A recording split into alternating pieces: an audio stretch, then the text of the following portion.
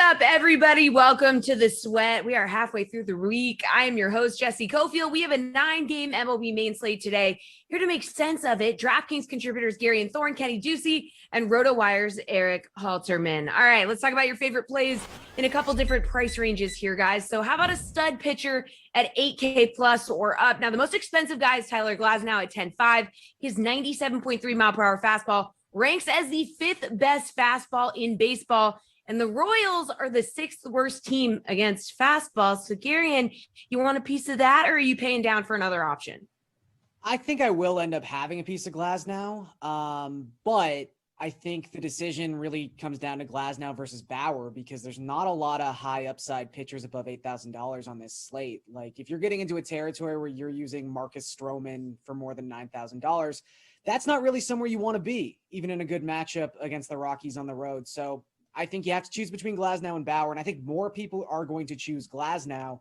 So I'll roll with Bauer. I mean, the Astros, probably the worst matchup you could draw as a fantasy pitcher. They have the lowest strikeout rate in baseball by a wide margin. But I think Trevor Bauer can overcome that, considering he's just an elite strikeout pitcher. His last 3 games, he has a .93 ERA. Opponents are slugging just 149 against him. He has a 41.1% strikeout rate. And this is a low price for Trevor Bauer. He's $10,200.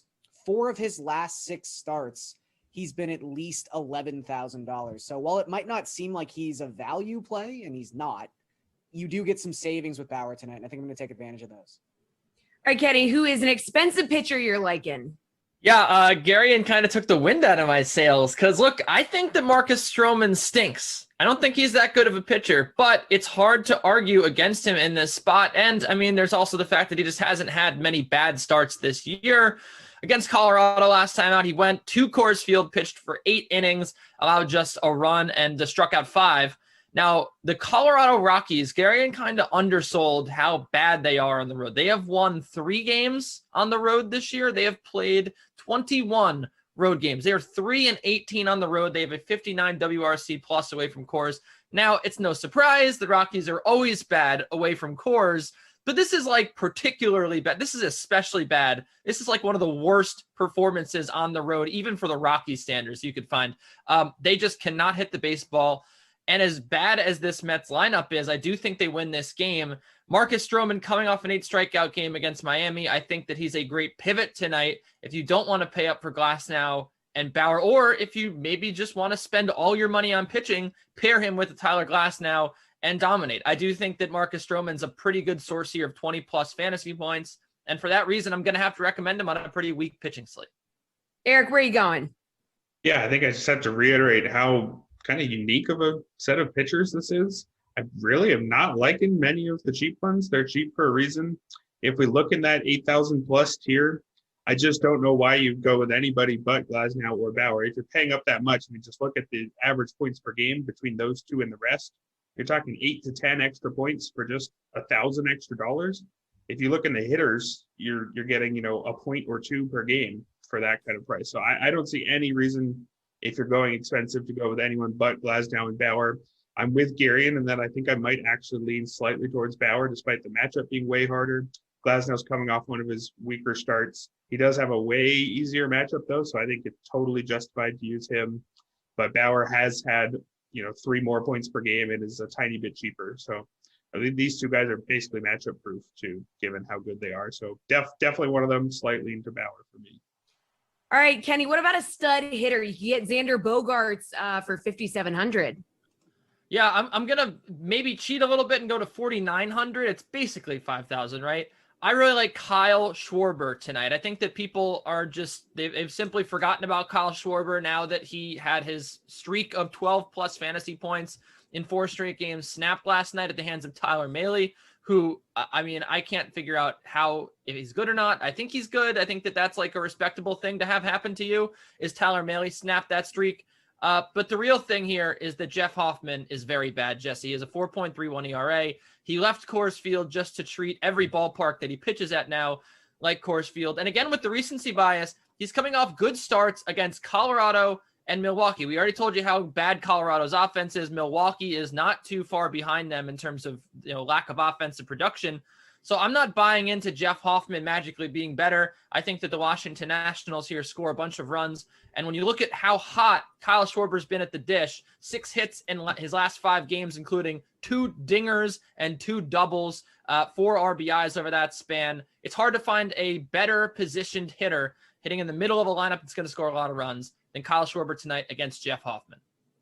All right, Eric, a pricey bat that is over $5K. Yeah, I know how to follow rules. I'm going to go with Jesse Winker up at 5,800. I think I said maybe not Jesse Winker on Friday, and he proceeded to hit 3 homers. So never doing that again. I think this guy could not be more for real. He had seasons in the past where he hit for contact, seasons in the past where he hit for power. He's doing it both now better than anybody, or almost anybody. Among qualified hitters, he's 3rd in WRC plus. And again, but that combination of power and contact, 14th in the league in hard hit rate at 52.4%. The guys above him, only 2, Manny Machado and Ronald Acuna, have a lower strikeout rate than his 20.1%. Nelson Cruz is exactly tied with him there. So elite company in what he's doing at the plate. And he'll get the platoon advantage against Joe Ross, who very much back-end starter, nobody we have to be scared of at all. Strikes out below average number of guys, walks above average. So perfectly happy to use Winker here and pretty much every day these days. Gary, what do you think? Yeah, I had a premonition that Eric and I would have the same guy in this category. We tend to line up on these things. Yeah, Jesse Winker. It's just a really, really good play if you can afford him. As Eric mentioned, this seems like it's a slate that sets up where you're going to have to use one of the 2 expensive pitchers. So maybe you can't afford someone like this unless you're trying your luck with like an Alek Manoah at a super cheap price. But there's ways to make it work. And Winker is so good right now, you really want to try and make it work. He's got a 452 WOBA. That is the 3rd highest mark in baseball among players with 150 plate appearances. Only Vladimir Guerrero Jr. and Nick Castellanos are better. And the platoon split advantage in this spot is fantastic. I mean, Joe Ross giving up a 396 WOBA to left-handed bats, 2.2 home runs per 9 to left-handed bats. Winker's probably the hottest left-handed hitter in baseball. So everything seems to line up here for Winker to have a really good night. Well, you also need to save some money here after paying $5,800 for Winker. So Eric, how about a value bat for the people?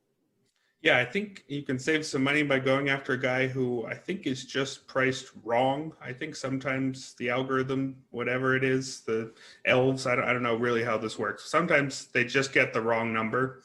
And I think that's what happened for Adalberto Mondesi at 2,400.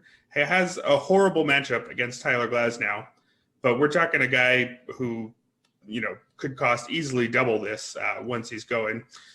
I don't know if he's going to play for sure. There's a chance he doesn't play on back-to-back days immediately after returning from an oblique injury. But the fact that he's only played 1 game, I think, is why he's so cheap.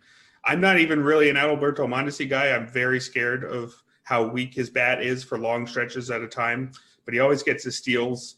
And again, with the talent he has, once he's going, it's easily a 4,000 plus player. So I think take the massive savings, even if that matchup is terrible. All right, Gary, and where are you looking to save some money after paying $5,800 for Winker? Well, you tried to get us to bite on Xander, and I do love Xander in this spot, but obviously Xander's not a value play. JD Martinez isn't a value play either, and that's the problem with the Red Sox lineup is you kind of have to take an L if you want to get some value here. So Bobby Dahlbeck has a ton of flaws. He is someone with many holes in his swing. He's probably going to hit 8th tonight if he's in the lineup for the Red Sox. Generally speaking, those are not things or traits you want to be hunting in DFS. However, at $2,800 in a GPP, I'm willing to say, hey, I will eat this 0 for the chance of 14 points. Because if Dahlbeck makes contact, he's probably going to hit a home run. He's got a 177 WRC plus against left-handed pitching so far this season. He's just been really good. 348 ISO within the split as well. And Drew Smyly probably shouldn't be starting games for the Braves anymore. He's got a 6.36 FIP. He's giving up 2.7 home runs per 9. It's been really rough, and I just don't see how he survives the start in Fenway Park. All right, Kenny, come on. We need some value. I'm going to give you the value here. It is maybe not a sexy name, Brandon Drury, $2,400. I can't believe I just said that. But look, man, this guy's on a 3-game hitting streak. He's now found himself hitting third in a major league lineup after he wasn't in the league like 4 games ago. He's hitting third for the depleted Mets. And this is a really good matchup against German Marquez, who walks a bunch of guys. His, like a lot of the guys we mentioned in this segment, probably doesn't deserve to be pitching in the major leagues much longer. A 4.82 ERA. I just feel like he's never going to figure it out. He's always a blow-up risk. And I do think that the Mets have enough bats in this lineup to get to him. And Brandon Drury here, you can't deny that he's been seeing the ball well so far at the big league level with the Mets. He has a home run and, again, a hit in every game. And I also like the fact that you probably get a walk or 2 here for Brandon Drury, just given the fact that Marquez can't locate with his pitches. So I think that $2,400 out of all the guys down here at this price range, Drury, I mean, where else are you going to find a guy hitting third against a pretty bad pitcher at this price? So yeah, I like him. I mean, who knew? Mega value from Kenny today. All right, let's take this party over to the DK Sportsbook. You guys, what's your favorite MLB bet for tonight, Garion? I'm going to stick with the Red Sox. I think they're a little underpriced on the money line, just -121. I understand it. The Braves have won 4 straight games. They've got the highest isolated power of any team in baseball in May. They're a good team. But when you look at this pitching matchup, it's, again, Drew Smyly, who has done nothing but struggle so far this season, against Nick Pivetta. And I think we're all waiting for the other shoe to drop with Nick Pivetta. However, all of his ERA indicators say that he's been pitching perfectly fine this season. He's got a 3.59 ERA and a 3.44 FIP. His expected ERA is hovering around that same mark. So he's been fine. And I think he's going to continue to be fine. He's only walked 7 guys in his last 4 starts, which for Nick Pivetta is amazing. So I just look at this and say the Red Sox have won 7 of their last 9 games against a left-handed starter. The 2 losses were due mainly to a Shohei Ohtani walk-off home run and Hyunjin Ryu being really good. So generally speaking, they're in a really good spot against the lefty. And if it's not going to be much on the money line at home, I'm just going to take advantage of that. Kenny, your favorite MLB bet? Yeah, I'm with Gary in here. Look, I think that it's weird that Nick Pivetta finally has figured out how to pitch, but we've seen stranger things. Kyle Gibson just figured out how to pitch. How long has he been in the league? 12 years, and Kyle Gibson finally figured it all out. Yeah, maybe Nick Pivetta's figuring it out here. And the Red Sox, they do mash lefties. They're top 10 against left-handed pitchers. Drew Smyly, 5.11 ERA, not very good. And I'll throw in another thing about the Braves, which I'm really kind of worried about, and that's Marcell Ozuna now is expected to go on the shelf. He dislocated his finger last night and he's going back to Atlanta. He's definitely going to be out for this game. So there's going to be a little bit of a big bat there missing in the lineup because Ozuna had been on fire. You've got a bad pitcher on the mound, and he also is left-handed, which favors the Red Sox. Yeah, I think that especially here at home, the Red Sox should be a little bit heavier of a favorite, and I would get this now before they go out to -150 prior to first pitch. So I do love the Red Sox tonight as well. Talk to me, Eric. Yeah, first I have to say, as a Phillies fan, I consider myself a veteran of the, hey, maybe Nick Pivetta is good this year game. Gonna have to give me maybe 20, 30 more starts before I'm fully on board there. So I'm going to actually go with the Tigers, which is not something I expected to be doing anytime soon. They're a slight underdog +112 against Cleveland. And that's because Tristan McKenzie was demoted by Cleveland on Saturday, but they apparently already need him again. Looks like he's coming back. Injuries hitting that rotation, including Zach Plesac breaking his thumb while taking his shirt off too aggressively. I don't know what happens in major league locker rooms, but it's apparently not what I expected. Competitive stripping or something to pass the time. Not really sure. But McKenzie, there's a reason they demoted him. He still strikes people out, over 30% strikeout rate this year, but the worst walk rate and ground ball rate among all pitchers who threw at least 30 innings. So many free passes, so many fly balls. Even the Tigers can do something with that.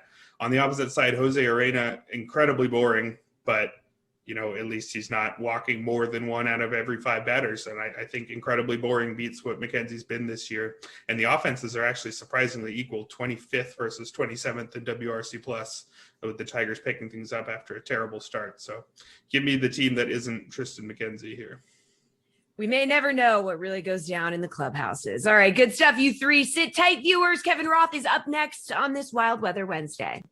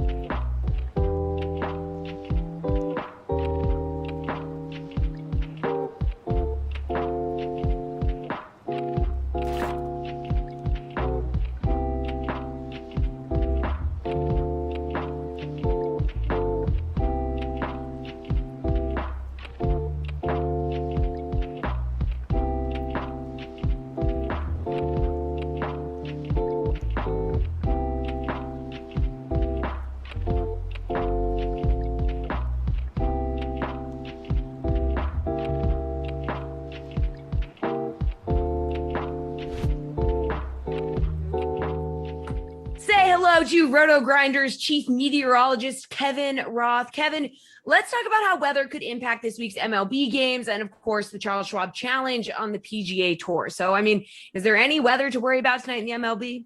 Yeah, I think so. I think there's a few games that we're watching. It's kind of the good, the bad, and the ugly here for today. We'll say the good is Chicago. It's 80 degrees. Winds are blowing out. Really nice hitting weather. The bad is Minnesota. Temperatures are in the 50s. That cold air makes it hard to hit home runs. And then the ugly is basically anything in the Northeast. I'm especially focusing on those games in New York. We're going to see a lot of rain. We're going to see thunderstorms. Those games could get washed out. Very likely, at the very least, to see a delay. Jesse, where you are up in Boston, a chance for a delay late in the game.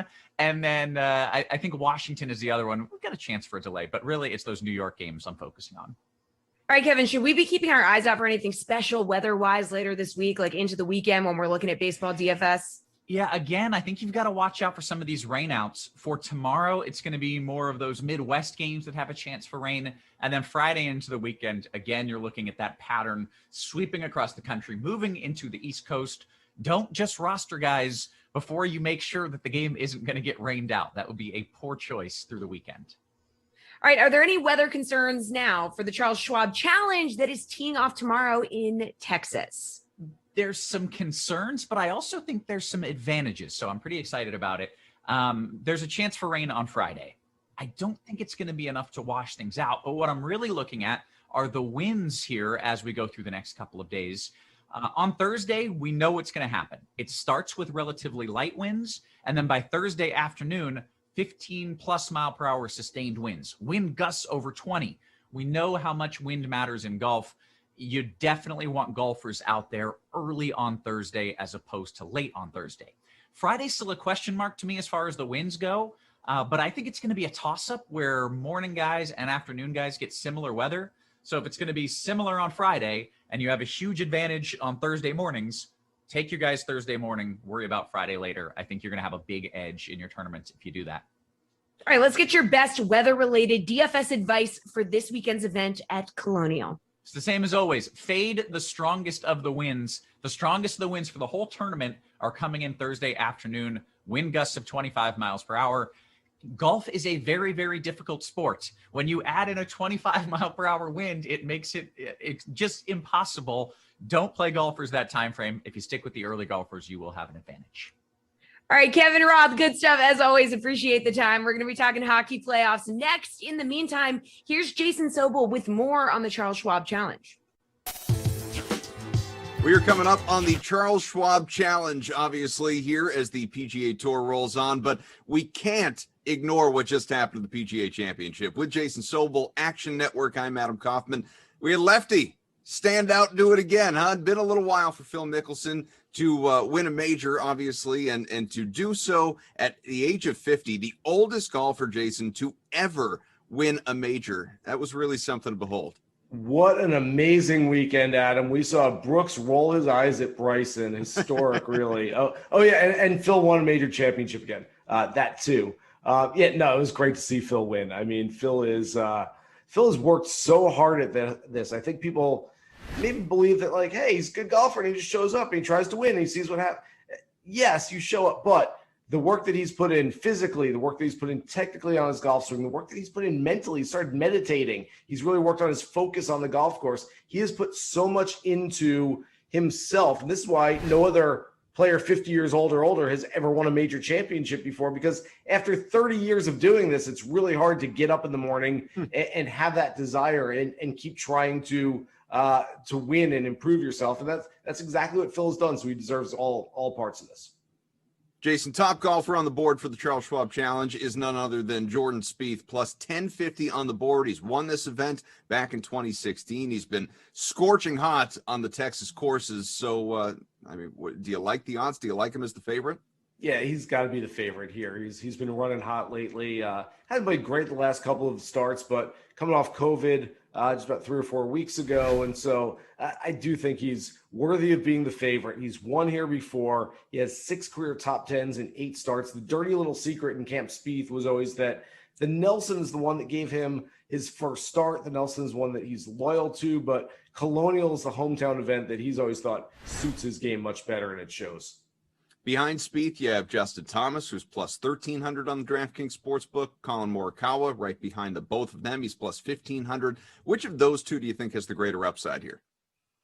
Yeah, JT coming off a missed cut, a rare missed cut at the PGA Championship. I can see him being pretty mad. And JT tends to play good, mad golf. Most guys get mad and all of a sudden their game falls apart for him. JT, when he's got a little chip on his shoulder, tends to play pretty well. So I like him. I like Morikawa. I'm not all in on either one of them, but can I see it from either guy? Yeah, absolutely. We've got a few guys at plus 1,700. There's Abraham Answer, there's Tony Finau, Patrick Reed of this group here, and they all finished top 20 at the PGA Championship as well. Who stands out to you? I just can't quit Abraham Answer right now. The guy's got 3 straight top 10 finishes, 8th, a 5th, a 2nd. At some point, he's going to win his first PGA Tour event just by accident because he is really good. And really, Adam, the best thing about him right now, playing some of his best golf on Sundays in the final round. We saw a 65 at Kiowa this past weekend. So I do think that Abraham Answer is a guy that has at least a very high floor, even if the ceiling isn't as high as it could be. Two guys at plus 1,900, Jason. You have Corey Connors, but you also have Daniel Berger, who happens to be the defending champ here for this event. Which one do you like better? Yeah, I got burned a little bit by Berger last week. I thought he was going to have a much better week at Kiowa. Just the course didn't set up for him. He started out 5 over through 4 holes on Thursday and seemed like he was just chasing the entire rest of the week after that. So I'll stick with Connors here. Again, like Answer, another guy who's got a really high floor. Even his worst golf isn't really that bad on a ball striker's golf course. I think Connors has a better chance of finishing in the top 10 than he does of missing the cut this week. Somebody with longer odds that you really like. Who is it? Yeah, there's a bunch of them out there this week. Taylor Gooch is a guy that I really like, good ball striker. Matthew Neesmith, Maverick McNeely, and then call him Big Beautiful, call him the Big Rig, Harry Higgs. He's got an infectious personality. He's a guy that is drawing a lot of fans out there in the golf world. And coming off a T4 at the PGA in his first career major championship start, he has got some mojo and some momentum rolling back into his hometown of Dallas this week. Brooks Koepka would like to avoid Bryson DeChambeau in life. Who would you like to avoid on the course this week? You know, I don't have any big fades at the top. I'm going to give you Wyndham Clark, and it has nothing to do with Wyndham Clark, but I just spent 4 days doing PGA Championship radio with my buddy Drew Stoltz. Drew is a former player himself. He'll be on the bag of Wyndham Clark this week, and I just don't think the player is going to be able to overcome the caddy. That is a little more of an inside joke than anything else, but it's going to be fun to watch a buddy on the bag of Wyndham Clark this week. Who's going to win this thing? I'm going with a kid who is ready to win. He's played in 3 major championships now, has 3 top 10s, including this past week at the PGA Championship. He's a ball striker from Dallas. This is in Dallas, and it's a ball striker's golf course. Everything's setting up really well for Will Zalatoris. I had a chance to spend just a little bit of time with Will last week at the PGA Championship. What a good kid. Just a nice kid, and someone that I think a lot of people are going to be rooting for a long time. He's very motivated. Still doesn't have that PGA Tour card to get into the FedEx Cup playoffs. A win would get him there. And also, oh, by the way, a win would get him maybe on the cusp of being on that Ryder Cup team as well. So I am looking very hard at Will Zalatoris this week. So while you were hanging out at Kiowa with all these people, did you have a chance to spend some time with DraftKings own Reed T. Fowler? I did, yeah. I saw Reed a few times during the week. So, yes, we shared a beverage in one of the greatest hotel bars in the world at the Sanctuary. This is what we like to hear. Great golf minds sticking together. Jason Sobel, Action Network. Thanks, bud. Thank you. Back with our all-star NHL panel, DraftKings contributor Jeff Ulrich and RotoWire's AJ Scholes and Paul Bruno. Guys, 3 playoff games on the schedule tonight. Let's start in New York, where the Islanders look to close out the Penguins in Game 6. A huge blunder, hard to watch, honestly, by goaltender Tristan Jarry cost Pittsburgh Game 5 in double OT. The Isles are very slight favorites at -110 right now. AJ, we're going to start with you. Can Pitt recover from that crushing loss, and why is the answer no? Absolutely, they cannot. I tweeted that out immediately after Game 5, and it's not just sour grapes after watching my team lose in what you described. Absolutely, like terrible fashion. I couldn't believe what had just happened. The Penguins historically it's a house of horrors within Nassau Coliseum, 51, 58, and 12 there. They also went just 15, 12, and 1 during the regular season this year on the road. For his part, Jari sporting a disappointing .885 save percentage as a visiting netminder. Sidney Crosby, Brian Russ, and Jake Gensel has been completely neutralized in this series. That line has been basically a non-factor. At this point, I'd rather have the fourth line out there of Aston Reese, Tanev, and I forget. I don't even remember. The fourth line is much better. Teddy Bluger, as it comes to mind. I just don't see the Penguins getting past the Isles here. I wouldn't go so far as to take New York on the puck line here, but at -110, I think you're getting pretty decent value for the money line. Paul, what do you think? You know what? If you believe in the star power of the Pens, it's awfully hard to write them off in this one. Malkin and Crosby are big game players. They'll show up for AJ's club, I think. But on the other hand, he's right. You have an Islander team that's very good at limiting chances most nights, and they play from a defense-first posture bent on wearing down opponents, hoping to capitalize on their mistakes. And to me, the difference in this set is the Penguins haven't solved goalie Ilya Sorokin. He's 3-0 after stopping 116 of 122 shots on goal, for a lofty 95.1 save percentage. That's otherworldly, folks, in his 3 starts. They're all wins in this series. I think his mastery will likely continue tonight, and the New York club could really have a really good shot at closing out this series at 4-2. Jeff, what's your take here? Yeah, I mean, I was thinking about making an argument for the Penguins here, and I think there's still like the side to be on. I think if you are going to bet the Penguins, I would rather go into the series line and take them around +210. Again, you're investing less, and quite frankly, if they do win tonight, they're going to be pretty solid favorites for Game 7. So something to think about there. I think if you're interested in the Penguin side, I would probably rather go to the series line. I think the bet here is actually the under, and Paul and kind of AJ both laid it out. We've got 2 goalies who are playing pretty good. I know Jari hasn't been good on the road. I do expect Jari to play good tonight after what happened, though. And Sorokin has just been unbelievable. So I like the under here if I'm taking a side tonight. I'm not really that interested in the money line. This series has just been so close that it's really hard to pick, and we basically got to pick them. So why put yourself to that test and just go on the under with two pretty quality goalies and a really good defensive team with the Islanders. All right, guys, rookie goalie Spencer Knight gave the Panthers some life with a great performance in Game 5. Now he looks to even the series in Game 6 against the Lightning. The DK Sportsbook, not so confident he can do it, however, with the Lightning sitting at -148 favorites on the money line. Who you got in this one, Paul? I think the sportsbook lines reveal the truth in favoring the Bolts at home. Sure, Spencer Knight was lights out. Oh, pretty good play on words there, I think, don't you know, in Game 5. But to ask him to repeat against such a potent offense tonight is too much, in my opinion. And I think Tampa's playoff pedigree as defending champs will cause them to throw everything but the kitchen sink at the young goalie this evening, realize that they have to close it out at home, because I would like their chances a lot less if they have to travel to that South Florida for that dreaded Game 7 scenario. Jeff, who you got? I was on the Panthers for Game 5, and I'm not jumping off the bandwagon just yet. I mean, I think this series, if you looked at it before, these two teams rate out really equally. The Panthers are a very underrated team, 5-on-5. They've got decent special teams as well. They have fired about 40 shots on net over the last 3 games, and they kind of solved Vasilevsky the last game.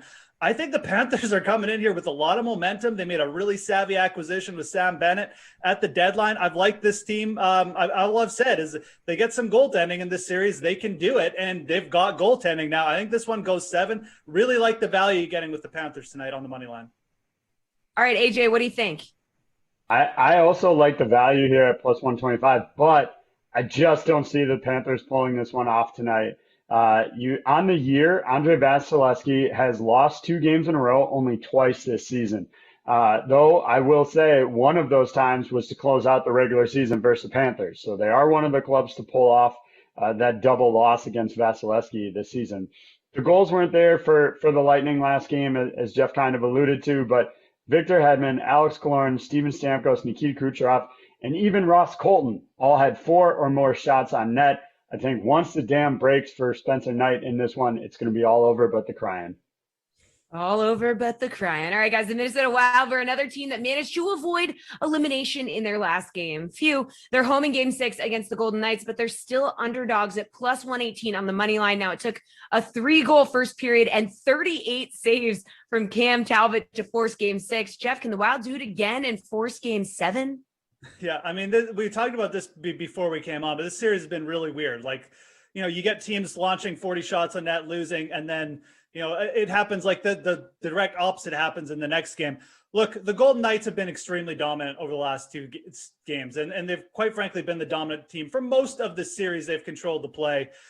Cam Talbot bailed out the Minnesota Wild in the last game. I just don't know if he's up to the task again. I mean, I think that you look at the line here, Vegas. They're small favorites, but they're not huge favorites. And I think all things considered here, they were the quality team. They were the better team during the regular season. I'll side with them. I mean, Minnesota is just such a Jekyll and Hyde that, they could show up at any point. But I think you just go with what we've seen so far, and that's Vegas been the better team in this series. Quite frankly, if they don't close out this series, it'll be a pretty big shock. So I think you're getting a pretty good line here at around minus 130, minus 140 to take the Golden Knights on the money line.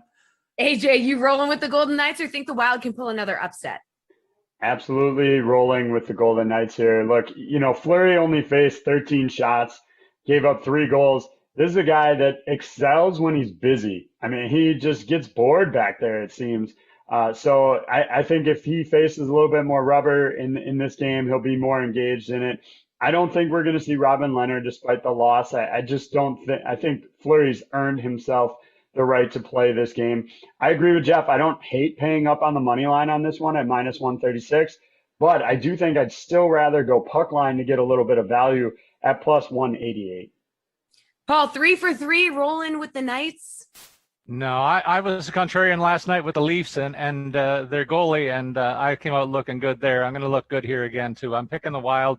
They have to be so thankful for Cam Talbot stealing games 1 and 5, lopsided shots on goal, as Jeff implied. Their improved depth on offense, though, has actually seen them dominate a couple of the other games in the series, and you can make the case that they could really be ahead at this stage in the set, too. And in front of their rabid fans at home tonight, I think they're going to make this a Game 7 scenario. So I'm on Minnesota in a big way this evening. All right, fighting words from Paul, AJ, and Jeff. You guys are on watch now. All right, turning our attention to DFS. Finally, all these games can be found in showdown format in the DK lobby, or you can play a classic contest with all 3 games. So, AJ, what's your favorite DFS play for tonight's 3-game NHL playoff slate?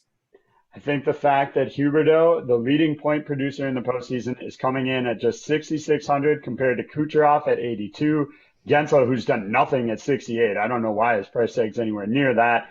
Or even Mark Stone at 67 makes Huberdeau pretty much a must play in my mind in tonight's 3-game slate. If you don't want to spend up for that, though, similarly, you have to look at Josh Bailey coming in at a paltry 3,300 tonight. He's got 3 goals in 5 games. That's right up there with the rest of the top goal scorers in the league. So those, I know you asked for one, but those are my 2 guys, a high-low on the wing in Huberdeau and Bailey tonight. We'll take it. We'll take a bonus play. All right, Paul, what is your favorite DFS play? I don't see value in a tournament DFS play in the first 2 games that we previewed, but I think the Knights are favored on the basis of their regular season excellence in the late game. As I implied, I'm on Mini tonight, and I look deeper into this game as an opportunity to stack the Wild with some combination of their goalie Cam Talbot as your cornerstone, plus one of Kaprizov or Fiala up front, and then one of the 4-pack on defense, Spurgeon, Sutter, Rodina, or Dumba, forming at least half of your showdown lineup in a contrarian play. It could pay off handsomely if you believe, as I do, that the home dogs win in Mini tonight. Jeff, your favorite play? AJ stealing my Huberdeau pick. You're on Tampa. You can't go to Florida. Anyways, I do like Huberdeau, but another winger and another cheap combo too. Alex Tuch at 5,000. This guy averages like well over 3 shots on goal per game. He's extremely cheap. You can pair him with Mark Stone for really cheap. I really like that combo. You just keep riding it. First line minutes, first line power play minutes. Really, really good price. All right, good stuff. Thanks, you 3. From playoffs on the ice to playoffs on the hardwood, NBA is next.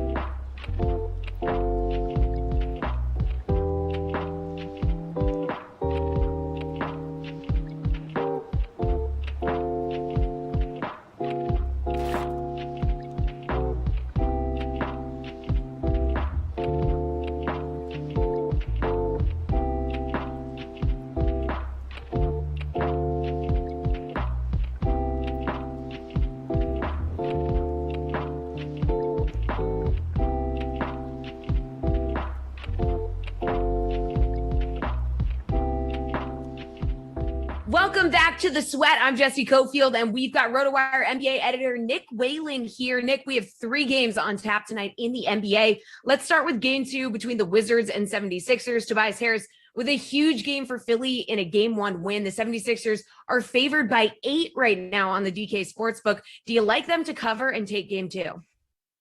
I do. I certainly like the Sixers to win this game. After what we saw in game 1, you have to think twice about the cover, but you have to think Philadelphia comes out with a little more urgency, especially on the defensive end. I mean, this is a game that they let the Wizards hang around a lot longer, I think, than even they expected. You know, they got a great game from Tobias Harris in game 1. Joel Embiid's final line looked good, but, wasn't a super dominant game for him. He was 12 of 13 at the line, and that's really what, ultimately buoyed him.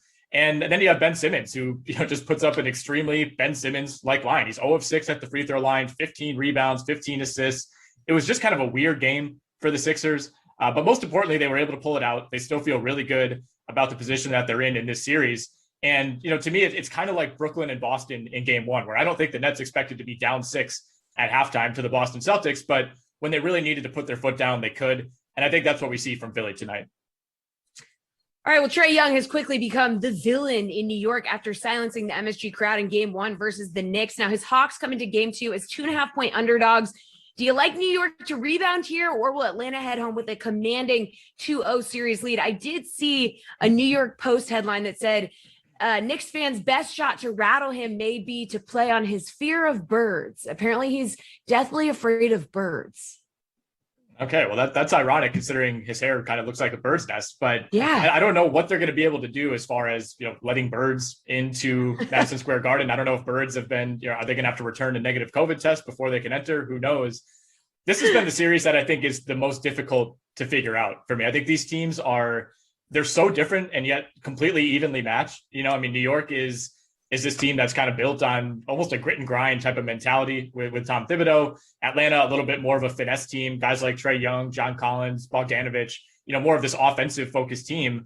And, we saw Atlanta ultimately win out in game 1, but it didn't really feel like there were a ton of takeaways for me from that game because, New York has been so heavily dependent on Julius Randle this season, and he gave them almost nothing. I mean, he had arguably his worst game, especially considering the stage, probably his worst game of the entire season. So I expect him to be much, much better in this game. I think by default, the Knicks offense is going to look a lot different because we're not going to see Julius Randle struggle like he did. At the same time, the Knicks bench probably takes a step back. You're not going to get this otherworldly game for Alec Burks where he's just hitting big shot after big shot in the fourth quarter. I thought Derrick Rose gave them excellent minutes. I thought Emmanuel quickly hit a couple of huge shots for the Knicks. So it's really tough to figure out where this goes. But man, if you watch that game over the weekend, the environment at Madison Square Garden, that was the best game environment we've had in the last year and a half by a mile. I don't even know what would be number 2. And I think that worked in the Knicks' favor, obviously, until like the final 9 seconds of the game. But I think this is another close one. And I think this time New York pulls it out and we're looking at 1-1 heading back to Atlanta. All right, well, the Grizzlies pulled off the upset in game 1 against the Jazz behind 31 points from Dillon Brooks. Now, they may not be able to do that again, but they're coming into game 2 as 9-point underdogs.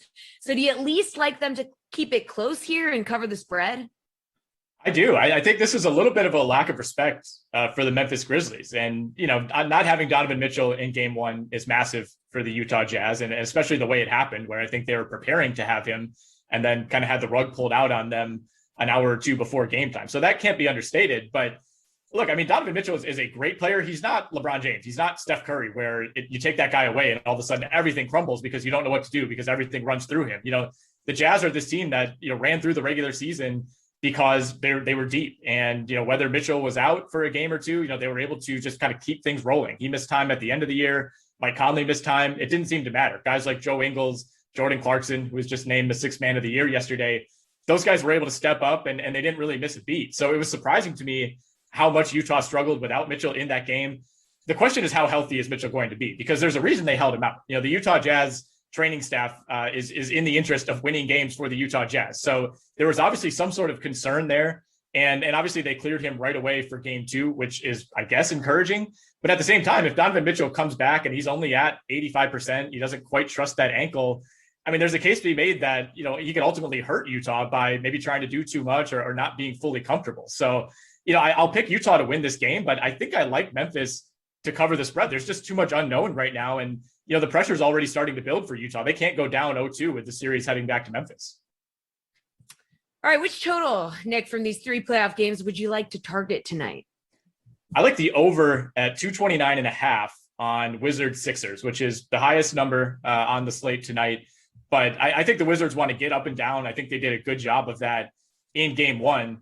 And they didn't really shoot the ball all that well. Davis Bertans kind of came alive and had, I think, 4 made threes in that game, but they took only 20 as a team. Brad Beal had a big game, but didn't shoot the ball super well. Russell Westbrook, obviously not a guy that does a lot of damage from 3. He didn't play all that well in game 1. So, on the other end of it too, Philly was just 10 of 32 from 3-point range. Like I mentioned earlier, a weird offensive game from Simmons. They left a ton of points on the board at the free throw line. So I do think Philly is going to tighten down the defense a little bit, but Washington, again, wants to push the pace. And I think we see a better offensive effort from Philly as well. So I think this one pushes over. All right, finally, let's put on our DFS hats and get your favorite play for tonight's slate, either in classic or showdown formats. What's it going to be, Nick? Looking at the classic format, I think Julius Randle at 9,400 is just in a massive bounce back spot. And I think it's going to be an obvious play, but I really like him to bounce back. I think there's no way he can play like that for a second straight game. Trae Young at 8,500 on the other side. Great price for a guy that's coming off of a huge game 1. I thought maybe that number would be bumped up a little bit. It's not. He's at 8,500. And then if you're looking for a bit of a value play, stick with that same game. Alec Burks, 4,600, another guy whose price I thought would maybe rise a little bit after that huge game 1. But, probably unrealistic to expect a similar performance, but he's going to play huge minutes. They're going to need him to hit shots. All right, thanks for breaking down tonight's NBA slate, Nick. Appreciate it as always. Our final segment on the Sweat is next. We're going to turn our attention to the Charles Schwab Challenge with Len Hochberg.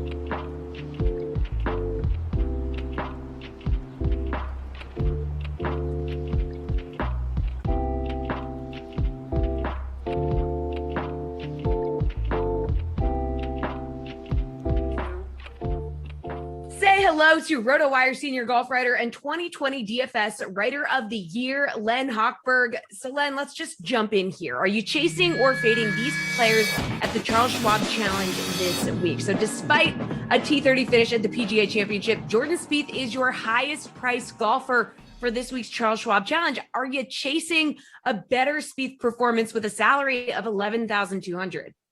Well, Jesse, yes, I think I am, and I think we all should. Jordan Spieth won this tournament before in 2016. He was runner-up in 2017, so we know he can perform here. What I really like about Jordan Spieth this week is that he was playing well at this tournament, even when he was in his 4-year doldrums. He finished 10th here last year. He was 8th the year before. He seems to play well at this track, no matter how the rest of his game is going. And we know his game is pretty good right now. He'll probably be a popular play, but with good reason. Well, in his PGA Championship debut, young Will Zalatoris ended T8 thanks to a 70 in the final round. He's your 6th most expensive golfer this week at 9,900. Are you chasing or fading that Zalatoris can keep up his good form? Yeah, it's, every week he's in the mix. He's in the conversation. And, it's not without great peril that I say I think this is a week to fade Will Zalatoris. Maybe fade is too strong a word. I think there are some other golfers in the price neighborhood who are better situated than he is. He really excels at the very longest tracks. He pretty much excels at just about every track, but two of his poorer performances this year were at Pebble Beach. He didn't crack the top 50, and more recently at Harbor Town, he finished outside the top 40. Colonial is somewhat like Harbor Town, and it's a shorter, more accuracy, tactical track. So I think this is a good week to stay away from Will Zalatoris and look at some others in the neighborhood. Well, Tony Finau also had a nice run at the Ocean Course at Kiowa Island, finishing T8 as well. He's going to cost you 9,600. So are you chasing Tony's good vibes are going to continue this week in Texas? Yeah, he's another guy. He plays well just about every week, and he was great last week. As expected, a super long track, and he just plays well in the majors. He just shows up every time, 4 times a year. Well, a lot more than that. But again, at $9,600, I don't know if this is the best place to play Tony Finau. Just above him at 97 is Abraham Answer, and Abraham Answer being ahead of Tony, more pricey than Tony Finau, tells you all you need to know about what the feeling is about Answer this week. He's going to be a popular play, but even just a little bit lower than Finau, Scotty Scheffler at 9,500 and Corey Connors at 9,400. Save you a few bucks, but I also think they're better plays overall. All right, where are you going to be finding value this week at Colonial?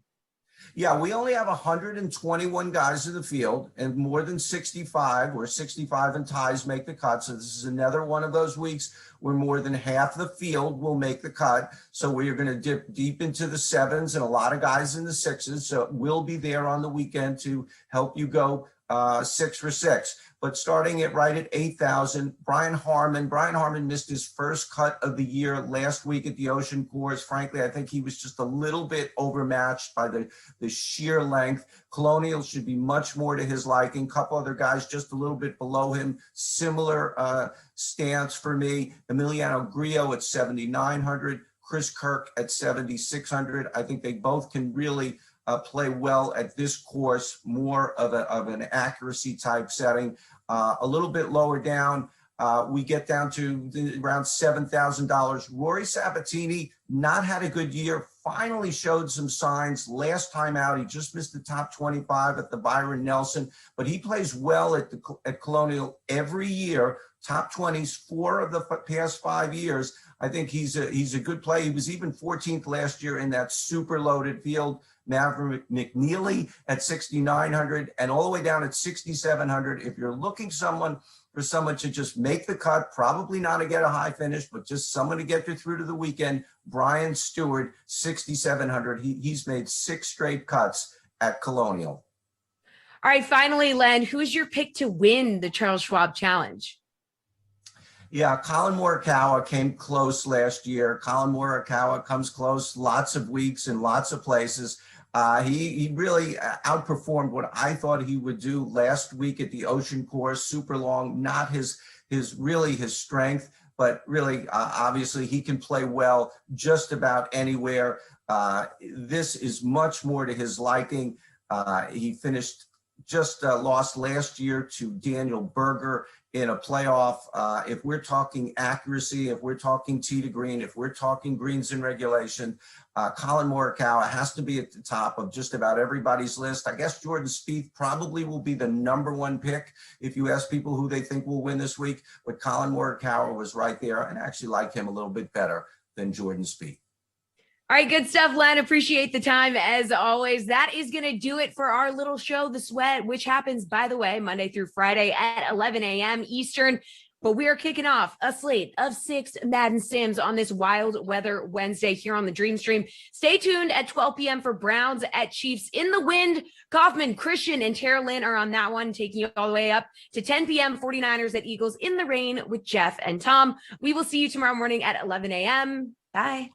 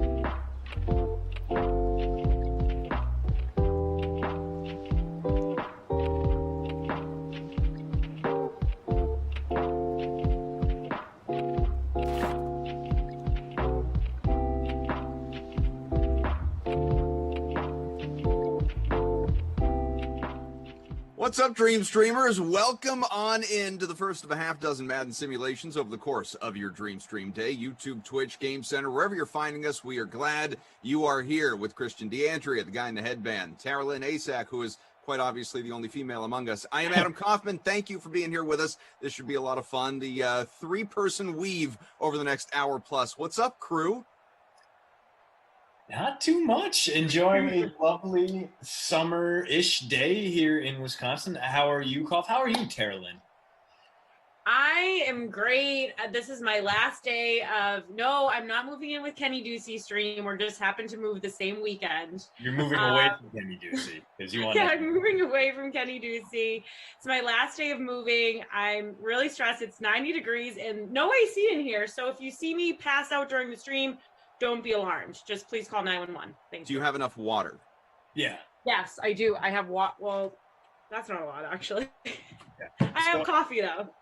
I feel like good. those are nice. really, those two things fly in the face of one another. The don't be alarmed, call 911. Right, and then also I don't have water, but I do have coffee. Is the coffee hot? Because I feel like that's just That's not going to help. Yeah. Coffee? No, it's cold. All right. Cold coffee, iced variety, if you will. Again, thank you all for being with us. It's the nooner, the hello class. Time for some Browns nosing. I had nothing creative at the time that I made this. 140 entries here in this contest. I hope, above all hope, that includes both Christian and Tara Lynn. What are your lineups looking like? Well, I got one in because you didn't text me trying to remind me to get one in, and unlike Tara Lynn, I don't hold that against you. So I got mine in there. I looked at that last game from Rashard Higgins, and I was like, you know what? You got to find bargains here somewhere. This guy's coming off a 35-point performance, 202 receiving yards the last time out. Yes, it was against the Lions. He's probably not going to do it again, but you got to pay down somewhere for a Chiefs-Browns game. So paid down for Higgins in the captain spot, Patty Moe, Tyreek Hill, OBJ, Travis Kelce, and the kicker for that Browns team, Austin Seibert. How about you, Tara Lynn? This is how much of a bird brain I am. Kaufman did say you have like 3 minutes to set your lineup, and then I started like walking around and like finding trash bags. Oh, good God. So I didn't set it again, but in my head I was like, I have to go set it, and then I didn't do it. So I'll you go from unfairly, unjustly, and unnecessarily calling me out on social media because you went out and you won one of these free rolls. I wasn't even on the call. I wasn't even involved. I don't even know if I was working that day. And now we're finally together, and you don't make a lineup. I don't know what all about. Maybe I just do it all to get under your skin. But see, Burke Macklin gets me. Burke Macklin FBI. I moved last October, and it still feels like we're moving in 7 months later. That's going to be me. Yeah. Moving's the absolute worst. There's nothing enjoyable about it other than, hopefully, and this is the royal you, not you specifically. The only like upside of moving is hopefully you're doing it because you're excited about where you're moving. I am excited about that. Increasing your space, or you're going to a better place, or whatever it may be. Like hopefully you're upgrading your living situation. That is the only upside of moving. Every other aspect stinks. The packing stinks. The physical aspect of moving stinks. The unpacking is the worst part of it because it takes a solid I say this as someone with like a crew of 6, including the dog, versus like just me. So obviously it's different, but it takes a solid year plus to even settle into a new place before you're like, yeah, this is home. Yeah. And then you like there's stuff you need and you don't know what boxes they're in. Where it's all there. That's like a big part of why I have not looked at like cursory glances at houses. Like our house gained so much value. It's like, oh man, maybe we take this opportunity to move to the countryside, go to lovely New Glarus or someplace like that, where the cost of living is a little bit cheaper, which is it's massive. It's not expensive to begin with. But then it's also like, right, anything we would gain would immediately go right to movers and the frustration of having to pack up all the garbage I have amassed over a decade of living in Wisconsin. Clem here in the chat. You guys are playing a game today, right? Yeah, as you can see, we've headed to virtual Kansas City again. It's the Chiefs, the Browns, the visitors. The reason for the delay there, quite simply, it's the start of a Wild Weather Wednesday. We wanted to spend a little more time with you. So we did. Yeah. And now we get to enjoy some simulated football. Wind in virtual KC, Arrowhead Stadium. Brian says, aloha, Adam, Christian, Tara Lynn, and DK Sim fan. Well, aloha to you, Brian. Reed will not be joining us for this sim, but nevertheless, he says mahalo. Beautiful. And Reed. You can always count on him for Hawaiian nonsense. Tiger, Hawaiian nonsense. Tiger, Tigger, I'm not sure how to pronounce it in the chat. It says, we literally just moved into our apartment 2 weeks ago, and I am literally unpacking our closet right now, shaking my head. It stinks. There's ice. I have boxes. This is how you know, as Tara Lynn was joking before we came on, like I might be a hoarder. She said that, not me, about me, but both could be true. This is how you know you either have too much crap or you just don't know how to get rid of stuff, which, tomato, tomato. But so this is the 4th place that my wife and I have lived together since we first moved in together, okay? It was an apartment. This is the 3rd house. There are still boxes that I don't think have been opened since we initially moved from the apartment to the 1st house. So it's like you would think if we haven't had a need to open that box in the last 7-8 years, probably don't need what's in it. But no, I will not part with it. Because I say to her, one day we're gonna open these. We're gonna see what's in this little memory capsule.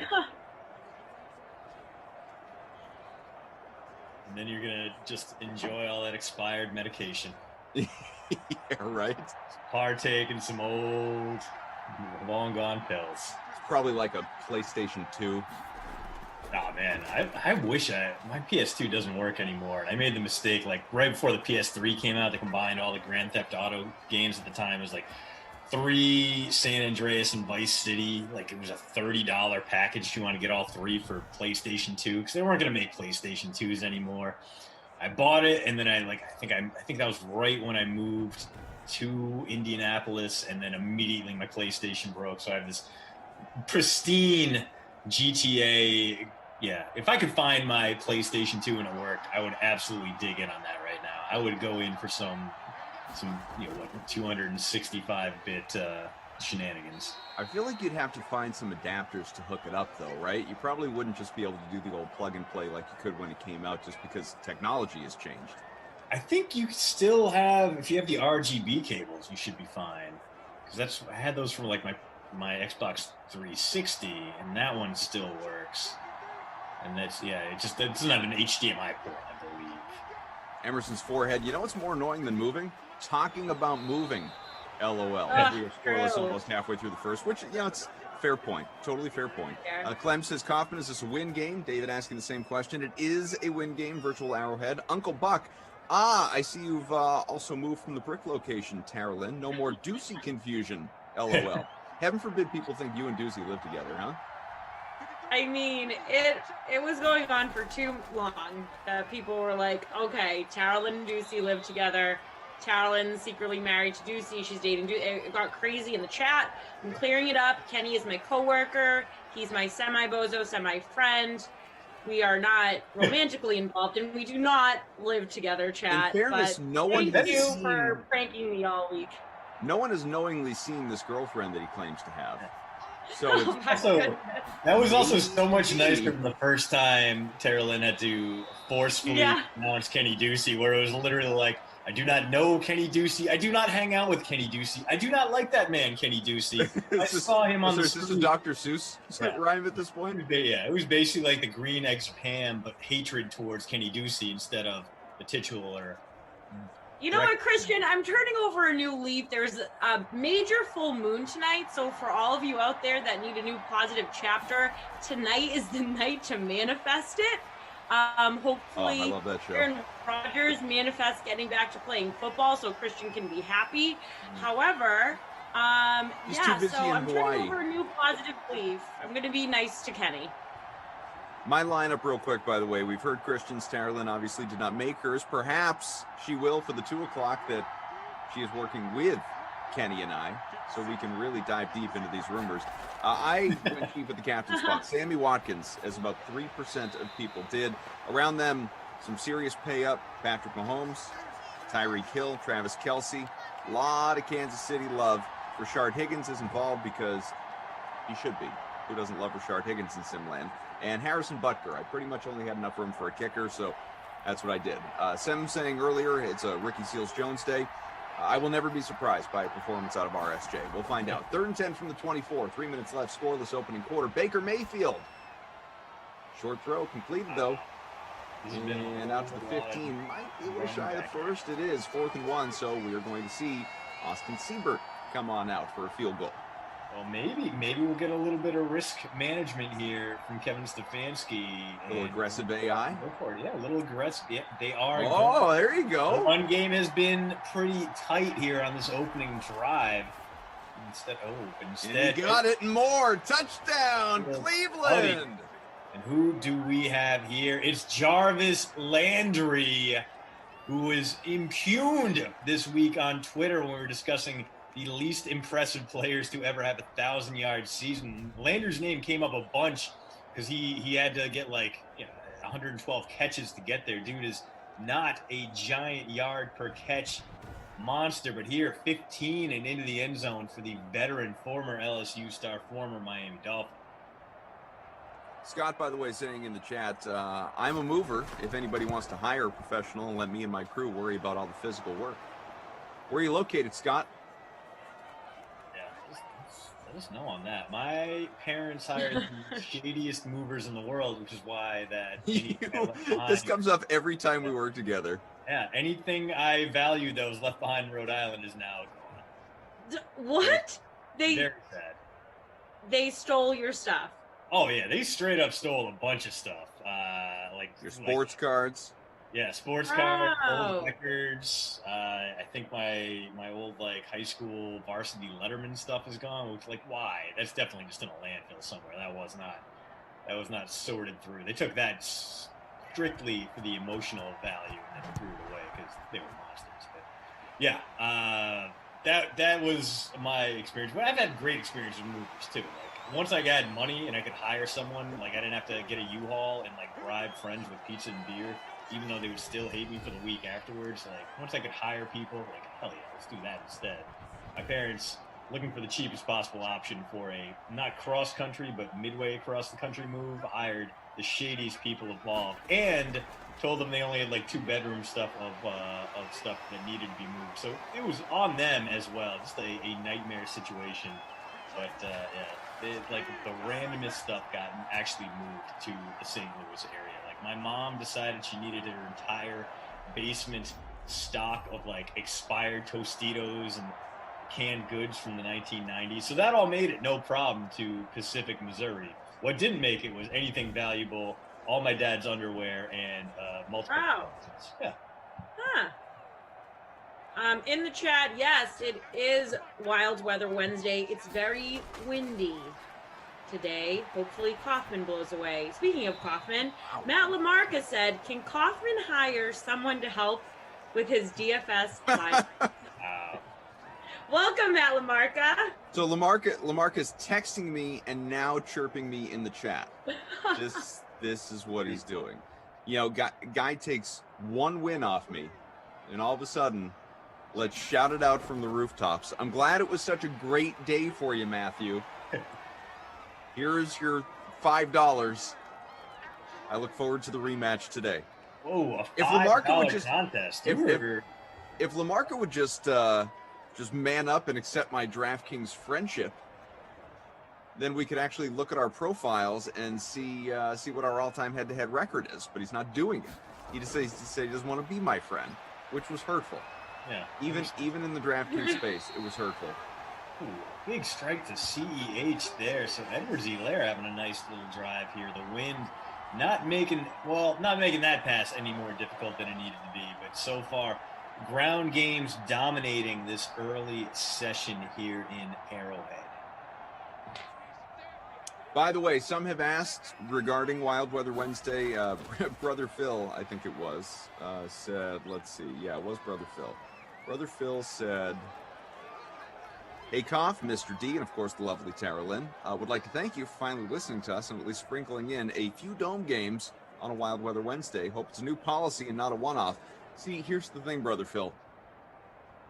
I would love to say, yeah, we're thinking about all you, and this is what you wanted, and here's what. Nope, has nothing to do with any of that. As you know, we are simulating the 2021 NFL season, the actual schedule, through Madden 21, which, of course, is, features the Madden or 2020 rosters, not the Madden 20, but the 2020 rosters.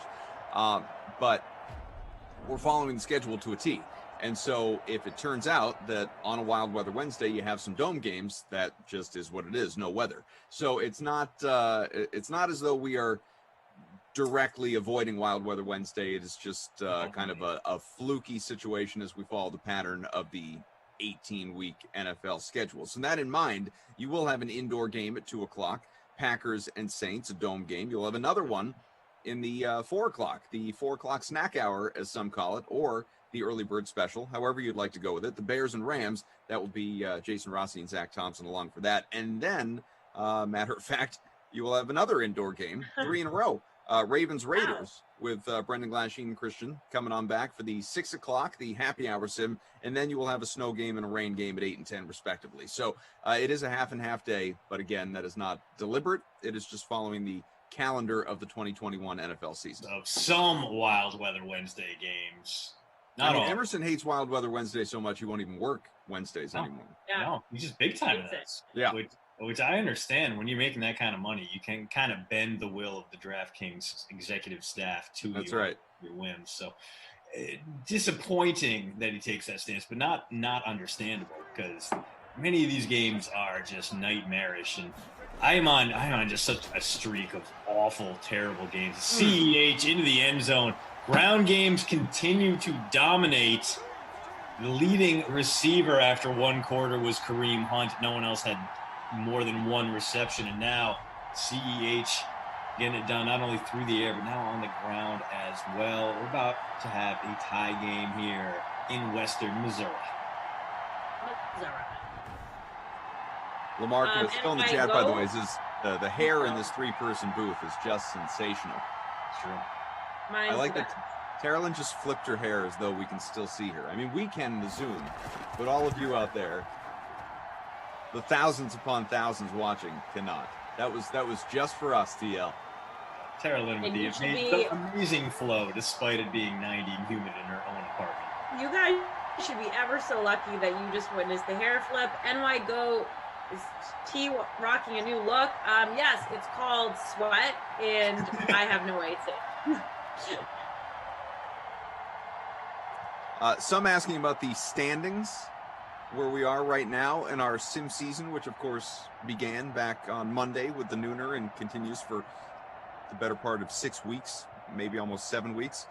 Week 2 will be starting, to those asking, at 8 o'clock tonight with that sim. So we are wrapping up week 1. And at the moment, your perfect teams, your 1-0 teams, include the Patriots, the Jets, the Chargers, the Steelers, and Texans. That's it in the AFC.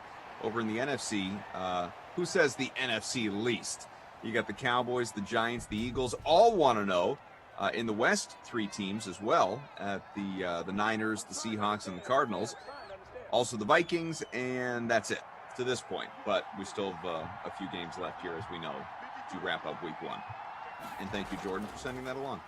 We only had anyone on staff who could immensely overreact to the Jets being 1-0 in Simland. That would be great. Turns out he's coming up in about an hour and a half. Would be a good time. With Christian DeAndrea, Tara Lynn Azak, we got producer Jordan, Drew, our technical director, Frangelico in ops, better known as Frangeli. Where's Robbie Noble when you need him? Smash that like button, folks. Up over 400 people watching on the YouTube, thousands more across all our platforms. Of course, twitch.tv/DraftKings, along with the Game Center, DK Playbook, DK Nation, wherever you're finding us. We do appreciate it, but we love you in the chat most. No question about it. Hit that like, hit the subscribe button. Oh, man. And I don't know if you guys have seen this. We talked about Aaron Rodgers a little bit before. But Rodgers going to be teaming up with Bryson DeChambeau against Mickelson and Brady. And it's, man, DraftKings own Bryson DeChambeau. I know. DraftKings own our best friend, our coworker. That's right. That's a lot. That's a lot to deal with right there. Those are just like 4 guys who no one has like a neutral opinion on any of those 4 guys. Those are 4 love them or hate them characters right there. True. It's a lot to deal with. I understand what they're doing. They are going to make this must-see television on TNT. And they're playing at a course I've actually never heard of, but hey, Moonlight Basin, Big Sky, Montana. Sounds kind of awesome. I actually really want to go up. Well, I bet the visual on TV, the scenery is going to be amazing. The mountains, the water, deer roaming through the background. Maybe see some snow atop those mountains in the backdrop. Oh, Jarvis, what are you doing, buddy? David says Bryson versus Brooks is fun. There is no better rivalry in golf, and it's not even rivalry isn't the right way to put it, because it's not on the links, it's off. Just the pure hatred, and I'm not even sure it's mutual. I have no idea how Bryson feels about Brooks Koepka, but Koepka's disdain for Bryson DeChambeau, I am here for it. Yeah. Oh, I mean, if anyone missed that Golf Channel interview the other day, it's you can find it very easily. It's all over social media.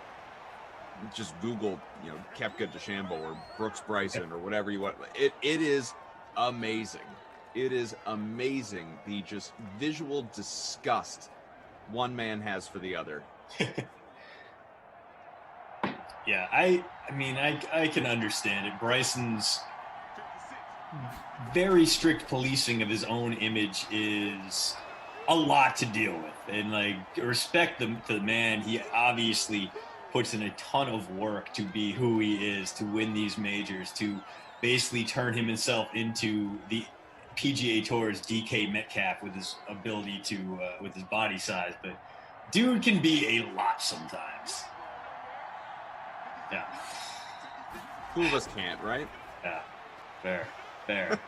And then you have Phil Mickelson. Again, I feel like I need to bring this up. This is a man who pled guilty to insider trading charges, but also went out and made a public service announcement telling you not to cheat at golf when you're just playing 9 holes with your friends. So, Phil, not great either. I hate Phil. I do not like that man. I'm enjoying his embracing of his goofy dad aesthetic. But when he did all those rheumatoid arthritis ads, and like he was supposed to have his daughter in the ads, and so like in the bottom be like paid actor, not Phil's real daughter. Like, come on, dude. What? I don't know. Maybe I'm just looking for reasons to hate Phil Mickelson, much like I found reasons to hate Davis Love III beyond just his name being Davis Love III. I'll tell you what, though, independent of what you think of Phil Mickelson, the man, or whatever it may be, really just a great sports story to see him go out and win the PGA Championship. As a lot of people have been talking about, like winning one for the old guys, like to see someone go out at 50 years old and win a golf major, obviously, to be the oldest guy to ever win a major it was really, I'm not going to pretend I sat there and watched all 4 rounds. I really saw very little of it, but just the fact, the story, really something to behold. I mean, you have an appreciation for obviously what he did, what Tom Brady continues to do now in Tampa, what some of these old-timer athletes across sports, Zdeno Chara in hockey, who may be calling it quits obviously after a failed postseason run with the Capitals in his first year in Washington. He's 44 years old now and is talking about another Jarvis evaluating his future and all that. Another Jarvis Landry, second. So it's it's a really, I don't know, it's especially when people, because as I get older, maybe this is true for the two of you as well, but definitely for me as I approach 40, it's not that far away. I like to see professional athletes that are older than me still achieving something, because that is a fast dwindling number. I used to be younger than everybody. Now I'm older than everybody, except for basically Brady, Chara, and Mickelson.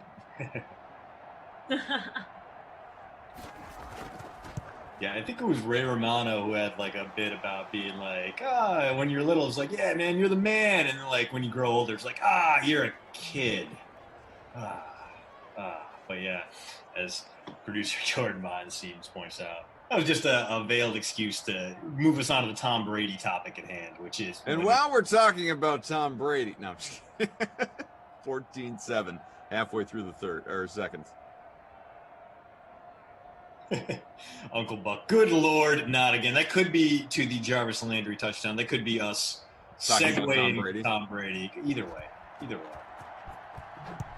As we had a pretty good discussion about the upcoming fantasy season over on the YouTube chat. Who the top running backs next season are going to be. Who stands out to you? Jordan Lindenbaum, a big Jonathan Taylor stan, and personally, you love to see it. I loved watching his career here in Madison. Just a lightning bolt in that backfield, one of the greatest tailbacks in Wisconsin history all time. And that's saying a lot because they have had a tremendous slate of great runners. Oh my goodness! Easy. Touchdown! Tyreek Hill, 75 yards. Who's got Hill and Mahomes? That ball went 75 yards in the air, no problem. With the wind, I guess behind it must have been, because holy crap, that was a no-doubter. Yeah, it's Andrew Sandejo, terrible at football in real life and here in the Sims. One of the league's worst safeties last year, and yet he still got stuck trying to corral the cheetah. It failed, predictably. We got ourselves a tie game here, extra point pending. Awesome. 81 yards now for Tyreek Hill with all but 6 coming on that one catch. For those asking earlier, by the way, or just talking about NBA as yesterday, some more interesting games. Not a great DFS slate for some of us, definitely me. Creating the Cough Classic for tonight right now for the 3-gamer that we have on the way. So go ahead, check out the lobby if you want to jump in when you have a moment. DK SimFam Friends League lobby, as always. We're going to up the ante today. It's going to be a $2 buy-in. Give the people what they want. Mm-hmm.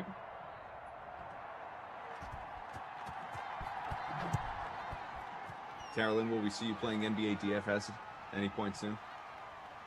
I think that's what I need to tackle next, to be honest. So yeah, maybe I'll pop in there. When you do a contest, you never invite me. I just posted one. It's there now. No, but did you send it to me personally? Oh my goodness! Oh, wow. You are a diva. Special treatment. I'm a diva. I'm gonna send it to you right now. I've sent it to your personal Slack. I've slid into your Slack with an NBA contest, so you can join with all the other people. Cough, can you maybe go over to Tara Lynn's new apartment and hand her hand her a laptop and let her log into her DK account? A handwritten save date. I have a patio space at my new apartment, so maybe I'll have Flash come camp out back there, or you come camp out back there, and I'll torture you guys. Yeah, but I'll throw stuff at you guys while you're trying to call this in. You're gonna glash Cough in water balloons. That could be entertaining. That could be fun.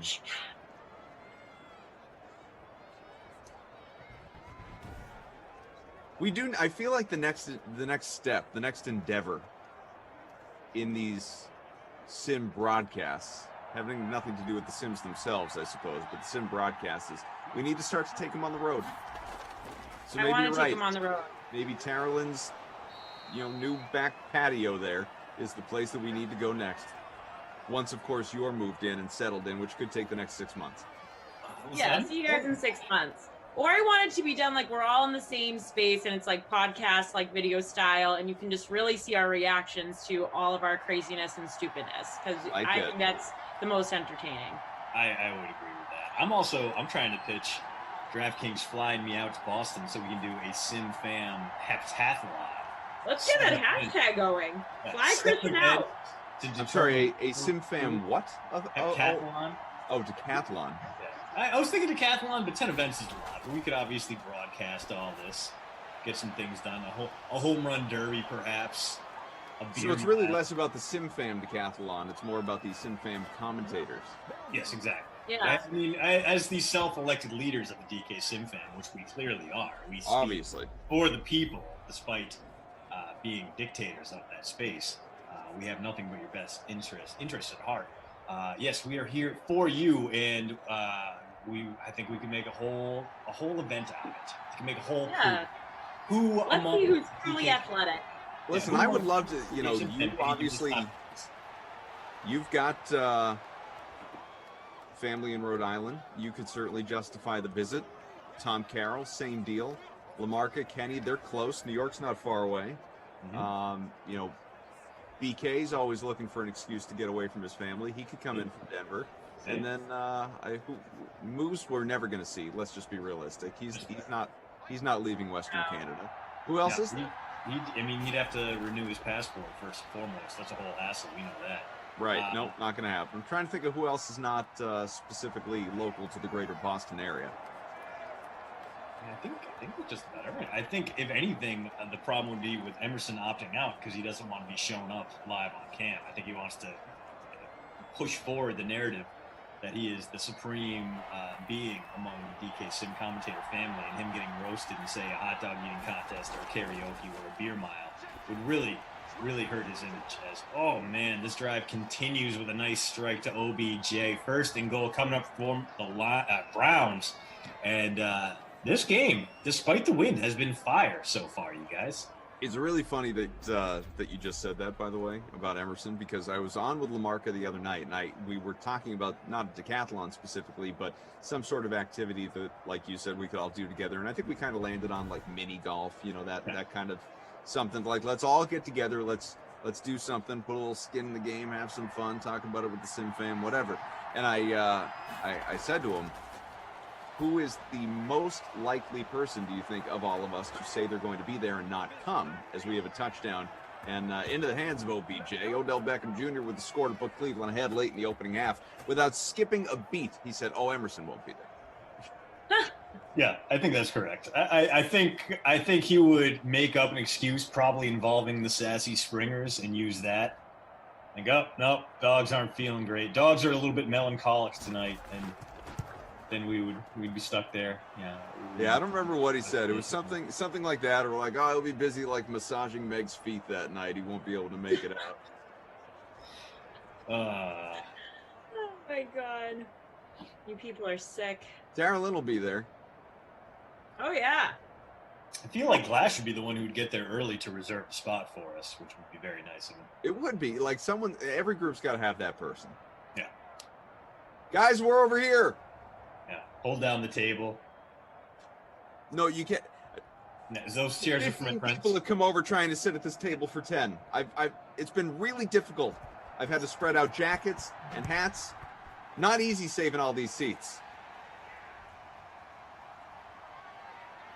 Jordan says Glass should be there every day for the previous week, practicing, getting to know the course. Let's see, the clown's mouth and the wheelbarrow time, or the windmill time up at about this spot every 30 seconds.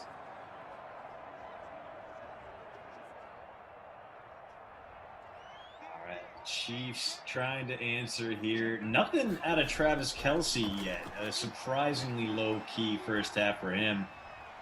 And that is also not him, as your guy there. No, that's Demarcus Robinson, his second catch of the day. I thought it was Sammy Watkins for a moment, but no. Sammy been pretty low-key in this one. Uncle Buck said, need some Kelce. Dan Russell, vocal in the chat. Dan, anything that I can help you with? Or any of us? Anything? Meager saying, where's the weather? It's windy, blowing balls right in the guy's hands. Yeah. Just touchdown after touchdown after touchdown. 21-14, final minute of the opening half.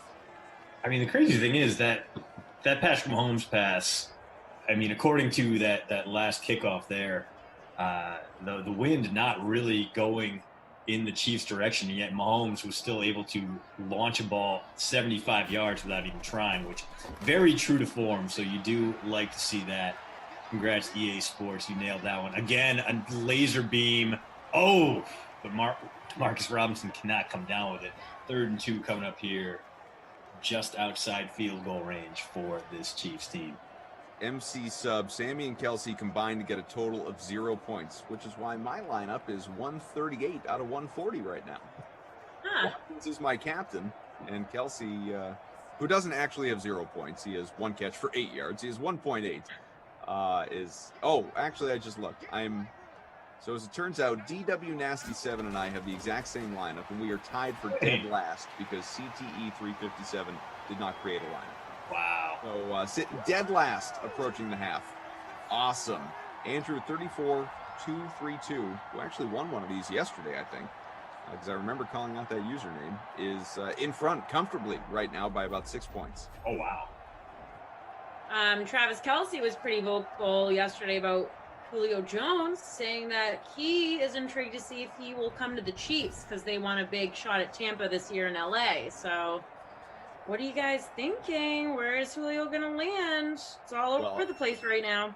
Ain't going to be the Chiefs. I mean, it could be the Chiefs. Do they have the money? Travis wants him. They could make it work. They have about $9 million in cap space this year, so they'd have to shed about $6 million more in salaries.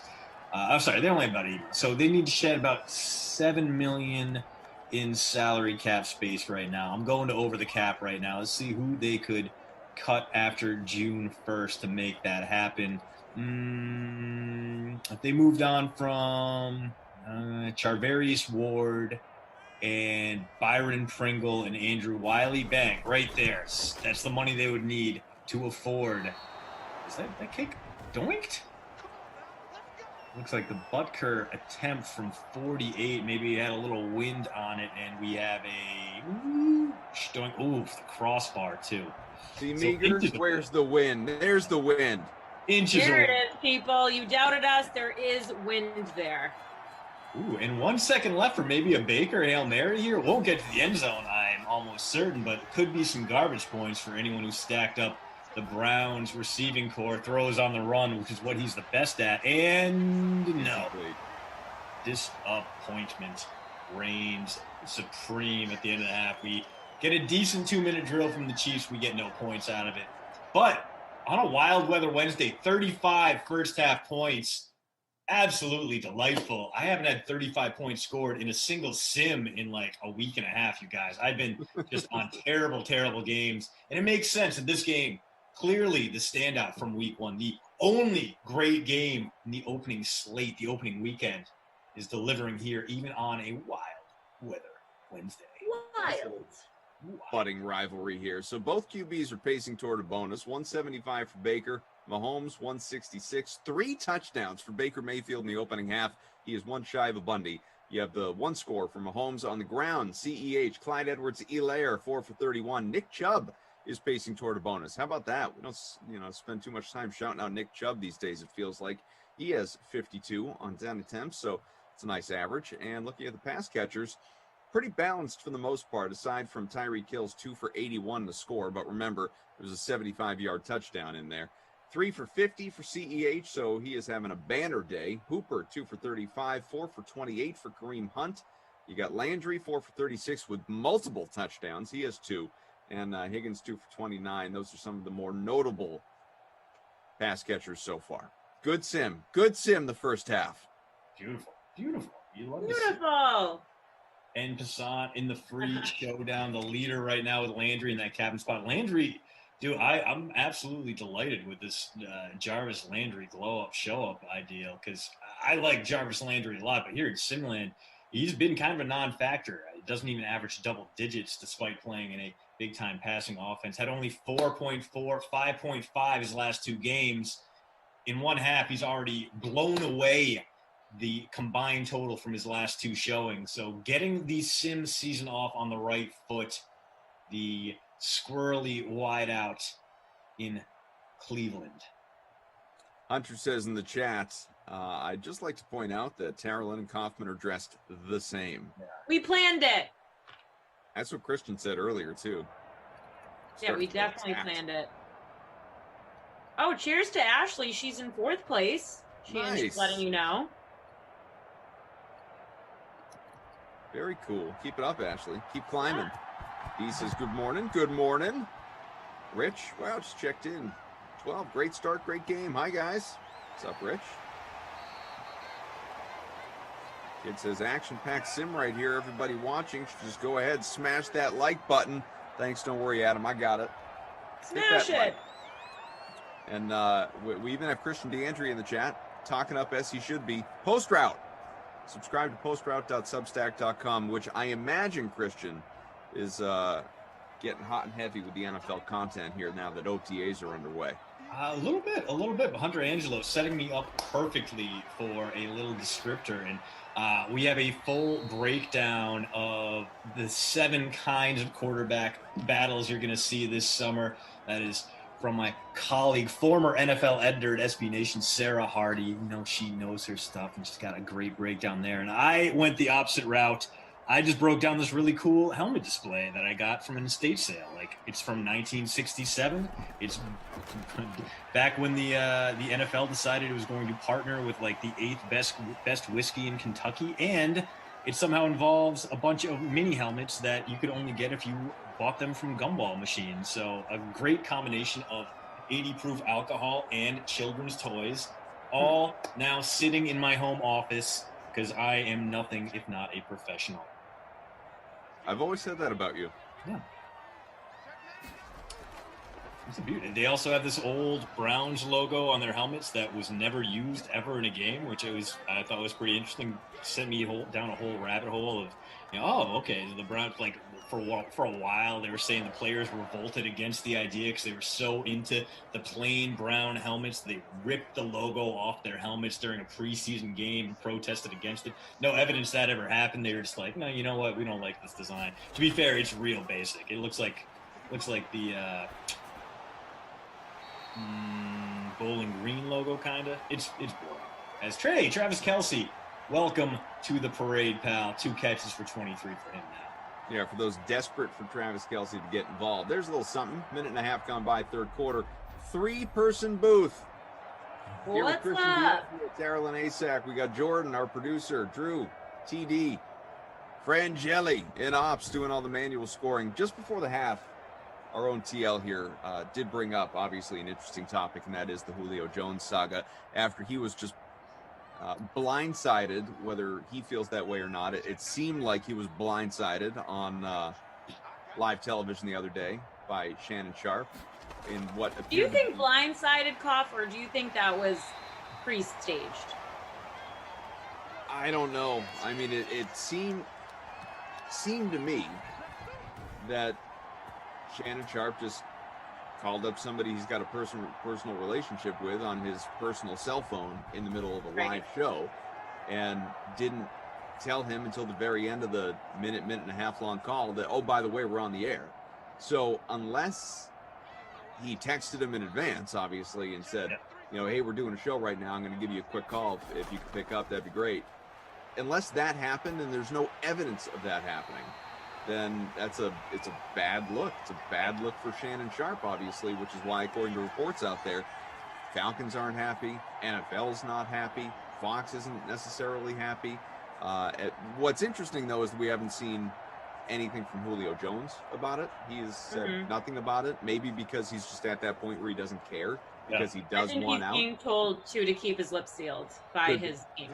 Yes. Yeah, his agency was not happy, according to, again, the reports. But yeah, I don't know. It was a tough scene, but obviously revealing. According to reports, he had once again made it known back in March to the team that he wanted out, requesting that trade. And so now you've had a half dozen teams floated around as potential landing spots. According to Chris Sims yesterday, Pro Football Talk, he had said the Patriots and Titans are on his preferred destinations list. Where do you think, either of you, we can start with you, Christian, as author of the Post Route, what is the most logical landing spot for him, and not just from a football standpoint, but realistic? What do you think ends up happening here? I mean, I love the Patriots rumors. I feel like Jones is a guy who has gotten that kind of praise, not quite at the Larry Fitzgerald level, but close from Bill Belichick. And I love the idea of the Patriots trotting out an offense where their top 3 pass catchers weigh 230 pounds, 250 pounds, and 250 pounds. How do you stop those guys that are just like a stampede of mooses? So I'm very much into that idea. I think The Titans are obviously going to be in there because they need a wide receiving threat to pair with A.J. Brown. They don't really have that guy right now. As we get a Sherman tank touchdown, the Vultures have circled and the fullback into the end zone to tie this game up. Oh, I love that with all my heart. If Rossi were here, you would hear, caw, caw, I'm a vulture, caw. But yeah, the Titans need someone to go with A.J. Brown and Josh Reynolds. And if you are a Josh Reynolds dynasty keeper franchise owner, you'd be a little bit disappointed to see Julio Jones go to the Titans because that would eat into his share. But hey, it would make the Titans a hell of a lot better. I also think the Colts are going to be way into the race there. They have some draft compensation they can send to the Falcons. Everyone right now is real skeptical that the Falcons are going to get a first-round pick. They might not even get a second-round pick, which is absolutely wild. And that actually might take the Patriots out. So the Patriots, almost 2 years ago, traded a second-round pick for Mo Sanu. Granted, it was in the middle of the season. We didn't know Mo Sanu was going to fall apart, but Sanu was never on the level of Julio Jones. And now the Patriots are going to ask for Julio Jones for a second-round pick? No, the Falcons are going to have some problems with that, so we'll see how that goes through. But yeah, the Colts have the room to make Jones fit. They have a spot for him at the top of their receiving depth chart. You know, T.Y. Hilton's getting old. He had a nice end of the last season, but he is a question mark. Michael Pittman is great, but he's only in his second year. Throw Julio Jones into the lineup, and you have a great way to buoy Carson Wentz in his first year as a Colt. His reuniting with Frank Reich could be a big boon for both those guys when they go out and get Julio Jones. So I'm going to say the Colts with GM Chris Ballard at the wheel are my favorite. What do you think, Tara-Lynn? I'm going Patriots, and that might just be me too being biased, and I want him on the Patriots. It would really benefit Mac Jones. We started off well with, like Christian already mentioned, Hunter Henry, Smith, but I think we should trade for Julio Jones. Bill needs a win this year. We need to elevate the team, and we have the cap space to pull it off. Just going back to Travis Kelce, like you mentioned, Christian and Koff, you were like, oh, I don't think that the Chiefs could pull off getting Julio Jones. That's the main problem with his contract for going to the Chiefs, even though a lot of people on the team for the Chiefs have been vocal about getting him over there. Doesn't look like it's going to happen. The Patriots seem like the easiest one to make Julio with the contract. Come to the Patriots. Let's get this team relevant again this year. We can't have another tough year for the Patriots after your Celtics have failed us. Thank you. That was expected. On part of the Celtics. Let's not be confused with what we saw last night. That thing's going to end in 4 or 5 games, but that was always the way. As far as the Patriots, it was a dynamic offseason, as we know, and we're not going to turn this into a Pat sim. We've been all over the free agent moves and trades and draft and all that stuff. We don't need to dissect that. But as far as Julio Jones, I just think it makes for a variety of teams, many of which Christian mentioned, it just makes way too much sense for Julio to slide right in there. He's still, yes, he's 32. Yes, he's coming off a hamstring injury. What nobody talks about, and I know it's in write-ups, obviously, but what people don't talk about within the conversation of Julio Jones' health and future and what can he give you at 32 is what he did last year in those 9 games. The guy appeared in 9 games and still had almost 800 receiving yards.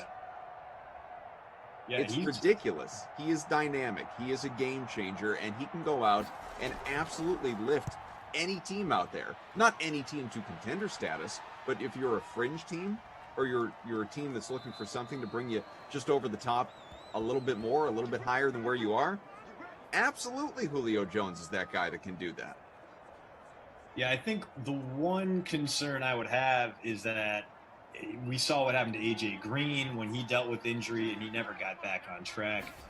He was not great last year. He finally came back and played a full season, but in 16 games, only 523 receiving yards. That's a guy who came into the league the same time as Julio Jones. He's a little bit older, but you have to wonder if maybe that fall off is going to happen. I mean, Jones is a big dude. He's bigger than A.J. Green. And so maybe there's a little bit more sustainability there. He can become more of a possession receiver later in his career the way Larry Fitzgerald has for the Cardinals. Mahomes going to escape potential safety situation there, pick up 7 on second down. So the concern about him falling off a statistical cliff, I think, is overwrought. I mean, this is a guy who just had his most efficient year as a receiver last season, in that year where he was injured a lot. He wasn't playing at full strength necessarily. You know, he still caught 75% of his targets. That's a career high. He had 11.3 yards per target. That's a career high. He's still performing at a high level. Even if he's not going to be the guy you target downfield all the time, he's not going to be that deep threat anymore. He's still a great mid-range target. He still creates that separation downfield. He is still a guy who can roast double coverages with efficiency and aplomb. So Julio, I don't think he's going to fall off the cliff. I think if you're bringing him in and you're hoping you're getting 2-3 good years out of him, you are going to be proven right. So Chris Sims, as we've got about a minute and a half left here in the third quarter, 21 all still. He is the one that reported yesterday that the Patriots and Titans are on Julio Jones' radar. What was interesting to read from just an excerpt of something he said on Pro Football Talk Live is Tyreek Hill's in the bonus, by the way. He's got that long touchdown, a whole bunch more receiving yards as well. He says he's not sold on Julio Jones being a good fit with the Patriots. And Tara Lynn, this is for you, okay? Says, okay, let's hear it. For New England, I'd be like, no, you don't need Julio Jones either. You have a ton of offense. These are the guys that have blown up in their face, a.k.a. Mohamed Sanu, who you mentioned before, Christian, or Chad Ochocinco. Aging veterans where Belichick might have had an affinity for at one point, and now he's old, it's dangerous, he's breaking down, and that, to me, would be the ultimate, like, New England, ooh, I don't know if this is going to work type move, so I don't know if I buy that. Julio Jones, could he help out New England? Sure. But to the way that they would envision it, being a big 1,500-yard type receiver and being a staple in the offense, I just don't see it happening with the way the Patriots are built right now. And Cam Newton, a quarterback, and everything like that. And you got a quarterback who's going to take over in the future, and Mac Jones. What are you going to do? Trade away future assets to hinder his ability to develop all those things for 1, maybe 2 years of Julio Jones? Doesn't make sense. What do you guys think about that? I mean, that's true. Age is a factor. Even producer Jordan brought that up. He said Julio Jones is 32. How much longer can he play at a high caliber? I mean, I don't think he's eating the avocado ice cream to kill like Tom Brady. So that's a good point. So that's something obviously it's a factor. I don't think he fits in that category with Chad Ochocinco, who was washed up by then, and we didn't really expect much out of him. You know, he's not that guy. And I think he absolutely does fill a role for the Patriots, because the Patriots right now have specialists all over the place. They have a move tight end. They have a traditional tight end.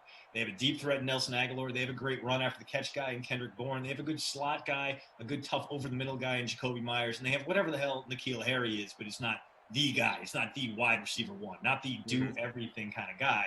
They're missing that jack of all trades, and that's what Julio is right now. He's no longer the straight-up burner deep threat. He's not going to go out there and give you a 4.33 40 like he did back in 2010, but he's still fast enough to get open downfield. He's big enough to go over the middle, and he is so damn talented, so uniquely special that he has those gifts to go and pull down those sideline routes that can be the tough throws. We saw it way back when in the Super Bowl, but he's still that guy. He's still got the innate feeling along the sideline in a way that the Patriots didn't have last season. Look at how many times Cam Newton threw to the sideline, threw those out passes. When he made those throws, and it was only like 10 times, they were on target, they were crisp. He just didn't have the personnel to pull them off. Julio Jones is the personnel to pull that off. So if you want to restore Cam Newton, get him slinging again, I think Jones is the right way to do it. I don't think he's going to be another Mo Sanu. I don't think he's going to be Chad Ochocinco, because God, I think he's going to be a great addition for the Patriots if the price is right. I think the problem is going to be the Falcons are going to be stuck on that 2019 Mo Sanu deal and be like, you need to give us more than this. And Bill Belichick, despite playing against himself, his traditional ways throughout the 2021 offseason is going to go, no, I'm not overpaying for Julio Jones. Get the hell out of here. I'll go draft another terrible wide receiver instead. Bad Boys of Pop says, let's make the Patriots great again. Poor little fans need something to cheer about while they eat the chowder, kid. Yeah, we do. Chowder. Bad Boys of Pop loves throwing in the chowder. Gotta eat the chowder, kid. 21 all through 3 quarters. Again, CDATLAK. Thanks all for being here with us. Appreciate you. Jordan, Drew, Friend Jelly. From midfield, you got the Chiefs. Minimal gain right there. 2 for 9 on the ground for Patrick Mahomes now, and a 1st and 10 on the way. It was enough.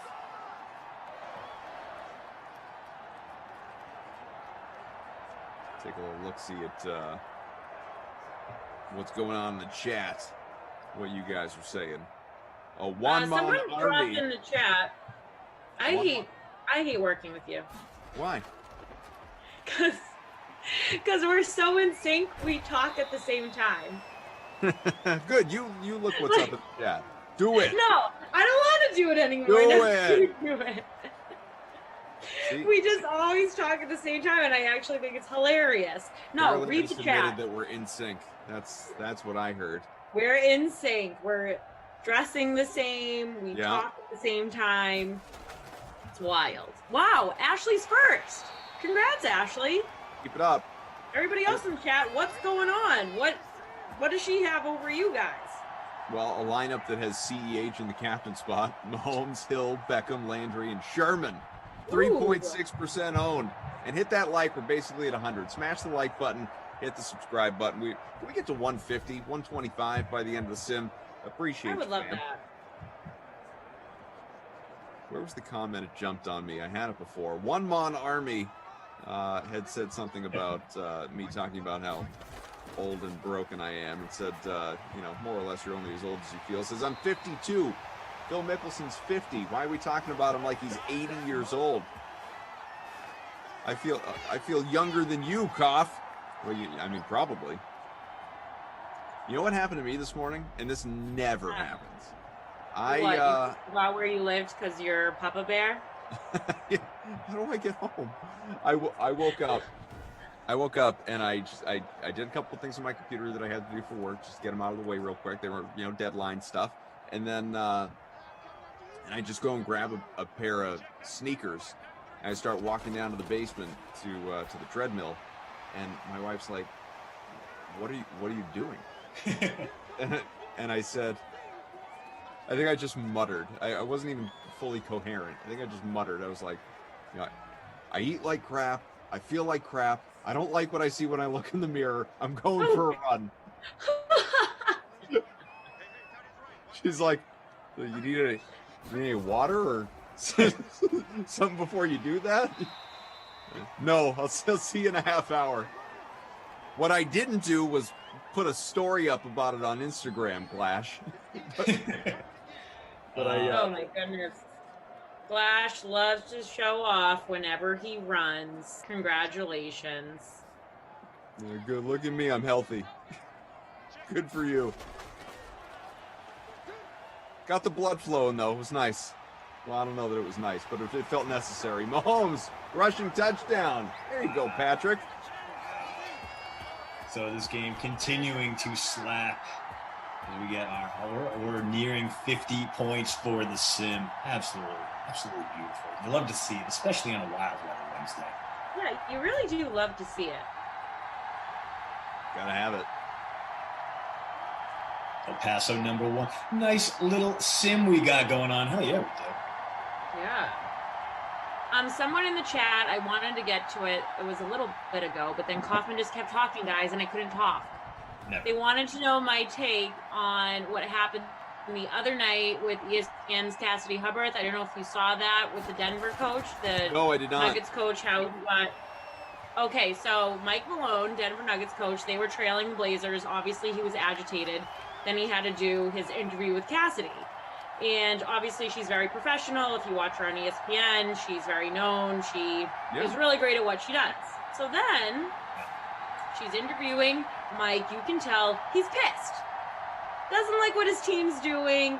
He doesn't want to do the interview. And I always do feel bad for coaches when they are trailing. They don't want to interview. They don't want to talk. They want to go yell at their players and they want to get it together. But they have to do the interview. So she called him Mike Malone or Michael Malone, and he was pissed. And he was like, you call me a little startled, but she kept her professionalism. She was like, I'm sorry, I'll keep it through the playoffs. I won't refer to you as Michael Malone, da-da-da-da. So that's what they were bringing up in the chat. How I feel about that, if I was interviewing somebody, you can always feel the tension if a coach is losing. When I was a sideline reporter, it is a tough position to be in but you can't take it personally. You have to just view yourself as if you were in the losing position too, you're probably just don't want to do the interview and you're going to say whatever comes to your mind. And he was just pissed, but he did apologize to her. All right. I mean, I didn't see it. Obviously, I've heard about it here from you. I feel like I need to watch it, get that much more, not context, but sometimes it's you need to experience. You can get a feel for it. You get to experience the tone and everything that goes along with those situations. But I just think there's a lot of we're not talking about something that seemingly to me is a super big deal one way or the other. But obviously there's like you said, the tension comes into play for coaches, for players in those moments where we've seen, I don't know how many times we've seen it in the history of sports, where just the broadcaster, the sideline reporter, whomever it may be, is sort of, I was going to say the victim of the situation, but that's overstating it. Just kind of, right place, wrong time based on the other person's attitude and what kind of day they're having. We've all been there. Yes, Congo Cabin, Justin, I totally agree. It's not her fault. And yeah, she did. She handled it peacefully. So you can check that clip too on Twitter. It's flying around everywhere.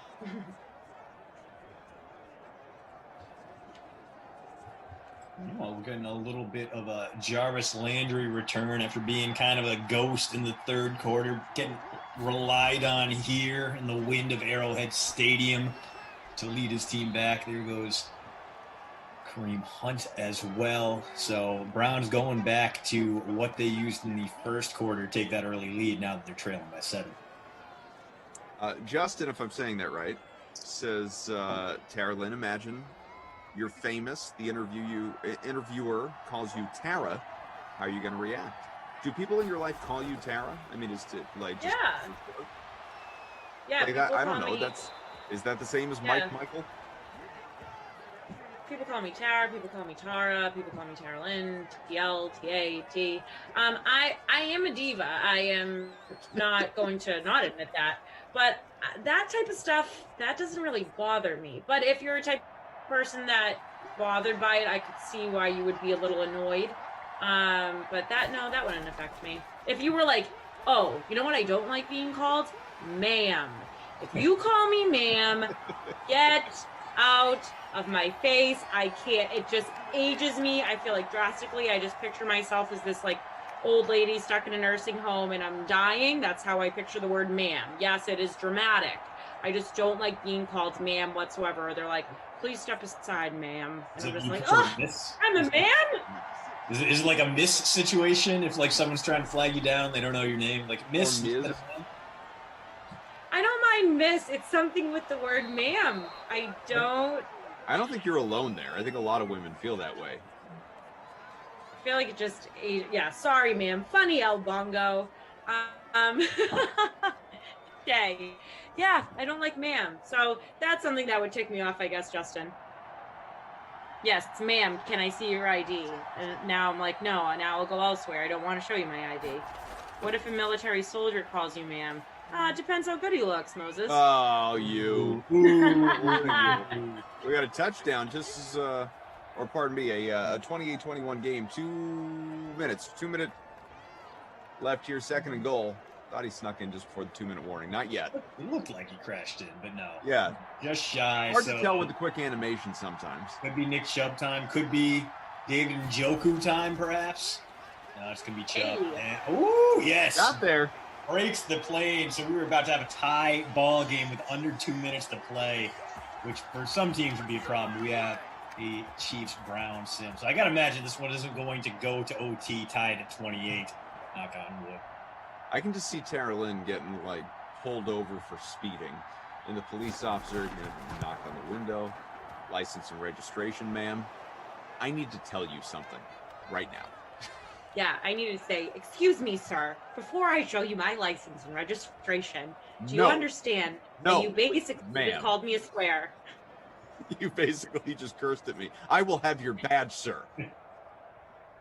I am going to get in touch with your whoever, your sergeant, your commanding officer, and we're gonna have words. Calling them up. ma'am treatment.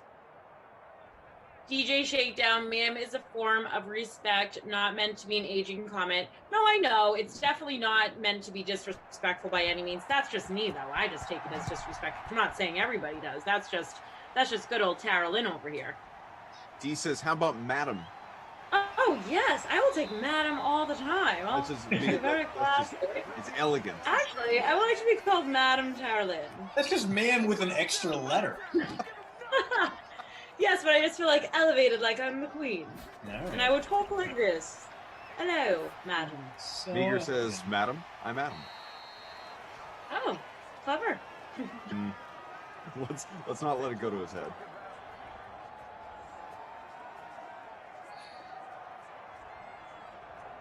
Clock ticking here. Are the Chiefs going to be able to win this one in regulation? A quick strike to start things off. The very least, they'll make it tough for the Browns to mount a game-winning drive if this one sputters. That's going to make it even tougher as Mahomes doing Patrick Mahomes things.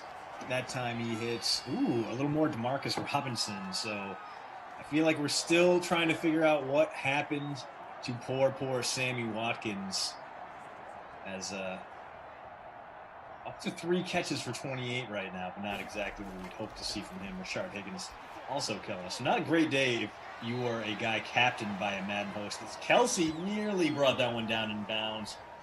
Instead, and it's just shy. Butker, we see him warming up there. He already biffed a 48-yarder going in this direction earlier, hit the crossbar.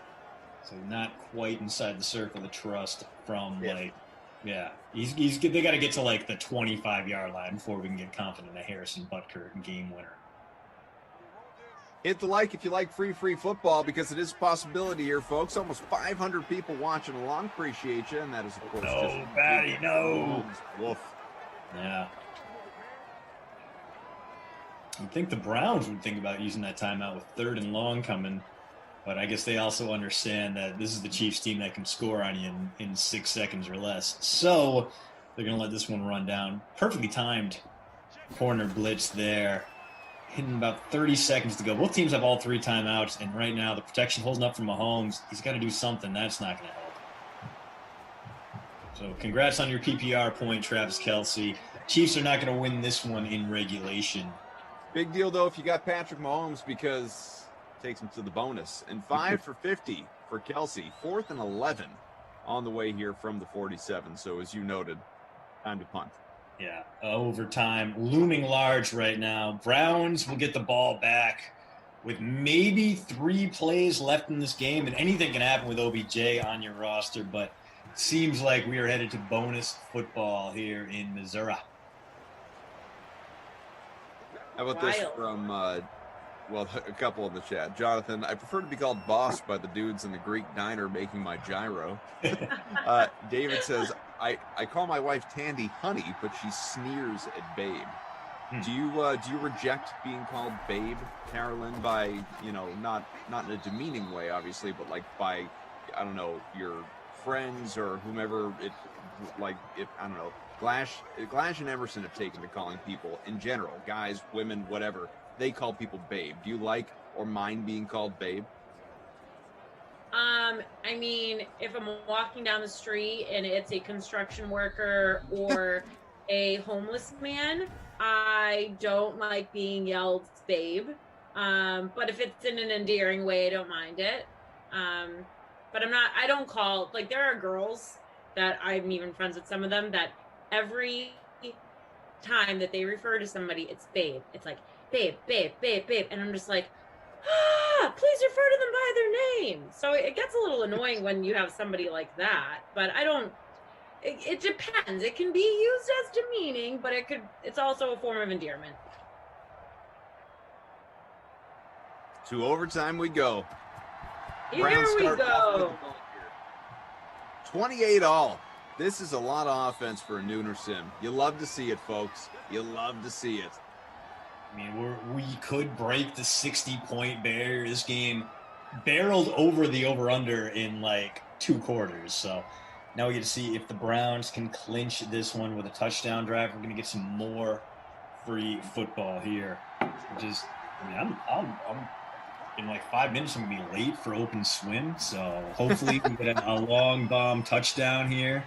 I was like, you know what? Nooner Sim, we'll be out of here by 12:45. No, wrong. This You game's swim in a bandana? I go ponytail or man bun for it. Maybe the high pony and really let it flop around a little bit. Yeah, that's a nice catch. As one does. Yeah, of course. Why would you not? D says in the chat, all right, babes, smash that like button. Do it. Up over 110. Let's get to 125. It's a very deliberate handoff there, and nowhere to go for Nick Chubb. You thought Chubb had a hole there, but instead Frank Clark grabbing enough of his jersey to slow him down. The pass rusher brought in to replace D Ford, and he's worked out pretty well for these Chiefs. Getting his salary's worth there on that play, because that would have been like a 15-yard run for Chubb. 2nd and 10. Baker rolls out, has some room on the outside, play a little catch up, and able to pick up 5. You know what? He turned that into something. I thought that was going to be a disaster, and then I realized we weren't looking at Phillip Rivers, so instead of a 30-yard loss, Mayfield turns that into about 5 yards.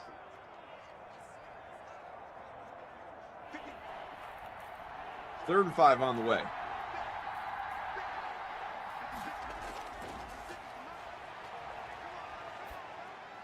Baker taking his time, completes the pass to OBJ, out to the 43 on the other side. 277 passing for Baker Mayfield. He is still looking for that Bundy. 3 first-half touchdowns. The 4th coming from Nick Chubb on the ground. OBJ, his 4th catch of the day. Fortunately, he's got a receiving touchdown to make him worthwhile, but see if he can't pad those stats. I think if he gets all the yards from here on out, he will hit the bonus and justify that 9K-ish salary.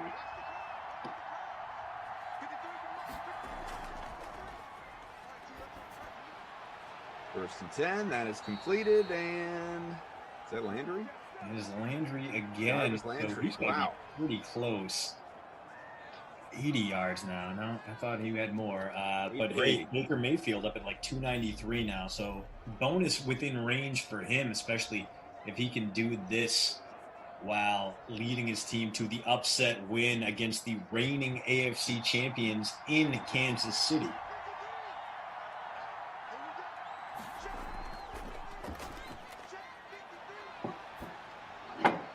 Another 1st and 10 picked up. This is Rashard Higgins up shy of the end zone, the 1. Bonus for Mayfield, and Higgins, my captain, very nearly made himself worthwhile. Instead, stopped just short, and this could be Nick Chubb getting the call here. It could be Kareem Hunt. Could be David Njoku. It could. There are a whole lot of ways this could go, but right now, looking like the Chiefs are, at the very least, going to need a scoring drive if they get the ball back. Ding dong. Touchdown. Game winner, Jarvis Landry. And what a day it has been for Jarvis. How fitting that they can get the Bundy and he get the winner. Look at that. What a finish there. Landry, 9 catches, 3 touchdowns. That puts him over 35 points in the flex. He's going to have to be the crusty cough player of the game for me. Even though Carolyn, who stands out to you as the Babysitter Billy Award winner? Who was trash? And if you want to make it easy, just go all the way down to my lineup because I was basically in last place. You were in last place? I was second to last. So it feels the same. That makes me so happy. That actually made my day that you're coming in last. Hurtful. Kelsey? I can't even bring up the lineup. Yeah, Kelsey. But he didn't. What did he produce today? Nothing besides this stupid quote I talked about getting Julio, but it's not even going to happen for them. I think Travis Kelsey is an excellent pick for the Babysitter Billy. Disappointed a lot of people. 9% in the captain, 53% owned overall. Didn't do anything until the second half, and at that point in time, just gross. Andrew, 34-23-2, who I shouted out earlier, is I think winning one of these yesterday, or at least was in contention. Well, Barring any stat adjustments, sir, you are on your way to another victory. Landry at captain with about 53 points. Wow, 9 for 81 and 3 touchdowns for Jarvis Landry. What a day for him, man. That is crazy. Only 22% owned, 4% in the captain spot. The very easily Krusty Koff pick. And then Tyreek Hill, 25 points in the flex. Baker Mayfield, who absolutely, if not for Landry, was in contention there for the player of the game. 33 points in the flex. And CEH, Clyde Edwards-Helaire, 20% owned in the captain, went for 21 points in the flex here today. Austin Hooper and Rashard Higgins, part of the projected winning lineup as well. Heck of a day. Congrats to all of you who rostered any of those players, especially Andrew, who had all of them. Again, big numbers here today. The Dream Stream rolls on all throughout the day with no breaks. We're going to have a ton of great content coming your way. Of course, there will be another Madden Sim, which is Tara Lynn will be coming on back with me. It's an indoor, no weather is going to impact things. The Packers and Saints, plenty of Aaron Rodgers stuff to get into, and Kenny Ducey will join us. So another 3-person weave.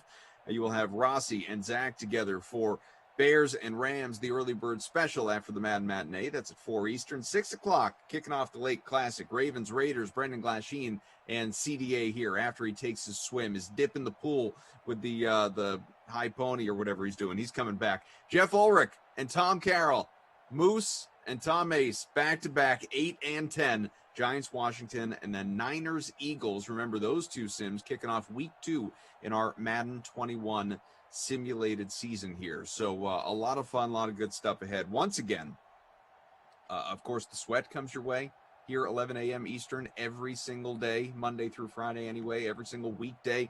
And it was, today being no exception, was on earlier today. And here on the Dream Stream, you got today's edition of the Sweat, where our crew broke down everything that you need to know in the sports world. NHL playoffs, NBA playoffs, the potential weather impacting the PGA Tour and Major League Baseball, a ton of it. And we're going to bring the earlier show to you in full right now, as we say thanks to Tara Lynn, to Christian, to Jordan, to Drew, and of course to our man Frangeli. Great time, crew. We'll see you again in a bit. What's up, everybody? Welcome to the Sweat. We are halfway through the week. I am your host, Jesse Cofield. We have a 9-game MLB main slate today. Here to make sense of it, DraftKings contributors Gary and Thorne, Kenny Ducey, and RotoWire's Eric Halterman. All right, let's talk about your favorite plays in a couple different price ranges here, guys. So how about a stud pitcher at 8K plus or up? Now, the most expensive guy is Tyler Glasnow at 10.5. His 97.3 mile per hour fastball ranks as the 5th best fastball in baseball. And the Royals are the 6th worst team against fastballs. So, Garion, you want a piece of that, or are you paying down for another option? I think I will end up having a piece of Glasnow, but I think the decision really comes down to Glasnow versus Bauer, because there's not a lot of high upside pitchers above $8,000 on this slate. Like, if you're getting into a territory where you're using Marcus Stroman for more than $9,000, that's not really somewhere you want to be, even in a good matchup against the Rockies on the road. So I think you have to choose between Glasnow and Bauer, and I think more people are going to choose Glasnow. So I'll roll with Bauer. I mean, the Astros, probably the worst matchup you could draw as a fantasy pitcher. They have the lowest strikeout rate in baseball by a wide margin. But I think Trevor Bauer can overcome that, considering he's just an elite strikeout pitcher. His last 3 games, he has a .93 ERA. Opponents are slugging just 149 against him. He has a 41.1% strikeout rate. And this is a low price for Trevor Bauer. He's $10,200. 4 of his last 6 starts, he's been at least $11,000. So while it might not seem like he's a value play, and he's not, you do get some savings with Bauer tonight, and I think I'm going to take advantage of those. All right, Kenny, who is an expensive pitcher you're liking?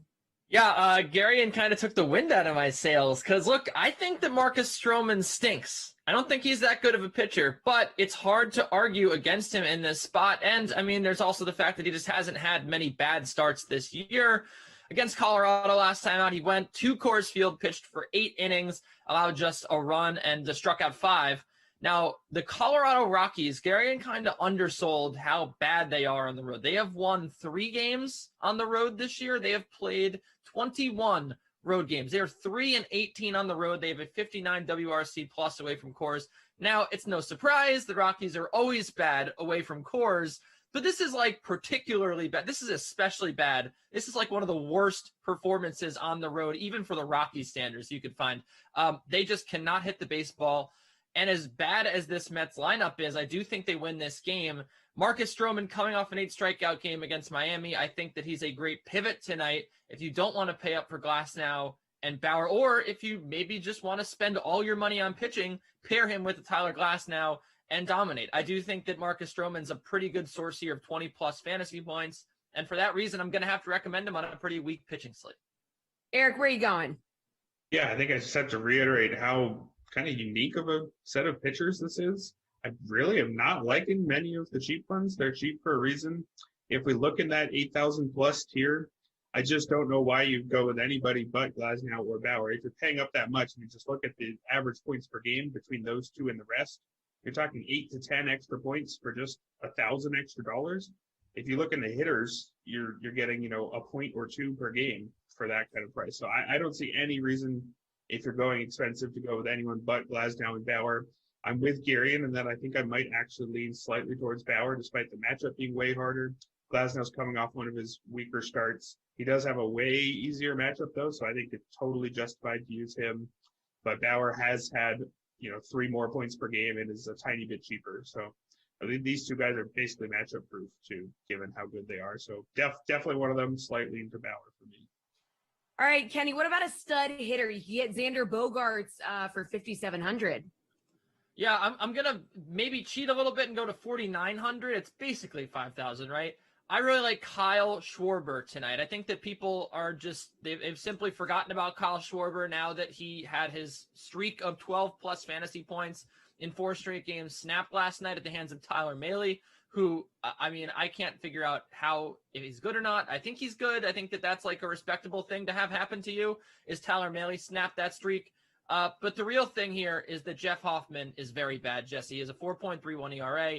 He left Coors Field just to treat every ballpark that he pitches at now like Coors Field. And again, with the recency bias, he's coming off good starts against Colorado and Milwaukee. We already told you how bad Colorado's offense is. Milwaukee is not too far behind them in terms of lack of offensive production.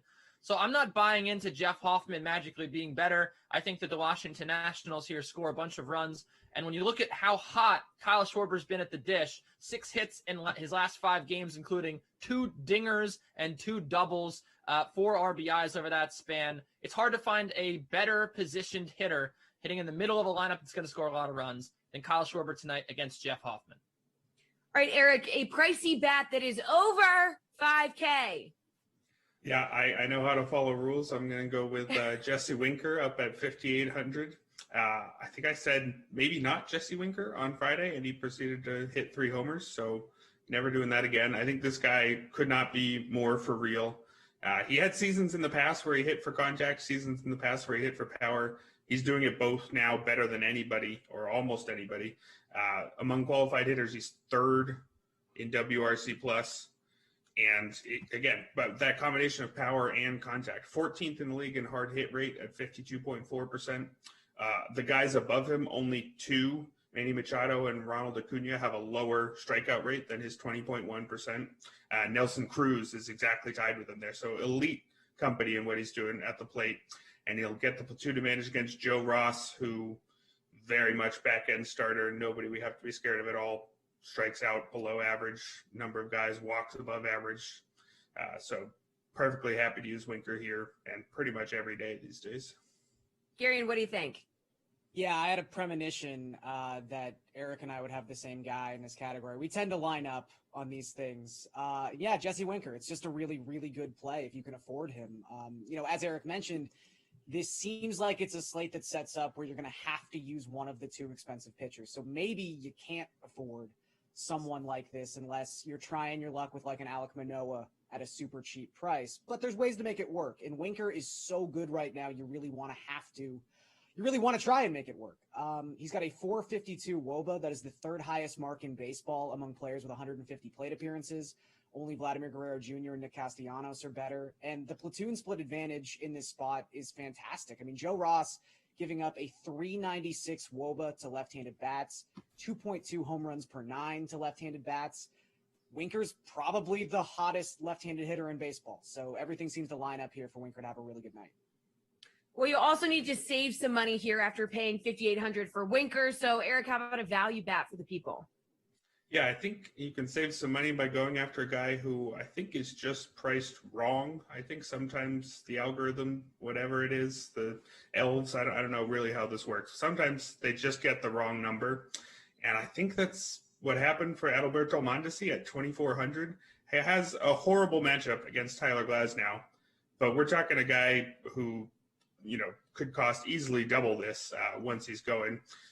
I don't know if he's going to play for sure. There's a chance he doesn't play on back-to-back days immediately after returning from an oblique injury, but the fact that he's only played one game, I think, is why he's so cheap.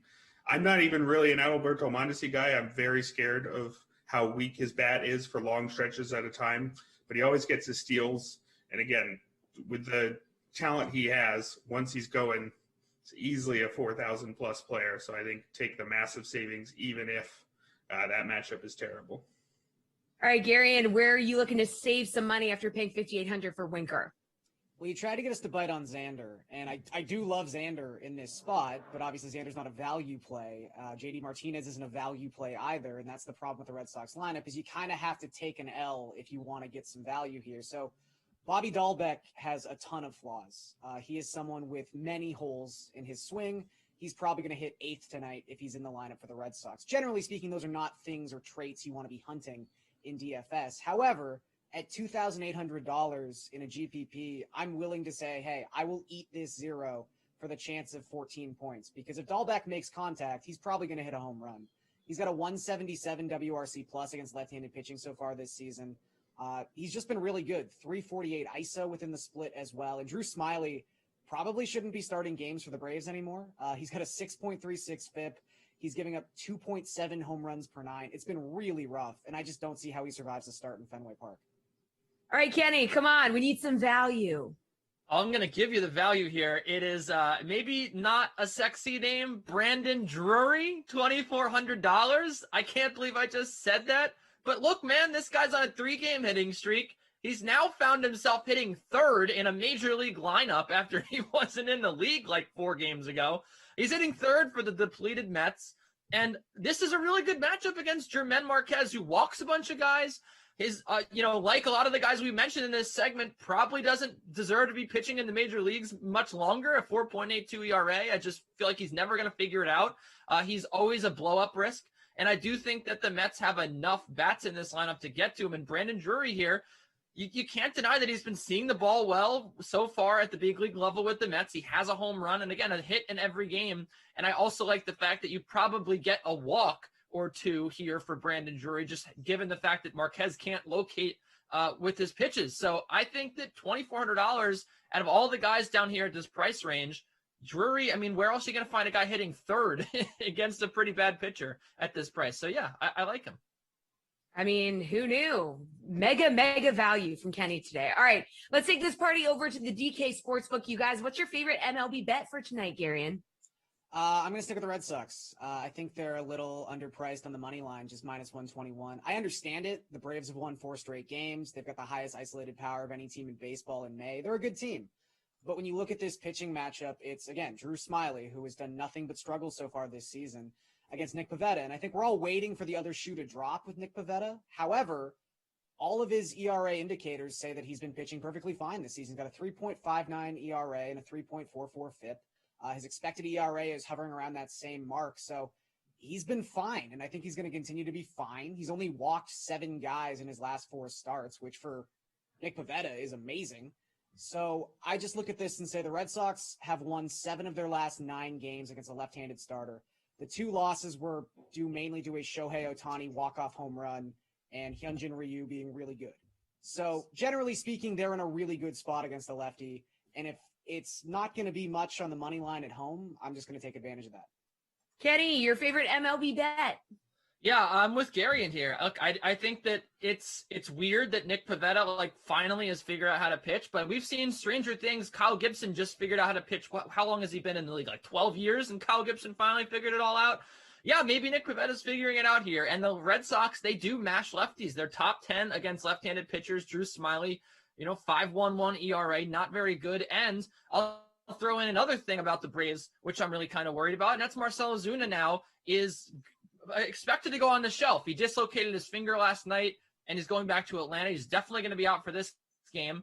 So there's going to be a little bit of a big bat there missing in the lineup because Ozuna had been on fire. You've got a bad pitcher on the mound, and he also is left-handed, which favors the Red Sox. Yeah, I think that especially here at home, the Red Sox should be a little bit heavier of a favorite, and I would get this now before they go out to like minus 150 prior to first pitch. So I do love the Red Sox tonight as well. Talk to me, Eric. Yeah, first I have to say, as a Phillies fan, I consider myself a veteran of the, hey, maybe Nick Pivetta is good this year game. Gonna have to give me maybe 20, 30 more starts before I'm fully on board there. So I'm gonna actually go with the Tigers, which is not something I expected to be doing anytime soon. They're a slight underdog plus 112 against Cleveland. And that's because Tristan McKenzie was demoted by Cleveland on Saturday, but they apparently already need him again. Looks like he's coming back. Injuries hitting that rotation, including Zach Plesac breaking his thumb while taking his shirt off too aggressively. I don't know what happens in Major League locker rooms, but it's apparently not what I expected. Competitive stripping or something to pass the time. Not really sure. But McKenzie, there's a reason they demoted him. He still strikes people out, over 30% strikeout rate this year, but the worst walk rate and ground ball rate among all pitchers who threw at least 30 innings. So many free passes, so many fly balls. Even the Tigers can do something with that. On the opposite side, Jose Arena, incredibly boring, but at least he's not walking more than 1 out of every 5 batters. And I think incredibly boring beats what McKenzie's been this year. And the offenses are actually surprisingly equal, 25th versus 27th in WRC plus, with the Tigers picking things up after a terrible start. So give me the team that isn't Tristan McKenzie here. We may never know what really goes down in the clubhouses. All right, good stuff, you three. Sit tight, viewers. Kevin Roth is up next on this Wild Weather Wednesday.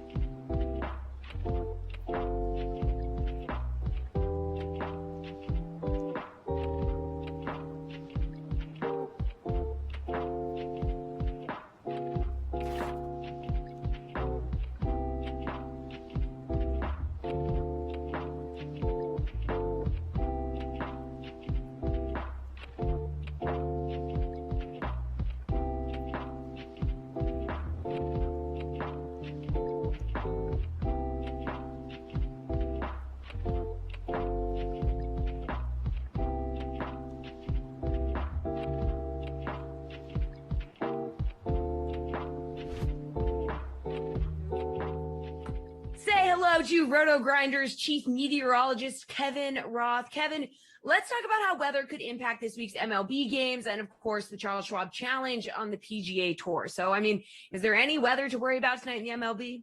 Yeah, I think so. I think there's a few games that we're watching. It's kind of the good, the bad, and the ugly here for today. We'll say the good is Chicago. It's 80 degrees. Winds are blowing out. Really nice hitting weather. The bad is Minnesota. Temperatures are in the 50s. That cold air makes it hard to hit home runs. And then the ugly is basically anything in the Northeast. I'm especially focusing on those games in New York. We're going to see a lot of rain. We're going to see thunderstorms. Those games could get washed out. Very likely, at the very least, to see a delay. Jesse, where you are up in Boston, a chance for a delay late in the game. And then I think Washington is the other one. We've got a chance for a delay. But really, it's those New York games I'm focusing on. All right, Kevin, should we be keeping our eyes out for anything special weather-wise later this week, like into the weekend when we're looking at baseball DFS? Yeah, again, I think you've got to watch out for some of these rainouts. For tomorrow, it's going to be more of those Midwest games that have a chance for rain. And then Friday into the weekend, again, you're looking at that pattern sweeping across the country, moving into the East Coast. Don't just roster guys before you make sure that the game isn't going to get rained out. That would be a poor choice through the weekend. All right, are there any weather concerns now for the Charles Schwab Challenge that is teeing off tomorrow in Texas? There's some concerns, but I also think there's some advantages, so I'm pretty excited about it. There's a chance for rain on Friday. I don't think it's going to be enough to wash things out. But what I'm really looking at are the wins here as we go through the next couple of days. On Thursday, we know what's going to happen. It starts with relatively light winds, and then by Thursday afternoon, 15-plus mile-per-hour sustained winds. Wind gusts over 20. We know how much wind matters in golf. You definitely want golfers out there early on Thursday as opposed to late on Thursday. Friday's still a question mark to me as far as the winds go, but I think it's going to be a toss-up where morning guys and afternoon guys get similar weather. So if it's going to be similar on Friday and you have a huge advantage on Thursday mornings, take your guys Thursday morning, worry about Friday later. I think you're going to have a big edge in your tournaments if you do that. All right, let's get your best weather-related DFS advice for this weekend's event at Colonial. It's the same as always. Fade the strongest of the winds. The strongest of the winds for the whole tournament are coming in Thursday afternoon, wind gusts of 25 miles per hour. Golf is a very, very difficult sport. When you add in a 25-mile-per-hour wind, it makes it's just impossible. Don't play golfers that time frame. If you stick with the early golfers, you will have an advantage. All right, Kevin Roth, good stuff. As always, appreciate the time. We're going to be talking hockey playoffs next. In the meantime, here's Jason Sobel with more on the Charles Schwab Challenge. We are coming up on the Charles Schwab Challenge, obviously, here as the PGA Tour rolls on, but we can't ignore what just happened at the PGA Championship. With Jason Sobel, Action Network, I'm Adam Kaufman. We had Lefty stand out and do it again, huh? It's been a little while for Phil Mickelson to win a major, obviously, and to do so at the age of 50, the oldest golfer, Jason, to ever win a major. That was really something to behold. What an amazing weekend, Adam. We saw Brooks roll his eyes at Bryson. Historic, really. Oh yeah, and Phil won a major championship again. That too. It was great to see Phil win. I mean, Phil has worked so hard at this. I think people maybe believe that, like, hey, he's a good golfer and he just shows up and he tries to win and he sees what happens. Yes, you show up, but the work that he's put in physically, the work that he's put in technically on his golf swing, the work that he's put in mentally, he started meditating. He's really worked on his focus on the golf course. He has put so much into himself. And this is why no other player 50 years old or older has ever won a major championship before, because after 30 years of doing this, it's really hard to get up in the morning and have that desire and keep trying to win and improve yourself. And that's exactly what Phil has done. So he deserves all parts of this.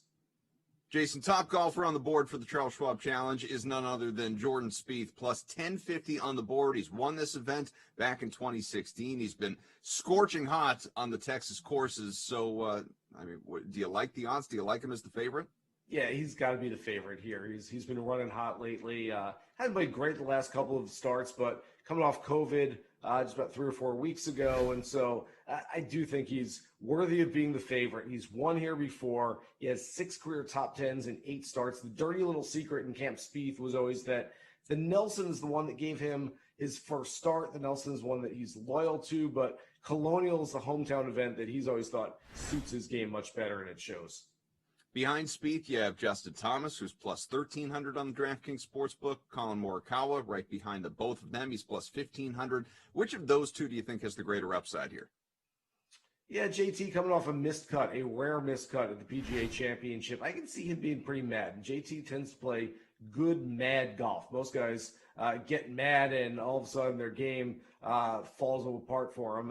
JT, when he's got a little chip on his shoulder, tends to play pretty well. So I like him. I like Morikawa. I'm not all in on either one of them, but can I see it from either guy? Yeah, absolutely. We've got a few guys at plus 1,700. There's Abraham Answer, there's Tony Finau, Patrick Reed of this group here, and they all finished top 20 at the PGA Championship as well. Who stands out to you?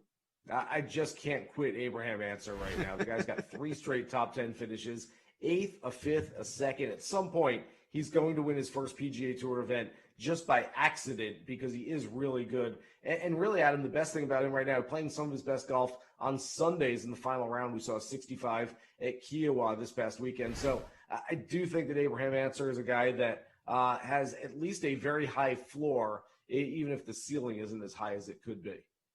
2 guys at plus 1,900, Jason. You have Corey Connors, but you also have Daniel Berger, who happens to be the defending champ here for this event. Which one do you like better? Yeah, I got burned a little bit by Berger last week. I thought he was going to have a much better week at Kiowa. Just the course didn't set up for him. He started out 5 over through 4 holes on Thursday and seemed like he was just chasing the entire rest of the week after that. So I'll stick with Connors here. Again, like Answer, another guy who's got a really high floor. Even his worst golf isn't really that bad on a ball striker's golf course. I think Connors has a better chance of finishing in the top 10 than he does of missing the cut this week. Somebody with longer odds that you really like. Who is it? Yeah, there's a bunch of them out there this week. Taylor Gooch is a guy that I really like, good ball striker. Matthew Neesmith, Maverick McNeely, and then call him Big Beautiful, call him the Big Rig, Harry Higgs. He's got an infectious personality. He's a guy that is drawing a lot of fans out there in the golf world. And coming off a T4 at the PGA in his first career major championship start, he has got some mojo and some momentum rolling back into his hometown of Dallas this week. Brooks Koepka would like to avoid Bryson DeChambeau in life. Who would you like to avoid on the course this week? You know, I don't have any big fades at the top. I'm going to give you Wyndham Clark, and it has nothing to do with Wyndham Clark, but I just spent 4 days doing PGA Championship radio with my buddy Drew Stoltz. Drew is a former player himself. He'll be on the bag of Wyndham Clark this week, and I just don't think the player is going to be able to overcome the caddy. That is a little more of an inside joke than anything else, but it's going to be fun to watch a buddy on the bag of Wyndham Clark this week. Who's going to win this thing? I'm going with a kid who is ready to win. He's played in 3 major championships now, has 3 top 10s, including this past week at the PGA Championship. He's a ball striker from Dallas. This is in Dallas, and it's a ball striker's golf course. Everything's setting up really well for Will Zalatoris. I had a chance to spend just a little bit of time with Will last week at the PGA Championship. What a good kid. Just a nice kid, and someone that I think a lot of people are going to be rooting for a long time. He's very motivated. Still doesn't have that PGA Tour card to get into the FedEx Cup playoffs. A win would get him there. And also, oh, by the way, a win would get him maybe on the cusp of being on that Ryder Cup team as well. So I am looking very hard at Will Zalatoris this week. So while you were hanging out at Kiowa with all these people, did you have a chance to spend some time with DraftKings own Reed T. Fowler? I did, yeah. I saw Reed a few times during the week. So, yes, we shared a beverage in one of the greatest hotel bars in the world at the Sanctuary. This is what we like to hear. Great golf minds sticking together. Jason Sobel, Action Network. Thanks, bud. Thank you. Back with our all-star NHL panel, DraftKings contributor Jeff Ulrich and RotoWire's AJ Scholes and Paul Bruno. Guys, 3 playoff games on the schedule tonight. Let's start in New York, where the Islanders look to close out the Penguins in Game 6. A huge blunder, hard to watch, honestly, by goaltender Tristan Jarry cost Pittsburgh Game 5 in double OT. The Isles are very slight favorites at -110 right now. AJ, we're going to start with you. Can Pitt recover from that crushing loss, and why is the answer no? Absolutely, they cannot. I tweeted that out immediately after Game 5, and it's not just sour grapes after watching my team lose in what you described. Absolutely, like terrible fashion. I couldn't believe what had just happened. The Penguins historically it's a house of horrors within Nassau Coliseum. 51, 58, and 12 there. They also went just 15, 12, and 1 during the regular season this year on the road. For his part, Jarry sporting a disappointing .885 save percentage as a visiting netminder. Sidney Crosby, Brian Russ, and Jake Gensel has been completely neutralized in this series. That line has been basically a non-factor. At this point, I'd rather have the 4th line out there of Aston Reese, Tanev, and I forget. I don't even remember. The 4th line is much better. Teddy Bluger, as it comes to mind. I just don't see the Penguins getting past the Isles here. I wouldn't go so far as to take New York on the puck line here, but at -110, I think you're getting pretty decent value for the money line. Paul, what do you think? You know what? If you believe in the star power of the Pens, it's awfully hard to write them off in this one. Malkin and Crosby are big game players. They'll show up for AJ's club, I think. But on the other hand, he's right. You have an Islander team that's very good at limiting chances most nights, and they play from a defense-first posture bent on wearing down opponents, hoping to capitalize on their mistakes. And to me, the difference in this set is the Penguins haven't solved goalie Ilya Sorokin. He's 3-0 after stopping 116 of 122 shots on goal for a lofty 95.1 save percentage. That's otherworldly, folks, in his 3 starts. They're all wins in this series. I think his mastery will likely continue tonight, and the New York club could really have a really good shot at closing out this series at 4-2. Jeff, what's your take here? Yeah, I mean, I was thinking about making an argument for the Penguins here, and I think there's still like the side to be on. I think if you are going to bet the Penguins, I would rather go into the series line and take them around plus 210. Again, you're investing less, and quite frankly, if they do win tonight, they're going to be pretty solid favorites for Game 7. So something to think about there. I think if you're interested in the Penguins side, I would probably rather go to the series line.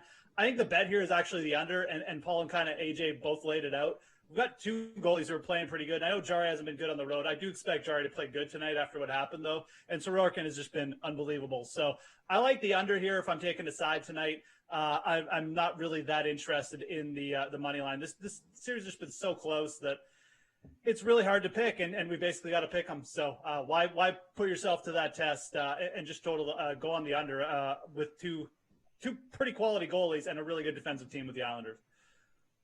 All right, guys, rookie goalie Spencer Knight gave the Panthers some life with a great performance in Game 5. Now he looks to even the series in Game 6 against the Lightning. The DK Sportsbook, not so confident he can do it, however, with the Lightning sitting at minus 148 favorites on the money line. Who you got in this one, Paul? I think the sportsbook lines reveal the truth in favoring the Bolts at home. Sure, Spencer Knight was lights out. Oh, pretty good play on words there, I think, don't you know, in Game 5. But to ask him to repeat against such a potent offense tonight is too much, in my opinion. And I think Tampa's playoff pedigree as defending champs will cause them to throw everything but the kitchen sink at the young goalie this evening, realize that they have to close it out at home, because I would like their chances a lot less if they have to travel to that South Florida for that dreaded Game 7 scenario. Jeff, who you got? I was on the Panthers for Game 5, and I'm not jumping off the bandwagon just yet. I mean, I think this series, if you looked at it before, these two teams rate out really equally. The Panthers are a very underrated team, 5-on-5. They've got decent special teams as well. They have fired about 40 shots on net over the last 3 games, and they kind of solved Vasilevsky the last game. I think the Panthers are coming in here with a lot of momentum. They made a really savvy acquisition with Sam Bennett at the deadline. I've liked this team. All I've said is they get some goaltending in this series. They can do it, and they've got goaltending now. I think this one goes 7. Really like the value you're getting with the Panthers tonight on the money line. All right, AJ, what do you think? I also like the value here at plus 125, but I just don't see the Panthers pulling this one off tonight. On the year, Andrei Vasilevsky has lost 2 games in a row, only twice this season. Though I will say one of those times was to close out the regular season versus the Panthers. So they are one of the clubs to pull off that double loss against Vasilevsky this season. The goals weren't there for the Lightning last game, as Jeff kind of alluded to, but Victor Hedman, Alex Killorn, Steven Stamkos, Nikita Kucherov, and even Ross Colton all had 4 or more shots on net. I think once the dam breaks for Spencer Knight in this one, it's going to be all over but the crying. All over but the crying. All right, guys, the Minnesota Wild were another team that managed to avoid elimination in their last game. They're home in Game 6 against the Golden Knights, but they're still underdogs at plus 118 on the money line. Now, it took a 3-goal first period and 38 saves from Cam Talbot to force Game 6. Jeff, can the Wild do it again and force Game 7? Yeah, I mean, we talked about this before we came on, but this series has been really weird. Like, you get teams launching 40 shots on net, losing, and then, it happens like the direct opposite happens in the next game. Look, the Golden Knights have been extremely dominant over the last 2 games, and they've quite frankly been the dominant team. For most of the series, they've controlled the play. Cam Talbot bailed out the Minnesota Wild in the last game. I just don't know if he's up to the task again. I mean, I think that, you look at the line here, Vegas, they're small favorites, but they're not huge favorites. And I think all things considered here, they were the quality team. They were the better team during the regular season. I'll side with them. I mean, Minnesota is just such a Jekyll and Hyde that, they could show up at any point, but I think you just go with what we've seen so far. And that's Vegas been the better team in this series. Quite frankly, if they don't close out this series, it'll be a pretty big shock. So I think you're getting a pretty good line here at around minus 130, minus 140 to take the Golden Knights on the money line. AJ, you rolling with the Golden Knights or think the Wild can pull another upset? Absolutely rolling with the Golden Knights here. Look, Fleury only faced 13 shots, gave up 3 goals. This is a guy that excels when he's busy. I mean, he just gets bored back there, it seems. So I think if he faces a little bit more rubber in this game, he'll be more engaged in it. I don't think we're going to see Robin Leonard despite the loss. I just don't think, I think Fleury's earned himself the right to play this game. I agree with Jeff. I don't hate paying up on the money line on this one at minus 136, but I do think I'd still rather go puck line to get a little bit of value at plus 188. Paul, 3 for 3 rolling with the Knights.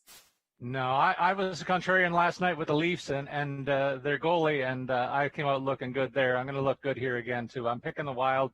They have to be so thankful for Cam Talbot stealing games 1 and 5, lopsided shots on goal, as Jeff implied. Their improved depth on offense, though, has actually seen them dominate a couple of the other games in the series, and you can make the case that they could really be ahead at this stage in the set, too. And in front of their rabid fans at home tonight, I think they're going to make this a Game 7 scenario. So I'm on Minnesota in a big way this evening. All right, fighting words from Paul. AJ and Jeff, you guys are on watch now. All right, turning our attention to DFS.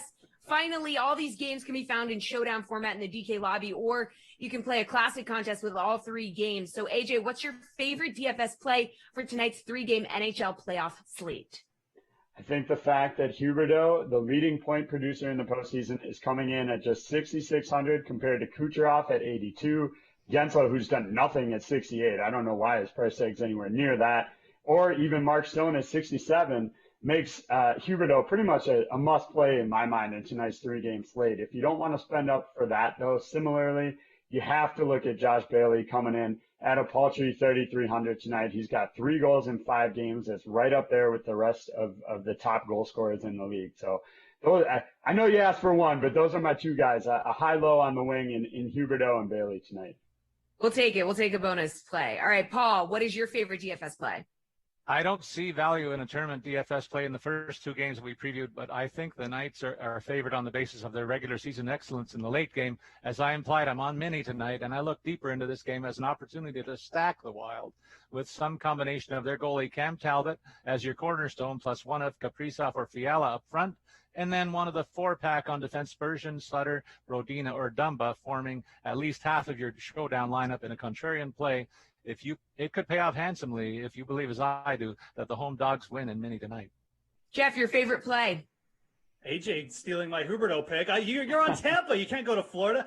Anyways, I do like Huberdeau, but another winger and another cheap combo too. Alex Tuch at 5,000. This guy averages like well over 3 shots on goal per game. He's extremely cheap. You can pair him with Mark Stone for really cheap. I really like that combo. You just keep riding it. First line minutes, first line power play minutes. Really, really good price. All right, good stuff. Thanks, you 3. From playoffs on the ice to playoffs on the hardwood, NBA is next.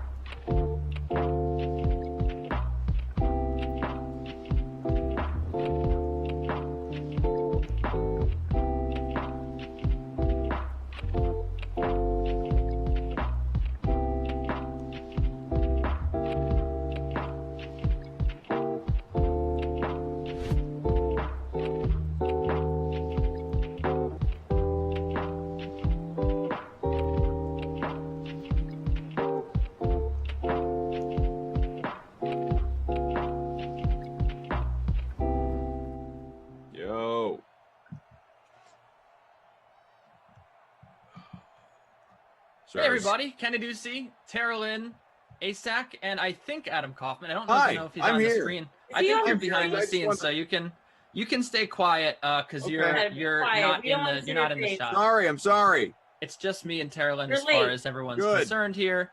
Adam Kaufman made us late. Tara Lynn, going to be a really good matchup here today between the Packers and the Saints. I am really looking forward to not playing Aaron Rodgers and losing. What about you? Kenny again. Didn't make a lineup. I've been. Oh, all right. You know what? Hey, Koff, what's your lineup looking like? Okay, can I just explain? No, I don't even care anymore. You two. Explain. Go ahead. Explain I what don't you. want to. explain I don't what want to you do did it. the last See, 45 okay, minutes. let me say something here. It wasn't okay? 40 minutes. It was like 20. Okay, let me say this is the problem with Kaufman using TL. We got someone in the chat said we need more Tara Lynn. They use two names. Your name is Tara Lynn. It's one name, okay? But when we say TL, then it makes it feel like Lynn is your middle name or something. That's not the truth. So TL is a destructive nickname, and it needs to end now. Destructive nickname. It is. Destructive? That's how you're going to describe it? Destructive. It is. It's destroying your name. Do you want your name to be Tara Lynn, 2 words, or do you want it to be Tara Lynn like it is? I don't even I'm just care defending anymore. your name here. Just call me it. I love that you have found only Kenny could find a way to have Tara Lynn TL here offended by a nickname she didn't choose in the first place. I'm just trying to stick up for those poor letters that are not capitalized but are capitalized by Adam Kaufman and the DK Sim friends. I don't understand why we're changing Tara Lynn's name. It's a perfectly good name, but okay. Tara Lynn wants her name changed. Then go out on there to the courthouse, change your name to Tara Lynn. But I'm just standing up for your name because I like it. It's a good name. If people said my name was Kenneth Paul, I would be like, no, that's not it. That's not my name. I thought yesterday your name was Duck Boy or something like that. No. The Duck Man. The Duck Man. That's right. Duck Man. Kenny, if I had AC right now, I would fight you more on this, but I just don't have it in me. So we're hanging on by a thread. Continue. So, just like what was your excuse for not building a lineup then?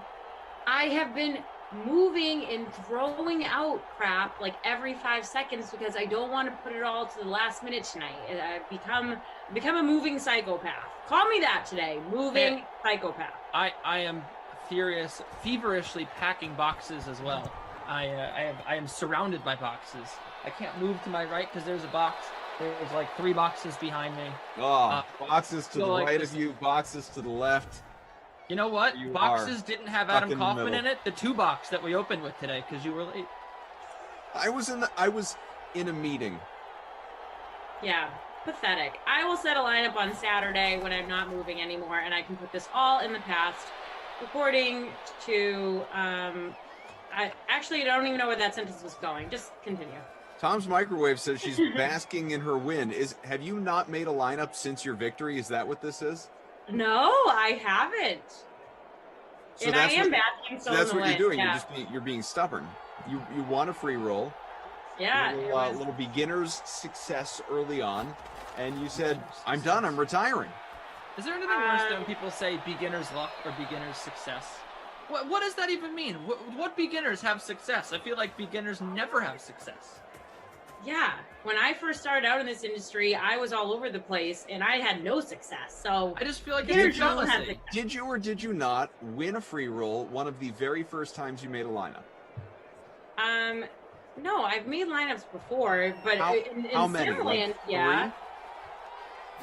I don't know. I don't really count. I do it. You just got your account unlocked 3 days ago. You couldn't have made that many lineups. They banned me. They thought I was crazy. It's the same thing as me saying first catch curse. It's not based in fact whatsoever. There's nothing to back up the fact that it's true. I'm not even talking about DK. I'm just talking about in general. If you're playing a game at the bar where you have to throw the ring onto a nail or whatever, you know that game. And someone got it on the first try, would you be like, "Oh, beginner's luck"? That never. No one ever gets on the first try. You get it on the first try. You have superpowers. Beginners never have luck ever. What's something that beginners have luck in? You tell me. Well, I just gave the Tara Lynn winning the contest Okay, but a simulated Example. Madden game where there All right, is we'll go with that. it's unpredictable, and we see Robert Tunyon go for touchdowns sometimes in The Sims. I mean, it's all almost luck, right? I mean, I Well, don't understand. I mean, what you we're have to have a doing with knowledge of beginner's obviously luck. how these Madden Sims work and the depth So charts and then- everything else. So then I the have people no who luck play with more. Which is why I specifically didn't term it beginner's luck. I called it beginner's success, which is not even. But that's true disproving. phrase. It's not a You thing. just said that the people who play all the time have an advantage. So how could beginners have success if the people who are here every day playing these Sims, these free rolls, Now, how about have all the success? this is not the best example, but it's just one I'm going to go with because it came to mind. What about those? There are people, we all know them. There are people that will buy scratch tickets every day of their lives and never win big. You know, there's people that they're chasing the whatever it may be, the Mega Millions, That's irrelevant. the relevance here, council, is those people that will buy those tickets every day or once a week or however long, all throughout their lives, and they never win anything notable, versus that one person that just for the first time ever goes and buys a lottery ticket and they're set for life. What about that person? Is that not beginner's luck buying a scratch ticket? Do you have a friend that did that? No, but those people exist. You see them on the news all How the do you time. know? How do you know? Because you see them on the news. You saying You've the news seen is lying to me? news Is that what you're doing? stories about people buying lottery tickets for the first time? Yes. When? Oh my God. When? I don't program the news. I can't give you an outline. I don't believe you. I don't believe you that you Wait, see wait, you've seen these Kenny, news did you stories. let me save the date? Huh? I'm gonna remember this because one day this is gonna come up. No, but like and I'm gonna have to tell Kenny. What channel did you like? When did you ever see this? I've never seen one news Touchdown, report about Aaron someone Jones. You don't winning the watch lottery news. on their There's first no try. chance you watch the news. I do. I watch the local news. I watch Channel 7, Channel 4, I don't partial buy to it. Channel 4, NBC. Kevin but says my first time back since last year. Kevin, please don't leave us. I just want. Look, I'm is not what- coming after you. I'm This is coming what's after happened, Kevin, since you were last here. the terminology. People always say beginner's luck, or in your case, you said beginner's success. And I just want to know who invented that phrase, and where does it come from? Because I don't think that I can't remember any sort of like, oh well, he you know why he won? Because he's never done it before. Like that just never happens. Herb says, Kenny, I've never seen $1 million, but I know it exists. So you know that a news story exists about someone playing. I By have the way, seen that these. you said you have seen it. That's what you also said. You said you've seen it. Yes, so that's I said why I I've was like, seen when? the When did you stories. see I it? was reading a comment in the chat. That you've seen that Yeah, they've Hunter they've says seen Kenny it. just takes Call what the Koff game. is saying and jumps on the other side so we can beef.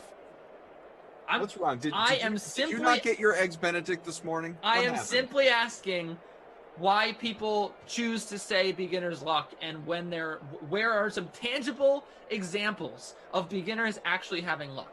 Maybe it's just Tara Lynn being good at filling out lineups. Maybe it has nothing to do with she's ever done it before. How about Maybe the she's Panthers? watched a bunch of The Sims. Let's bring it to sports. And how about the Panthers I've been goaltender? watching these since How about- March with the bozos. If I about wasn't the- good at filling out a lineup once in a while, then I would be concerned for myself. How So you about think- Spencer you think Knight? stopping- Wait, stop, Kenny, stop. What about Spencer Knight? Spencer Knight, the Florida Panthers goaltender. Who's You think 20 years- stopping who's- pucks who's at 20 120 miles an hour is beginner's luck? No, I'm not calling it luck at all. You said when has beginner's luck or beginner's success ever been a thing? I'm not saying it's It's luck good. at all. LeBron James was great in his first game, and that's because he's LeBron James. Oh, Maybe Spencer the guy's Knight just a is good LeBron James goaltender, now? and it has Spencer nothing Knight- to do with the fact Spencer that he's Knight a is beginner. 20 years old. He may never win another thing in his NHL career. Maybe we're all going to fondly, at least in his family, look back at this regular season and now postseason run, which, by the way, run in the postseason has been a game. Maybe we're all going to look back and say, you know, the summer of Spencer Knight. Like, look at you know, who was it for the Penguins a couple years back, the goaltender that as a rookie backstopped them to a championship out of nowhere? Matt, come on, You talking Murray, about- right? you Murray, talking Matt about Murray. with the I think it Blues? was. I think it was Matt Murray. Matt LaMarca. Definitely wasn't Matt LaMarca, although I could use him in the chat right about now. Yeah, Matt What about Murray. Jordan? Thank you. What about Thank you, Jordan Bennington? So, fine, Jordan Bennington, who He's has good. sucked in the playoffs since then. He is in the stuck playoffs. He's got a good goaltender. He is stunk in the postseason since they won the cup. So Was you that think not the only reason he was good is because he had never played goalie NHL before? Playoffs. He won a championship. He had an electric postseason run. He has been bad since. Okay, so the only reason that he was good was because he was a beginner. And it had nothing to do with the fact that maybe he just has really good hand-eye coordination, great reflexes. I didn't say anything was because he was a beginner. He's a beginner because it happened at the beginning. But it has nothing to do with beginning. This you have had some takes, man. But this right here is far and away the most asinine argument you have ever tried to make. I'm not even making. I'm just asking a question. Where does this come from? Why do people say beginner's luck? Or beginner's success? It has nothing to do with he's a beginner. It has something to do with the fact he's a good goalie. The reason he made it to the NHL in the first place. It's just coincidence that it was his first start or first whatever. I'm looking it up right now. That's semantics to call it coincidence. Beginner's luck. No joke. This is the first sentence that on the Wikipedia entry for beginner's luck. Beginner's luck refers to the supposed phenomenon of novices experiencing disproportionate frequency of success or succeeding against an expert in a given activity. One would expect experts to outperform novices. When the opposite happens, it is counterintuitive, hence the need for a term to describe this phenomenon. The supposed phenomenon, suggesting that it doesn't actually exist. Like supposedly Tara Lynn is still here with us? Oh, you mean Tara Lynn? Yes. All right, TL. Packers up by 7, Saints 0. Aaron Jones with the touchdown. The people they want us to talk about the game, guys. So, can we get to the game? It's bad. I don't really care about beginners, losers, winners. It's bad when our production crew says talk about the sim. 7-0 Green Bay. I haven't even given you my lineup. Yeah, and So if I'm you gonna had do that Aaron now. Jones, congrats. Emmanuel Your first Sanders. time making Sometimes one, I you'll call be him great. Manny. I hope that doesn't offend you in any way. He is in my captain spot. Aaron Rodgers and Jones. I got the Aaron stack. Devontae Adams, Marquez Valdez-Scantling, and Mercedes Lewis. All Packers and a Saints captain is what I'm rocking with, which is probably why I'm in the middle right now out of the 141. 84th, Rimrods and Bobby 831, tied for first currently.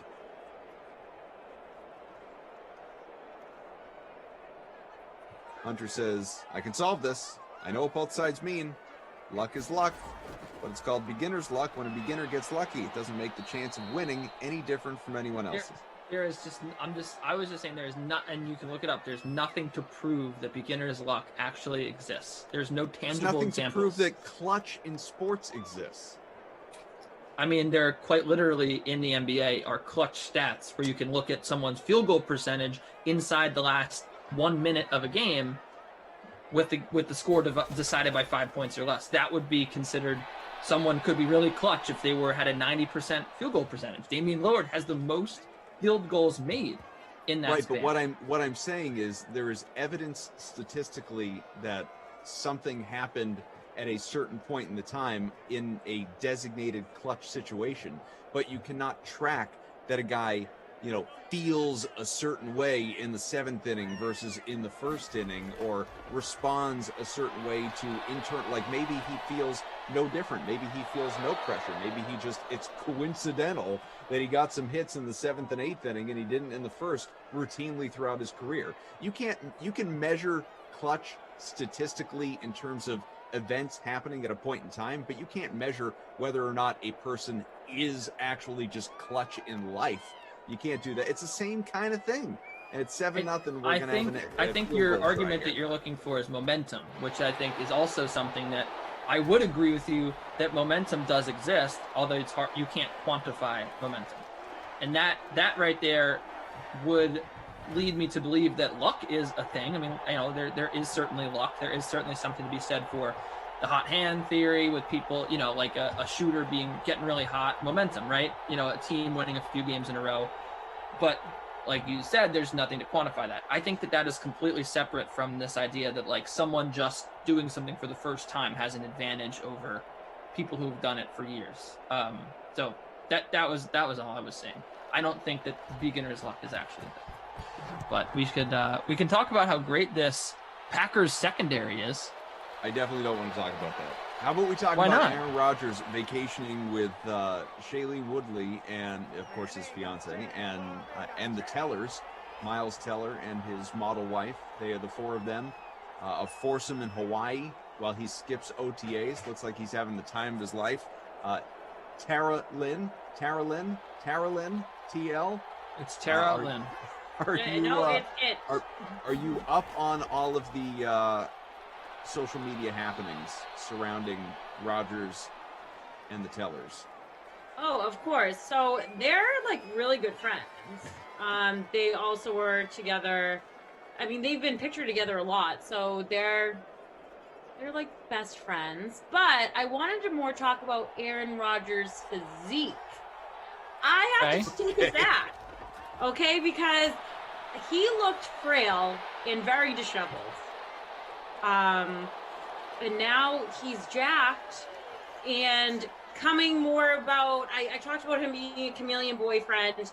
Now he's looking like he is in shape for football season. So now I'm questioning all of it. But I think he's also sticking it to the Packers and all of the haters and the doubters saying, hey, I'm vacationing and I could be at, Lambeau Field, but I think he's doing it out of spite. And I actually think Aaron Rodgers has slight pettiness to him now that I'm realizing. Well, I think Aaron Rodgers has a ton of pettiness to him. I don't think it's slight at all. But I don't remember Aaron Rodgers looking frail though. When was that?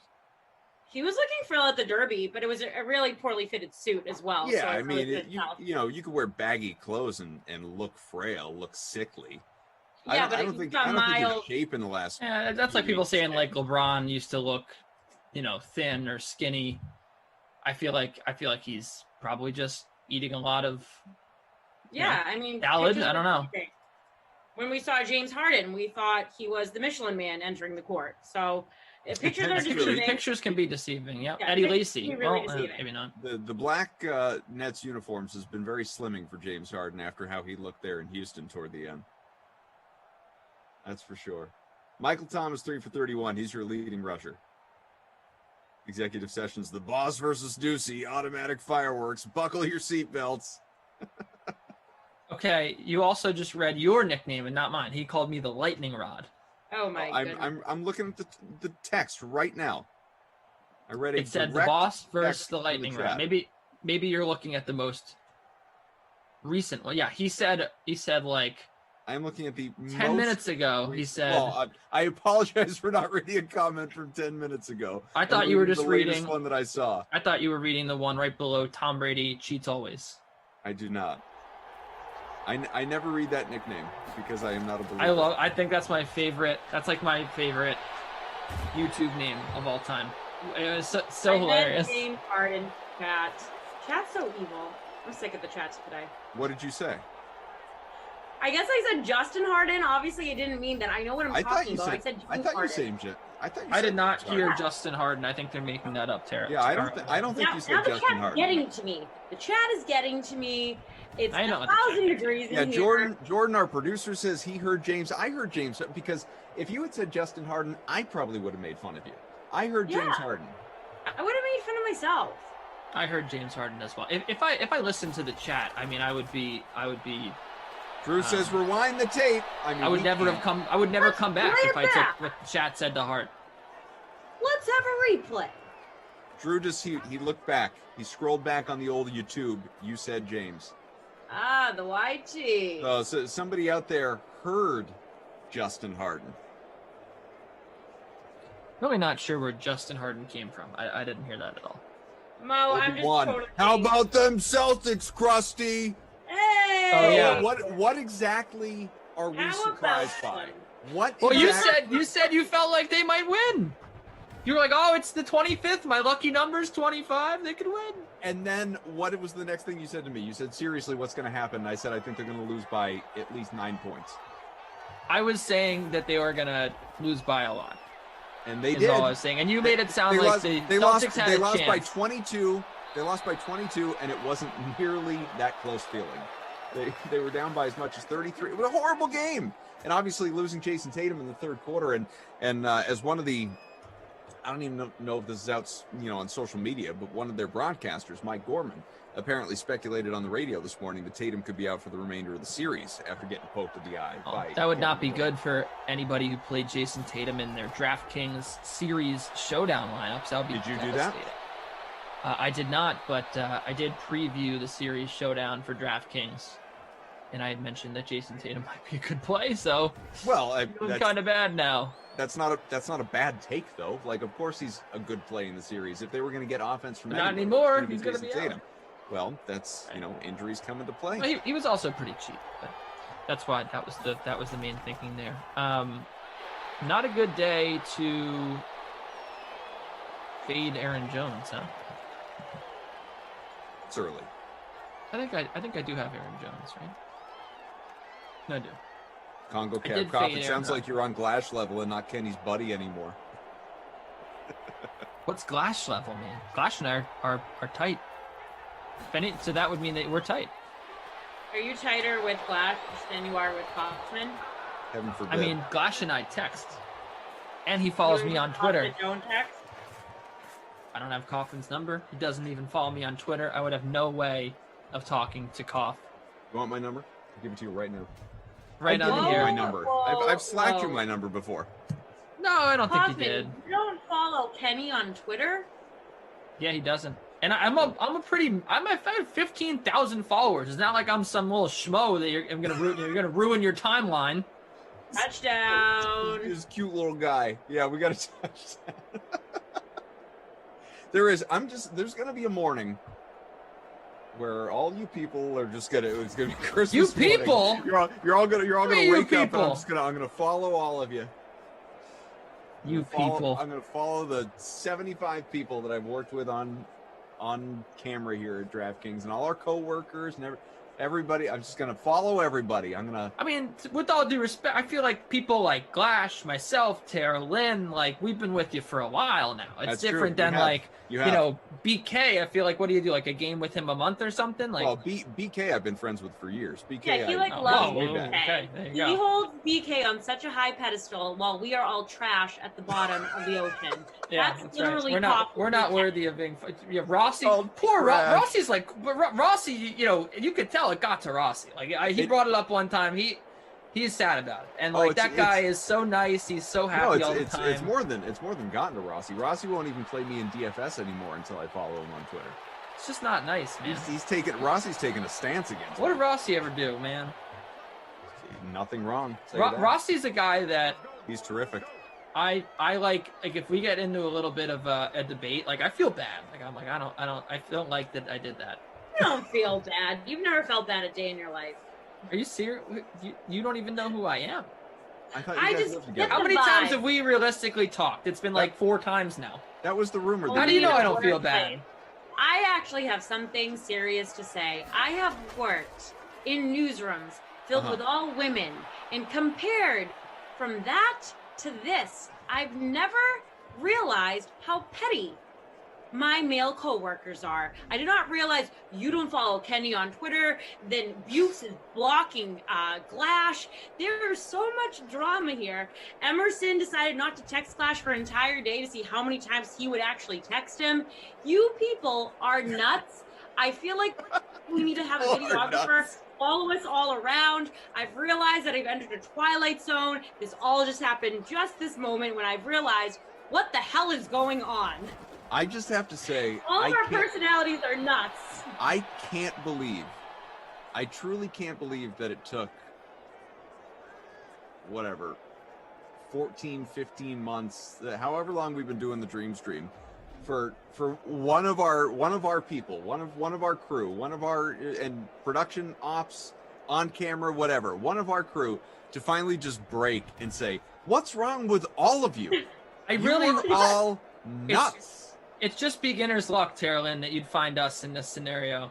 I do think that I will say that I've always said it about Emerson in particular, but the way that this crew of sim commentators, the fact that like these storylines just continue to develop, like it does make things interesting. And in that way, I'm blown away by like how many storylines there. Someone in the chat was like, "Oh, what about Kenny and Terrelin moving in together?" Like, I mean, where do these things come? That's the thing. Like the Sims themselves, how many times have we seen these two teams play? A million times. People come back because of these fabricated like Emerson with my bunk beds and like Emerson not texting Glash and the Kaufman like without all of this, this wouldn't be the entertaining zone that you can enter during the day while you're on the clock, like while you're taking a lunch break. You turn on, you just don't know what's going to happen. It's become a podcast, really, at this point in time. It went from a viewing experience together with these Sims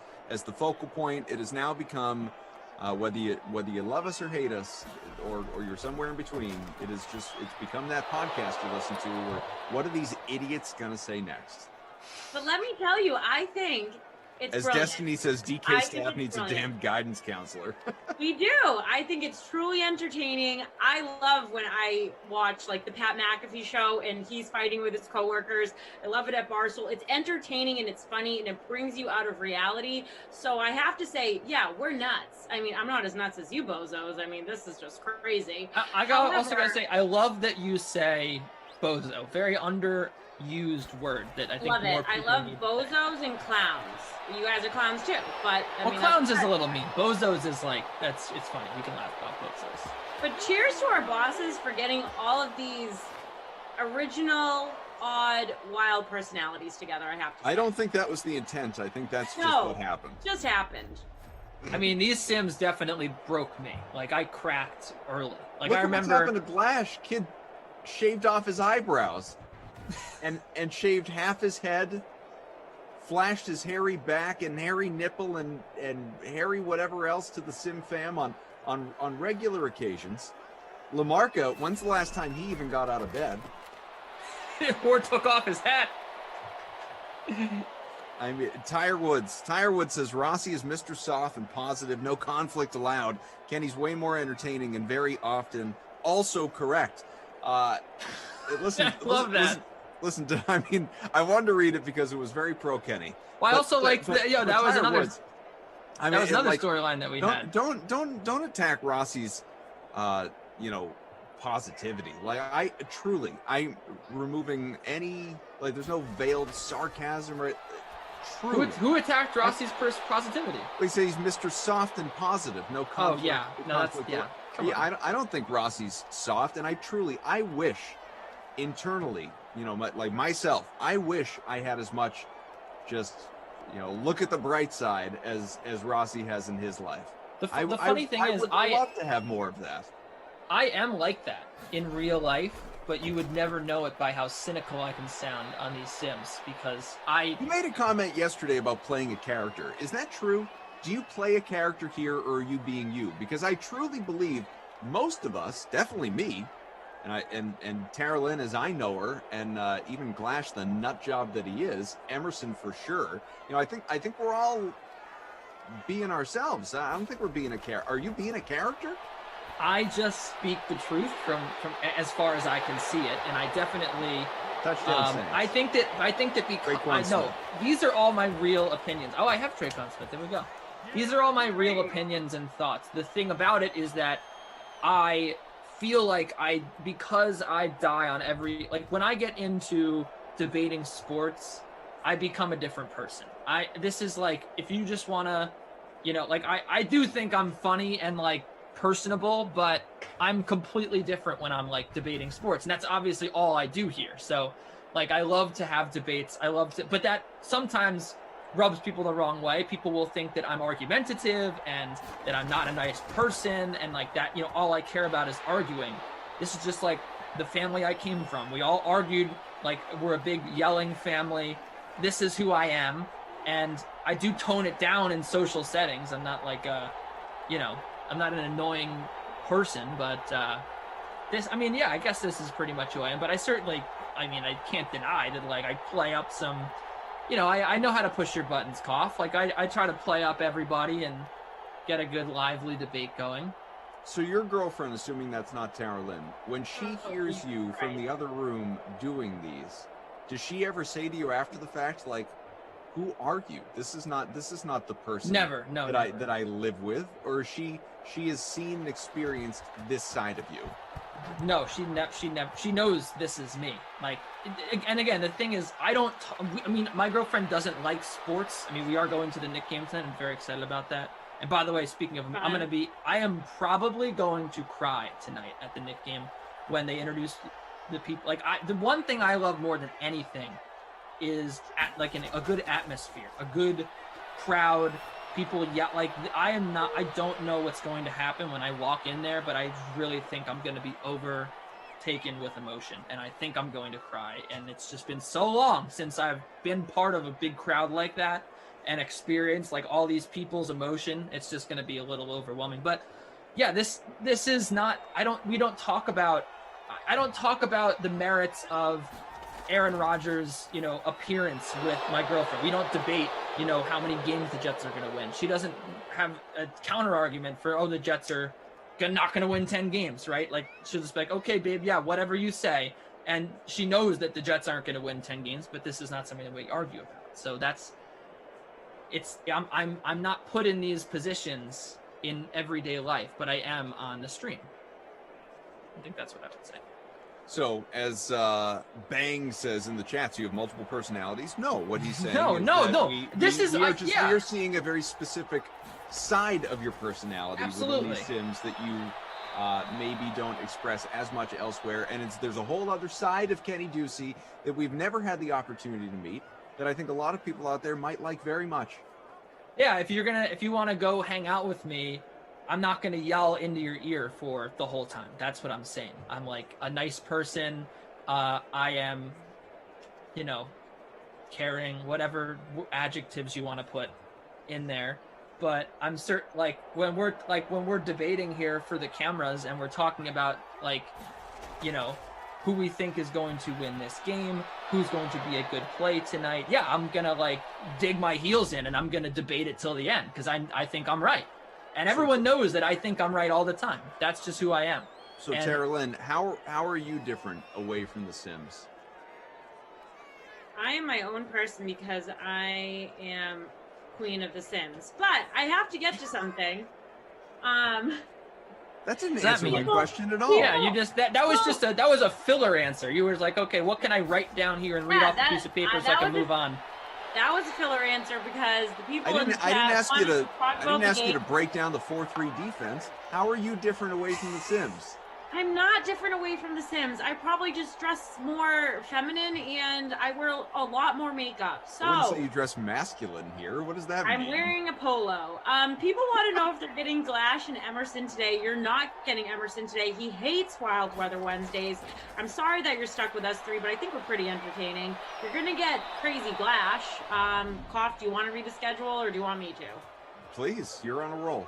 All right, 4 p.m. Eastern, Bears at Rams. You got Positive Rossi and ZT. They're indoors, people. So if you're checking out your lineups, listen to me. Then we got the slate NBA. We got Shrug and Matt dropping that NBA knowledge for tonight. More than Koff, actually. So, yeah, give a listen to them.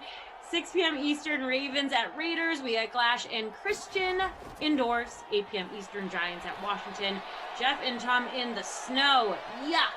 Then 10 p.m. Eastern, Savannah After Dark, 49ers at Eagles. We get Jeff and Tom in the rain. Jared asking me who he should play in the NBA slate tonight. Ooh. I am infatuated tonight. Well, here's the thing. You can go to the DK playbook right now. I wrote up the picks for the showdown slate between Memphis and Utah. But so in that scenario, wow, Aaron, oh no, he ruined my Aaron, first rushing touchdown of the day. Let's go, ruining Juicy's lineup. That was mean. I do think that Julius Randle is going to have a big bounce back game. I wonder if people are going to be off of him tonight because he had such a terrible game. He made 6 field goal attempts and he still had 37 DK fantasy points in his last game. And the Knicks, by the way, they're going against a bad defense. The Hawks are 18th in defensive efficiency. and they're not the best rebounding team. The Knicks actually beat the Hawks on the glass last game. They beat them down low. So I think that Randall has a little bit of a bounce back game here. But to give some picks from the game, I did break down. In terms of values, love Derek Favors. It makes no sense, right? He's $3,300. You'd think, okay, this guy, we know who he is. He's a schmuck, right? But when you look, what? I mean, we don't want to play him in fantasy, right? He's a bozo. Okay. A bozo. Is that a bad word? No, I love that word. No, the other word. Was that bad? That's not a bad word. Bozo might be better. Okay. He's a bozo. But because the Jazz have been limiting his minutes all year. But the last game, he played 23 against Memphis, and he came out with 34.75 DK fantasy points. Now, I don't know if people are going to believe in Derek Favors. I think that people aren't going to believe in Derek Favors because it was just one game. But Utah needs size to combat Jonas Valanciunas, Jaren Jackson Jr., Xavier Tillman, the like, right? I do think that Derek Favors is going to play an important role here tonight against Memphis. There's going to be a physical battle in the front court. I think that Derek Favors is one of my favorite value plays tonight. Him and maybe Georges Niang, although, again, at $3,000, it's a little harder to justify him than like in the showdown or actually he's 3,500. Wow. In the showdown, he's like 2,600 or something like that. So I would say Derek Favors for value. And then I'd say in terms of guys who I think are going to have big nights, Joel Embiid is a must play. And I think that Julius Randle could have a good game as well. I'm not playing Donovan Mitchell tonight, not with that mess at guard. Does that mean the two of us are going to get into an NBA Classic tonight? After all that? Maybe. For $5, I think. Okay, good. Wow, big money. Kaufman's the one who doesn't want to put up or shut up here. You want to go higher? Yeah. You talk to me off air. 21-10, Green Bay is in front at the half. A lot of offense to begin this Dream Stream day. I like that. And also because I always offer the pro Kenny comments. Jonathan says, I like Ducey. He's combative, but authentic. And I don't think he's wrong most of the time. Thank you.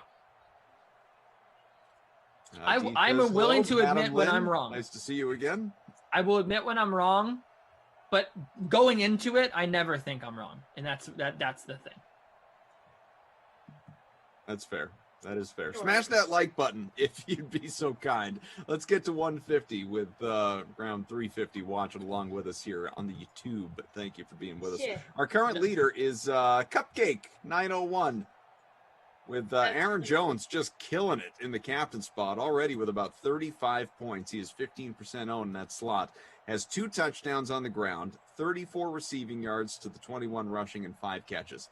What a day. What a day for Aaron Jones at the moment. Rest of that lineup, Michael Thomas, Devin Funchess, Jared Cook, Traquan Smith, and Mercedes Lewis. I am sitting 73. Wait, that's like my lineup. I'm in 31st. That's like basically my lineup. I have Funchess in the captain spot, Aaron Jones, Kamara, Traquan Smith, Valdez Scantling, and Mercedes Lewis. Kamara is just the only guy that hasn't done it. So it's like half your lineup. I mean, my lineup's doing pretty well. Like your lineup. Okay. I will say, because Noah Moon thinks that he says Derek Favors is going to do nothing.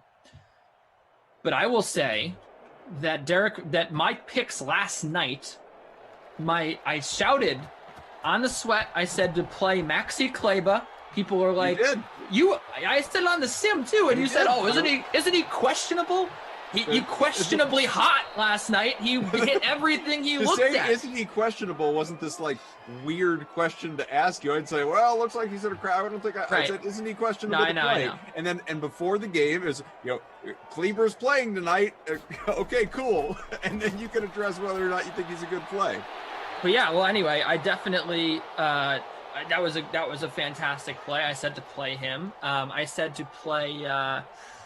Booker. I said to play Booker on the sweat. He was okay, but not very good. But then I also said there was one other person that went off yesterday that I was like, oh, good play. But Kleber was definitely. Oh, that's right. DeAndre Ayton. I said DeAndre Ayton was gonna have. So I'm pretty hot right now with my picks. in all sports. You got the French Open coming up next week. That's going to be good. So I'm not going to say I'm going to go 3 for 3 again on those plays I just said for DFS, but I think I could do pretty well. Okay. I'm trustworthy. Who's your Maxi Kleber equivalent for today? Because I know you shouted out a lot of picks you liked earlier. Well, I did say that I really do think that you got pretty good value there with Derek Favors. Joel Embiid's not gonna surprise anybody, but I still think by far he's got the best matchup on the board in terms of how many points he's going to score against that front court. Washington is terrible on the glass. It could end up being Derrick Rose. In all actuality, the guy played almost 40 minutes last time out. I don't think he's going to get quite the same run. I think that Quickly is going to get a lot more minutes. But, it's hard to say that one of these Knicks frankly, Alec Burks as well. What is he doing down at $4,600? The guy plays, he's been playing around 30 minutes a lot of times this season. Obviously, last couple games around 25, and I think that's why his price is down. But the production you get from Alec Burks is just incredible. This guy's been on fire. I like a lot of the Knicks tonight, frankly, because this. What a catch! This Hawks defense is bad. So you're anticipating New York to get even tonight? Yeah. Also, because I'm going to be in attendance, but yes, I do think so. And again, I don't think it's not a biased take when you look at the facts, which are. The Knicks shot 33% from 3 last game. They were the third best 3-point shooting team this year. And the Hawks are not a good defense. They've consistently been near the bottom third of the NBA all season long. So it's hard to say that they're going to shoot poorly from 3 again, just given the fact that they're not going up against good defenders. You also look at the rebounding battle. The Knicks won the battle on the glass, which was huge because really the size is the only thing that the Hawks really have to combat the Knicks here. And Julius Randle, again, hit 6. He was 6 of 23 from the field. That's not going to happen again. He was their best player all year. The guy was a monster. It's hard to get much. The fact that all of those things went wrong for the Knicks, the 3-point shooting and Julius Randle being bad, and the Knicks only lost by 2 points and really should have won, it leads me to believe that this game they should have a decisive advantage here throughout. If they just see any sort of regression to the mean, they will win this game pretty easily. We got a 21-10 game here, Green Bay in front, halfway through the third. If you do want any more NBA DFS thoughts, certainly do not hesitate. Let us know. Get your questions in the chat. We're here for you. Got Kenny Ducey, Terrell Asak. Is it Terrell or Tara Lynn? That's the Duckman, as you call her. Jordan producing. It's nothing. Just refer to me as nothing, please. Jordan producing and that's not nice. And Drew is our technical director. Frangeli in ops. You're more than just your name, Terrell. You're a nice person. You're a good commentator. Why would I just refer to you as it? Why would I dehumanize you? That's not nice. I don't know. How about PGZ Man says, "Hey Kenny, I need to apologize to you. Oh, this is nice. I don't know, but have formed an opinion of you based on your portrayal of who you are on these Sims. I'm usually willing to listen to any opinions and views." What was there going to be an end to that sentence? I think that was really nice, PGZ Man. It was nice. I felt like he was going to say something else. Maybe he ran out of characters. Could have. And because we like to take the good with the bad, DFS Queenie, Kenny's shoulders were bruised from patting himself on the back so much. I got unbruisable shoulders. Very bruisable shoulders. I said I have unbruisable shoulders. Oh, I see. Triplets, happy birthday, Cough. Thank you. Thank you much. Again, not my birthday, but it's a fun thing that we do here, and I appreciate it. Happy birthday, just nice to be in your thoughts. Sorry, AD. Or no, AA. AA. ADAM. Yeah, AA. AA. Just grabbing a middle letter. Well, yeah. Makes sense. Michael Thomas up to 70 receiving. 3rd and goal. Drew Brees retired in real life. And Simland still throwing touchdowns. Manny Sanders. Emmanuel Sanders, first of the day. By the way, you missed the memo on the DraftKings polo. You did? No, you did. Tara Lynn and I both have our DraftKings polos on. Where's yours? It's a dark polo.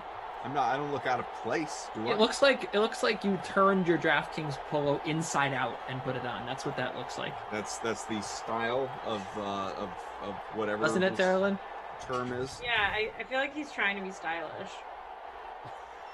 Is that a designer polo? Tara Lynn, we both know I've never been accused of that. Going for the 2-point conversion. Try and make this a 3-point game. Drew! Got him. Michael Thomas this time. Yeah, I will say I was watching Between Two Ferns last night, and I think you have some Paul Rudd vibes to you. Thank you. You're welcome. Take that happily. He does? Yeah, I got some. Yeah. I really enjoyed Between Two Ferns. Now you're obviously talking about the movie, not the just. No, the sketch. I'm talking about the sketches. Oh, the movie was bad to me. We had to turn the movie off. It was we didn't like it. I enjoyed it. I mean, I didn't think I wouldn't call it a good movie, but I enjoyed it. I didn't feel compelled to turn it off. DJ Wheat said, Kenny, I'll also be in attendance for the game tonight from all the money I made off your advice. Glad to hear that. Nice. Enjoy the game. Good. Yeah. I am trying to be in attendance from all the money I make from reselling my Game 5 ticket. I have 4 tickets to Game 5. I'm trying to sell one of the pairs for, basically double what I paid for the other pair. So it is fun to go when you have some money that you made elsewhere. Have you besides asked your Lamarca job if or he's everything? been buying your tickets? Lamarca? Yes. You think Lamarca would buy my tickets? No, but have you asked him?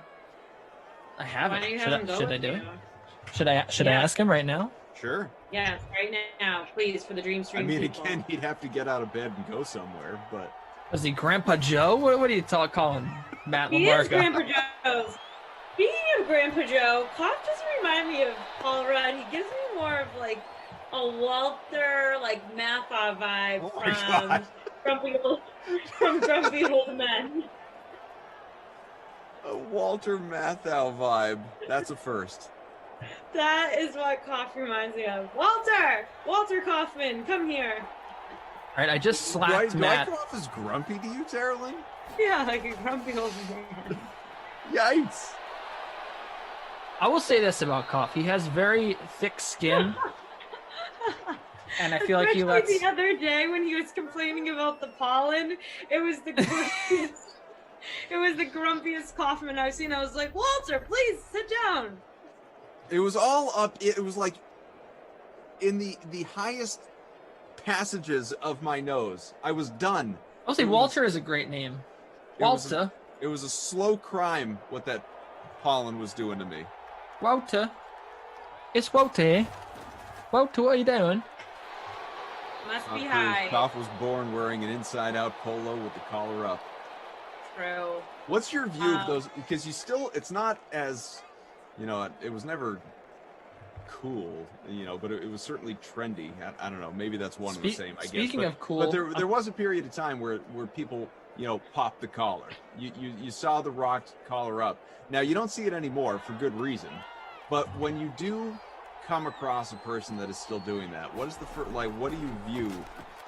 What's going through your head when you see somebody here in 2021 rocking a pop collar? You're asking me? Anyone who will please say anything. Oh, get out of my face. Okay, that's aggressive.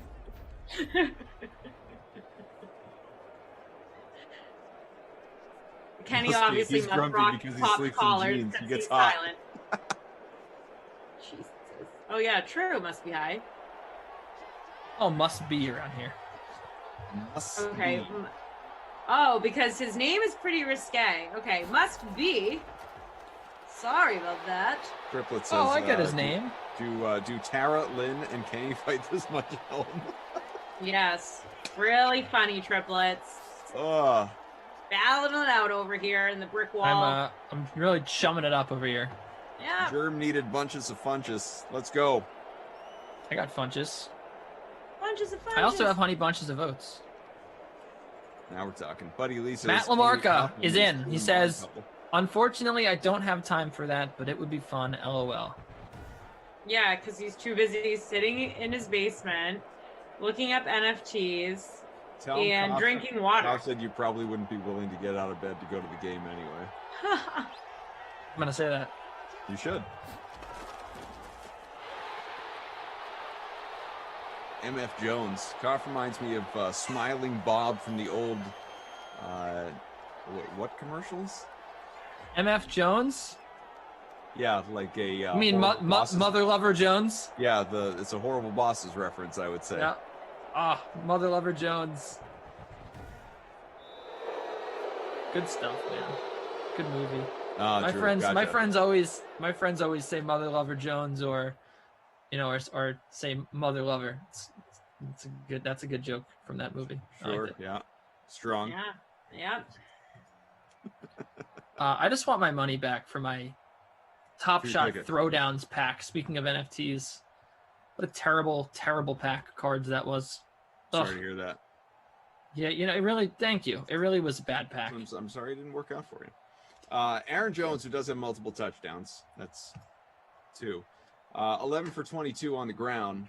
14 carries for just 11 yards for Alvin Kamara. It's not good. It's not good at all. In the air, though, you have a touchdown for Traquan Smith, 4 for 57. Michael Thomas, 6 for 70. Jones, 5 for 34 in the air, 4 for 55 for Cook, 3 for 66. 4 bunches of punches. Mercedes Lewis, 3 for 86. MVS, Marquez Valdez Scantling, 3 for 40. Are you comfortable with that nickname, Kenny? MVS? That's his actual nickname. So. Oh, okay. Well, it was to say Yeah. TL isn't Tara Lynn's actual nickname. It's not. That's why I have a problem with it. It also makes no sense. Marquez still in Valdez front. Scantling. Those are all 3 words. Tara Lynn is not 2 words. It's Valdez 1 Scantling word. is hyphenated. I don't know if that impacts your view of this situation. No, one of my best friend's last names is hyphenated, and no, so I know how hyphenated people do nicknames. All right. Cough. Well, over in not only Kaufman's contest, we have other contests besides his. I know he's a narcissist and he only likes to talk about his contests, Mine's but the most over important. Wow. Team Madden That's Stream correct. $250 free contest. M.I. Jones 27 is leading Mother that Lover contest. Jones. Now it just makes me think of The Lonely Island. Huh? I have to request to never do a Sim with You 2 again. What's wrong? Because I just go from laughing to wanting to fight you both to just sitting here and just contemplating life. I think you summed up our Sims better than anyone ever could. Sometimes I'm laughing, sometimes I want to fight you, and other times I'm just contemplating life. Crazy, but then I learn when Kenny talks about NBA and you talk about what's going around. So yeah, I mean, An emotional roller coaster, says It's producer Jordan. wild.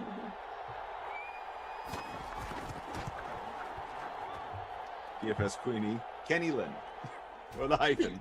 Field goal's good.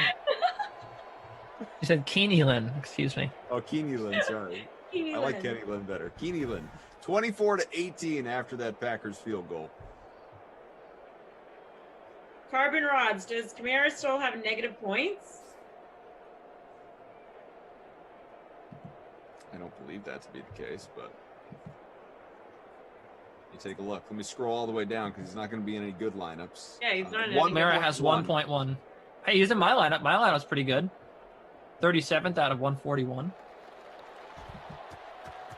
I'm in 48th right now. Not great.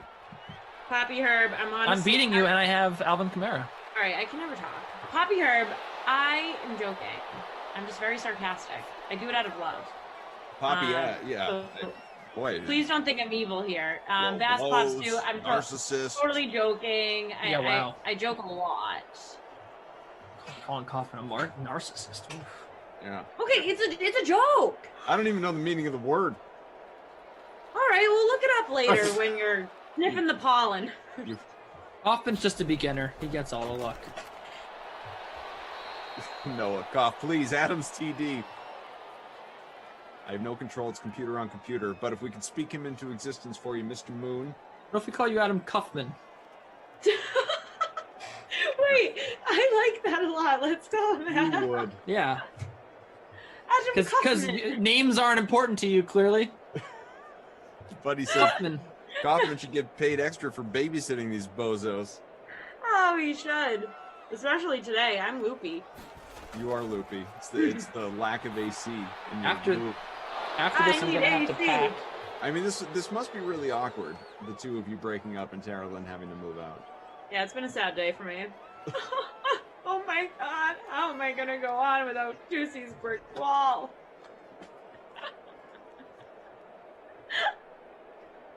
So was that supposed to be funny? She's gonna crack. She's done. We've broken Tara Lynn. I feel broken. All we need We next is put for on Glass another to show up historic in the day. chat. Oh, if he better not. Enough with him. He's always in the chat. Glash is in the chat? What's up, Glash?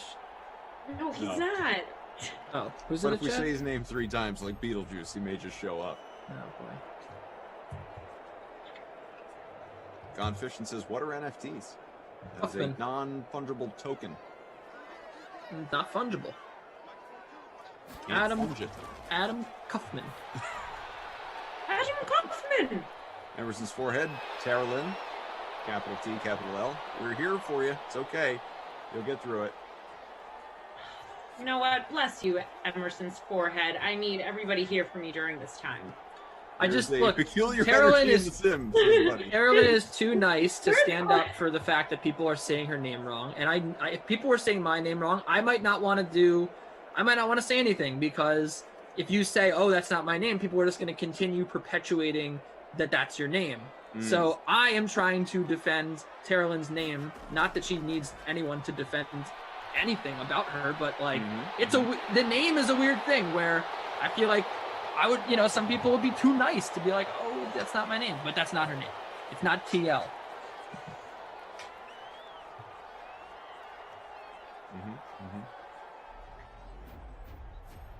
Have you guys paid much attention to Tom Brady just eviscerating?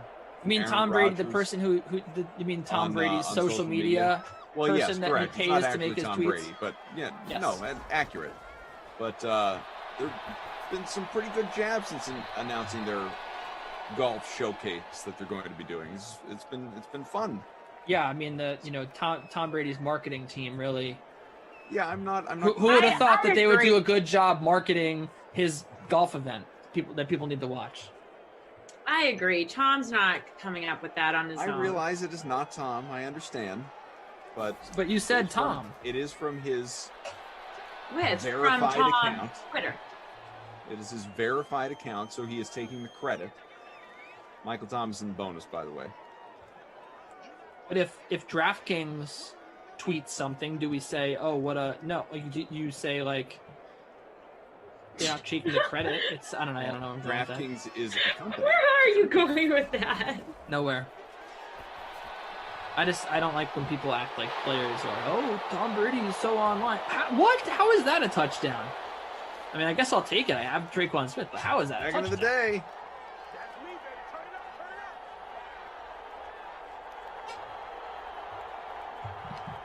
Or Sean Callahan. Kamara, can you just score? I don't know what Kamara's doing today. I mean, at least he got some points right there. Not much. Not doing a lot. Serpentine is in the stands. To 4.2 points. Let's give the man a break. Abby says this pettiness will unfortunately affect Koff's remaining Sims today. Former Ducey paired Sims as president. I'm not on the rest of the day. The nooner, the Mad Matinee, and I'm good. I am. He's going to play in Holland. I'm gonna hit the reset. Thank button. God that we don't have to argue about what the early bird is again. You mean the 4 p.m. snack hour? The snacks. There you go. The snack sim. Snack pack. Snack pack. Way better than Free for, early bird. Breeze. Nothing early about Say that the louder. We missed the Breeze thing. You're like murmuring whenever you say a player. You're like 263 for Drew Brees passing. Not what you sounded like. The people need to hear that. You're like, Breeze. I apologize. Carolyn, let's go. So sorry. I will be clear. Oh. Carolyn. Are the Packers going to win this game? Thanks for being with us. I'm Adam Kaufman. The Cuff Man. Adam Kaufman. Lord Kaufman of the Manor. Lord Silverman, where are you in the chat, sir? Jordan says, I heard Rossi had a strong opinion against for keeping the early bird special name. He did. He What does that mean? He wants to keep it? Early bird special, yeah. He's pro early bird special? Very pro early bird special. Okay, well, I'm very anti early bird special, but I don't think Yes. my voice is really heard. I think we can't stop hearing it. Because it needs to be heard. Kaufman. Kaufman. Cuff. The cuffer, Obi-Wan said. Kaufman. 25-24, the Saints have taken the lead. With the Yes, Dutchman and TL, Adam Kaufman here. DFS Queenie wanted to know if we stopped Wild Weather Wednesday. It's in the dome, so Yeah. there's no In weather the in the dome. You dome. can't make it rain inside.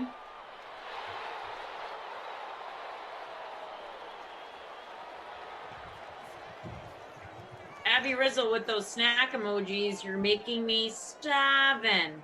Now I want a taco for Taco Tuesday. Wait, actually, no, it's What? Wednesday. It is Oh, Taco. it's Wednesday. I thought it was Taco Tuesday. It's Taco Wednesday. No, it only feels like we've been here for 6 days. I feel like we've been It's here next for Tuesday at this point. Taco Wednesday is something that my friends and I do every Wednesday, so almost every Wednesday. So, You would just to be different.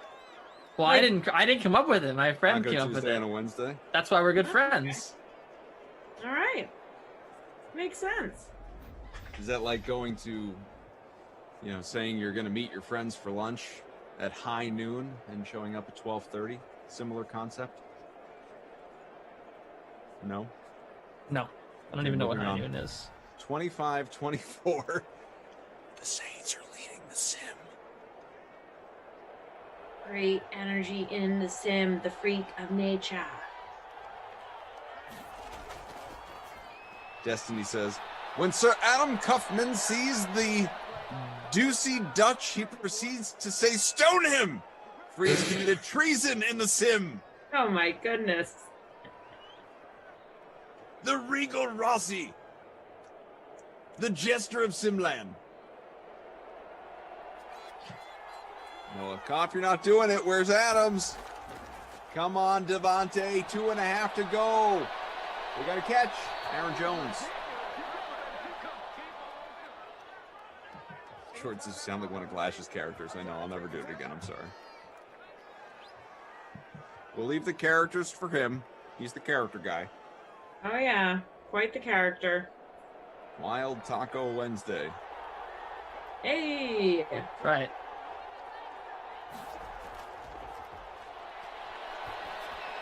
Rogers. Again, incomplete this time, though. 2-minute warning. Providence pack openers. I thought it was a wonton Wednesday. Well, now I want Chinese food.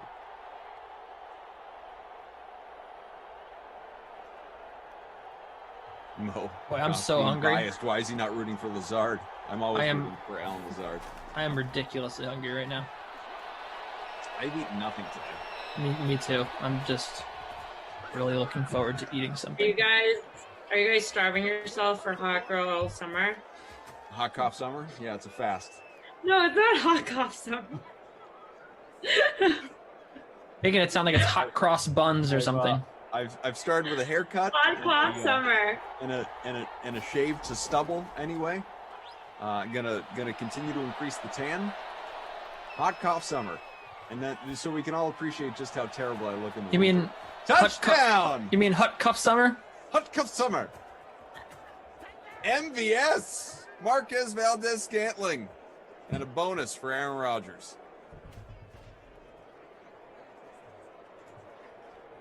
Sorry, Noah. Emerson's forehead needed MVS, though. You got him. I mean, so did I. Got him. I'm sitting pretty in this contest, despite the fact that Alvin Kamara has done absolutely nothing for me. I believe I have every touchdown except for Aaron Rodgers' rushing touchdown. I also took out Rodgers for. I took Rodgers out for Kamara because I thought I needed more Saints, and I was definitely very wrong to do that. Tom's Microwave is now hashtagging Hot Cough Summer. Dean Murray, holy cow! I just checked in. I'm in second place. Way to go, Dean. Love that for you, Dean. I think, Dean, you've moved up to first, actually, with that MVS touchdown. Whoa. Even better. We love to see it.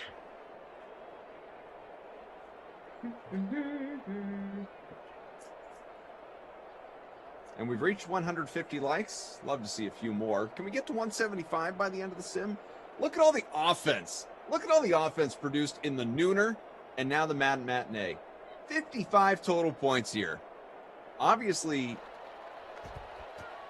we need to have more three-person weaves here with Tara Lynn involved because she brings the offense. Hell yeah, I do. They This is call me true. T-Offense. That's my nickname. T-offense. That's what they call you. Toffense. What the? T-Offense? T-fence. Like that. No, it's T-fence. T-Offense. Why do you have to take every nickname Or and change it? shortening it. T-fence. T-fence. You know what I could T-fe- really like go that. for right now? What? A punch in the face. I could too. 30-25. T-fence. T-fence. Oh, there it is! Fumble! There Packers got it! Amazing. You see that, Noah Moon? You got one more chance, buddy. One more chance for Devontae Adams to step up for you.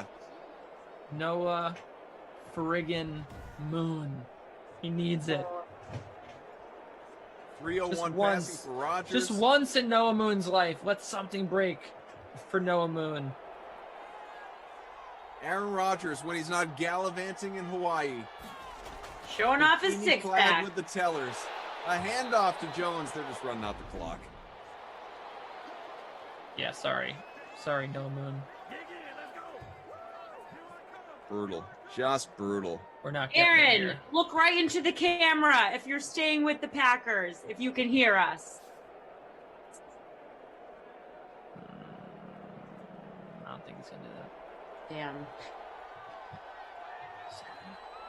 It's a sad day when Aaron Rodgers won't look into your camera. 1 yard pickup.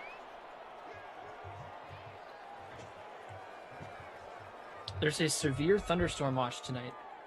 Don't know if Yes, you knew my that. mother texted me about that. Apparently, she thinks that I'm You 30 don't- years you don't old person. and I see a thunderstorm and I'm going to go outside and play in it. You don't live in New York. How would you have a severe thunderstorm watch? Well, No, we do. Are you kidding me, Cuff? I got Breeze and the six. Oh, Aaron Rodgers threw it.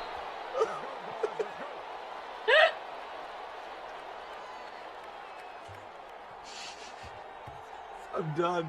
I am cooked. The end. Oh. This sim has broken the brain I feel really broken. in the best way. I'm glad No. that I had the 12 and 2 today. I don't know how I would rally and have the 4. Oh, I definitely don't have the energy for the 4. What do you think, Tara Lynn? Are we going to get a huge game out of Justin Harden on Friday? Yeah. Well, hey, Justin Harden is Justin someone in the Harden's chat. great. I know. Yeah, there YouTube he is is. quick. No, I think that he's always been someone in the chat. It could be. Yeah. I'm No, pretty he- sure Justin Harden has always been a YouTube person. You may be Yeah, right. he's a real boy. No, I'm a real boy. I'm not He's a joking. real Like I boy. really think that he exists. I think. I'm not joking either. I think you're right. I'm not joking. 33. I'm not joking either. I'm pretty sure he's always been in the chat. Some people are smelling overtime. You know what? I want it. Give us overtime. Give us the 8. Oh, yeah. Give us the touchdown and the 2. Give us the 8. Give us Alvin Kamara. If Alvin Kamara runs this in, I am saved. Please don't run in. Please don't run in. Please. See Nathan LaFleur kicking. That is Typical. mean. That's very mean. Yeah, message retracted. Couldn't Carolyn, handle you are the mean. heat. He was worried LaFleur was going to come after him. You've been exposed, Nathan. We read it anyway. Kaufman exposed you.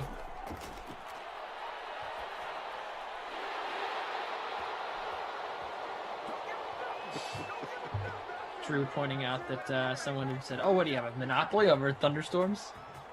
No, I just thought that there wouldn't be thunderstorms in New York City and Boston tonight. Could be wrong. Beautiful here. Really nice out. Just above my house. I don't know what it's doing elsewhere.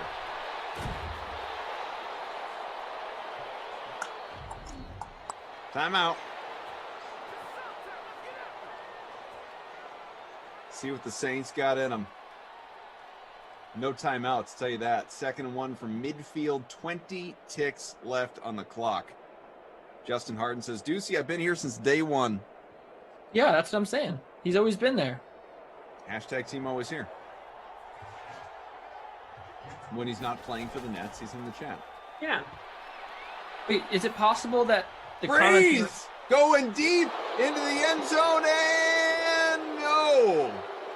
Is it possible that the comments we were reading earlier another weren't one. making What's that? fun of Tara? Is it possible the comments earlier were not making fun of Tara Lynn saying They were just Justin talking Harden? to Justin but Harden They were in just the saying chat. Justin Harden had something funny to say. I think Yeah, that's what it's happened. entirely possible. Yeah, anything's possible in Simland. No, like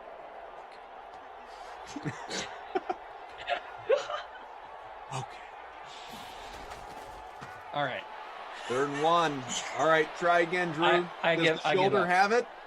No. Take your time. There's no rush. Oh, come on. Come on. Game over. Wow. Did, No did anyone need an extra catch for Sanders. Emmanuel Sanders?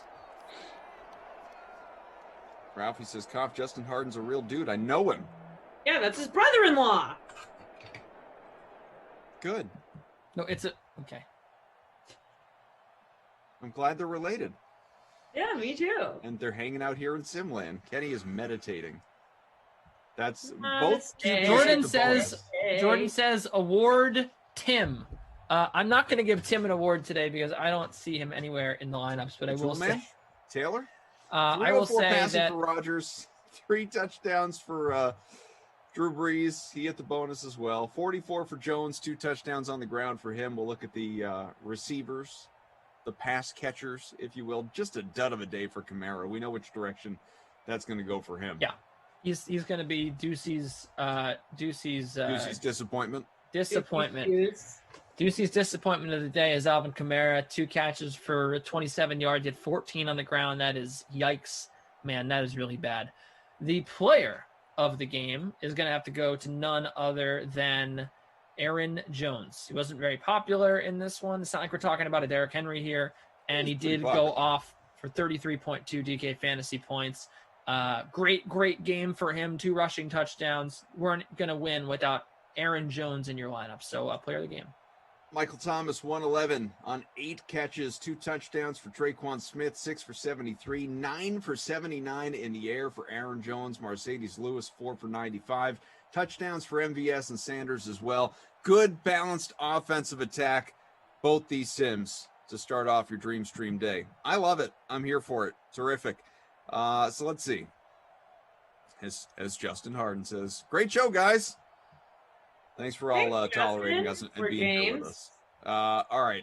So coming up, next sim, it's indoors, even on a Wild Weather Wednesday, because, again, we are following the 2021 actual NFL schedule. So it's the Bears at the Rams, virtual SoFi Stadium. Let's see Jason Rossi and Professor Z. Zach Thompson try and follow this one with the early bird special in 45 minutes.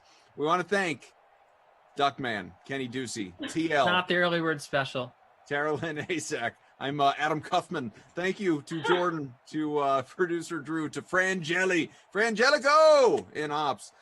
Coming up next on the Dream Stream, the Tour Junkies. You want to talk a little golf, folks? The Tour Junkies, After Dark, that crew, the No Laying Up boys, preview this week's PGA Tour event, the Charles Schwab Challenge.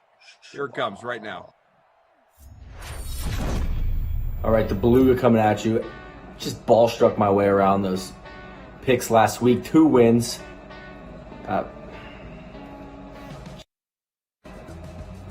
We're Colonial. Jeez, I just lost my train of thought with that bull going on. But let's get to the picks. All right, we got Colonial Week. We're going, keeping it between the mayo and the mustard here. Let's go with a winner straight up. Colin Morikawa gets it done this week. After that duel last year with Berger, I think he wins it. 20 nuggies, plus 1,500. Now some top 20 plays. We got Scott Stallings, top 20, plus 400. 20 nuggies. Shout out to Cody for the tip. Played great a couple weeks ago in Texas, in the Lone Star State. Going Gary Woodland, top 20, plus 200. I know he kind of faded on Sunday, but I feel like Gary Woodland's back to ball striking. He hits it low in the winds of West Texas. We love that. Brandon Grace, another low ball player, top 20, plus 250. 20 nuggies there. And of course, my guy, Sally's even on the bandwagon now. Everyone's favorite Canuck. Corey Connors, top 10, plus 200. 20 nuggies. Those are my picks. We're staying hot. We're staying out of the pouch. We like that. See ya. Thanks. Thank you, Neil. We are at Colonial this week. Not a Bomber's Paradise golf course. I'm honestly kind of confused as to what kind of golf it rewards. Got a little mixture of, bombers, not bombers, whatever. I've been riding the speed train really hard. A lot of us have been. You know why? He's the favorite this week. I'm going with Spieth, but I'm going with Mexican Jordan Spieth. Carlos Ortiz for a top 20, plus 250, 15 nuggets on that. Ian Poulter playing some great golf, hitting some really good irons. Had a little, maybe not great golf, but hitting some really good iron shots. This is an iron players golf course for a top 20, plus 320 nuggets on that. And we'll go for some winners. Jason Kokrak, all in, 15 nuggets, plus 3,500 to win this week. Also, Charlie Hoffman kind of feels due to win a tournament. I don't really know why. When I pick the Bryces, when I pick the Jordans to win, they don't win. When I pick the Stuart Sinks to win, they do win. So I'm going with that one. 15 nuggets plus 4,500. Then Abe Answer plus 188, 35 nuggets on him for a top 10. Had a great week at Kiowa. Hits out of his irons. Love that one. We're going to send it over to the boys that are, I believe, on their way or maybe even at Pine Valley, if you will, for the rest of their picks. And thanks so much for tuning in. Hello friends, DJ Pie, as always coming to you from an undisclosed location. As always, we have 5 plays. We're going to throw 20 nuggets on each of these.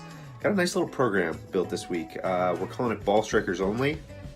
Building that program, not surprisingly, around Will Zalatoris. What does Will Zalatoris need? He needs a real big win. So we're going to pick him to win both the tournament, and we're also going to pick him to win his Group C. The guy is going to get into the playoffs. He's had this incredible run. There's no way it doesn't end with a victory. At some point, practically a home game for him this week, Will Zalatoris. Another ball striker we saw flash in some form, Sung Jae Im. Let's take him for a top 10. Another guy who's practically got a home game going on. How fun was it to watch Harry Higgs last week, playing great at the PGA Championship. Got him for a top 20 this week at Colonial. And then my last play, we're going over to the match play, the LPGA match play at Shadow Creek. Cannot wait to watch this. I think in match play you gotta, let's find someone who's going to be launching some bombs, who already has a win under their belt this year. Patty Tavatanikit. Let's see what she can do in this inaugural event. I think maybe she might just run through some people. So really excited to watch that event. Really excited to get down to Colonial later this week. And really just kind of keep an eye on these plays in person. Haven't been able to do that in a little while, so go motivate these guys a little bit. Hey guys, Randy here. I am in a hotel room somewhere in the suburbs of Philadelphia. It is Monday night. I was just at Tom Coyne's book launch for a course called America. Late night. but the bets have to come in. So I got 5 plays this week, just like always. I don't really have any great feelings this week, so we're gonna just try to take some flyers. Want to start out in the desert, Las Vegas, for the women's match play event this week. I'm taking Jennifer Kupcho to finish in the top 4 at plus 1,300, 25 nuggies on that. I think she is, she's just due to break out one of these weeks. Tons of talent. Maybe it's this week in match play. My second bet out there is Danielle Kang to win. She is a fiery competitor. I love her in a match play setting. She is at plus 2,000, and I am putting 20 nuggies on her. So I had to verify that. 20 nuggies plus 2,000. Then we're going to the Charles Schwab Challenge at Colonial. 3 plays there. First one, Will Zalatoris. I feel like he's been on a heater for a while now. Colonial is a ball strikers course, so let's take Will Zalatoris to win. 25 nuggies at plus 2,500. Maybe it's his week.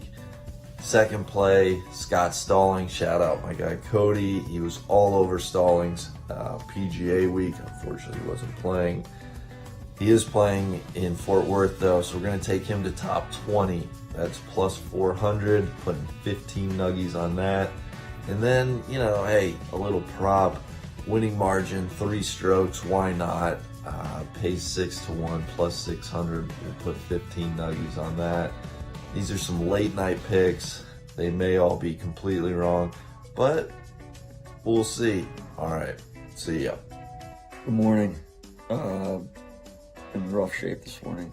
Good week last week at the PGA though. Was absolutely sending it. We got 3 plays this week. We got Lee Westwood, Ryan Palmer, and Kevin Kisner, top 20s. Ball strikers only, like DJ said. Yeah, three plays, 60 on Palmer, 20 on the other 2, top 20. Keeping it simple. Don't overthink Colonial. Just ball strikers.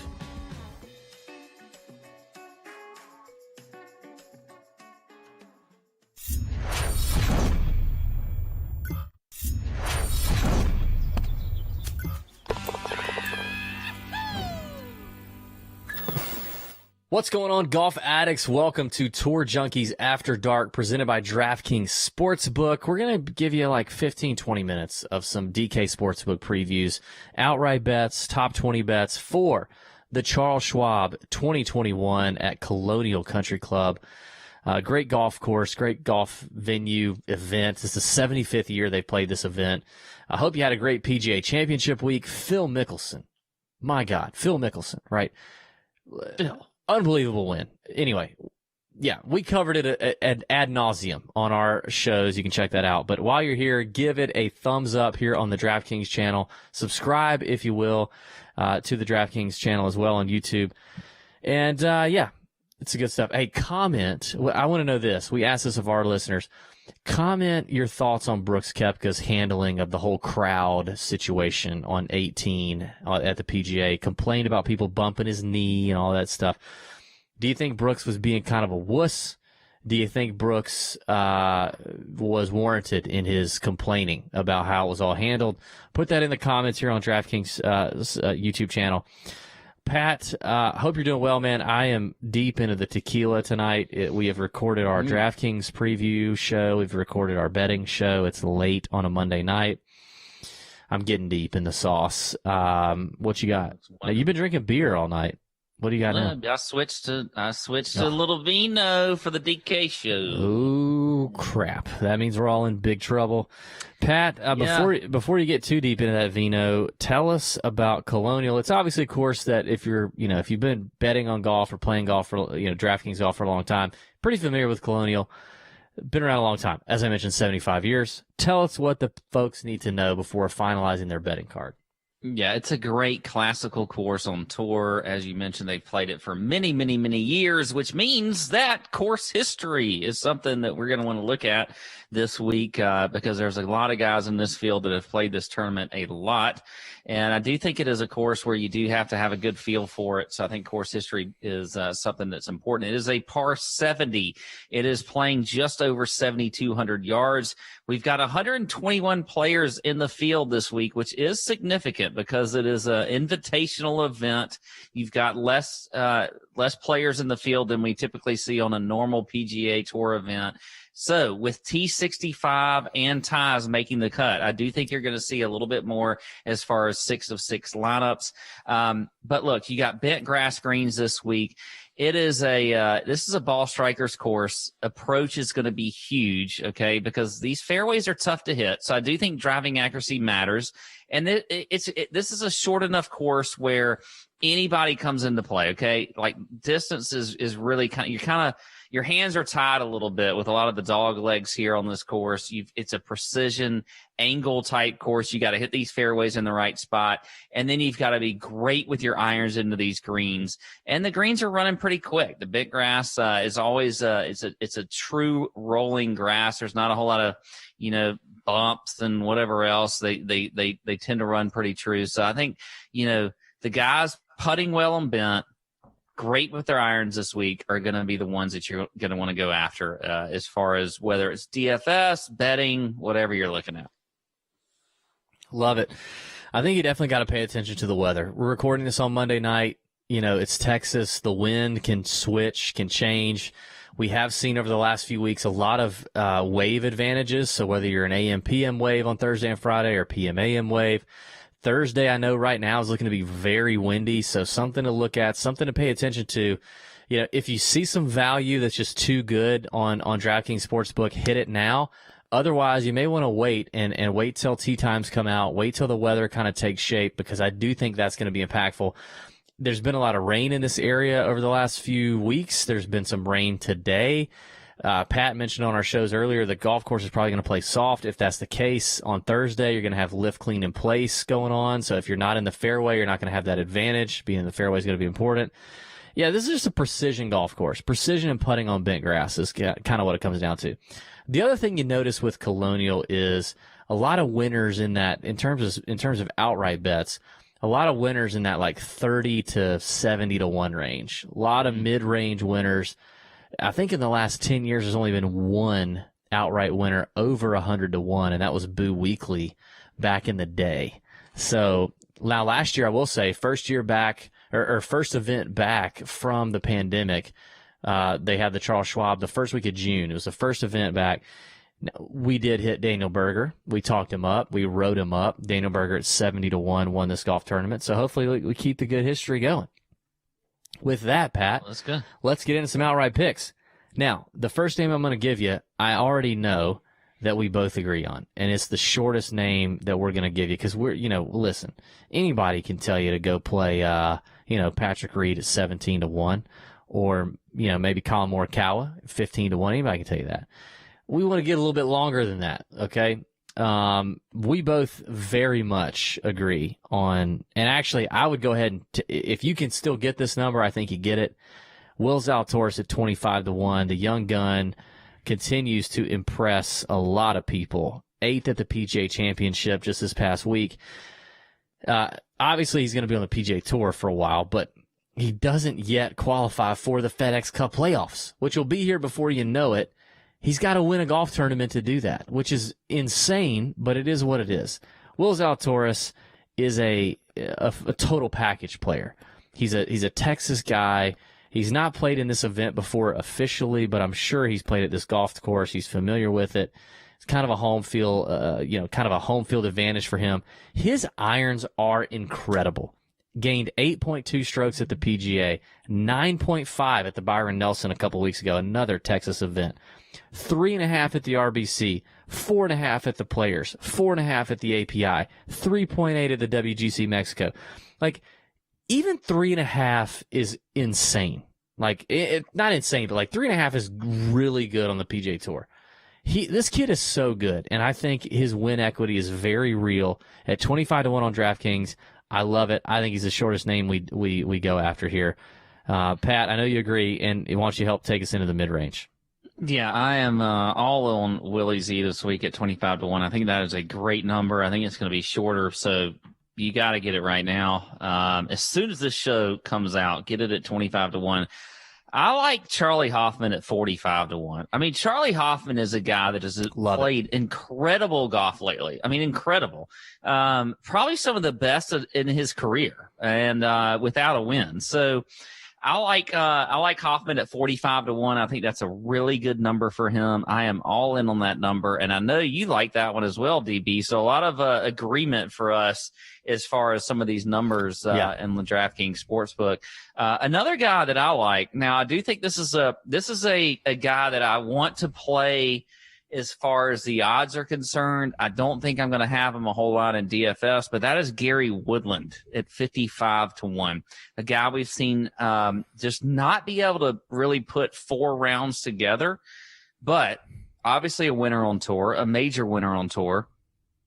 Yeah, I think on our last show, DB, you mentioned that he plays short courses well, even though everybody kind of knows Gary Woodland is a bomber. But look, you look at his approach numbers, his ball striking numbers, they've been really good lately. We've seen some good form, had a top 5 finish a few weeks ago, played well last week. If it hadn't been for just a terrible Sunday, I mean, Woodland was right there in the top 5, and then just, kind of crap the bed. And a lot of it had to do with his driver, which he's not really going to have to hit a lot this week anyway. So I think Gary Woodland at 55-1 makes a lot of sense. I don't mind that. He's just got to put 4 together, like you said. All right. A guy that has been putting 4 together lately and is a new full-time member on the PGA Tour coming over from the European Tour is Matt Wallace.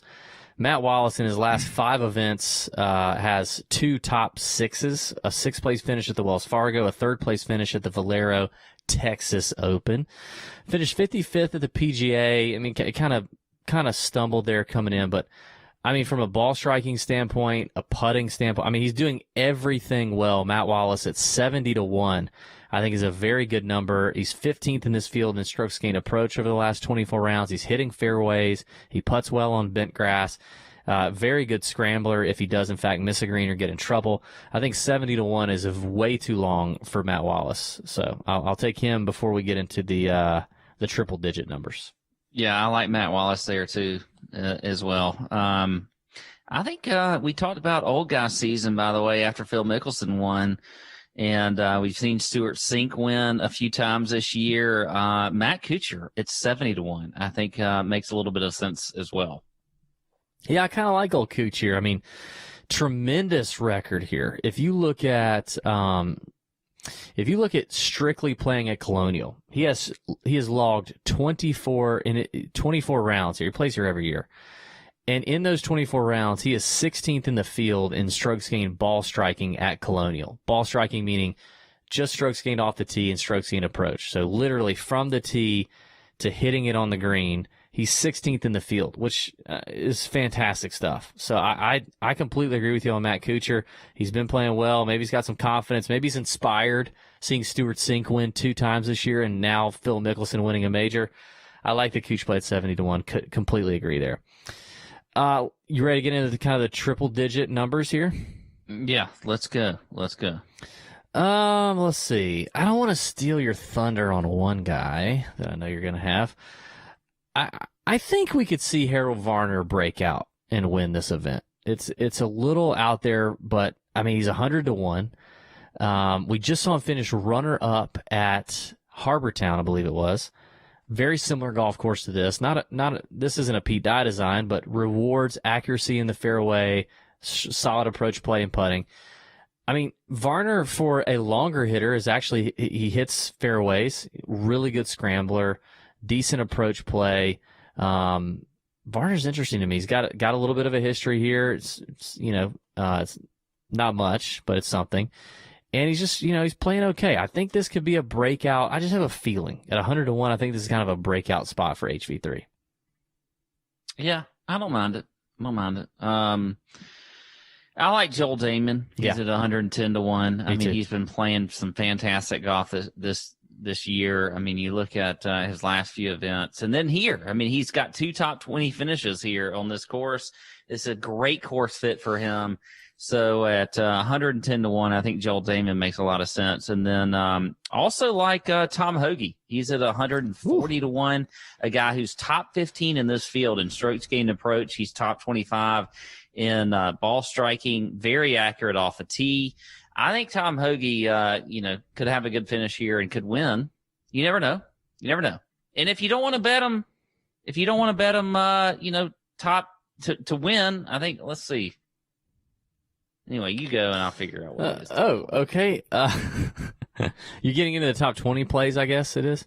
I'm immediately getting into the top 20 plays now. I do have one more bomb, and it's 160 to 1, and it's Maverick McNeely. If you're like, who is Maverick McNeely? That sounds like the yuppiest name I've ever heard of. Well, it is. But for a guy at 160 to 1, hits a lot of fairways. He's a tremendous putter. Very good putter, putts well on bent grass greens, gain strokes around the green pretty good. Now, not much of a tournament history here, but, it's okay. He's a young kid. But, I mean, if you look at his game logs, it's like miscut, 4th at the RBC. Miscut, nothing to write home about. 2nd at Pebble Beach at the AT&T Pro-Am. Both courses that are precision golf courses that don't require a lot of length. He's got some top 10s and top 5s in his PGA Tour career. He's very talented. 160 to 1, I think, is an interesting number. Now, as we get into your top 20 bets, he's also 4 to 1 as a top 20. That's probably the smarter angle there for Matt McNeely. But, yeah, that'll wrap it up for me for the outrights. All right, hit me with your top 20s. Yeah, so top 20s, I just mentioned Tom Hoagie. You can get him at 4 to 1, not 40. Good Lord. Can you imagine if you could get him at 40 to 1 top 20? I would be betting that. Yes, I would be betting, but no, 4 to 1 for Tom Hoagie. Also, Joel Damon, I mentioned him as an outright. You can get him at 3 to 1. Don't like going much shorter than that on top 20 bets, but I like that for him. And then a couple more that I think are interesting plays. You got Harry Higgs, a guy we just saw play very well last week at the PGA Championship, another Texas guy. He is at 4 to 1. I think that's a good number for him.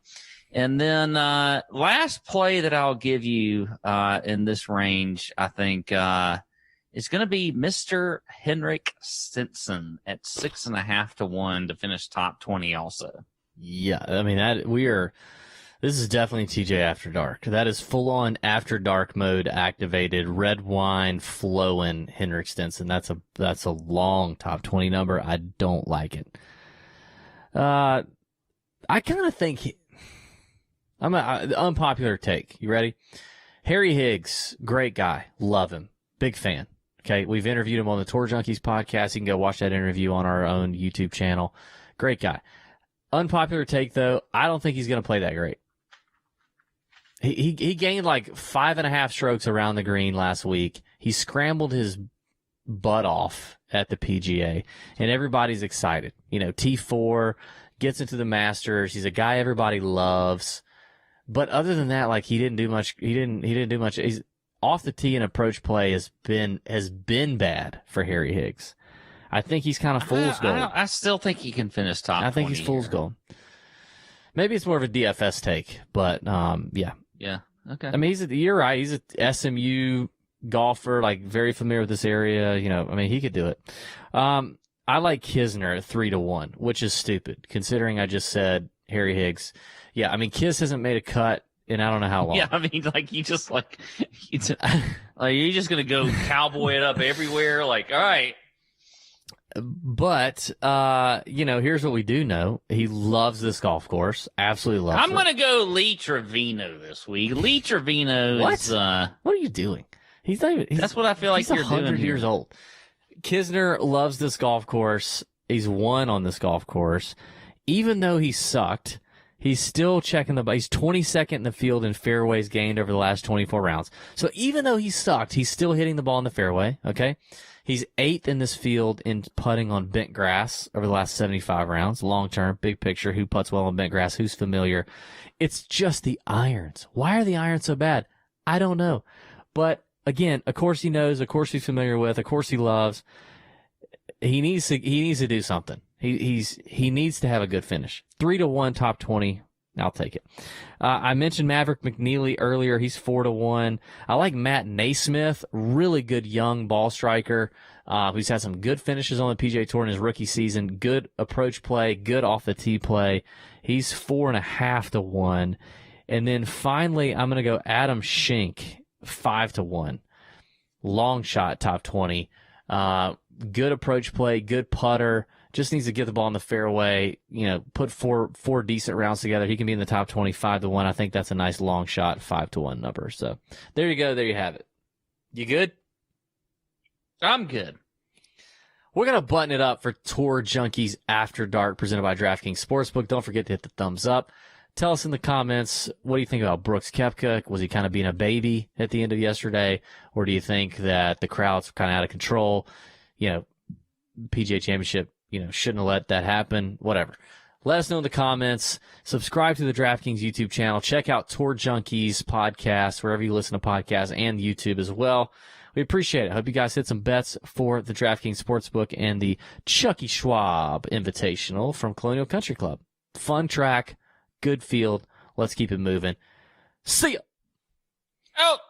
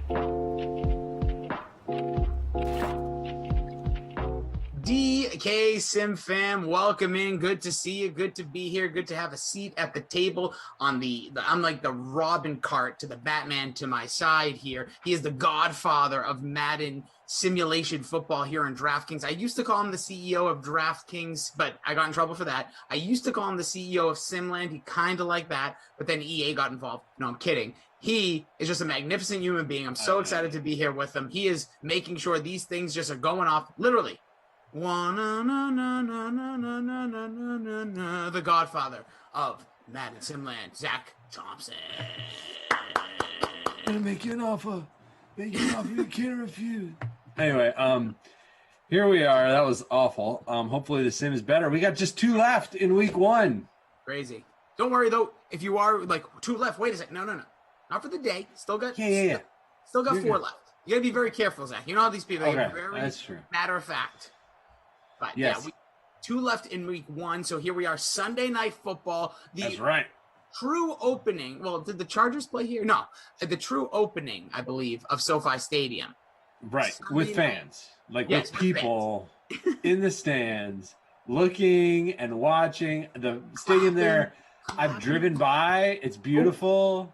It looked amazing on TV last year. I think it's going to be cool to actually have people there. Now, I mean, they're LA crowds, so they might not be there for the first half, but by the second half, they'll show up, and it'll be good to have them there. I'm going to say this time out, this game, they'll be here.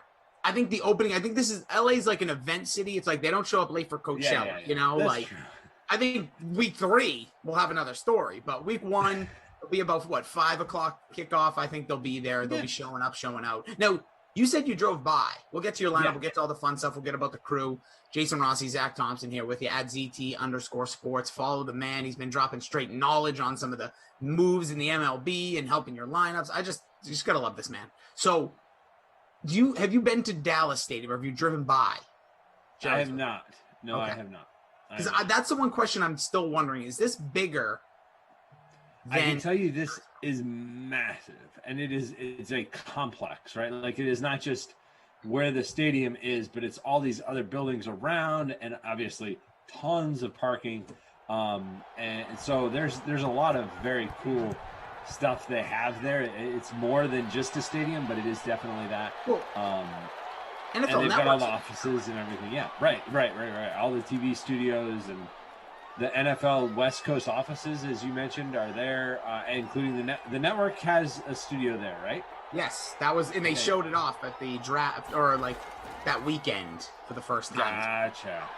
We shall see as we get as we are talking. This is the premature Sunday Night Football as we're kicking off our Madden 21 simulated version of the 2021 NFL schedule. Bears travel to Rams. Yes. Yep. I always like to put this out there because I know they're going to ask you when they see you. No roster updates. Get ready for it when the new Madden comes out. I'm just going to say that's not even factual, but I would say the earliest you'll get it. I'll say I was going to say, I'll let you say that because I'm not going to say anything. There you go. If I get a text that says we're doing it, we're doing it. And if I don't, then we won't. That's kind of the way it happens around here, and that's cool. Like, I'm good with that. I'm excited for whenever it happens, although we won't get to see this man anymore, who's been, much better in Madden than real life. Much more enjoyable to watch in Madden than in real life. Mitchell Trubisky. In Madden 2020, he was money. He was like so cheap and ran all the time. Very, very productive. Very good play. Madden 21, not always there. Hit or miss. Yeah, can be hit or miss. A little bit more like real life, I guess. Yeah. But now he's in Buffalo. He is. We can talk about that. But one of the things, just to let people know, one of the hits, the actual hits on this man, was 2 games ago against these Los Angeles Rams. He had a 40 burger, 4 touchdowns, hit the bonus, over 100 rushing. So that's Mitch Trubisky. We're talking about him. Obviously, for the Rams, we'll see Goff. Matthew Stafford. It's going to be a whole new look for both of these teams come this game. Going to workshop something, but I'm going to throw it out. We're just going to do it now. I thought about it, but before we get to what I'm going to talk about, big tease that's going to be very, very short workshop. No one's going to, I know. Well, because it involves the Sim fam, too. They're going to get involved. It involves you. Okay. So what does your lineup look like for this one, Mr. Zach Thompson? All right, so the Republican general definitely in on Mr. Mitchell and that 40 burger. They must have all watched that sim, or at least looked at the game log, and seen that he had a pretty big game there. Very high ownership on him. I do have him in my lineup. He is not my captain, however. I went with Bobby Trees as my captain. A little bit of a differentiation there. He's the second most owned player, though. I was kind of surprised to see him that high, but that's cool. I agree with that pick. So I've got Robert Woods as my captain. I have both quarterbacks. I have Tyler Higbee, and then just to be weird, even though there's no weather, I went both defenses because I think this could be a defensive game. Yep. That's interesting. So you got stacking quarterbacks, stacking defenses. I don't do either one very often, but that is what I did here. Oh, Bears making their way down the field here. That was a catch. Looked like Graham on that catch. Yep, Jimmy Graham. So for me, I went captain Allen Robinson. Trubisky's in the lineup. Went Ted Ginn. Those are my Bears. For the Rams, I went Cooper Kupp because I always switch between Kupp and Bob Trees.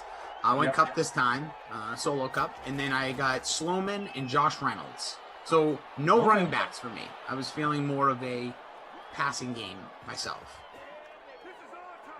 Let's see. No running backs. These running backs are kind of tricky. Timeshares on both sides. Tariq Cohen, David Montgomery, Darrell Henderson, and Malcolm Brown. Henderson's been pretty decent most of the time, but not like I just wasn't confident. Not feeling him against the Bears. Yeah. They're pretty solid against the run, but they do give up big receiving games. There's David Montgomery. If you were wondering if you should have played him, at least on that play, he's going nowhere. Nope. We see our DK Sim fam. We'll read through the chat in a moment. Again, it's Zach Thompson, Jason Rossi here. We got producer extraordinaire Jordan, who's been crushing it all afternoon. This is his final shout of the day. He as well, doing the one and done skis. Our technical director, the director of technicalities, as I like to say, Andrew, on the 1 through 1 millions. And we got Frangelico in Ops. Shout out to Ops, always doing the manual work. Everybody working hard behind the scenes. 3rd and inches after that Tariq Cohen carry. So you don't have any kickers today, even though we're inside, no weather. Sloman's in the lineup. Oh, you do have Sloman. Okay. Don't you worry. Don't you worry. Yeah, I was worried. 3rd and inches in the shotgun. Tariq Cohen next to Mitch Trubisky. Quick delivery. Has a man open. Nice play. Jimmy Graham picks up the first down. Tom Cruise, celebrity in the house, says Rossi plus ZT equals daytime fireworks. Well, visually not pleasing, but very cool instead. Hunter says it's up. I'm not sure about daytime fireworks. Try it. I don't think they lose something. Lose something. Trubisky, quick pass going to the end zone. That's your boy. There he is, Allen Robinson. First touchdown of the game. What an opening drive for the Chicago Bears. Very impressive. It was 5 minutes off the clock, tapped off by Allen Robinson into the end zone. He was just under 50% owned. Yep. And there he is, first score of the day. Yeah. Love to see it. So as he comes in, you mentioned, well, we said he's in 40. Trubisky in the free showdown, the highest owner at 72%. Yeah. So those two connecting early, making a lot of people happy. Yes. Lots of fantasy points. Very impressive opening drive for the Bears. Obviously a different look. Different look than what we're going to get in week 1. Who do you think will start for the Bears in week 1? Is it Andy Dalton? Or is it... Oh, am I blowing your workshop? No, you're not. Okay. I'm going to tell you this. I'm going to answer your question. But in the third quarter, we're going to go 10... Well, I was trying to think of a corny football name, but it really doesn't matter. We're just basically... I was calling it 10 yards with JR because it used to be a Terry Bradshaw thing. Doesn't matter about the name. We're going to ask you 10 questions. We're going to come out of the third quarter. We're going to ask you 10 questions. DK SimFam, you can pepper yours in. It could be about sports. It could be about the Sims. It could be about life. It could be about food. It could be about whatever you want. I already have 6 down. Jordan, Andrew, you can toss them in as me. You can direct slack me. So, because I want some of them are going to be rapid fire. Like just all right, cool. Let's do it. So we'll do that in third quarter. And again, just some news. So my goal now is to take as many of your 6 questions that you have written and cover them before we get there. My brain is always on, dude. This is what I have prepared. Million I have. Okay. Fair enough. But to answer your question from my perspective, Andy Dalton. Yes. Andy Dalton will be in the center. I understand like all the, I still think it was ridiculous that the Bears were like, that Ryan Pace was able to trade any future assets with his butt basically out the door. But I think they start off slow, even if it's like just 2 games, even if they want to make that quick pull to Fields. I just think Andy Dalton is more of like a rock solid, okay, we can calm a storm with him unless he, is broken. But I think he still has a little bit fight left in him. I think there's a lot of pride left in Andy Dalton. I don't know what the offensive line will hold up. I don't know what the running game will look like. But I think he at least starts week 1. IMO, as they say on Twitter. Yeah, I would agree with your O there, because I think you don't start Justin Fields against Aaron Donald. Welcome to the NFL. Here comes Aaron Donald. Well, I think that's a really good point. On the road against a team that has all the hype around them, Stafford going there, we both believe. And primetime. There's all, and you know what? I think the NFL's begging to see Justin Fields, but I think the Bears as an organization would be very smart to temper that. I'm going to take a quick peek at their schedule because we could play a little prediction of when he starts. Because I want to just see. Obviously, everyone tends to look at the buys, but I don't think they're going to wait. I personally don't think they'll wait that long unless Dalton's on fire. So they open. And I don't think that is a likely scenario. I won't say impossible, but. Yeah. All right, so here we go. You tell me when to stop. Okay, that's how we'll start. Bears at Rams open in the season. We just covered that. Yeah, no. Bengals at Bears week 2. Nope. Bears at Browns week 3. That's Andy Dalton against his old team. Yeah. You leave him in for that one. No, the Browns defense is going to be good. You don't start Fields then. Even though it's back to Ohio, I get that, but no. Yep. Lions at Bears week 4. Stop. That's it right there. The Lions are going to be awful. If they're 0-3, let's just say the Rams beat them. Bengals. Unless they're 3-0, which happens. Unless they're 3-0, playing next level. I would say, just for argument's sake, I think you're right there because I think that's the spot because the Lions look to be potentially the worst team in football. And then you've got the Raiders the next week, so that's really a pretty soft spot in the schedule. I mean, you're going to Vegas. So it's not quite, it's not back-to-back home games, but you've got Lions, Raiders, Packers, who we really have no idea if they're going to be any good because we don't know if they're going to have Aaron Rodgers or not. Then it gets tough because then it's Tampa, San Francisco, Pittsburgh. I mean, that's brutal. Yeah, rough in the pass. But what are you going to do? I mean, you can't never start the guy just waiting and waiting and waiting. So I think you start him week 4. He gets those 3 games first. Lions, Raiders, Packers. Again, we don't know how Green Bay is. Yeah, and I'm just looking. Then it's Buccaneers, 49ers, Steelers, Ravens, and then you get Lions on Thanksgiving, which maybe doesn't feel like Thanksgiving might not be the right time to roll them out either. And then after that, it's Arizona at Green Bay. There's your bye though. Right after that Thanksgiving, right? That I believe. No, that is when is no. I mean, it's just sort of a bye, right? That's like the week and a half because they played on Thursday. But when's their? So then you get that 10 days. When's their actual? It's week 10. It's between Pittsburgh and Baltimore. Good call. So that's not a good start either, I don't think. But no, because then you come out and play the Ravens. This schedule is really hard. I believe it is. I mean, that AFC North is not. I mean, they're playing in the AFC North, yeah, right? So Ravens, Steelers, Bengals, and Browns, I think, are all going to be pretty solid defensively. Bengals obviously are the weak link there, but that's week 2. And again, I don't think you pull Dalton that fast, unless obviously if he goes out and Aaron Donald breaks him in half or hurts him in some other way, then sure. Yeah, that changes things. I'm just looking. That is a tough. They're Vikings who, whatever you think of them, even if you think they're a weaker team, those are 2 of your last 4 games. Like you don't remember. I mean, the Bears were a playoff team last year. Everybody kind of forgets that because they were such a bad playoff team, and they left so unceremoniously on Nickelodeon. But they did make the playoffs, and so because of that, they're playing a playoff schedule. That's why they have the Bucs on there. So not an easy one for sure. Yeah, no, I agree with you there. I mean, yeah, they got the Seahawks too. I mean, that could be a tough game. You got the Giants, but yeah. Oh, by the way, sorry. Oh no. Oh, yeah, no, wait, they call it. I was like, yeah, they did. They did. Got my guy Teddy Ginn. Let's go. Teddy Ginn, wide receiver 2 for these Bears. Very involved, actually. Wide receiver 3, technically. Isn't Miller 2? I thought he was 2 and Miller was 3, but I could be wrong. You would know better than I. Why would I ever interrupt you? You could be right. I don't know. I could be crazy. You could be crazy.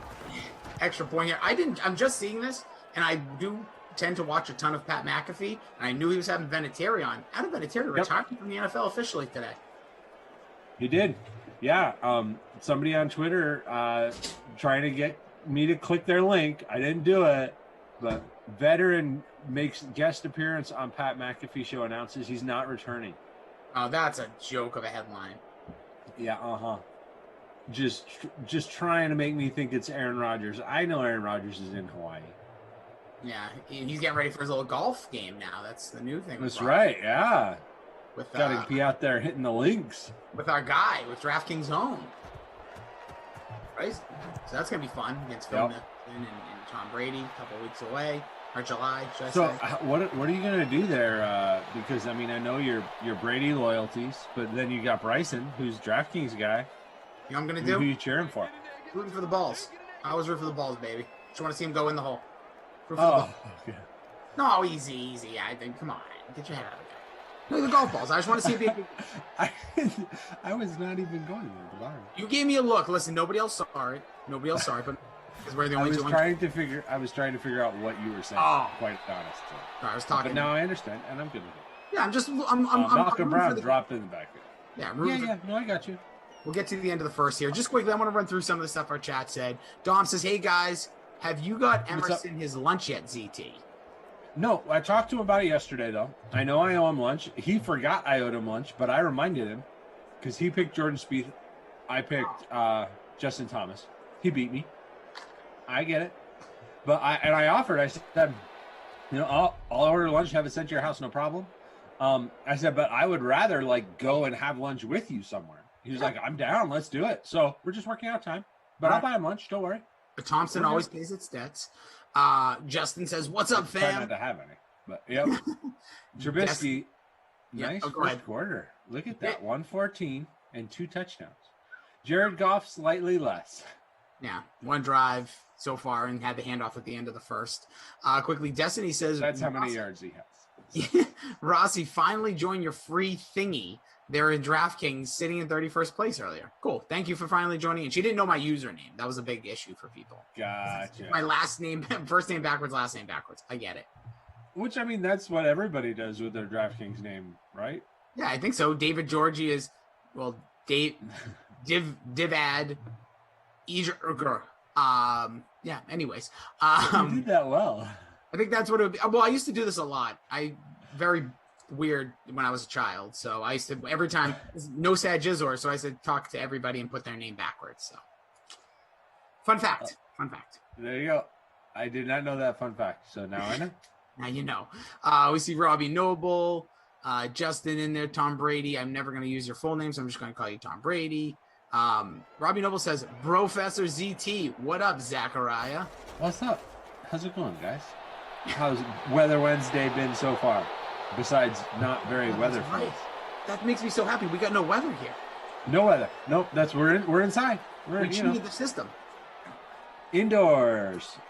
That is the case for one more sim in the late slate. So you can the next one, 6 o'clock.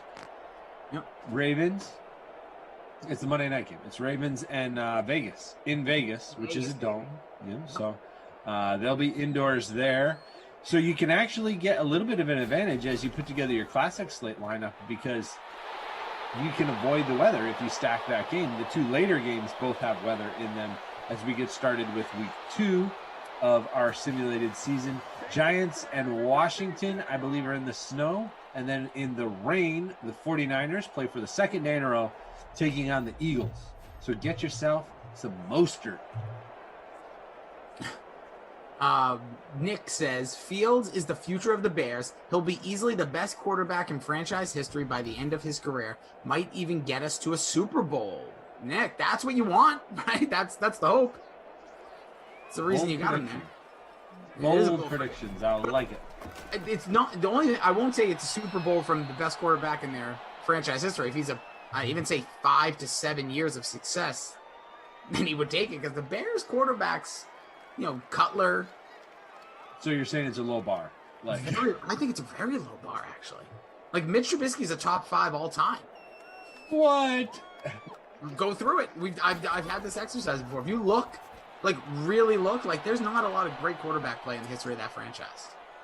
They don't even have you go back in the early, they don't have the Sammy Baws of the world or they don't even have that guy. You look like Jim McMahon was not a great quarterback. Sorry. He was fine. Yeah, but he looked cool. He did. Well, if we're going by looks, then absolutely. By the way, again, Zach Thompson, Jason Rossi, follow him at ZT Denver. Yeah, Denver. Now I'm thinking I'm working with BK. At ZT_sports. I'm at Jason D. Rossi. Appreciate you, Denver. I like it.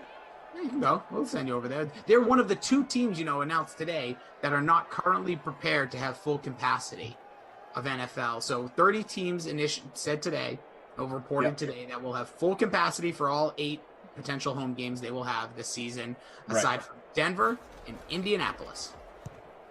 Not saying they won't over the next few months. Things may change, but right now, those are the 2 that are holding out with their state guidelines, which, hey, be safe, do what you got to do.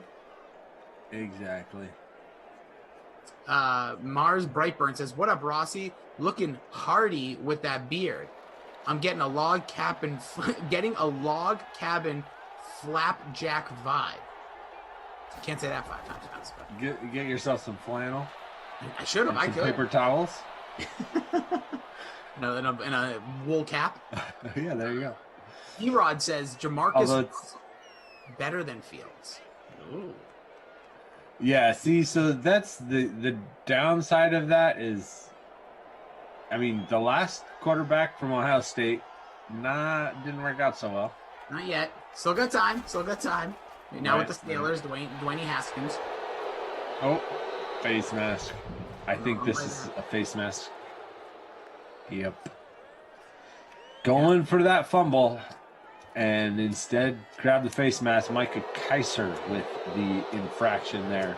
15 yards and a first down for the Bears, who have not needed the help. They've been moving the ball very effectively here in the Sims. Yeah, have you been following the results from week 1 so far? So far, I have. Obviously, Jordan drops himself, our great producer. So just a couple, as he put, some small notes. Sims so far. AFC South teams, including the defending champions who lost the very first Sim Monday. They lost to the Cowboys, so everyone's 0-1. NFC West are all 1-0, well, except for the Rams so far, because we'll see what they do. Chiefs and Bucks, as we mentioned, the Chiefs also lost their opening game. Yep, Chiefs and Bucks both went down. Washington lost. They usually do pretty well in these Sims because of that defense. They lost, which was a little bit of a surprise. Yeah. But they're quietly kind of mediocre record-wise. Right. Oh. They're right middle of the road, and then usually the Eagles and Giants are worse. Did you pick division winners across the board before this season started? I didn't do it officially. I didn't go in the free pool, but I just threw out my guesses. You did? Yeah. I forget where that note is. I wrote about it, so I made my picks publicly because I had to. But I liked the Chargers. Okay, to pull off a little bit of an upset there in the AFC West, and they're off to a 1-0 start. The Chiefs are off to a 0-1 start, so I feel like I've got that one locked up now. Only 17 weeks remaining, and I'm good.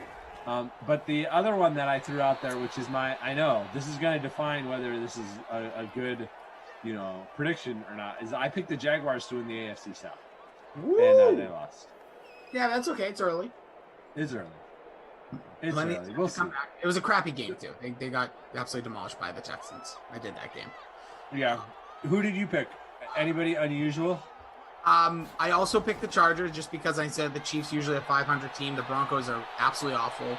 And Raiders are more bad than good. Raiders had the worst record in 2021. Before we started the season, they had the worst record of any team in Madden 21. Good to know. In these divisions, I went Seahawks for the West. I went Packers Yeah. I went AFC. I just said AFC South. I'm trying to remember, who did I pick? No, I think I picked the Titans. Titans. I did not go. I was not as bold with Jacksonville. I picked the Buffalo Bills. Oh, that's a non-chalk pick for sure. Yeah, I feel like, the Patriots are kind of like another 500-ish team. I know they might be a little better than that, but they have explosion. And I think the Jets stink. I think Dolphins are pretty poor as well. So we'll see how those play out. I think I went Washington. Yeah, but Jordan, I agree. He just dropped in there. Simla and Josh Allen, not good. The Bills were the worst team in Madden 2020, the worst. And they're a little bit better, but I still can't trust them. So yeah, I went with New England there. I also went Atlanta in the South just because I'm still feeling the vibes of what they've done in our tournaments. They won that very first one, so that's literally just because of that. I went with Cleveland. That might be my hot one in the North. Okay. Yeah, that's a little hot. Going against both Baltimore and Pittsburgh. Those are both pretty solid teams there in the North.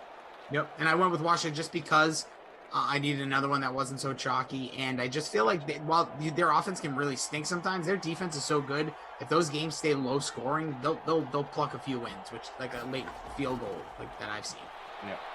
Yep, I agree. Trubisky gonna run for it, pick it up.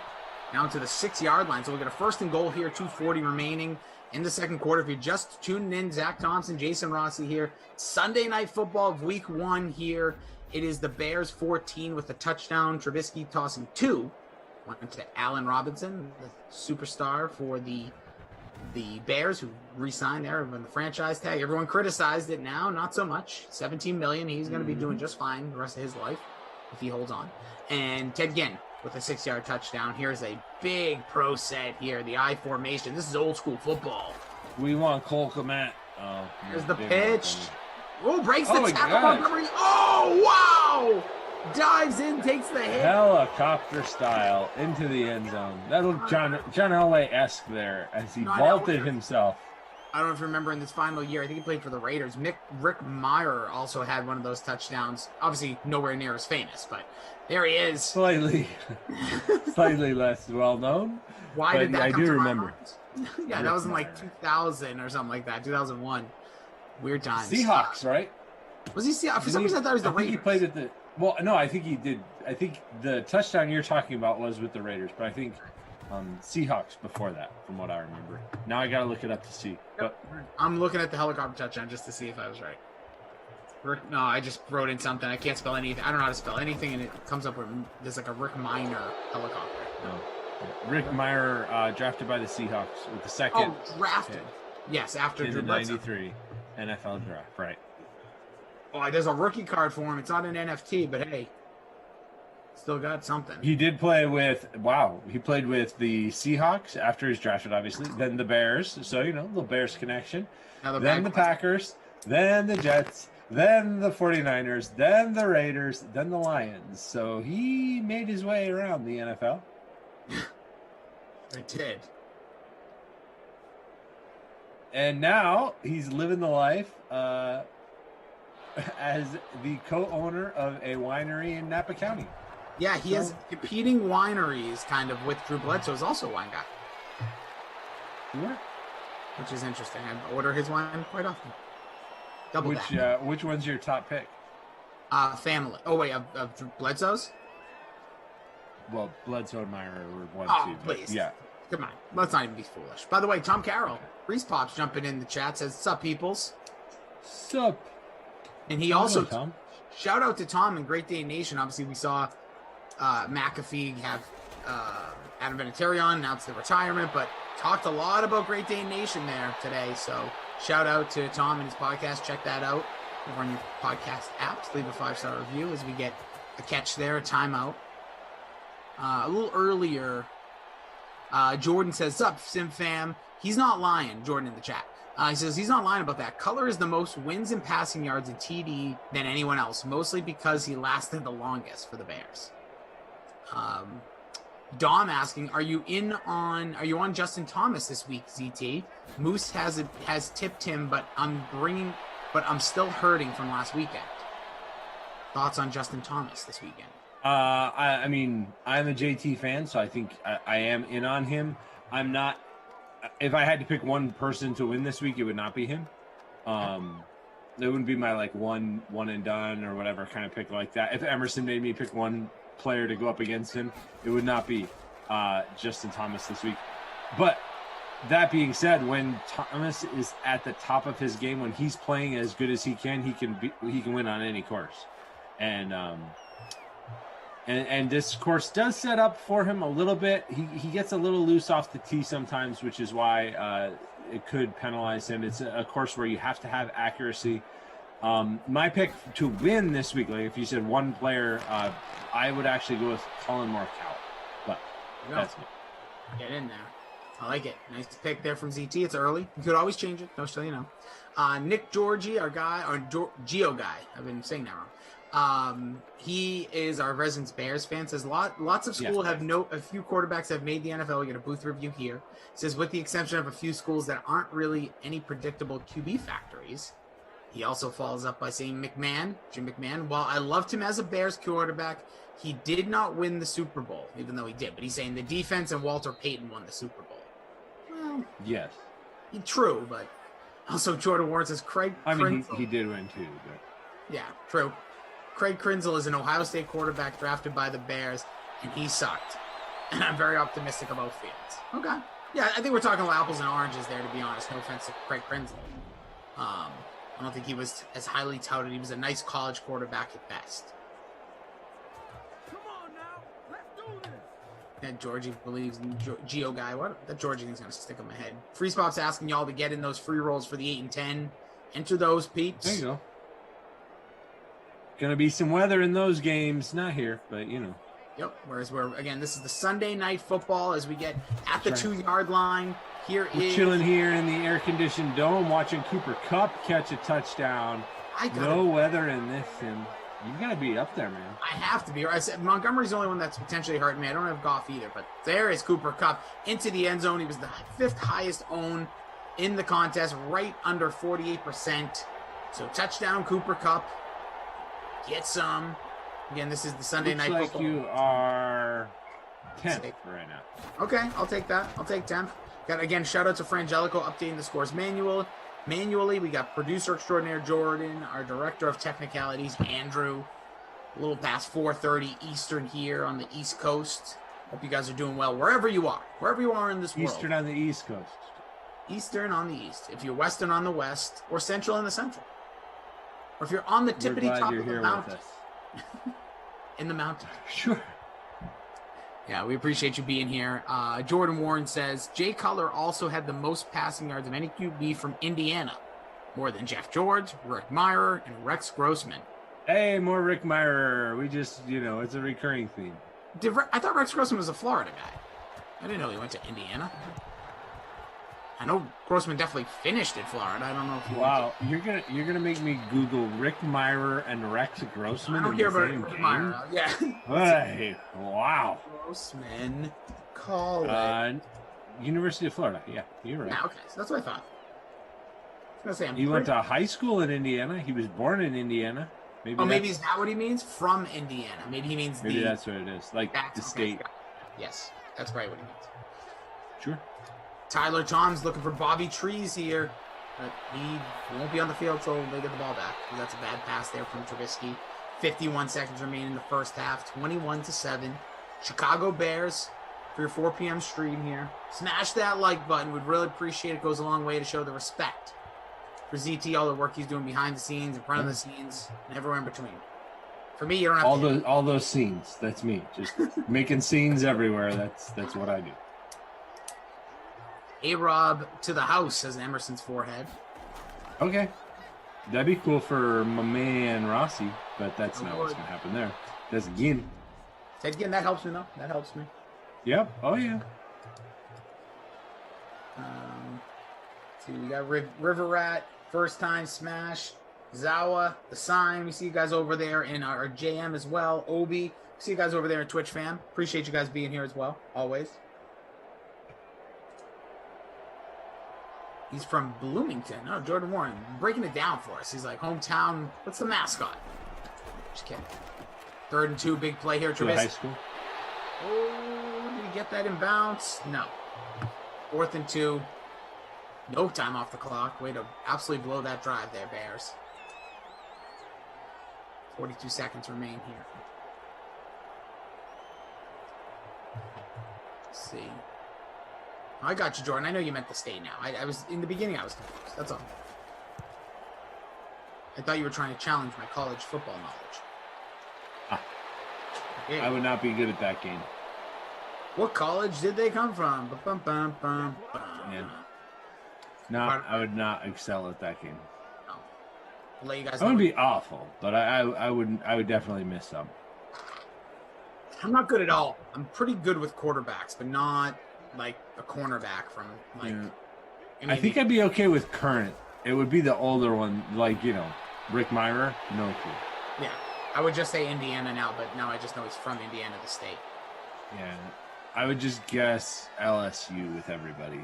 I feel like that's simpler. Alabama. Yeah. Anybody who's been drafted in the last 5 years, your chances are pretty good. Yeah, Bama, Ohio State, LSU, Clemson. I like it. Pro factories. Hey, brother Phil. All right, my dude, brother Phil jumps in. What's up, What's up, Phil? brother Phil? He says, "Hey guys, Thanks for joining. Yeah, I can say after watching every playoff, watching every playoffs and Super Bowl since 1975. There's a lot of research here. Is Goff holding the ball? Get to the rest of the comment after this. As a man, it is. Drop it. That's at the end of the half. So I'll quickly read this. He says, Okay. from 1975 or so, he says the team with the best O-line and D-line win the whole enchilada. Enchilada.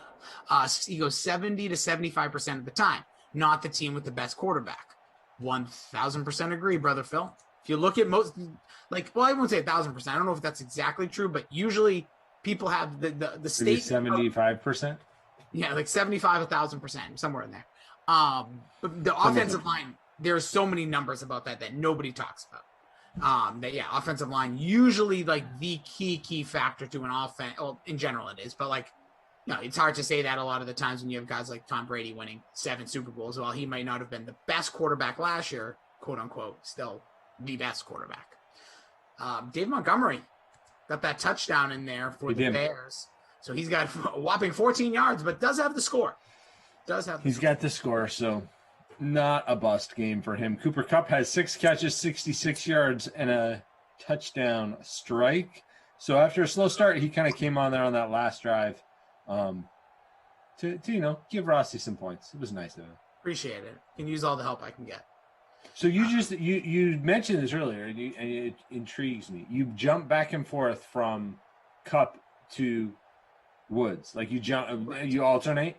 I alternate unless I can fit them both in. If I feel really confident, didn't with this Bears defense because they actually play really well in the secondary. So I said I went with Bob Woods and the captain last time. I almost captained Coop, but I just financially moved things around to go with Robinson instead in there. So, but at this point, it's good financial planning. Yeah, it's just flipping coins, dude. I just flip a coin. All right, what's today? It's Wednesday. Oh yeah, it's Cooper Kupp day. Oh, tomorrow's next time I have them. Oh, yep, it's a Bob Woods day. So, JL says been too long, Sim fam. He says waving emoji, Rossi and ZT. So we'll lay back. Darth says ZT is the Sim god. On the 7th day, he let there be Madden Mitch. It's true. What? I don't even know what that means. It sounds scary. No, it sounds royal. It sounds big. It sounds epic. I'm glad I get to rest on the 7th day. We'll let Mitch do it all, I guess. Well, technically, yeah, I guess that's true. I was going to say, you didn't rest. You created Madden Mitch. Well, never mind. Look how much more chill and better. Well, let's go with easy on better, LT. He says, look how more chill and better sim commentators are when, we'll just say, somebody else is not yelling and trying to argue about everything. Blank dude drives me nuts. I'm not here for it today. I throw enough BS around, but not today. I'm in a good place. All right. So here, it's time. It's time. Okay. So I'm going to say it because there's a delay when it gets to YouTube. But I'm going to say, everybody now just throw any random questions for our guy ZT. Sports, Madden, food, Yep. Bring it on. Baseball, anything, state capitals, just throw anything you want to know about them or anything you want to know about anybody. Just, hey, what's this random blank or whatever it may be. And we'll start that up in about 2 minutes. And like I said, chat, even in our Slack channel, you guys can throw them in there too. Let's go. So, Jordan goes, so what's this? Do answers have to be right? Nope. There's no, it's Okay, going to be, cool. I don't want there to be like, what's the, I was joking about that, but you could say like, Zach, what's your favorite capital in the United States? Oh, okay.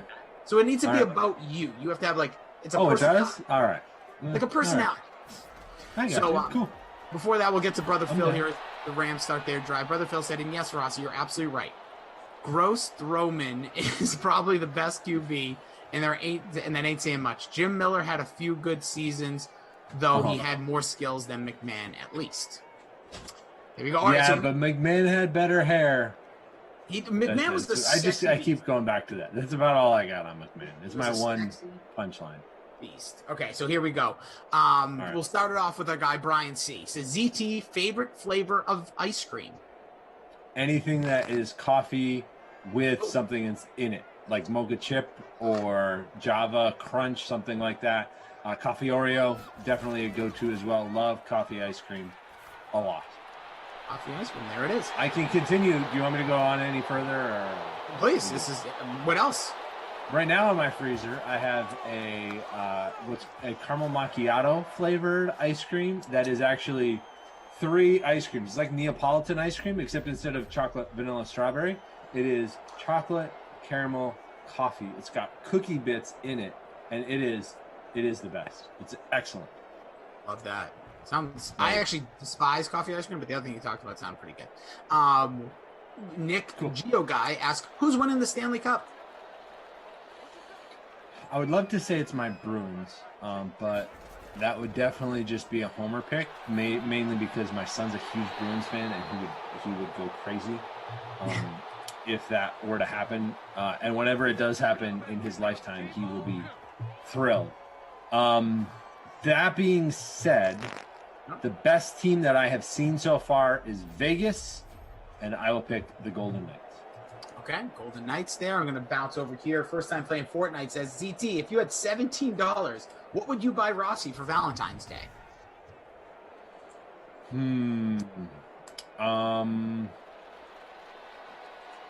Flowers, because you can't go wrong with flowers, and snack food. Thank you very much. I'm already looking Because forward then to it. he can sit here on the stream and eat whatever snack food I can afford for $17. After flowers, so probably like a gummy bear. Yeah, it's true. One, just a single, but it would be a good size. Sure. Just want to let you know, Frangelico just updated us on the from Ops saying that Cooper Cup has just hit the reception bonus, baby. So Yeah. having a day. Nice run here as this is the opening drive of this second quarter. We're peppering ZT with questions here in the third. Let's see what is ZT from Jake. Says ZT stack the 76ers tonight? No, I don't think it's a close game. Okay. Do you think they're blowing out the Wizards? Correct. I agree, so take that for what it's worth. Hunter asked... Oh, which- never mind. I disagree with... No, I'm just kidding. I'm just kidding. No, I would not. I mean, obviously, if you want to go with some of the top options there, like, there's nothing wrong with playing Embiid. He's going to get his. But I don't think it's close down the stretch, so I think there's going to be fewer minutes than we would expect. So I wouldn't stack them. I would definitely play them, though, if you like them in that matchup. I just wouldn't go all in on stacking them. I think you want a little bit of exposure to the Memphis-Utah game. I think that one's going to be a very good game tonight. Nice. Hunter asked, definitely. What's your shoe size? 13. What are you, 6'7"? No. still That's believe another question, by the way. No, Oh. yes, it was. No, that's all good. No, I am not 6 feet flat. Don't believe it. There's a pass. It I goes. know. Touchdown! Is that Higbee? It is. Higbee. So it'll He's be in my lineup. Yeah, that was a good That's call. nice. Pulled by you. Rams gonna make it a 1-score game here. 4-13 third. Rams looking to be the fourth of the 4 teams in the NFC West to win their season opener had a big uphill battle to do that when they went down 21-0, but are now close to within one score. We've seen this from the Bears before, where they get a big lead and blow it. We'll see if it continues. And we'll see. That was Hope that last. not for all the Bears fans that are out there. We got our guy Nick. We know. Stummy Dummy says Avalanche are winning. Sorry, ZT. Okay. I like the Avalanche as well, but I think I'm going to go Vegas. Okay. Aaron asks, ZT, what's your favorite dinner? Man, if we're just talking like, no, it's a barbecue. Ooh, what's your favorite? So what's the favorite item to get? That's what I need to know personally. I like all of it, which is part of the problem. But brisket is outstanding. But I like to get a variety, right? Like when I'm there, I get the multiple whatever combo platter type options there are. Yep. You get some of those barbecue places, or even some of the chains that offer barbecue type. The sausage you get with the barbecue sometimes outstanding. Yes. Jalapeno sausage in there. Yes, that's what I'm talking about. Get that, the little brisket in there, and some pulled chicken. I am very happy. And you know that's the calories I need for a week, but I will enjoy it anyway. Treat yourself. Must be says, have you baked, or I'm guessing have you baked an air fried cake? So I'm guessing, have you air fried it? Yes. Okay. No, multiple times. Fumble on the play here, and there it is. The Rams take back over Montgomery. Let it loose. If that stands, that's huge. Oh, it's gonna stand. And it looks like it will. Yeah, it wasn't even close. Huge turnover there for the Bears. Trying to hold on to this lead, but Stummy doesn't look good for them right now. So I made an apple cake, I made a chocolate cake, and I made 2 zebra cakes. And it made a cake. And I did make a cake, yes. Those all sound delicious. Zach Thompson again, big air fryer guy. He's on the right side of history. That's right. Stummy Dummy over on Twitch has he says, his first time playing Fortnite. He says, who gets traded first? Don't forget these both are eligible basically a week from today. Aaron Rodgers or Julio Jones? Julio Jones gets traded first, but both are traded by week 1. Ooh! Sizzling hot takes there. Just like the and Zach Ertz. Add Zach Ertz on that list as well. He will be traded by week 1. You think? Yep. I feel like it's quieted down there, but I like it. Have any landing spots? No. Do you want to predict any landing spots for any of the 3? Not really. No. Rodgers is, Denver feels like inevitable. I think that's where he ends up.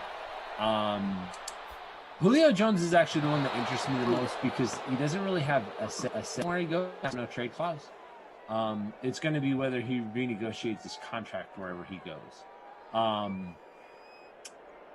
I would love to see him in New England. I don't think that's going to happen, but let's see. And then Ertz, I think so. Ertz is the one I'm least sure of, but I think they move him probably to a team that has an injury at receiver in the preseason. Okay, by the way, that is a Schloman field goal there from about 41 It's your boy. So he's helping me out. By the time he showed up, your lineup has been very good today, I must say, sir.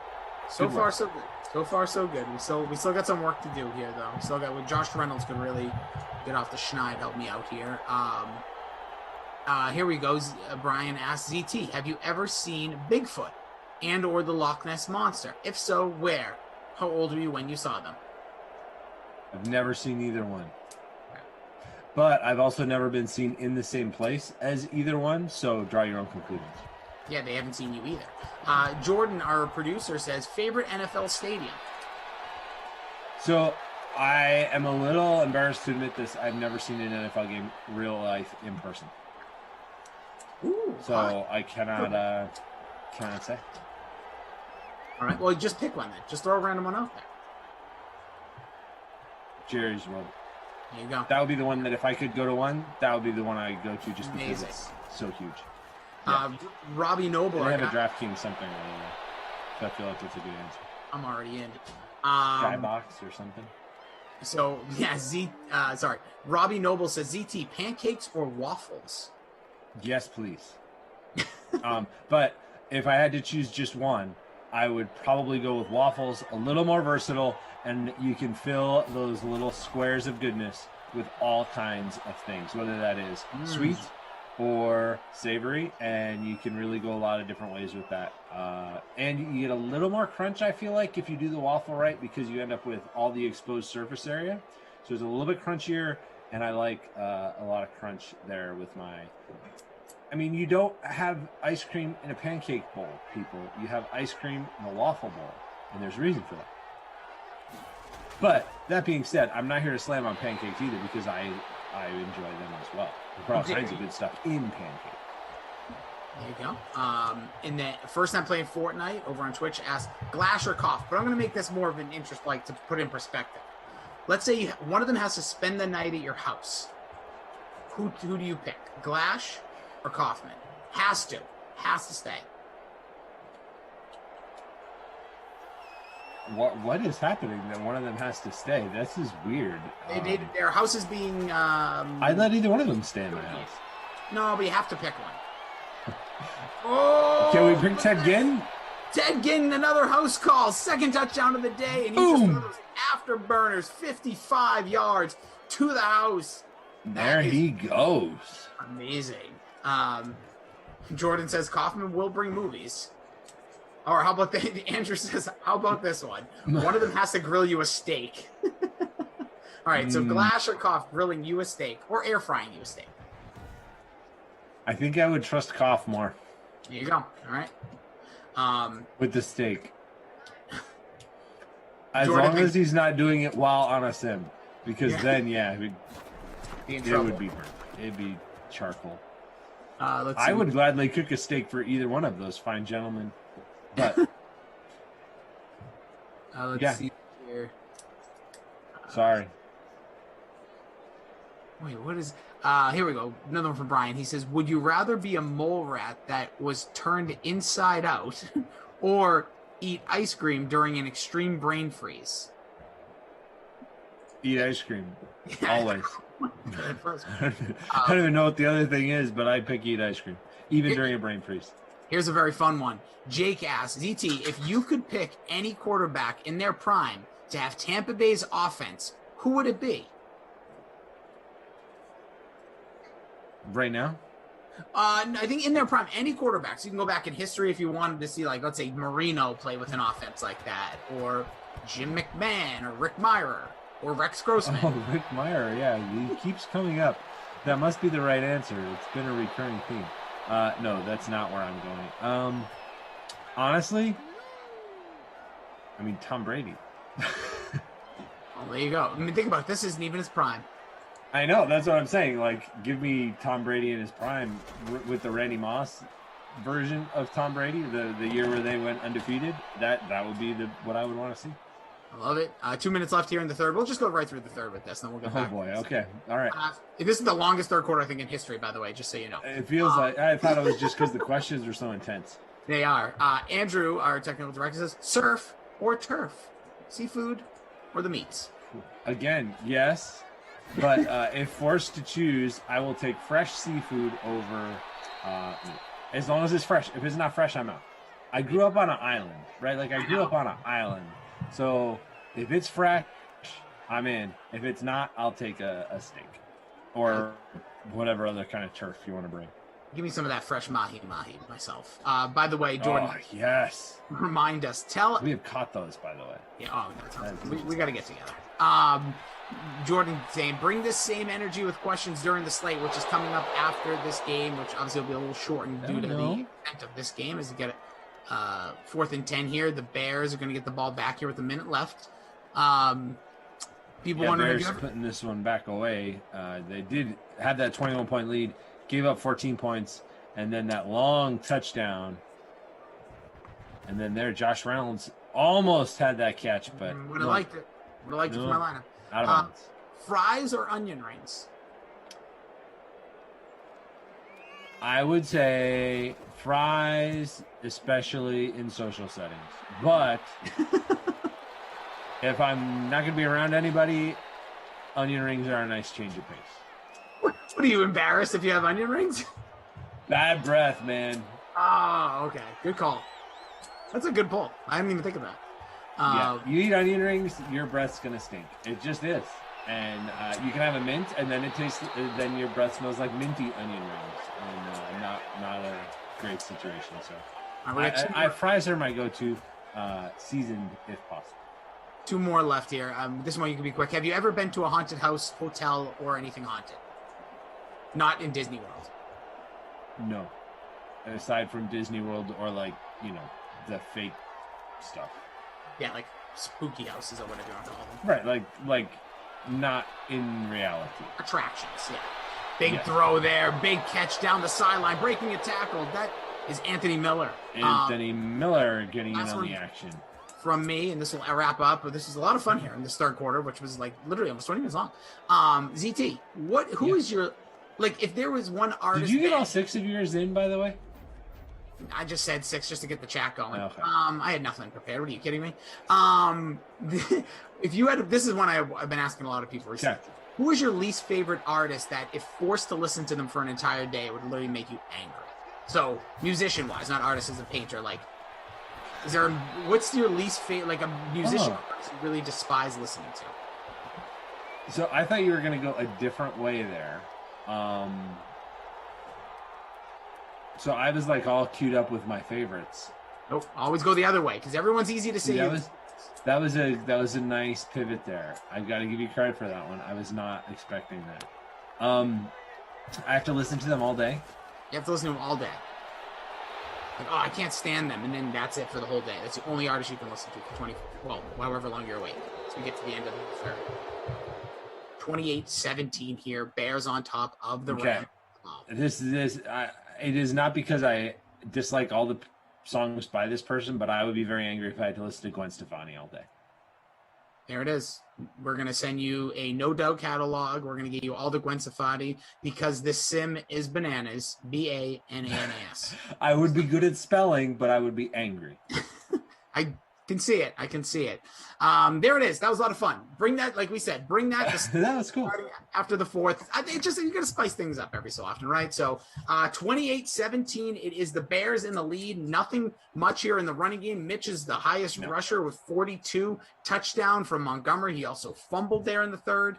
We got the touchdown from Ginn. We have the field goal from Schloman.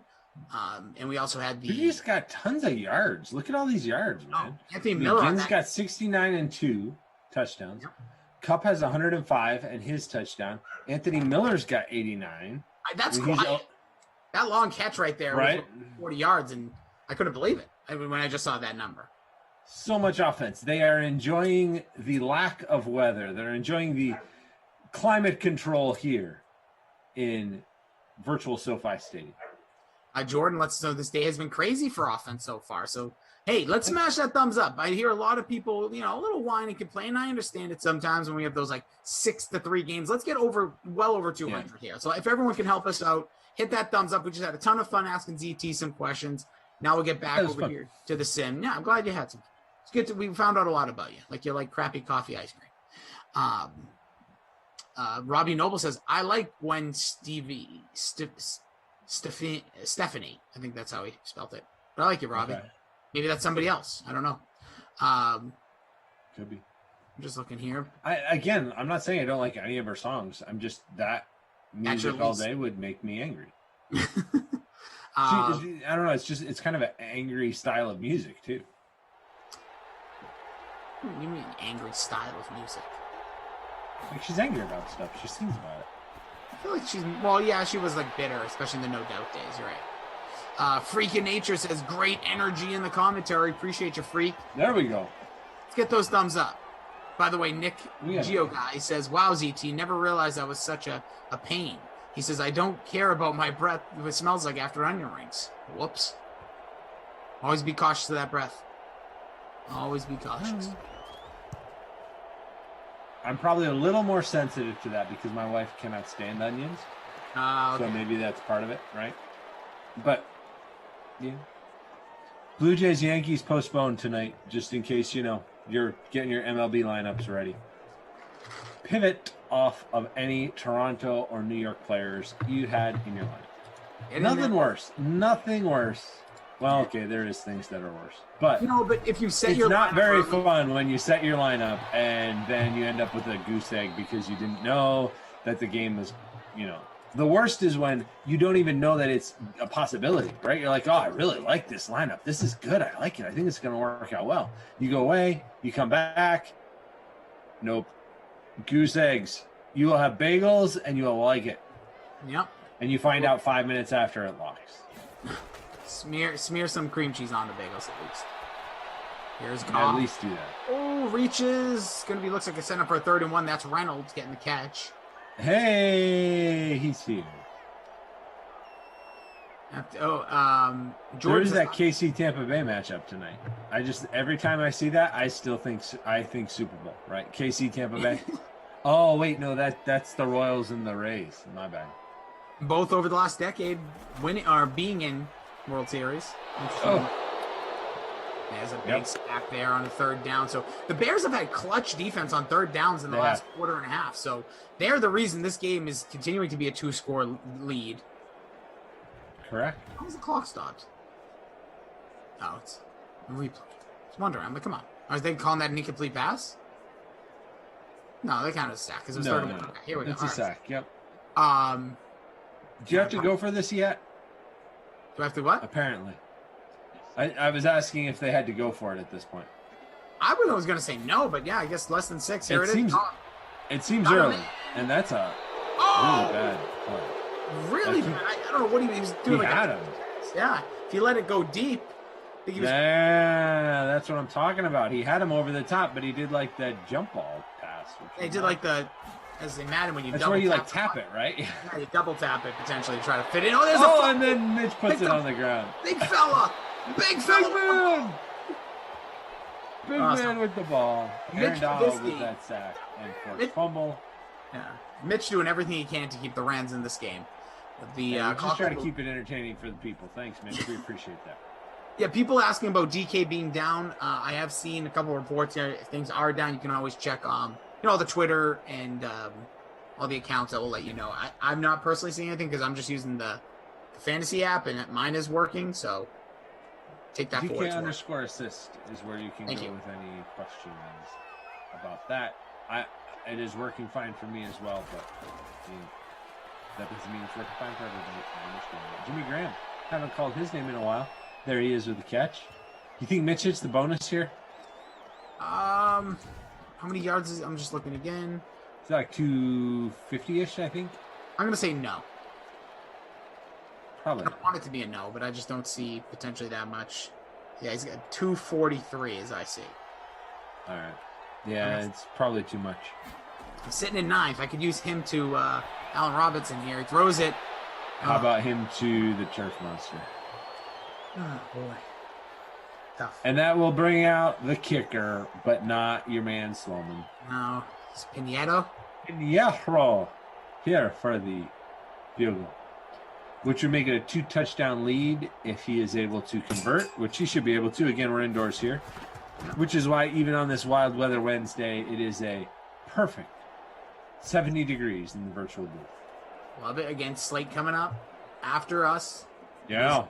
2-score lead here. Bears over Rams with 4:38 remaining. What do we got on the slate today? NBA stuff? Yep, Shirag and Matt, NBA the slate. Thank you, Jordan. There we go. NBA stuff. NBA inside. Oh, wait, we can't call it that. Guy Brian C says, Rossi, thanks for answering my stupid questions. Love you too. Well, I didn't answer him. I think he's telling me to say it to you. Oh, gotcha. It was fun, though. Congo Cap says, ZT, great call on Jaheim Grant yesterday. Too bad I didn't listen. Sorry, man. Sorry. Yeah, so that's something I've been noticing more. When teams play defenses with really good single cover corners, so whether that's like this example we'll just use for ease of illustration. When teams play the Patriots, Stephon Gilmore will pretty much shut down the number one wide receiver. But the lower receivers on the depth charts really can go off and have a big game. Jakeem Grant has done it multiple times. Yep. And so he was the pick of the litter. Just in case you guys, we're seeing a little bit of potential technical difficulties. You can hear us, so you know what? For the first time in a long time, we're just going to strictly do play-by-play for you. Well, so you guys yes. All right. I'll you be Jim Nance. I'll be Tony Romo. Okay. Here we are. It's a 1st and 10, 3:38 and counting down. It is Goff in the shotgun, 3 receivers wide. Cooper Kupp to the bottom of your screen. Darrell Henderson. Here's a pass over to the sideline. And just so you guys know, Frangelico will not be able to update stats right away. So before things go final, like we close out the scoring, Frangelico will have a chance to catch up. So just to give everybody a heads up, if you don't see things with our ace commentary here, if you don't see things update as Henderson had the catch there. You know, Jim, what I see there is just a quarterback trying to find a place to dump the ball off before he's under pressure. Had a guy open, hit him. Good work, guy. That was more Aikman. I got to try it again. That's all right. Give me another You know what? chance. Just be you, man. To the right, Cooper Kupp. Higbee crossed the middle. Goff goes to him. It's caught. Trying to break a tackle. Is going to gain nothing. Stays exactly where he is. Is that Pernell McPhee making a catch? A tackle, you mean? Yep, that too. I mean, if you made a catch, that'd be pretty cool. That's what defenses do. They make catches by catching the offensive player and putting him on the ground. Caught Tyler Higbee, which is that's a big catch. Talk about 2:40 left here in the third at their own 39-yard line. 3rd and 13. Goff under center. Yep. 3 wide, 2 to the bottom of your screen on the left as you can't see it. Goff throws it, has a man across the middle. It's caught. To midfield, but short of the first down. That is Bobby Trees. He's got to catch it. Fourth and 2. Getting close to the 2-minute warning. First time playing Fortnite says this must be what the end of times feels like. Nope. You know what this is? This was the 60s, bro. Just listen in the radio. Whoa. Yeah. I remember I've listening. always actually been very impressed with some of those old-time radio calls. Yeah, well, obviously. Because I think you would have been good at this. Where they would just get, like, stats from the field and then just make up the broadcast.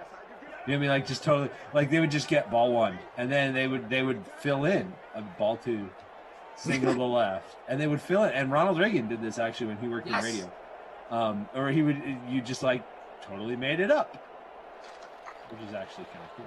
Henderson 4th down. Gets the first down. It was a 4th and 2 from the 47, gaining about 7 yards there. So they're at the Bears 43, 149 and counting. All 3 timeouts for the Rams. No volume, no TV, no app.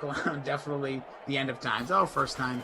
Trust me, there's a lot worse things that could be happening. There's Goff across the middle. Henderson again. Looks like he may have the first. It's going to be 2nd and inches at the 35-yard line. Yep, well in stuff field. Just short. Yeah, but I don't think you're going to get a field goal here with under 2 minutes left. They got to score, and they get the ball back and score again, which, let's be honest, probably not going to happen. But still plenty on the line here for your fantasy teams. The Rams do have the ball. They're taking shots down the field. That's Josh Reynolds. No, that's Bob Trees again, down to the... Bobby!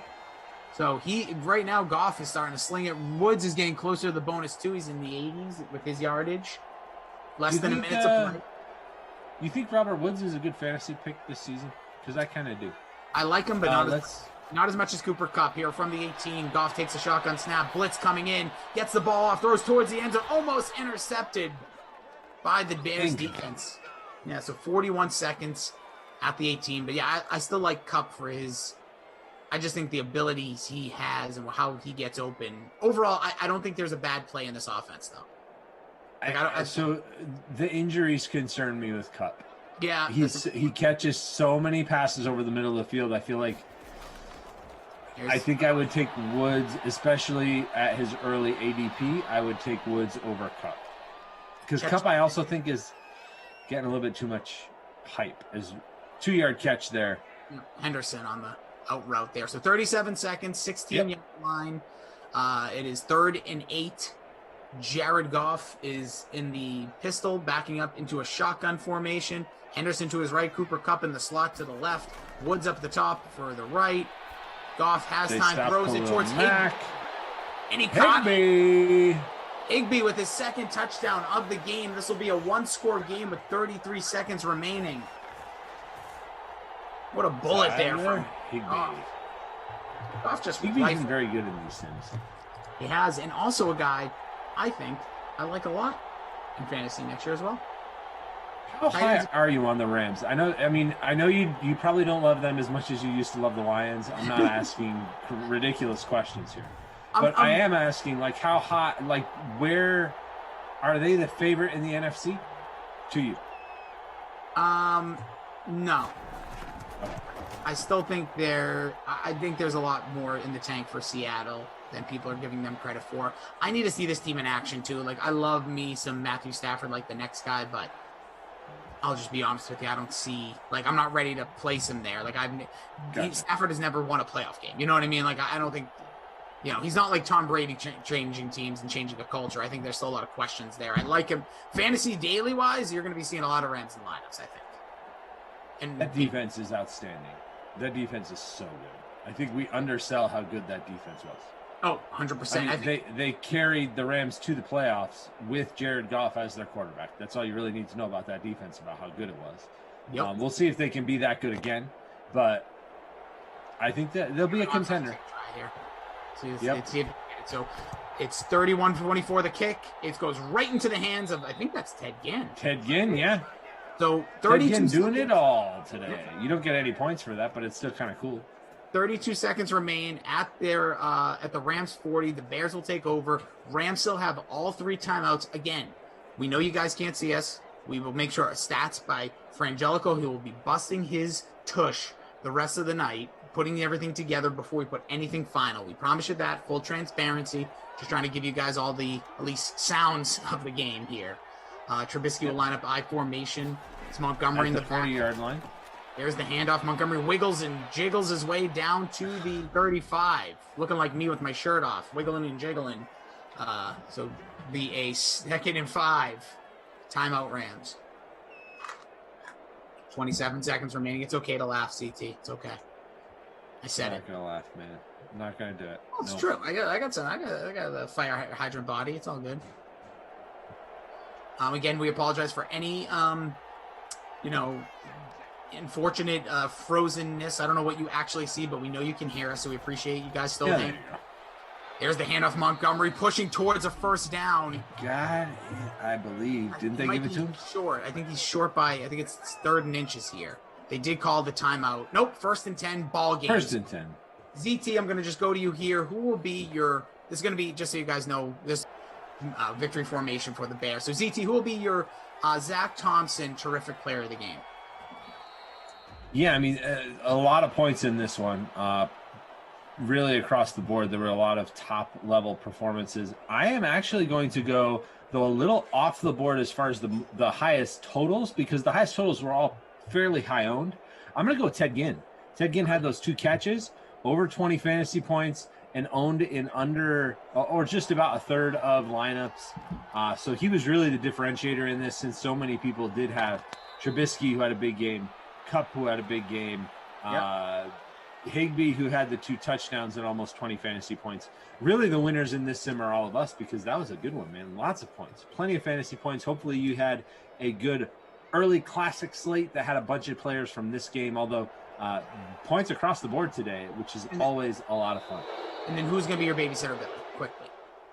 Yeah, Babysitter Billy Award is a little bit harder to find, right? Because so many people had a... I think I'm going to actually go with Woods. He was the second highest owned and only had 3 catches for 17 yards. So, well, no, those, don't forget. But then he had, that's right. The stats aren't updated. He did better after that. So, yeah, we'll go back to Reynolds. Good call. Okay. Zach Thompson, Jason Rossi, we want to just let you guys know. First off, thank you for hanging in there with us. These things sometimes get out of our control. Appreciate you.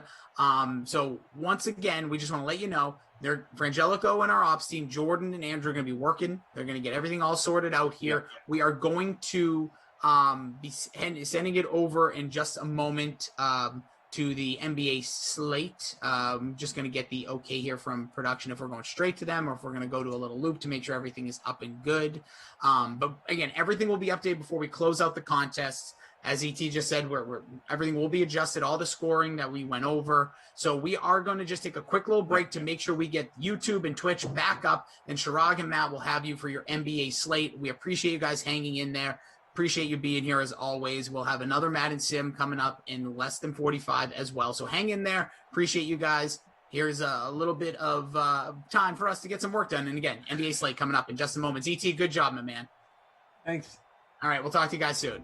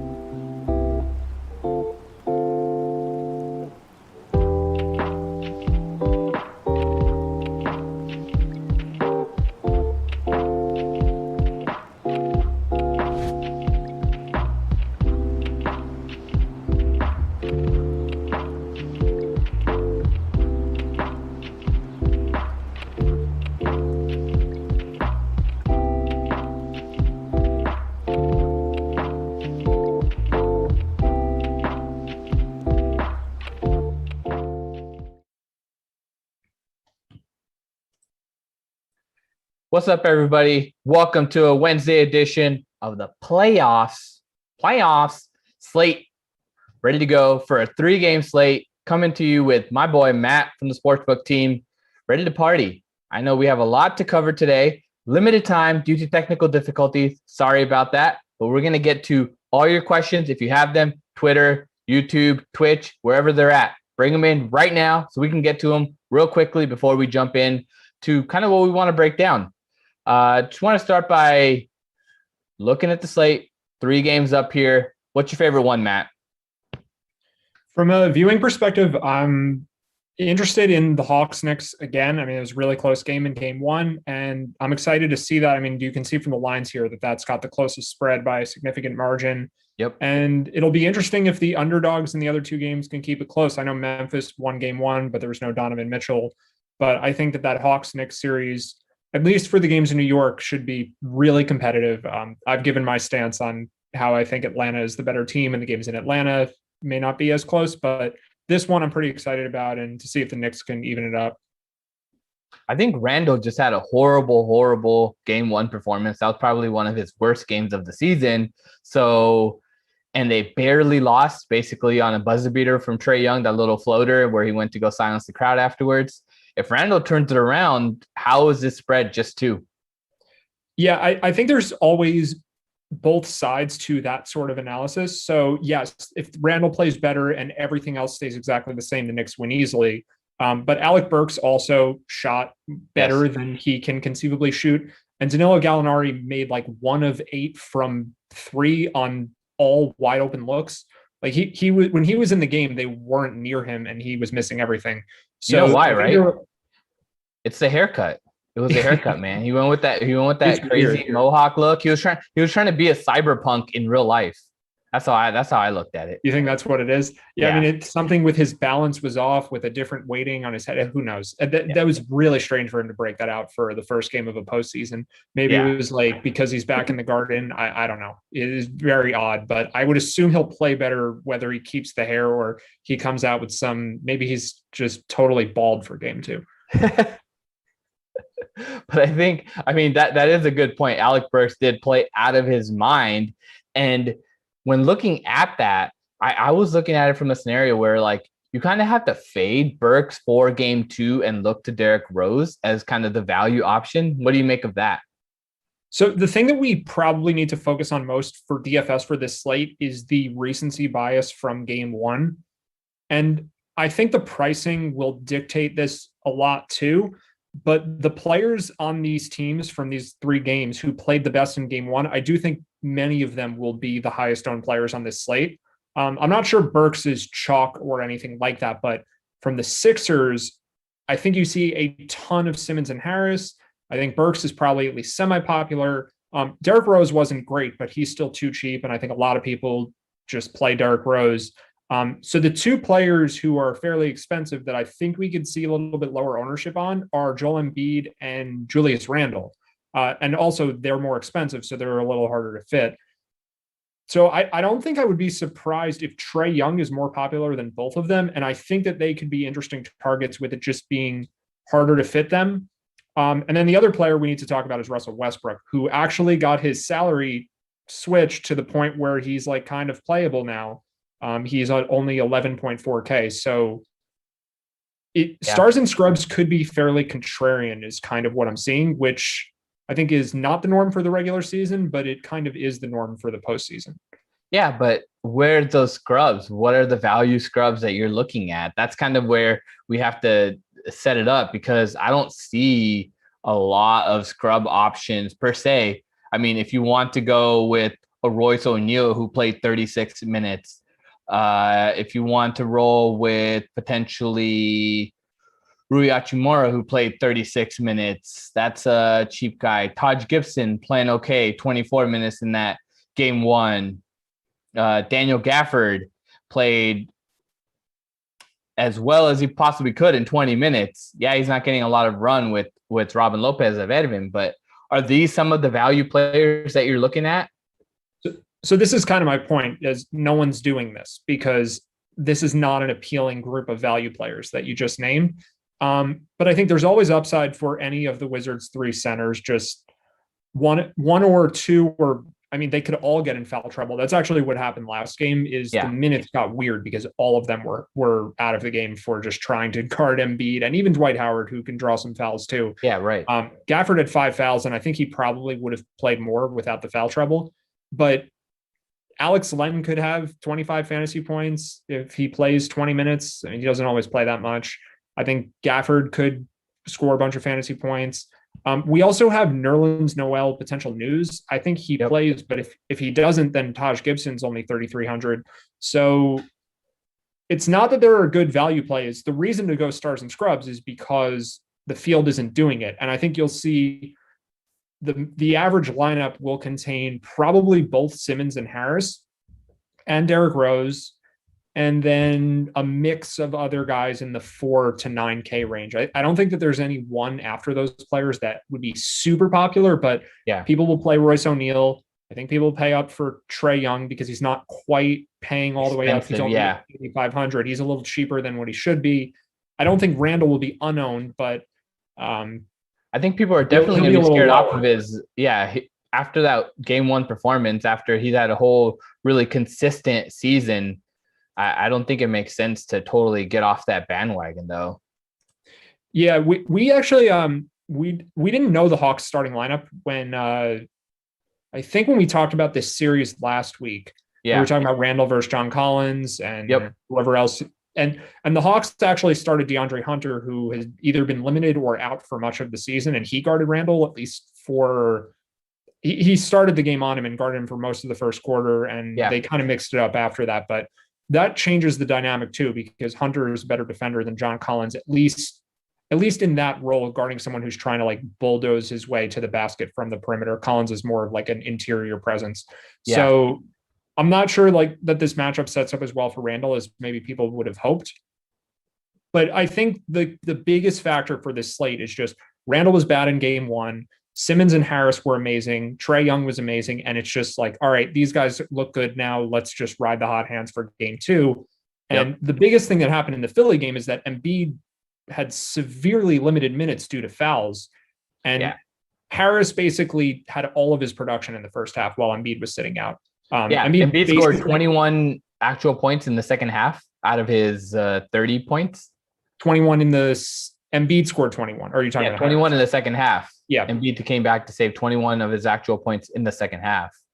Yeah, and Embiid, the Sixers were plus 20 in plus minus with Embiid on the court, minus 13 with him off the court, which is fairly standard because Embiid is like among the best players in the NBA. But at the same time, with the Embiid scoring more in the second half, Tobias Harris scored all of his points essentially in the second quarter, which is where Embiid lost almost all of his minutes because the Sixers' normal rotation, Embiid plays like 6 or 7 or 8 minutes to start the game, sits the rest of the first quarter, and then basically plays the whole second quarter.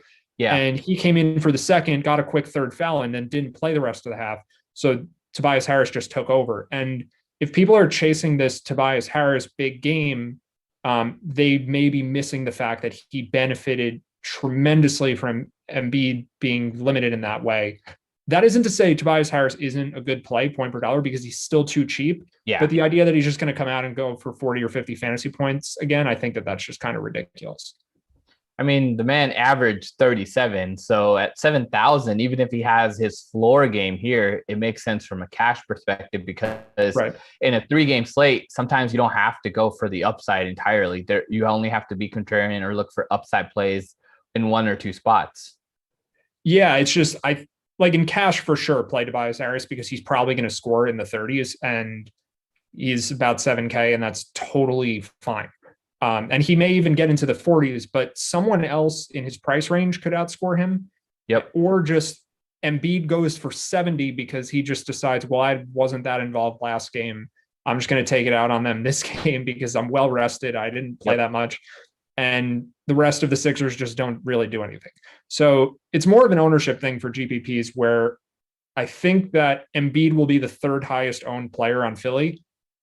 And that's pretty appealing because the matchup is obviously great for him. The Wizards are not a good defensive team. Yeah, for sure. That makes a lot of sense.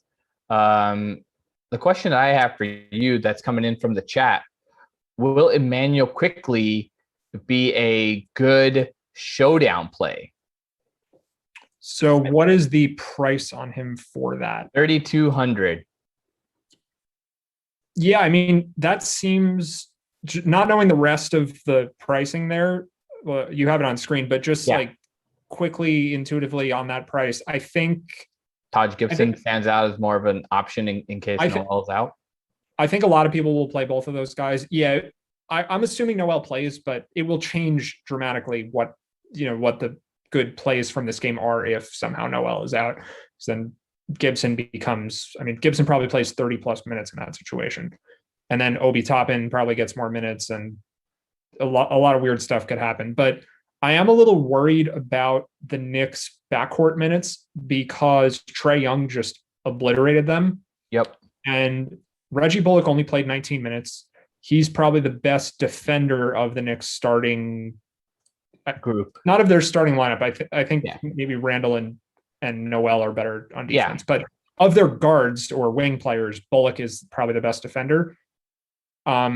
So I'm wondering if Bullock plays more at the expense of Quickly and Rose. And I'm wondering if Frank Ntilikina, who played 1 minute last game, gets like 7 or 8 minutes. Wasn't that 1 minute too, just like at the end of the half or something like that? I swear it wasn't like, it was just to contain Trae Young from putting up a good shot.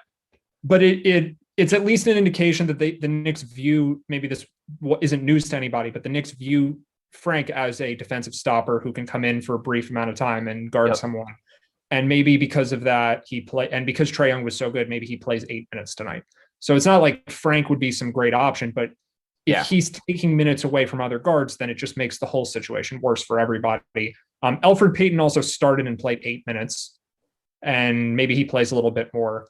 So I think he's a big defensive liability, though, and I mean his defense is really only coming from, I would say, steals and deflection and stuff like that.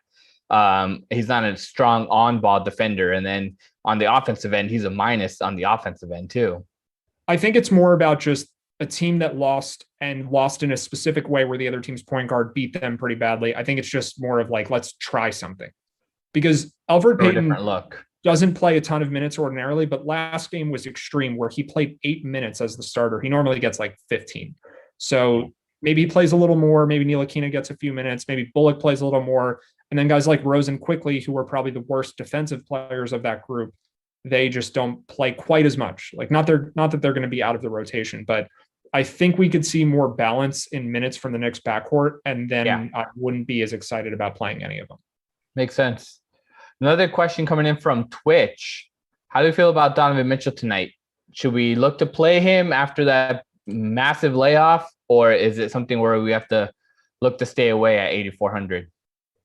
Yeah, so I think it's more important to stay away from the other guards on Utah. So Conley, Ingles, Clarkson, and even Bogdanovich, who's not really the same position, but all of those guys are very negatively affected by Mitchell's usage and then just not getting as many shots. Yeah. The two guys in the rotation who are least affected, I think, are Royce O'Neal and Rudy Gobert, but they're going to be pretty popular plays anyway. So it's not like they're that exciting. I think they're fine, but other people know that they're fine. So playing Mitchell will be contrarian. I don't think anyone will want to go there. I don't think too many people will want to go there with him having not played for so long.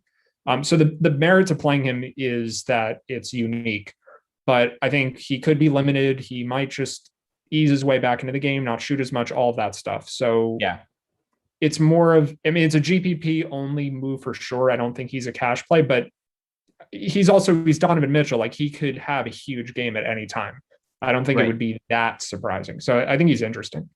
I mean, him coming back off that long layoff does make it worse for all the other guards. But at the same time, like, this is your only real opportunity. If he goes off, he's going to be popular in the next game. And then you'll probably look to fade him in the next game because the salary will be up, his popularity will be up, or ownership.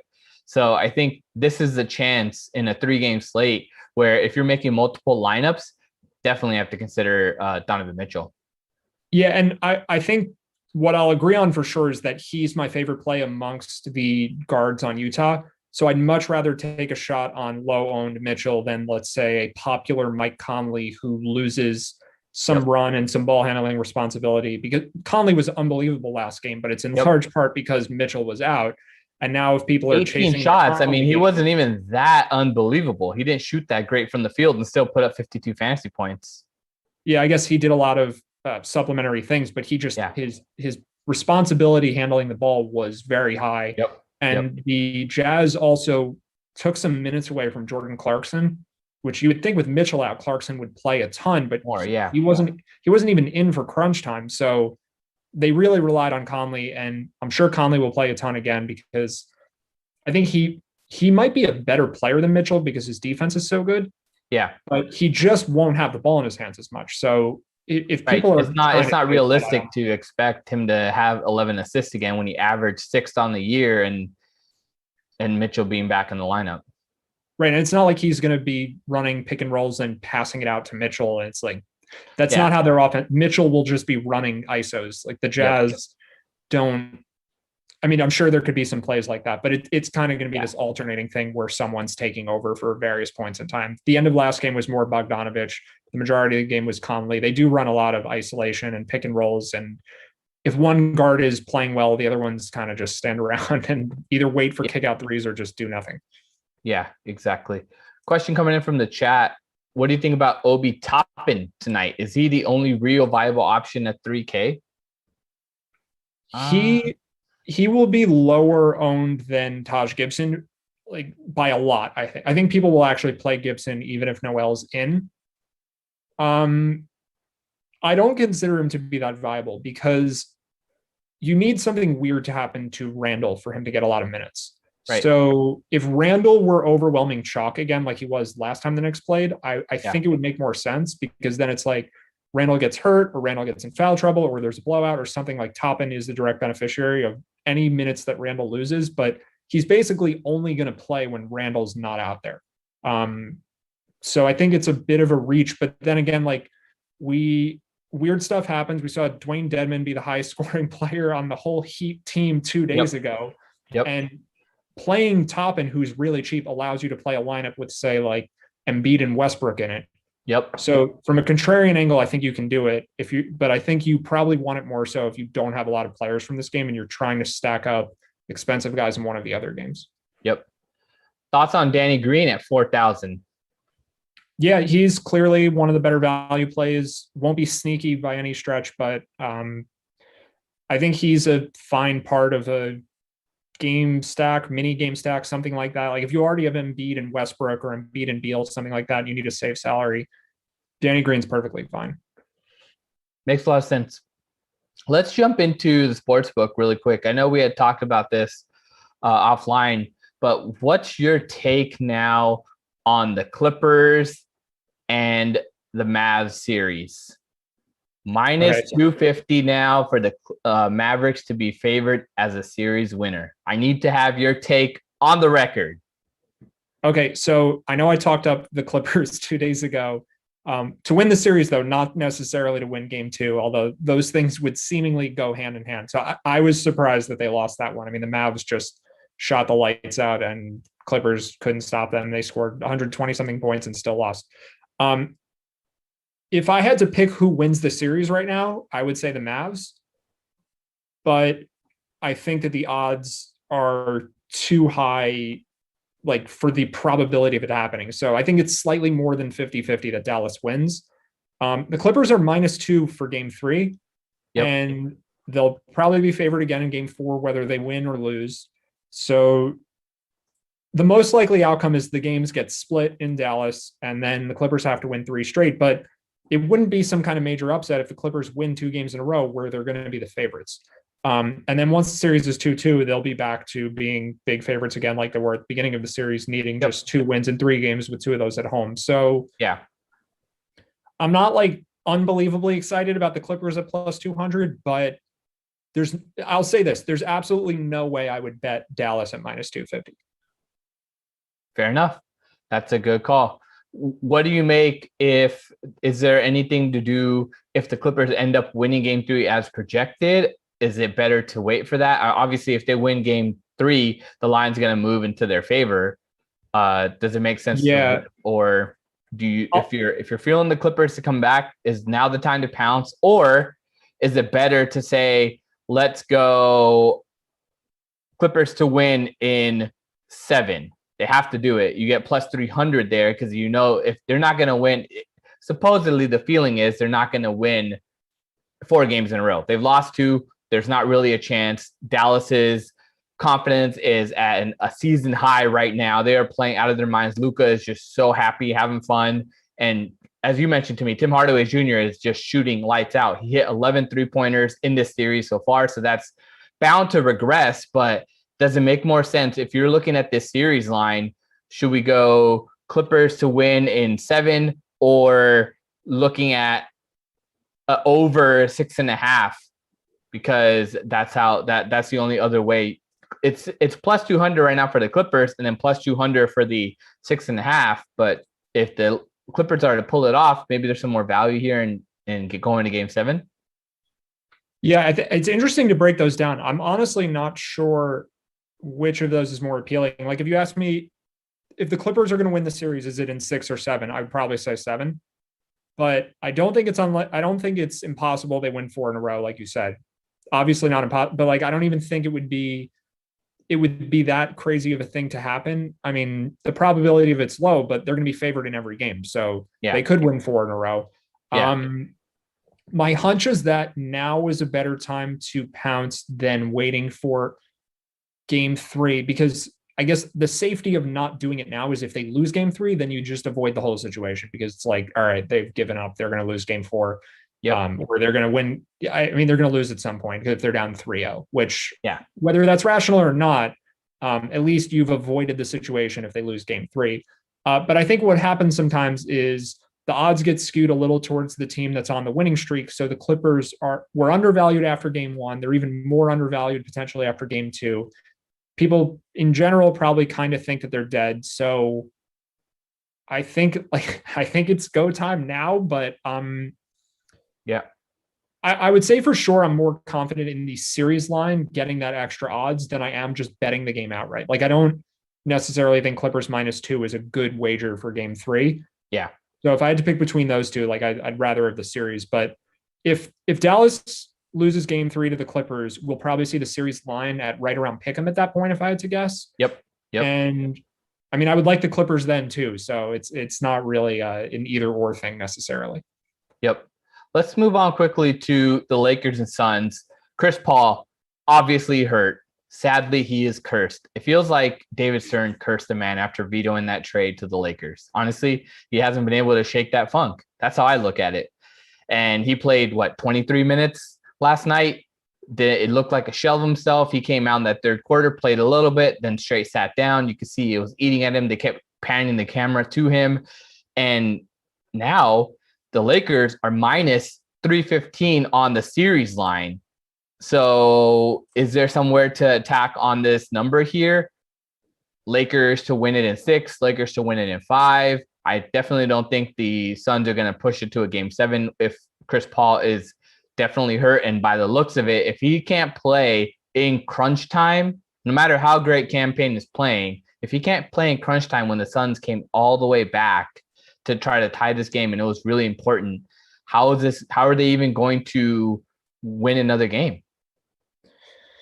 Yeah, this is a difficult one. I think the best time to bet the Lakers, I mean, this is obvious, but would have been before last game for the series, which we kind of talked about. And I think I think you've missed the boat at this point, honestly, because while I do think the Suns are unlikely to win the series, the Lakers are now overwhelming favorites, and it's probably just like a fair line now. And I don't think it's impossible that Paul, with a few more days to rest, days off between games, maybe like Game 3 doesn't look that great, but by Game 4 or 5, he's back to full strength. We don't really know what this injury is. Yeah, it's called a contusion. He said he heard a pop or a crack, that there wasn't a snap, so we couldn't get the so I don't know. Yeah, we don't know. I mean, for you as a Lakers fan, I would be very excited. Just I think that I wanted a good series. I really wanted it. I didn't want it. The Lakers were favored to win coming in. They were the first 7 seeds to ever be favored over a 2 seed. I wanted a competitive matchup. I didn't want this to go down as like the Lakers won because Chris Paul was hurt. Then their next matchup is going to be, they won because of this. They won because of that. I don't want any excuses.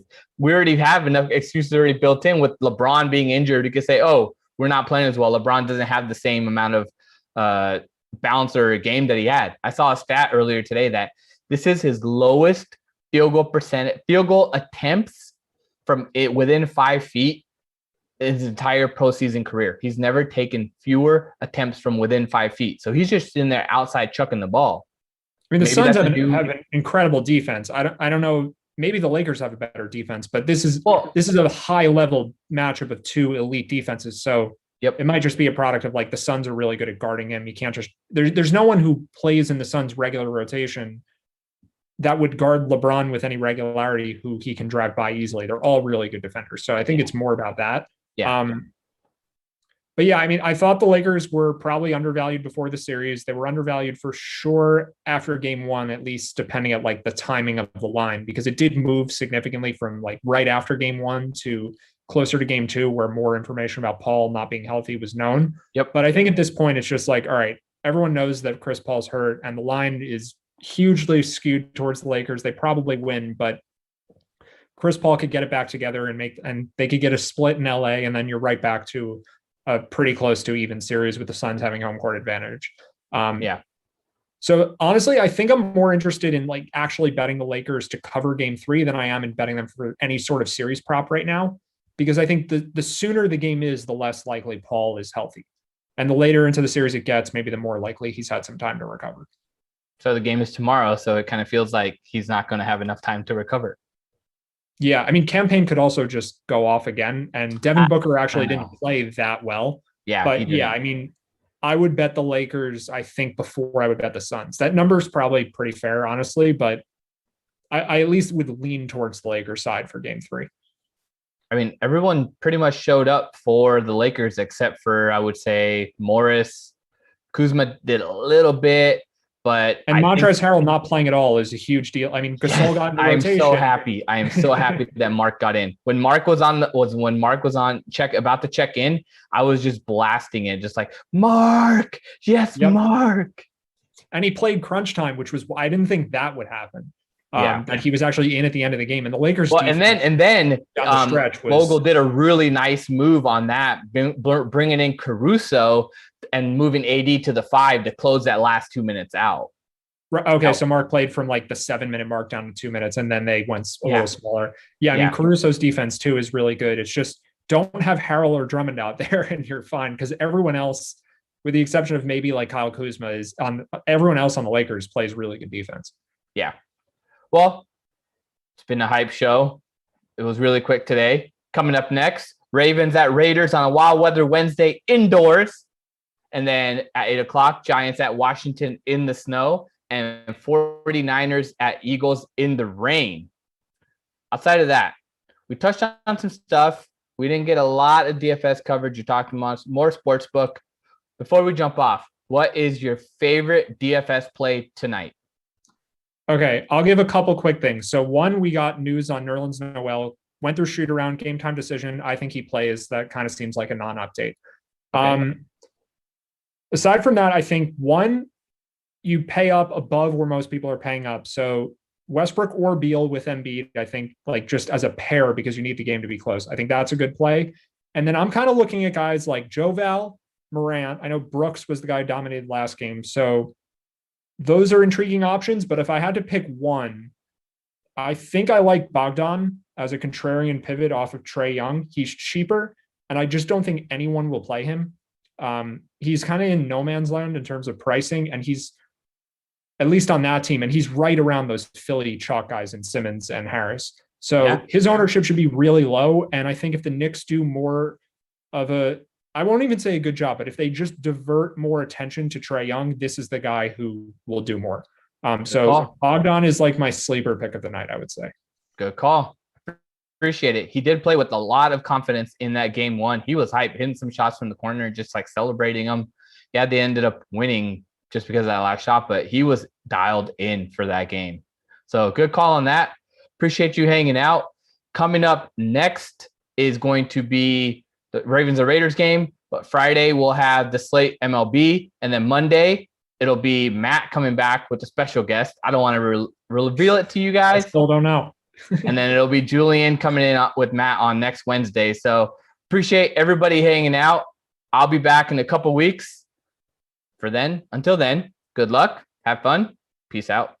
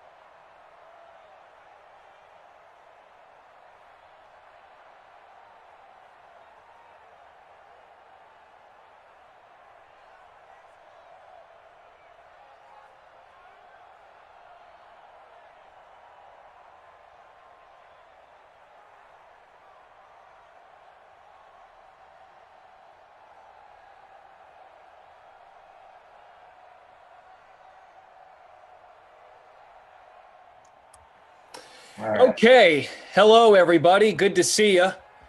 It's a 6 o'clock Madden Sim, start of the late slate. This is the final game of week 1 of the Madden season. The 2021 simulation we are doing, the 2021 schedule. Glash and Christian, what's up, man? How are you? Not much. I'm excited that we have a wild weather Wednesday game that's going to be in a dome away from the, stormy skies of Las Vegas. I mean, even if we were playing outdoors in Vegas, I don't know what kind of weather you could really throw down on the Raiders right now. They won't have to deal with that. They get that nice air conditioned. It's sunny and 72 all day, every day inside Allegiant Stadium, the $2 billion jewel in the middle of the desert. Glash, lineups have locked. 1, hey, how are you doing? 2, what does your team look like? Yeah, that is important, something we can get to here. Let me just check. It should be live because lineups have locked now at 6 o'clock. There we go. So I put Lamar Jackson in the captain spot. I know how creative. Simple. Darren Waller is my only Raider. Mark Andrews, J.K. Dobbins, Miles Boykin, Ravens defense. Wow. I thought about the Ravens D for a minute there, but I was feeling Congo Cab. You put him right in there in the free roll title. So I was like, the Raiders aren't going to get crushed in this one. They're going to keep it competitive. So I put in Waller in the line. I put in Hunter Renfrow because I needed to punt play. But yeah, that Vegas secondary, man, it is not great. So I loaded up on the pass catchers there, the passing game. Marquise Hollywood Brown in the captain spot. Mark Andrews, Lamar Jackson, the big three there. I also threw Mark Ingram in there over Miles Boykin. We'll see if I regret that. Ingram, the kind of guy who can make you feel pretty good about it, but otherwise, no. On the brink here. I'm excited to see what Hollywood does, not just here in Simland, but in the real world this upcoming season. We talked about it before. The Ravens went out of their way to load up on targets.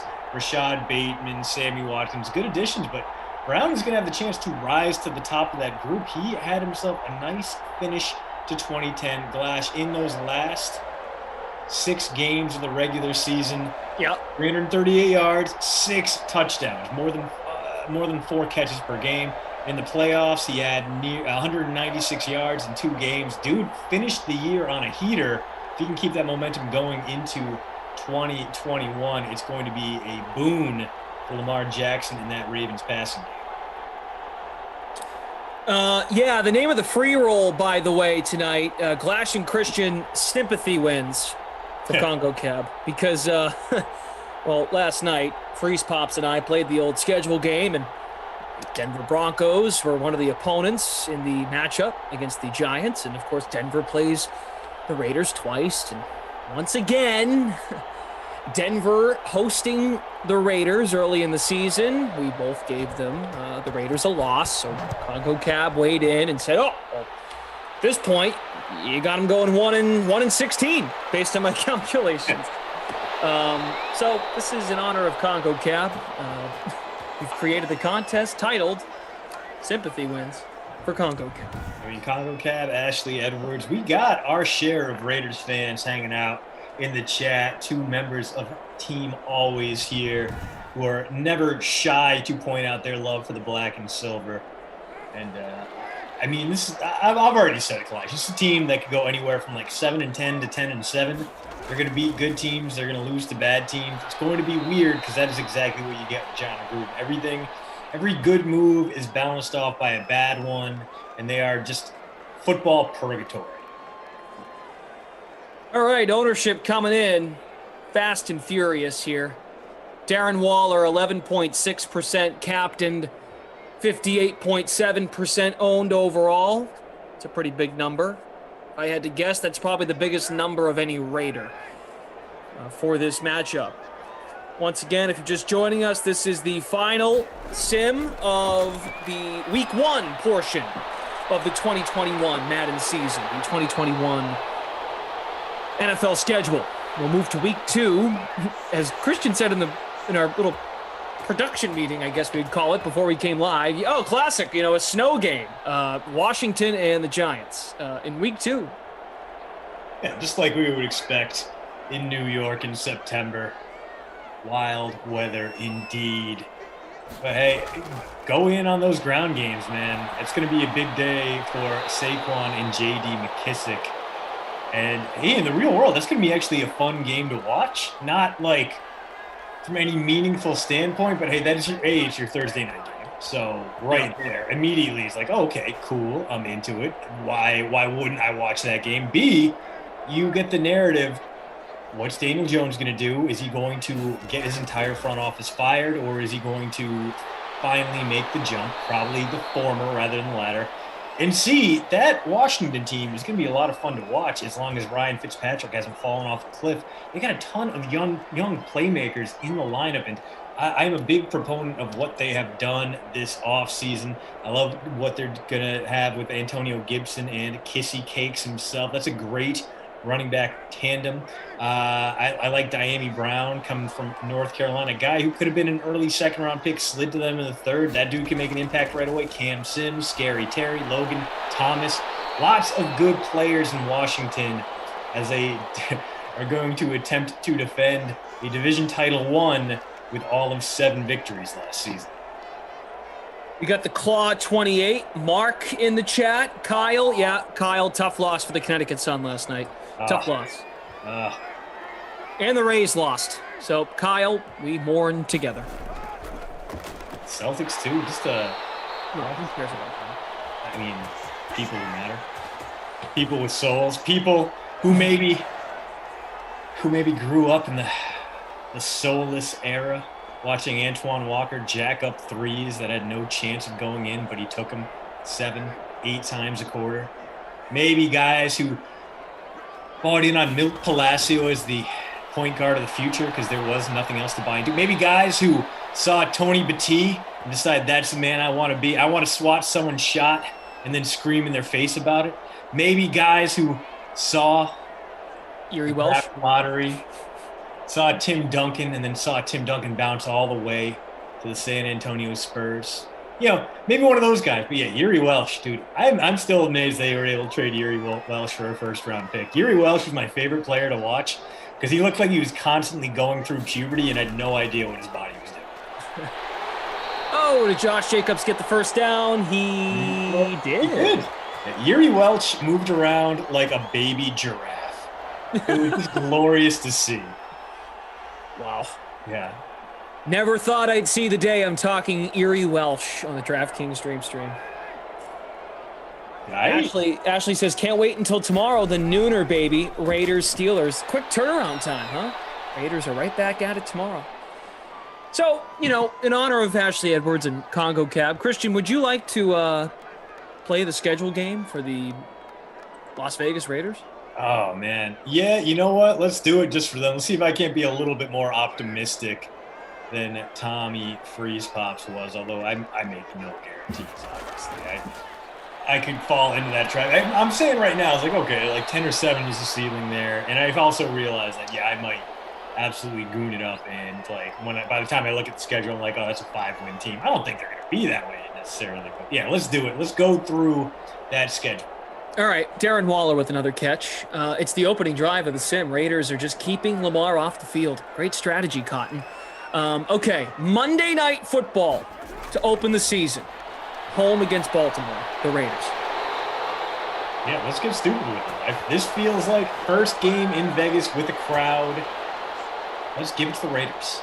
1-0. Yeah, you know, they did beat the New Orleans Saints. Early. Exactly. They beat the Saints early last season. You know what? They don't fall apart late in the season. Yeah. Win. Week 1. I am going to put an asterisk at the end of this. Asterisk sympathy. These are sympathy victories. I mean, if we really do sympathy wins for everybody, every team will go 17-0. Sure. Okay, week 2. Raiders are in Pittsburgh. I'm going to say this is going to be a letdown loss. On the road, tough game, tough defense. It's going to be a loss. 1-1. It's a loss. Okay, 1-1. Week 3, home to the Miami Dolphins. Let's call it a win. Okay, in on the win. Week 4, Monday Night Football again. Starting to get the sense that ESPN and big networks, they just want to make sure they get the Raiders when they're relevant. Another catch for Waller. Beginning of October, Raiders are at the Chargers week 4, Monday night. It's a fun game. And the Chargers made so many improvements. I'm gonna say it's gonna be the home team holding serve there. So let's give it to LA.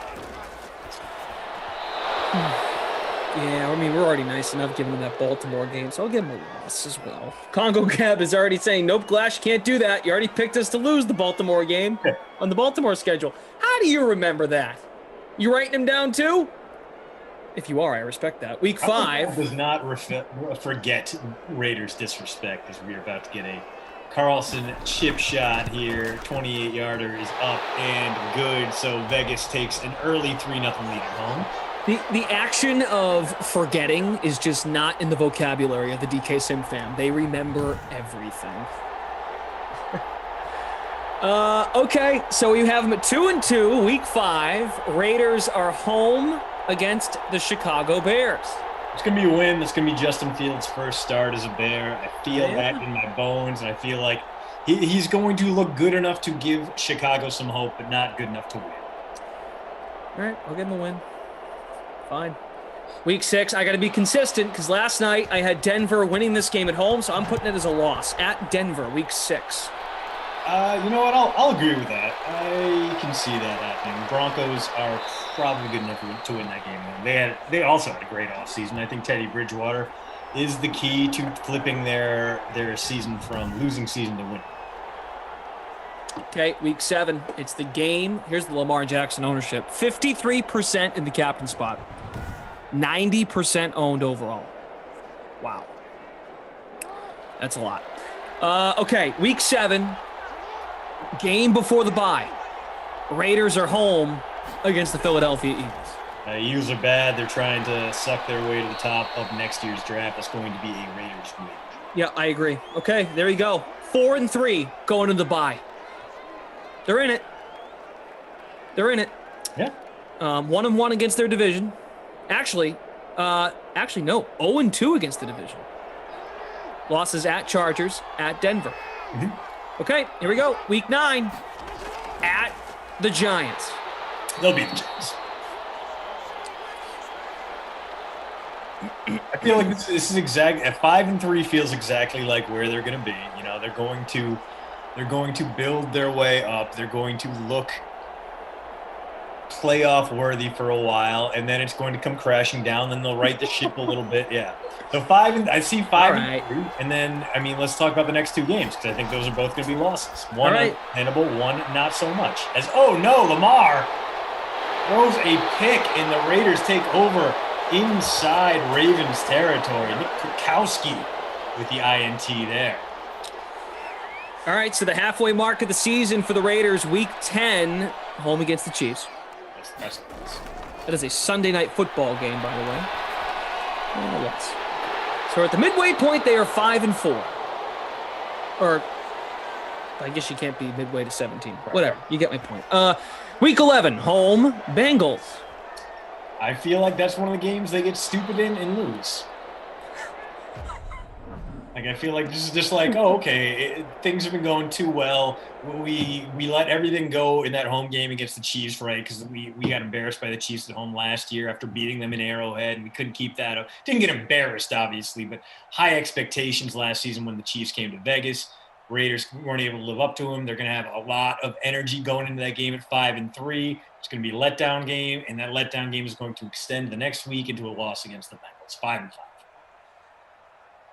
All right, we'll resume after we look at some stats here. So Lamar Jackson threw one pass, in that first quarter. It was an interception. It's not good. It's not good. And 1 rush for 0 yards. So if you are on the fade Lamar train, it is actually working out pretty well for you because not only has he had no impact in the first quarter, he actually has had a -1.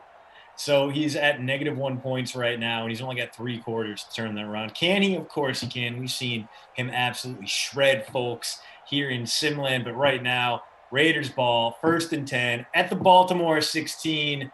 Barring a turnover, they're going to extend this lead. The question is it going to be by 3 points or by 7?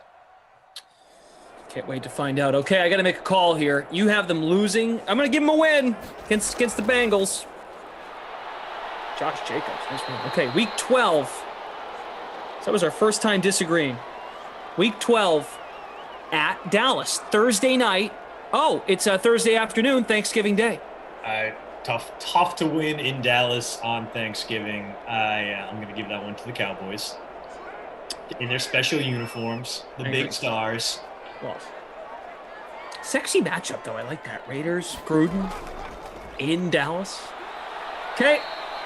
After that, after 10 days of rest, beginning of December, home against the football team. I think they'll be able to win that one. Even with the great defense there, you get the long week, you have the afternoon game, so it's not like you even have to worry about the time zone shift that much. Let's give it to them.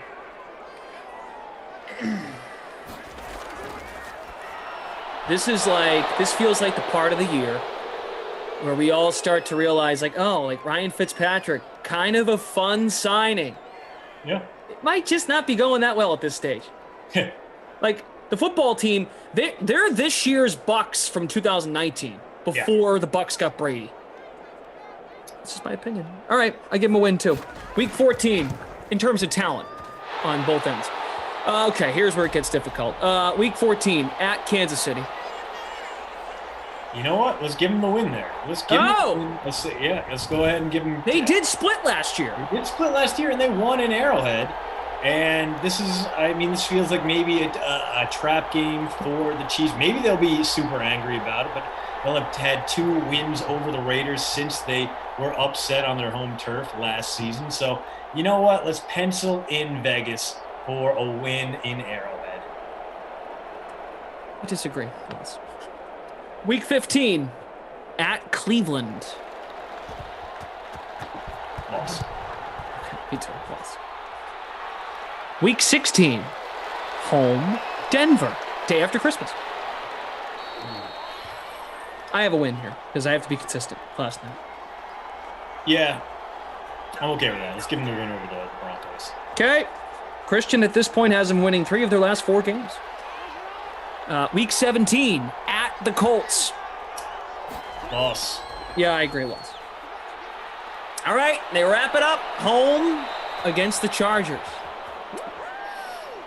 Just because it's week 18 and there is probably going to be a playoff spot on the line, or at least in the horizon, I feel like they have a letdown game and lose that one. Loss. Okay, let's add them up. You have them at 8 wins, 8 and 9. Yeah, that sounds right. And me, 6, 7, 8. 8. We both got to 8. All right. Is that good enough for you, Congo Cab, or do we need to factor in some more sympathy wins? D. Hey, D, what's up? James says you guys make it sound like the Raiders suck. You are crazy. What?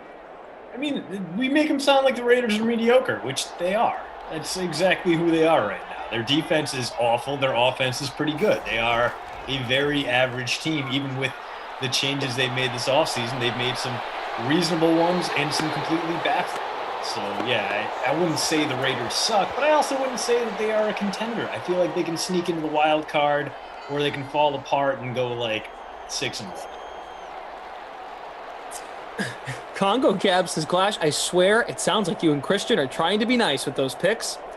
Not really valid, because a lot of those games you picked us to lose already. Well, I disagree. We've done the Chiefs schedule. I mean, Congo Cab, if you're speaking directly to me, I've done the Chiefs schedule, done the Denver schedule, done the Chargers schedule. So we've done most of the division. That's fair. Done the Ravens schedule. I don't know. I disagree. 8 wins sounds about right. What's their DK number that they're just to compare, just to see if we're kind of in the ballpark. Let me check it out real quick. Just to make sure that we're not nuts. Well, we might be nuts. I am nuts. What am I saying? Here we go. Team futures wins. Let's find the old Raiders. 7. 7's the number. Edmund says the Raiders suck. They suck. Go Cowboys. LOL. I mean, sure, you're comparing apples with other different colored apples there, but why not? Yeah. Go ahead there. No, so I would take the over on that. I think in most situations, this Raiders team hits at least 7 wins, but I mean, I wouldn't feel super great about it. There's just a lot going on in Vegas right now, and they play in arguably the toughest division in the NFL. Probably not, because the NFC West, I think, owns that crown, but the toughest division in the AFC, yeah, I think you can make that case pretty well. It's either them or the North, depending on what Ben Roethlisberger still has in the tank. Congo Cab, 2 things can be true, because they had a bad defense last year. Fine, so they make improvements, but the Chargers also got better. Yeah. The Chiefs also got better. Buffalo's really good. Cleveland's really good. You're playing those teams on your schedule. You're not playing Buffalo, but you're playing Baltimore. You're playing Cleveland. You do get the NFC East, which is nice. I mean, like, just because your team gets better, I mean, they still got to play the schedule, and I just think that there are some, clearly, but with an 8-9 record, we believe that there are more games they're going to lose than win, and it's not by much. Yeah, and I mean, you can say, yeah, we had 8 wins last season, and we had the worst defense ever, which, yeah, you're right, but there are also some very weird results in there. You go out there and you have a season in which you beat the Saints, you beat the Chiefs in Arrowhead, but you also go out there and you nearly lose to the worst Jets team in a long time, which is saying a lot. You go out there and you lose to the Colts by 17. You know, the Raiders lost at Atlanta 43-6. Yeah, I mean, there's just a lot going on there. Without any kind of semblance of consistency. I don't know how you're so confident either way. I'm not saying the Raiders are going to be bad, and I will say that there are some moves there I liked. Ngakoue, Casey Hayward, they brought in guys who can make a positive difference on the defensive side of the ball, but I don't think they brought in enough of those guys. They also devoted cap space to bring in Kenyon Drake. That receiving core is still a bit of a concern, and their rookie haul is guys who might have high upside but will need some time to contribute. Divine Diablo and the kid from Buffalo whose name escapes me right now. I will pick it up. His name is Malcolm Kuntz. There he is. Yeah, Kuntz could have that Max Crosby type developmental track where he goes in right away, or he might need a little bit more time. I like the overall talent level on the team, but I think there are just too many question marks that you can definitively be like, this is a team that's going to playoffs the same way that you can with the Chiefs, with the Bills, with the Browns. And I don't even think they did enough to really spark the kind of excitement a team like the Chargers or even the Patriots have.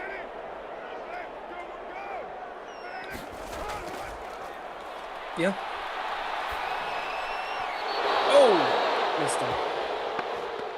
Mike Bauer is telling Congo, as long as Gruden is there, it's a problem. Mark says, get off your butt, Carr. Yeah, 6-0, 2 field goals. That's all we got so far. And Lamar Jackson has 0 rushing yards, 3 passing yards, and a pick. Yeah, and this was a promising drive, and now it's going to be cut down in its prime. Lamar Jackson's going to have the chance to take over here from his own 20, so that punt netted 22 yards. Awesome. Good work, Raiders. And I fully expect we're going to go into halftime clash. Baltimore 7, Raiders 6. Congo Cab, you know what? You're all right. We're average. Yep, my bad. He's had enough. He's just getting bodied by all of us. Stand for your team. Like, I'm not going to ever be like, dude, don't root for your team. Don't cheer them on. At the same time, it's like, realistically, I respect the hustle. I respect your viewpoint. I just don't agree with it. And that's cool. Oh, man. Damn, bro. In the second half, you're better. Yeah, man, we're in a dome, but spiritually, this is a very wild weather Wednesday type game. As the Ravens at least driving towards some points here, although we have seen things go awry for Lamar Jackson. I think with that pass, he's finally into positive fantasy points on the game, and we are only have 53 seconds left in the first half, which kind of tells you how this one's been going. Killa says, y'all need to get rid of Wild Weather Wednesday. It's BS. Come on, dude. Killa, here's the thing. There's no weather in this sim. I mean, as a general complaint, sure, understandable. I feel like Wild Weather Wednesday is a favorite of few people. I do appreciate the change of pace it brings to the Sims, but like, to be fair, my Sims have been just kind of garbage to begin with, Flash. Like I've overseen my share of like 13 to 6 games over the last 2 weeks. It's been like 80% of my workload. So hopefully this one will turn around with or without weather. As the Ravens, one timeout, 48 seconds left. Ball on the Raiders 24. Well within Justin Tucker's. Oh, wow. Ooh. Going for it all. Getting nothing. But, hey, I like the effort. Way to take that shot.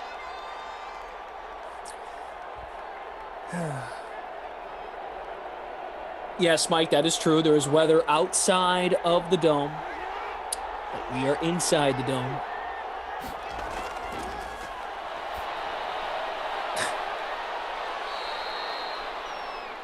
Cristobal says Carr should probably sit his butt if he is getting so far from the line. What?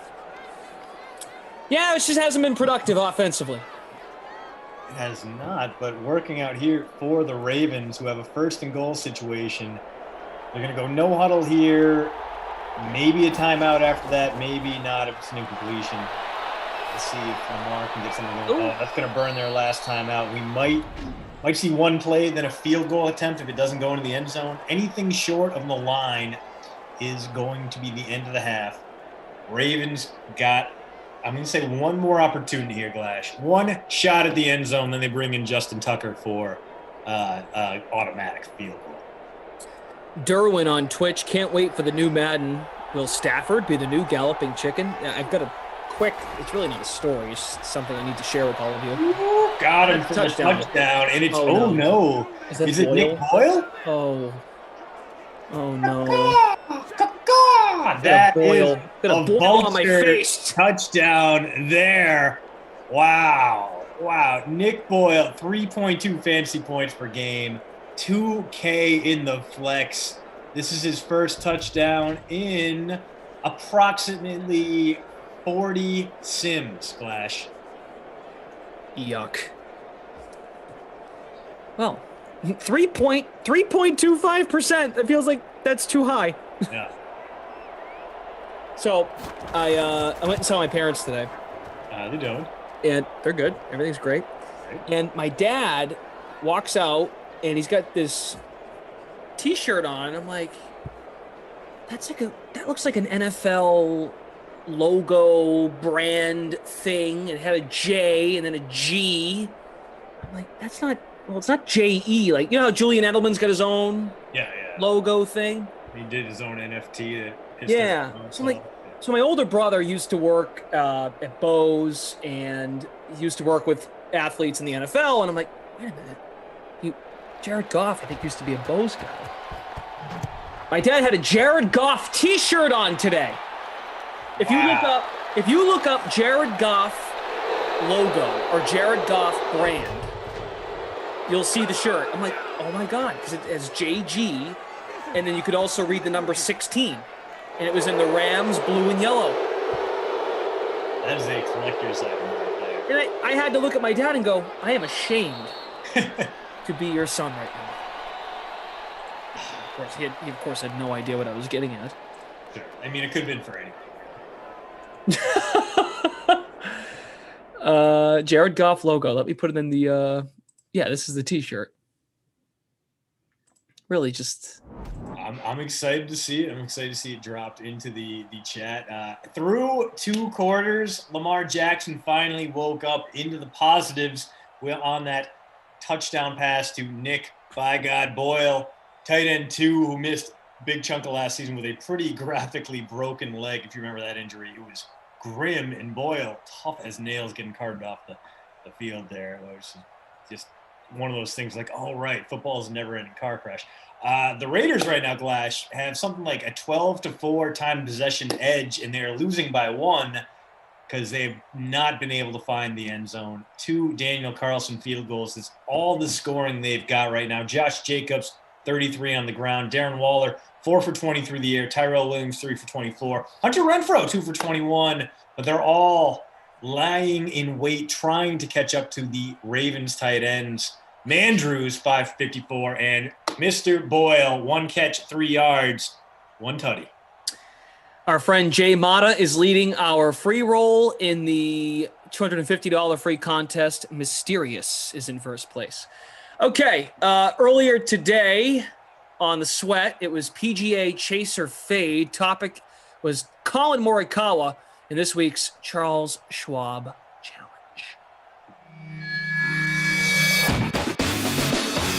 Who's your pick to win the Charles Schwab Challenge? Yeah, Colin Morikawa came close last year. Colin Morikawa comes close lots of weeks in lots of places.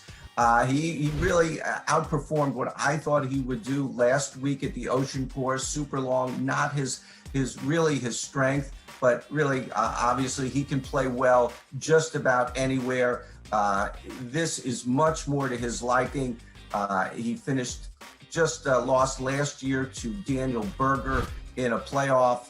If we're talking accuracy, if we're talking tee to green, if we're talking greens in regulation, Colin Morikawa has to be at the top of just about everybody's list. I guess Jordan Spieth probably will be the number 1 pick if you ask people who they think will win this week. But Colin Morikawa was right there, and I actually like him a little bit better than Jordan Spieth. Hey, we're back. Just off of what you just said, didn't someone... Oh, well, first, remember, watch The Sweat. Weekdays at 11 a.m. here on the DraftKings Dream Stream, Twitch, YouTube. Check us out. Also available on the Twitter sphere. You can go to Twitter and watch live video. But stay here. Just stay here on DraftKings, YouTube, and also Twitch. 11 a.m. It leads into the noon sim every day, every weekday here on the Dream Stream. Speaking of quarterbacks that no one knows what they look like and they get in the contest, wasn't there something similar with Mitchell Trubisky at like Bears camp? Like no one knew who he was, or like someone. It was that, and he showed up in his grandma's like 1997 Toyota Camry, and everyone's like, "What is this? Who is this joker?" It's like, "Oh, right, this guy you traded up to take over Patrick Mahomes and Deshaun Watson." There you go. I mean, to be fair, the Camry is a fine automobile. Runs well, can give you 200,000 miles, will always be relatively inexpensive to repair. I got mine, my side mirror redone. I got all my fluids replaced, tires balanced, rotated, oil change, and it came in under my stimmy check. So I was very, very pleased with my, I think it's like 2011 Camry that I got in there now. We're a Camry family, the DeAndreas Glash, and we are happy to welcome you to the fold with that new, beautiful Fast and Furious package you got cruising the streets of Boston. Thank you. Reminder, if you are participating in the free-to-play pool for the 2021 Madden season, which we started on Monday, if you missed it, we're simulating the entire 2021 NFL schedule. Week 2 begins next at 8 o'clock. Giants at the football team in the snow with Jeff Ulrich and Tommy Freezepops. Whoa, Lamar, sir! Nicely done. We've got a great team with us here. Producer Michael, Daniel, and Kyle from Ops. And Christian, that's a good pickup you just got there. Yeah, it looks like the Kyle will get that updated, guys. Andrews did not score the touchdown. It was Boyle. Yep, we're on it. Don't worry. We might not get it right at first. We always get it right at the end. As our pledge to you. Stats and ops will always be right eventually. Kenny Ducey, you got like a 1 in 6 shot. So, yep, that will be updated. Nick Boyle with the touchdown.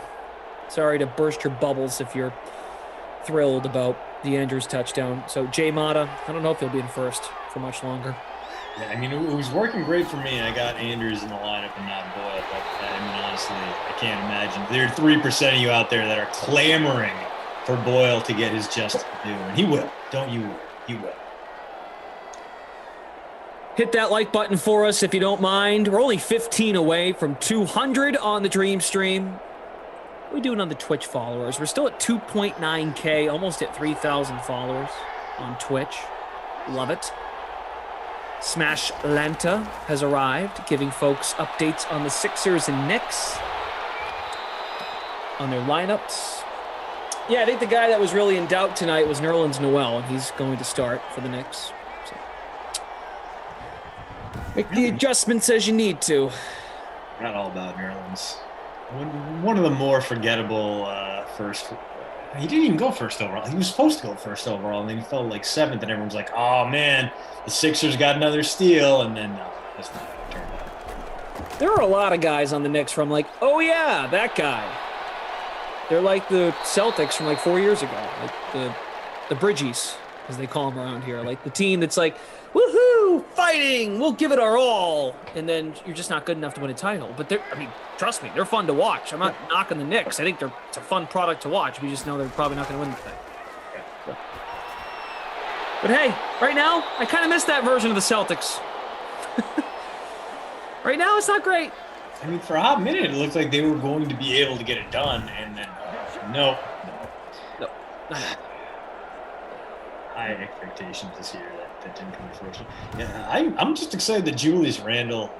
I mean, this is a guy who only played one game as a rookie, and like he looked like for a while he was going to be like big but kind of empty stats, like he was destined to put up good numbers on bad teams for a long time, and then all of a sudden out of nowhere this double machine, putting up 24 per game, playmaking out the wazoo, dishing the ball all over the place, 6 assists a career high. Dude was just on fire and a very worthy most improved player award winner, like proved he could be a legit star in the league, which I'm sure Lakers fans who suffered through the downtime, back when they were going 17-65 and like 26, they were winning fewer than 30 games per year. I'm sure they're seeing their precious baby Julius Randle thrive elsewhere, and they're like, you know what? Good for you. You deserve it, buddy. So, hey, week 2 of the 2021 simulated season begins next. We're simulating the entire real schedule. There's a sack of Derek Carr. Calais Campbell in there. Just want to let you guys know, New York is 1-0 so far. New York opened with a win. Washington is 0-1. Just for some insight, New York's first game, it won 13-10 against Denver, which was last night, and the football team lost 16-13. So low-scoring game for both of those teams. And that one is in the snow coming up next. And after that, we've got Philadelphia at home hosting the Niners. Madden After Dark. We have weather for that one, producer Michael. Sorry if you mentioned that earlier. It slipped my mind. Rain. It's a rain sim in Philadelphia for Madden After Dark. By the way, Kyle from Ops has fixed the Boyle touchdown. It is now there. So all of you, most of you, your hearts have been broken. Andrews did not score a touchdown. Should have. Yes. Did he? But hey, maybe this drive, maybe we were about to get that 69-yard Mandrews tutty. Or maybe we're just going to get a whole bunch of Mark Ingram. Sure, why not? 4 for 24 for him now. JL says, Andrew's touchdown has been taken away for everyone who can't let the staff work for 5 minutes. Just letting you all know. Appreciate that, JL. But I get it. People are excited. Lamar now, still gross. 9 of 11, 58 yards. Willie Snead, first catch. Yeah, it's not good. It doesn't look good. Mr. Nick, why are some teams playing back-to-back days? That doesn't seem right. Well, this game right here is Monday Night Football of Week 1. To begin Week 2, we're not going to wait a whole week. The Raiders are actually playing tomorrow against Pittsburgh. That's actually one of the 1 o'clock games of Week 2. I think. Yep, it is. It's a 1 o'clock game in real life.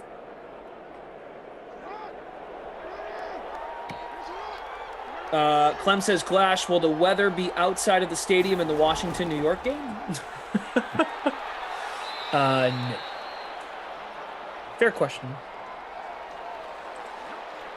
Yeah, this is going to drive the Ravens decide Mark Ingram is part of the team because we've seen a lot of them here. Big third down coming.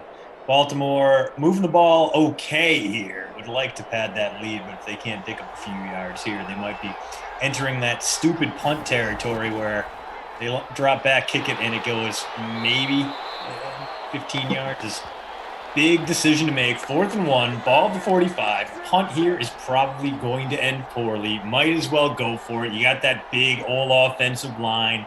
You got a couple running backs who can at least pick you up a yard. If not, just naked bootleg it out. Nope, they're going to punt it instead. They're punting from the Raiders 45, and I'm going to say, it's a fake. And Patrick Ricard. They get it! Did they get it? They did! Wow.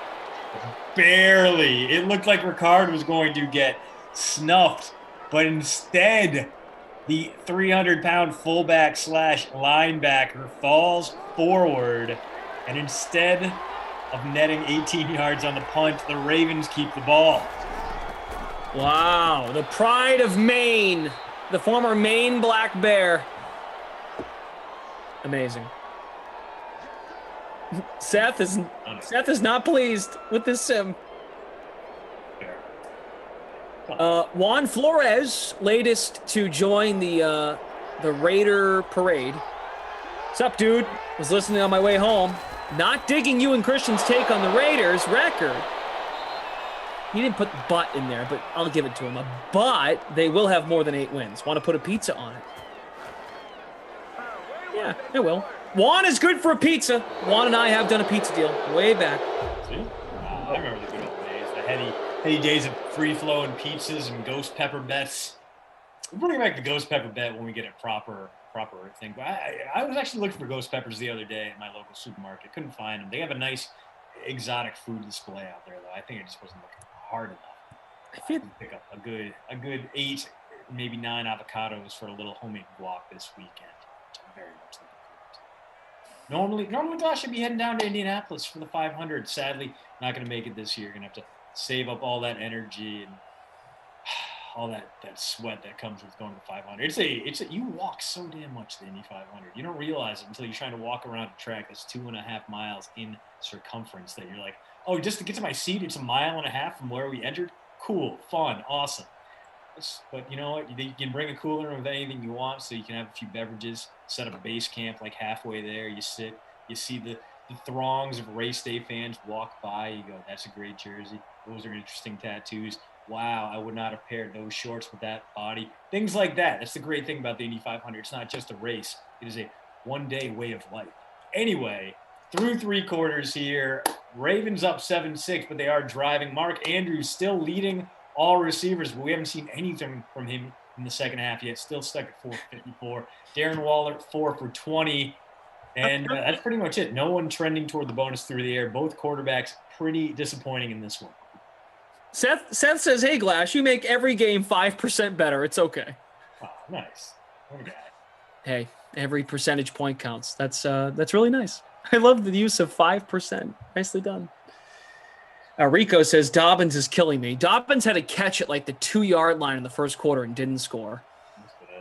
Or the second quarter, whenever it was. I currently have 44 points. I have 9.3 from Marquise Brown in my captain spot, and yet I'm still 11th of the 122 of us in the sympathy wins for Congo Cab free roll. If we can get maybe a Marquise Brown touchdown here, or hey, maybe a little bit more of that guy, I'll be feeling a lot better about this lineup. I do miss the pizza deals. That was a good experience. That was great. What a way to endear yourself to the fans. I think I ended up getting like 5, probably had to buy 5 pizzas at one point. Juan was definitely one of them. Scotty Too Hottie was another. There's Lamar. Go! Ooh. Ooh. Oh, the juke and the spin for a touchdown. Yeah, it was only a matter of time before that dude came alive. A very chalky TD there. But hey, Lamar getting up near that season-long scoring average. He's going to need to do a little bit more if he's going to hit the 21 points we were promised, but off to a, I'm sorry, 26 points we were promised. So he's going to need about 10 more points just to be average today. Don't think he's going to get there, but hey, that does help. Let's see. Oh, Free Piercy on Twitch. Goofy won a pizza. This Goofy is a dog. I'll take a word for it. He or she are still playing. Right as Mr. Nick chimes in, Jackson working towards the babysitter Billy, not worth the money today. Scores a touchdown mid-sentence. Yeah, so he's got both of the Ravens TDs so far, one passing, one on the ground, on a day where everyone's just been kind of disappointing. So he might be a Derek Carr gets the babysitter Billy kind of day. There's just not a lot of great performances in this one to hang our hats on.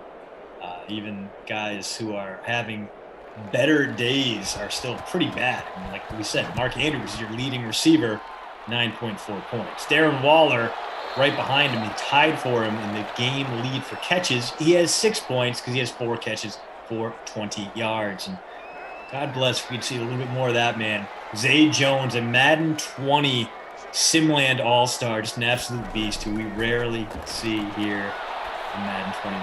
Tragic loss. That would have been Waller for about 15. Carr decided not to put it anywhere near.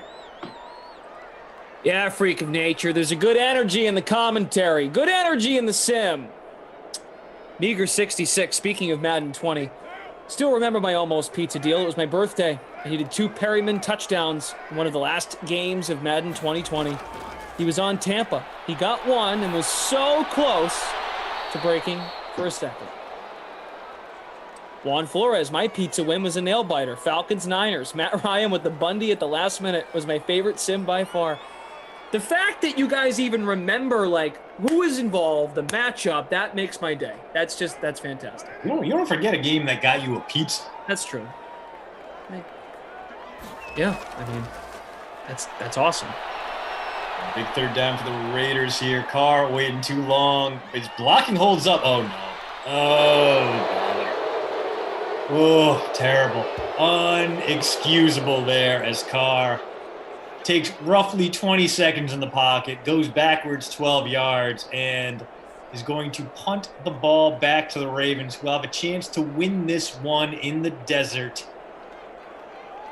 Even a field goal here would make it an almost insurmountable comeback for the home team as, okay, bold punt return strategy, running away from it, running toward it. Must have lost it in those stadium lights. Quite the punt there. Going to be about a 60-yarder when all is said and done.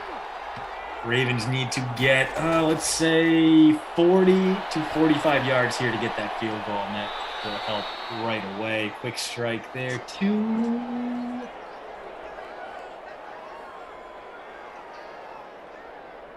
I don't know. Yeah, I'm waiting for the Willie Snead. All right, there we go. Scotty Two Hotties pizza deal was 54 plus points for Finns Texans. Wow. That was Fitzpatrick against Deshaun. I mean, yeah, that was kind of the whole premise. It had to be something absurd. Yeah. My favorite's like when Jared Goff had to like throw 4 touchdowns. I'm like, there's no way he's doing that. It's come close. The best ones were the ones that came to the last second, and it's Glass escapes again.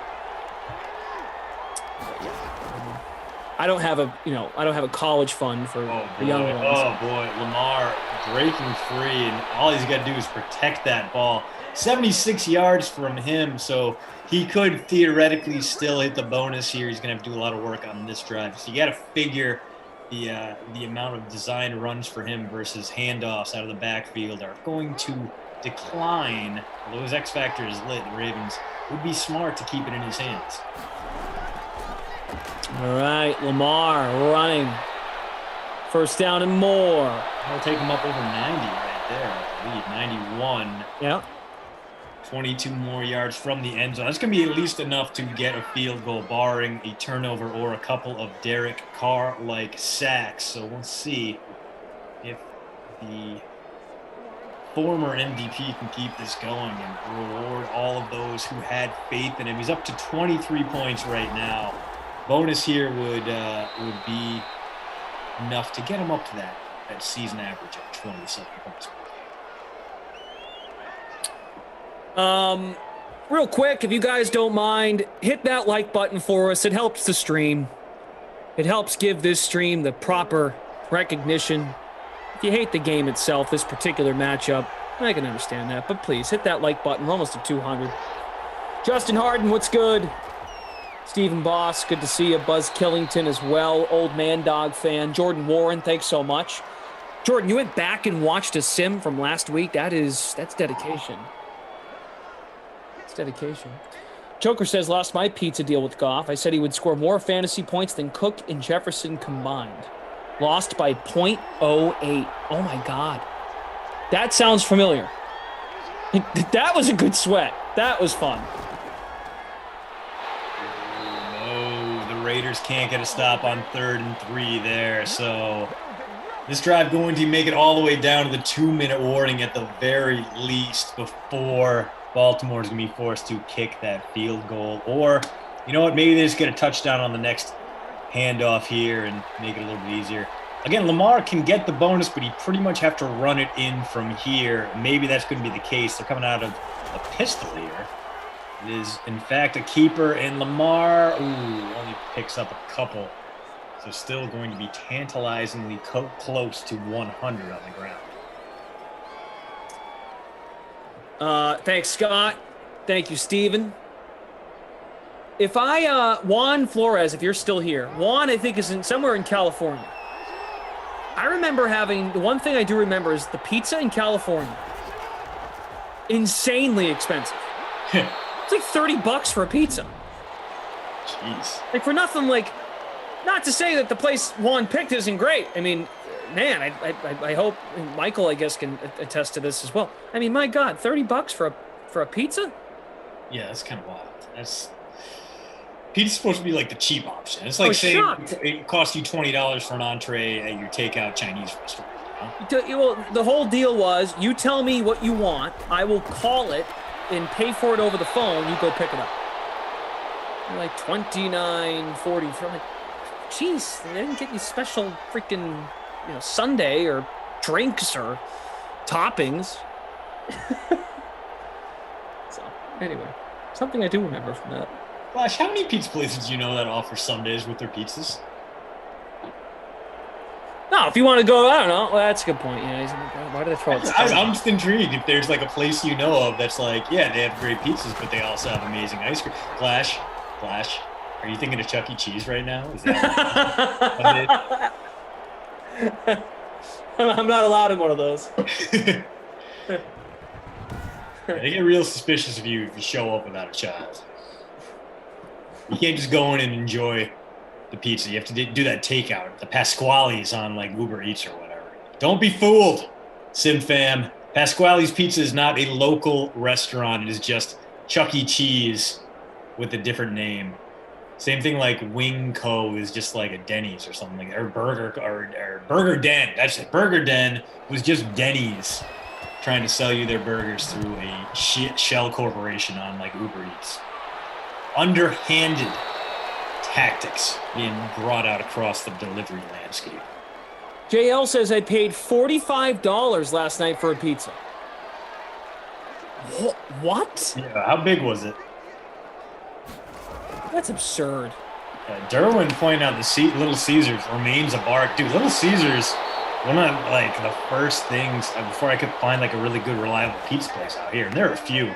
But Little Caesars was always great. You get that big like tombstone pizza, the big square one. Yeah. Kind of Detroit style with a caramelized crust, and like every piece of pizza had like 4 pepperoni cups on it. You can get a big old pizza for like $8 there. It was a great deal. You can get like a regular pie for $5. And like, I'm not arguing that Little Caesars is good pizza by any stretch of the imagination, but it is pizza. So, I mean, it's not like you're going wrong with it. It's not it's not like lunchroom Milio's squares of pizza. No, Little Caesars, perfectly acceptable pizza, especially at the price. Delightful. We got a minute 20 left. Once again, this is the final sim of the week 1 slate of the 2021 NFL schedule. That's what we're doing here for the next couple weeks. We're simulating the season. So hope you guys got in that free-to-play pool that was on the sports book. We were talking about it. It's on DraftKings as well, but we were talking about it for a while. Started on Monday. So week number 2 begins with Giants and the football team in the snow at 8. And then there is a rain sim, Niners at Eagles, Madden After Dark. Jeff Ulrich, Moose, and Tommy Freeze Pops are the duo for the rest of the night. I'm excited. Tommy's filling in for me on my later Friday shift, so I can go out and take the kiddo out to dinner. I'm very excited. Oh. And it'll be a nice little pizza day. We'll go get some Sugar River up here, a little Kicking Horse 5 alarm, which is like ground sausage, jalapenos, bacon. It's awesome. It is the best pizza they make. They do a real nice thin. They have like a really good hand tossed crust. Thin crust there. As this turnover on downs will do it for the Raiders. They couldn't even give us the garbage points we so richly deserved. Although maybe we'll get that Lamar Jackson carry we needed to get him to the bonus. Seems unlikely. It seems like it's more going to be a Mark Ingram thing here, but let's wait and see. They're going to kneel down at least once. Maybe they'll run it on second down. They sometimes do, and then kneel down again. What are you thinking for player of the game? Not my kid. I'm looking at my lineup. Boykin has nothing. 0. Yeah. I mean, not a lot of good bargains in this one either. I mean, who are you going to look to that really showed up and gave you anything? You know what? Since even Lamar isn't going to hit his season-long average, and he was the only guy who really scored en masse, I'm going to give it to Nick Boyle. Boyle, 3% owned, gave you a touchdown? Sure, why not?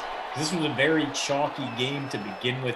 No one really did much of anything. The spirit of Wild Weather Wednesday lived on. So Nick Boyle, you are the Krusty Cough player of the game. And as far as that Babysitter Billy award goes, boy, there are some candidates for this one. Waller only had 6 points. He might have to beat. That's it? Yeah. Waller, you know what? Ruggs was even worse, though. Yeah. Waller had like 4 catches in the first quarter. He caught nothing after that. Nothing after that. Nothing. Wow. Nothing. But yeah, I mean, Dobbins only had 2.4. Josh Jacobs 3.2. But those guys we kind of understood. We kind of knew it was going to go that way. Oh man, Derek Carr. Derek Carr had 7.7 in the captain spot. Ugh. You know what? Let's give it to Derek Carr. That was an awful game for everyone involved. But you know, it all starts with the quarterback, and Derek Carr giving you barely 5 points of production in the flex. That's unacceptable. Unacceptable. So Nick Boyle, player of the game. Derek Carr, the Babysitter Billy, not my kid award winner, as the Raiders give their home field fans something to look forward to for the entirety of 2021. A completely unwatchable game, and John Gruden being oblivious to it and running across the field regardless. Terrible game, terrible sim. Raiders dominated the first half, still trailed going into halftime, and then scored 0 points in the second half. Sean, I see you in the chat there. I would just go right back to the pools section, and hopefully it's there to see how your pool is doing. The bracket, not the bracket, but the free-to-play pool to see how you're doing. We cannot check because we didn't enter because we can't. Yeah. This felt like a Wild Weather Wednesday game, but it wasn't. Very much was, yeah. And the only thing we were missing was some fumbles, and that would have been just perfect way to cap it all. Yeah, sorry, guys. I mean, our leading receiver had 4 catches for 54 yards. Our leading rusher, besides Lamar Jackson, had like 33 yards. I mean, I guess the Raiders' defense really did improve, but their offense just wasn't there. Thank you so much to all of you, Twitch fam and the fam on YouTube. Seth says the entire game is not my kid. So that's fair. Shout out to Matt Nelson and Gorgs from the DK Sim fam in our free roll sympathy wins for Congo Cab, which for the record, Christian and I have the Raiders at 8 wins this year. Yep, not bad. Derek Carr plays like that. They aren't getting close to that. So Also fair. all right. Thanks to producer Michael, also to Daniel and Kyle from the Game Ops team. Christian, you are back tomorrow, same time, 6 o'clock. I got all these dinner sims. I'm looking forward to it. And Glash, I don't know when I'll see you. Am I with you tomorrow? No. And I'm not here Friday. All right. Well, then I will see you next week. Everyone, Thank you so much for tuning in. We'll both be back, just at different times. So, Glash, I'll miss you. Oh, I'll miss you too. Hit that like on your way out. We're right about at 200 likes. I am back here tomorrow at 8 with Lamarca for Rams. Oh, Jared Goff. Rams at the Colts. So go Colts. In the meantime, coming up on the DraftKings Dream Stream, Andrew Brandt joins Ross Tucker, and they talked about the latest with Aaron Rodgers, the NFL COVID vaccine protocol, and Julio Jones, his status in Atlanta. It's the Ross Tucker Football Podcast. Oh, yeah, it is. But it's not just any Ross Tucker Football Podcast. It is a Wisdom Wednesday with Professor Andrew Brandt, only guy out there I'm aware of that has been an agent, has been in the front office as an executive, back to consulting on the agency side, all over the media with the Business of Sports podcast. And we have him just about every week here on the Ross Tucker Football Podcast, which is 30 minutes on-demand audio whenever you need it, whenever you want it, from a former player, making sure you're up to date on everything going on in the National Football League with the insight of some terrific, terrific guests. You can check us out on social at Ross Tucker Pod. I am at Ross Tucker NFL. Greatly appreciate those of you that rate and review the show. That is awesome. Can't thank you enough. Maybe I'll start to read some of the reviews you guys give so you guys can get some shout outs. Those of you that are actually going ahead and doing it, it's much appreciated. We will have a spread the word winner, a sponsor confirmation email winner, taking advantage of one of our sponsors like DraftKings or Manly Bands, and a YouTube shout out winner, youtube.com/Ross Tucker NFL, where you can always watch any of these shows as well as the highlight clips of said shows as well. Looking forward to giving out all of those winners on tomorrow's Ross Tucker Football Podcast with the great Greg Cosell. For right now, though, it's Big Show time. The Big Show. Andrew, it's been a couple weeks to the point where I texted you and had to say I missed you. I don't know. One week you were out west and you were doing stuff, and then the other week, I don't know, maybe I had Andrew Barry, the GM for the Browns on. So it's good. Hopefully a bunch of people checked out the Business of Sports podcast, as they always should. It's interesting, Andrew. I did not get a chance to listen or watch it yet. I've just seen some of the highlight clips on social media, either at Andrew Brandt or at Ross Tucker Pod. But I was having a meeting with intern Casey yesterday, and she went out of her way to say that the Business of Sports this week was really interesting. I guess it spoke to her. Well, first, good to be back. Yeah, a couple weeks ago, I was hiking out west. At some point, I'll tell you what my adventure is going to be this summer. I pick one every year. It's not a triathlon, I'll tell you that. Anyway, and then I'm glad you continued the tradition on a Wednesday with Andrew B. last week. Andrew Barry, Andrew Brandt, good enough. This week, for people who haven't listened yet, really a fascinating conversation. I found these two lawyers in an article on how they got Clemson track and field back in business after it was cut. And they kind of did a lot of innuendo about all the football players and their Normatec boots and their private chefs and all the water slides and all that. But it come to find out, Ross, these, I call them freedom fighters. These lawyers have reinstituted dozens of programs around the country. Now they're working on Michigan State swimming and diving. They're working on LaSalle. They're working on Brown, Dartmouth. It's really incredible. So Arthur Bryant, Lori Bullock, really fascinating hour-long conversation with these, what I call freedom fighters on Title IX and getting men's programs restored in college athletics. That is awesome. I want to check out the whole thing. I actually wrote my senior thesis at Princeton, 128 pages, Andrew. It's a book. I have it on Title IX and gender equity in athletics. I would be very curious to hear about that. I know intern Casey was a figure skater at Penn State. I don't know if it was club or varsity. I think it was varsity. But anyway, I know she was an awesome figure skater because I've seen the clips of her on social media. But she really liked it. And I love hearing that there are people fighting for these opportunities because those are every one of those is really sort of a life-changing or at least altering opportunity for the people that get them. Well, I think this is a topic for us too. In the business of sports, the pandemic, dozens and dozens of programs around the country were cut.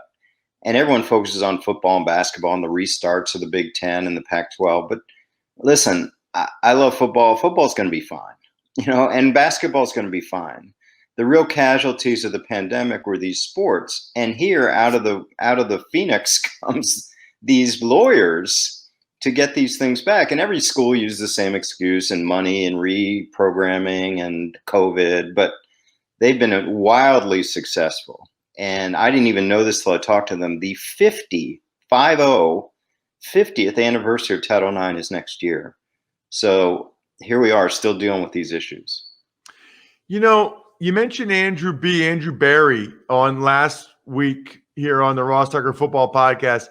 It's interesting because one of the things he said that got a lot of attention is, and he had said this when he got the job in Cleveland. So I asked him about it. He said he thought Howie Roseman was the best general manager in the NFL. And you live in Philadelphia, Andrew. I live outside of Philadelphia. Boy, that is not the narrative right now. And that is not what fans think.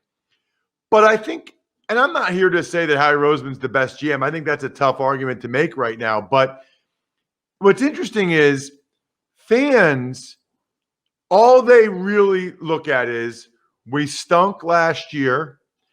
He took Rager when he could have taken Jefferson.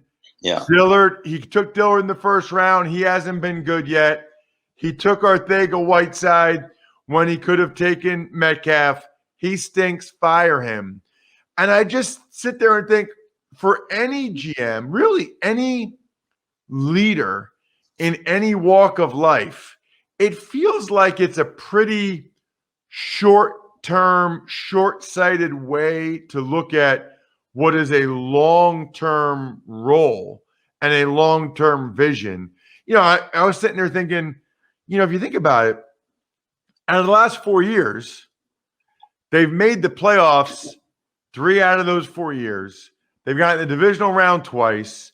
They've, won the Super Bowl once. They've won the division twice. And by the way, the first 3 years, the quarterback got hurt and didn't finish the season.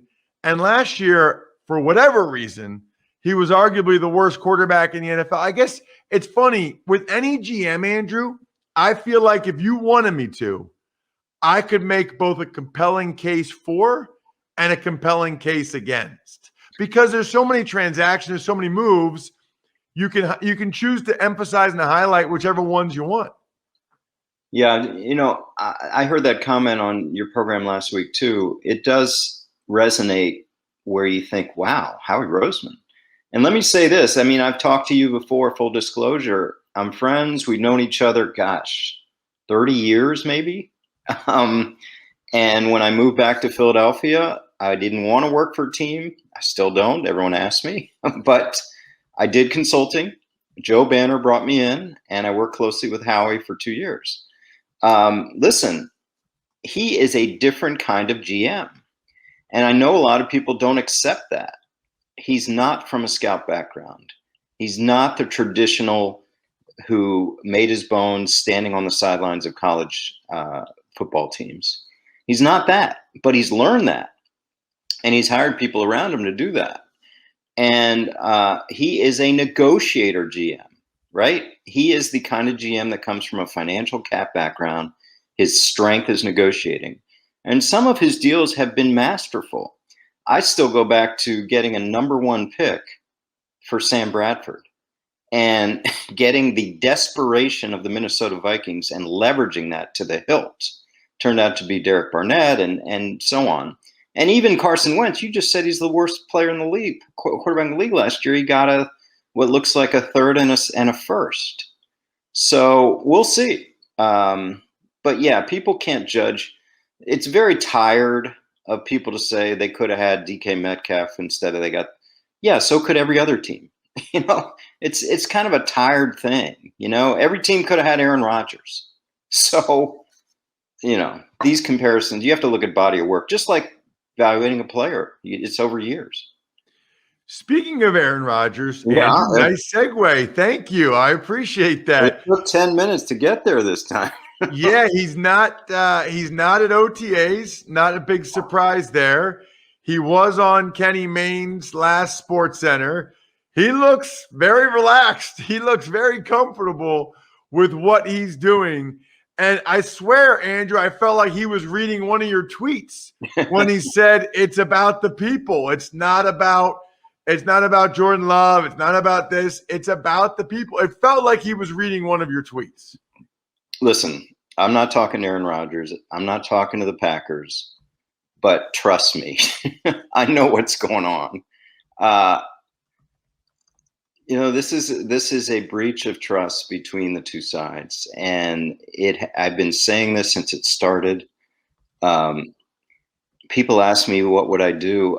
Listen, I don't know if this can be repaired, because what concerns me most, as I've said from the beginning, is that Mark Murphy, Brian Gutekunst, and Coach LaFleur have been out to see Aaron, and we're still where we are. He doesn't feel trust from the front office. He doesn't feel there's someone that he can confide in there, and he feels I think it's way too strong to say he feels lied to, but he doesn't feel a connection. And I get back to what I've said all along. It's control for the timeline. I think the Packers want to move to Love in 2022. Aaron's probably like, well, yeah, that doesn't help me. You want me to bring you to the Super Bowl this year, then move on to the young guy. That's no fun. And they've got to manage that, and they're trying. But at the end of the day, Ross, they're not trading him. And he can't trade himself. So I'll let you and everyone else figure out what's next, because they're not trading. So wait a minute. But what should they do then? That's a good question. Continue to hope, pray, try, cajole, massage to get him in. And then there's the financial part, make him a highest paid guy, give him guarantees. Guarantees don't matter later because they'll travel with the contract if a trade. But I don't know, Ross, because you only get to financial after personal. If you're talking money, you can get it done. But I don't think they talk money unless they're comfortable talking money. That means he's coming back. So, yeah, the easy thing I say is they're not trading him. The hard thing is, now what? I don't know. Speaking of him not being at OTAs, Andrew, it's phase 3 of OTAs. Actually, I hadn't written a story for The Athletic in a while just because I've been so busy with other stuff. But I did write a story this week, which is essentially, Andrew, that there is no chance that I would miss 1 second of any of these OTAs or, frankly, any of the offseason program. And it's weird because, on the one hand, all these teams that said we're not coming, well, it's like they got over 70 players are there. There might be like 5 to 8 guys that aren't there, but those guys didn't show up a lot of years anyway. The flip side is it seems like they've gotten concessions. I saw a tweet from Tom Pelissero where 24 teams have kind of negotiated to get rid of the mini camp, or they wear, flip-flops or whatever. So is this a win for the NFLPA, or does the NFLPA look bad? Well, I think they'll claim a win. But this idea, and maybe it was too strong a word for anyone to use, this idea of a boycott was never going to happen for the reason you just said. Maybe you know a number better than I do. I'm guessing 75% to 80% of the roster is on the bubble every year. So they're not going to miss. I liken it to the example of, say you're in a law firm, a business firm, a medical firm, and the boss walks in on Friday and said, hey, we're going to be in here on the weekend. You don't have to come, but just letting you know, like, you'll be there, right? You're not missing that. So yeah, they're there. Now, again, I'm not saying it facetiously. The NFLPA can claim wins, because what JC Treader seemed most concerned about was, I think he talked about, blocking a bull rush in May, So it seems like that's, at least with some teams, just out of the picture. And yeah, coaches that are doing this, Frank Reich and the Eagles and others, are saying, yeah, okay, they don't need contact. They just want time with the players. So what do we have? We have a good compromise, but both sides claim victory, right? The NFLPA says, hey, look, we got concessions. The NFL teams say, we got them here as long as we want them, so end of the story. It's interesting too, Andrew. And I didn't get into this in my story, but obviously the NFLPA has cited a lot, the injury information, and they feel like injuries were down last year, and they think that's in part because there was no offseason program or whatever, right? Right. I guess I wonder, if health is such a priority, how much vaccination education are they doing? Because I'm not here to make judgment. People can make their own decisions. It seems to me most of the people that are really educated about it get vaccinated. Yeah. I know a lot of doctors around here in Hershey and Harrisburg, Pennsylvania, they've all gotten vaccinated. So most of the people that are educated on it have gotten vaccinated, but it still seems like not a very high percentage of NFL players have. I guess I feel like if the health of the players is the big priority there, I would think that they'd be doing a lot in the way of vaccination education. This is going to hit ahead, Ross, a reckoning point, because you hear comments. I saw Sean McDermott, like, he's concerned, about the lack of vaccinations. When you cut a player in the NFL, you don't have to say anything. You can say he wasn't good enough. You can say cap, whatever. But again, we talk about 75% of the roster on the bubble. I mean, that's an easy reason, right? You don't have to say it. They won't say it, but it's an easy reason to lose your job. And yeah, I mean, it's concerning that if there is this reluctance, it's not being addressed. And maybe privately it is. That's a great question, because football is talking about open stadiums and full practices and kicking off July 27th. Okay, we'll see. And we'll see what happens with the non-vaccinated players. The other guy in the news this week, big week, by the way, for star players to talk to members of the media and get their message out through the media. Aaron Rodgers with Kenny Mayne and Julio Jones with Shannon Sharp. It had been pretty clear for a while, Andrew, that Julio was sort of available, and that the Falcons made it sound like, well, we don't know. We'd consider it. Well, now he says that the report comes out that he asked for a trade. He says, I'm out of there. It's just funny to me, Andrew. These teams always sort of go out of their way to act like they might not let a guy go, right? Like that we might not trade him. But you kind of feel and you realize they are. And I guess they're doing that for leverage. But Isn't there real leverage multiple suitors? Like, isn't that the real leverage over this concept or idea that they could actually keep him? Well, it's kind of a worst kept secret in the NFL that they're trying to trade Julio Jones. And the only reason they haven't is the massive cap hit before June 1. So, there's few issues here, Ross. Did he know he was being televised and broadcast? And if the Falcons are upset that he came out, that he wants out, it hurts their leverage. Come on. Come on. This was known So the issue is it hurting their compensation because teams know he wants out? Well, teams know they wanted him out, right? So he'll be traded in the next few weeks. And what's interesting to me, and I go back, I'm like a broken record, Mr. Cap here. This is a massive, massive mistake contract-wise.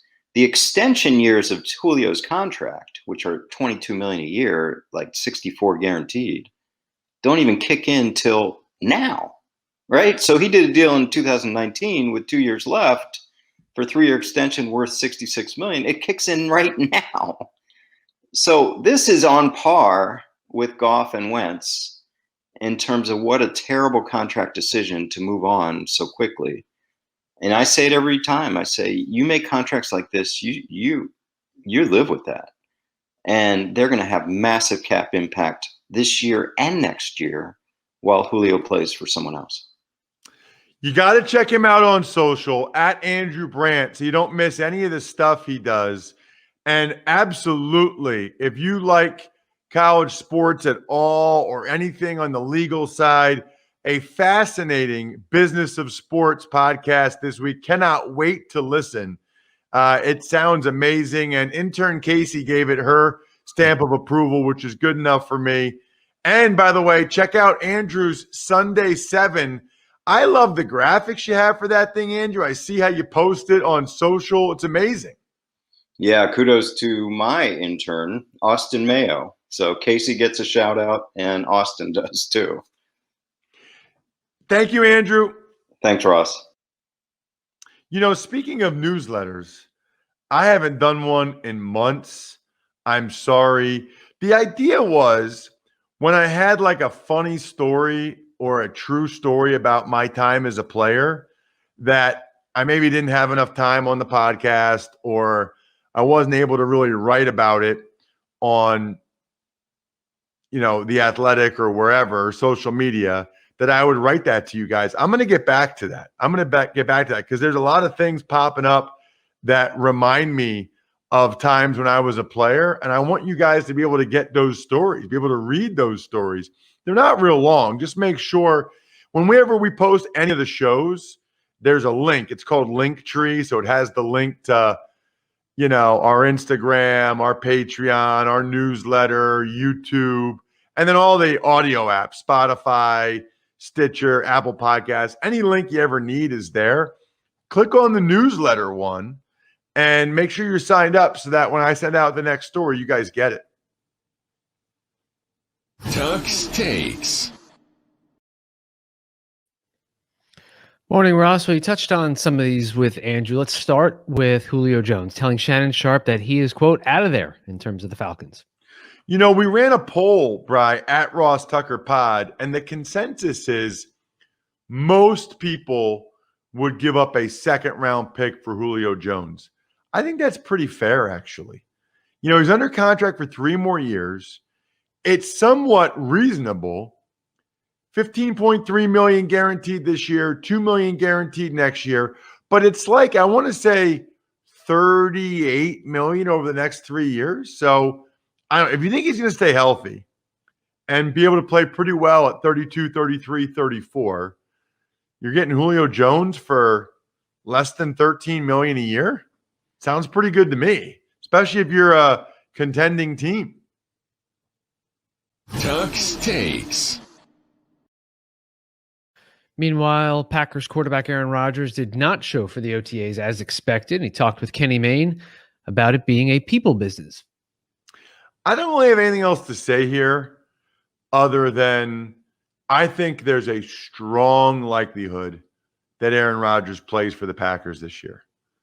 I think he's really just making his point.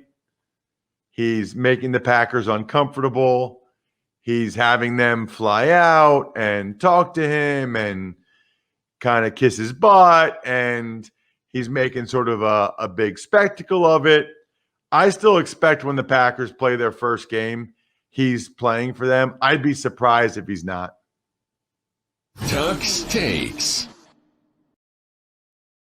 Houston Texans in the news as usual, as it seems. This time, releasing quarterback Ryan Finley claiming tackle Garon Christian off waivers from Washington. Christian's like not a terrible swing tackle. The Texans have gobbled up any competent player they can find to try to create as much competition as they possibly can, which makes a lot of sense when you're kind of in a rebuilding project. I never understood trading for Ryan Finley, one of the worst quarterbacks I've seen start an NFL game in the last couple of years. I mean, I know they only swapped late round picks, but you trade for a guy and you cut him after like a week of OTAs. Think about how bad he must have been. Tuck's Takes. Some other transactions include the Eagles signing defensive tackle Willie Henry, the Falcons signing wide receiver Tajay Sharp, and the Bucks finally, officially, signing Antonio Brown after passing his physical. Yeah, and as for Henry and Sharp, I mean, a lot of times this is just teams need a body for the offseason, for the spring. They want a competent guy that has a shot to be the last guy to make the roster at that position group, like Henry and Sharp. And Sharp knows Arthur Smith from their time together in Tennessee. Tuck's Takes. Last bit of news today, the NFL launching an investigation regarding what offensive line coach Eugene Chung was told by one team, and Jalen Smith paying mid-six figures to switch to number 9 in Dallas. So Eugene Chung came out and said he was told he's not the right minority when trying to get a job this offseason as a coach in the NFL. But he says he'll never say the name of the team. He just wanted it kind of out there. But the NFL says they'll investigate. I don't know how they'll ever find out. And then Jalen Smith, mid-six figures. I mean, I'd like to see how much that was.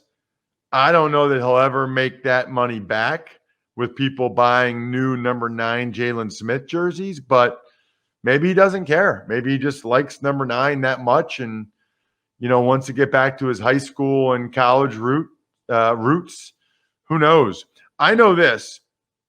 2 things. Number 1, DraftKings has a ridiculous deal where if you bet $5 on any basketball game, you get 40-1 odds, which means you can win $200. So I know my Sixers play tonight.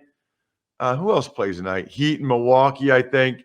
At any rate, it's a crazy deal. Just use the promo code Ross at DraftKings Sportsbook when you turn $5 into $200. Steve Fezzik talked on yesterday's Even Money podcast about which game he would pick. He also, by the way, knew exactly how much Julio Jones was worth to a team. He knows the difference between Aaron Rodgers and Jordan Love, according to the bookmakers. Really interesting Even Money podcast this week. Again, just make sure you use the promo code Ross. Speaking of that, Bri, I was watching the Nets game last night. Now, you grew up in Long Island, right? Yeah. Have you ever met an actual, real live Nets fan?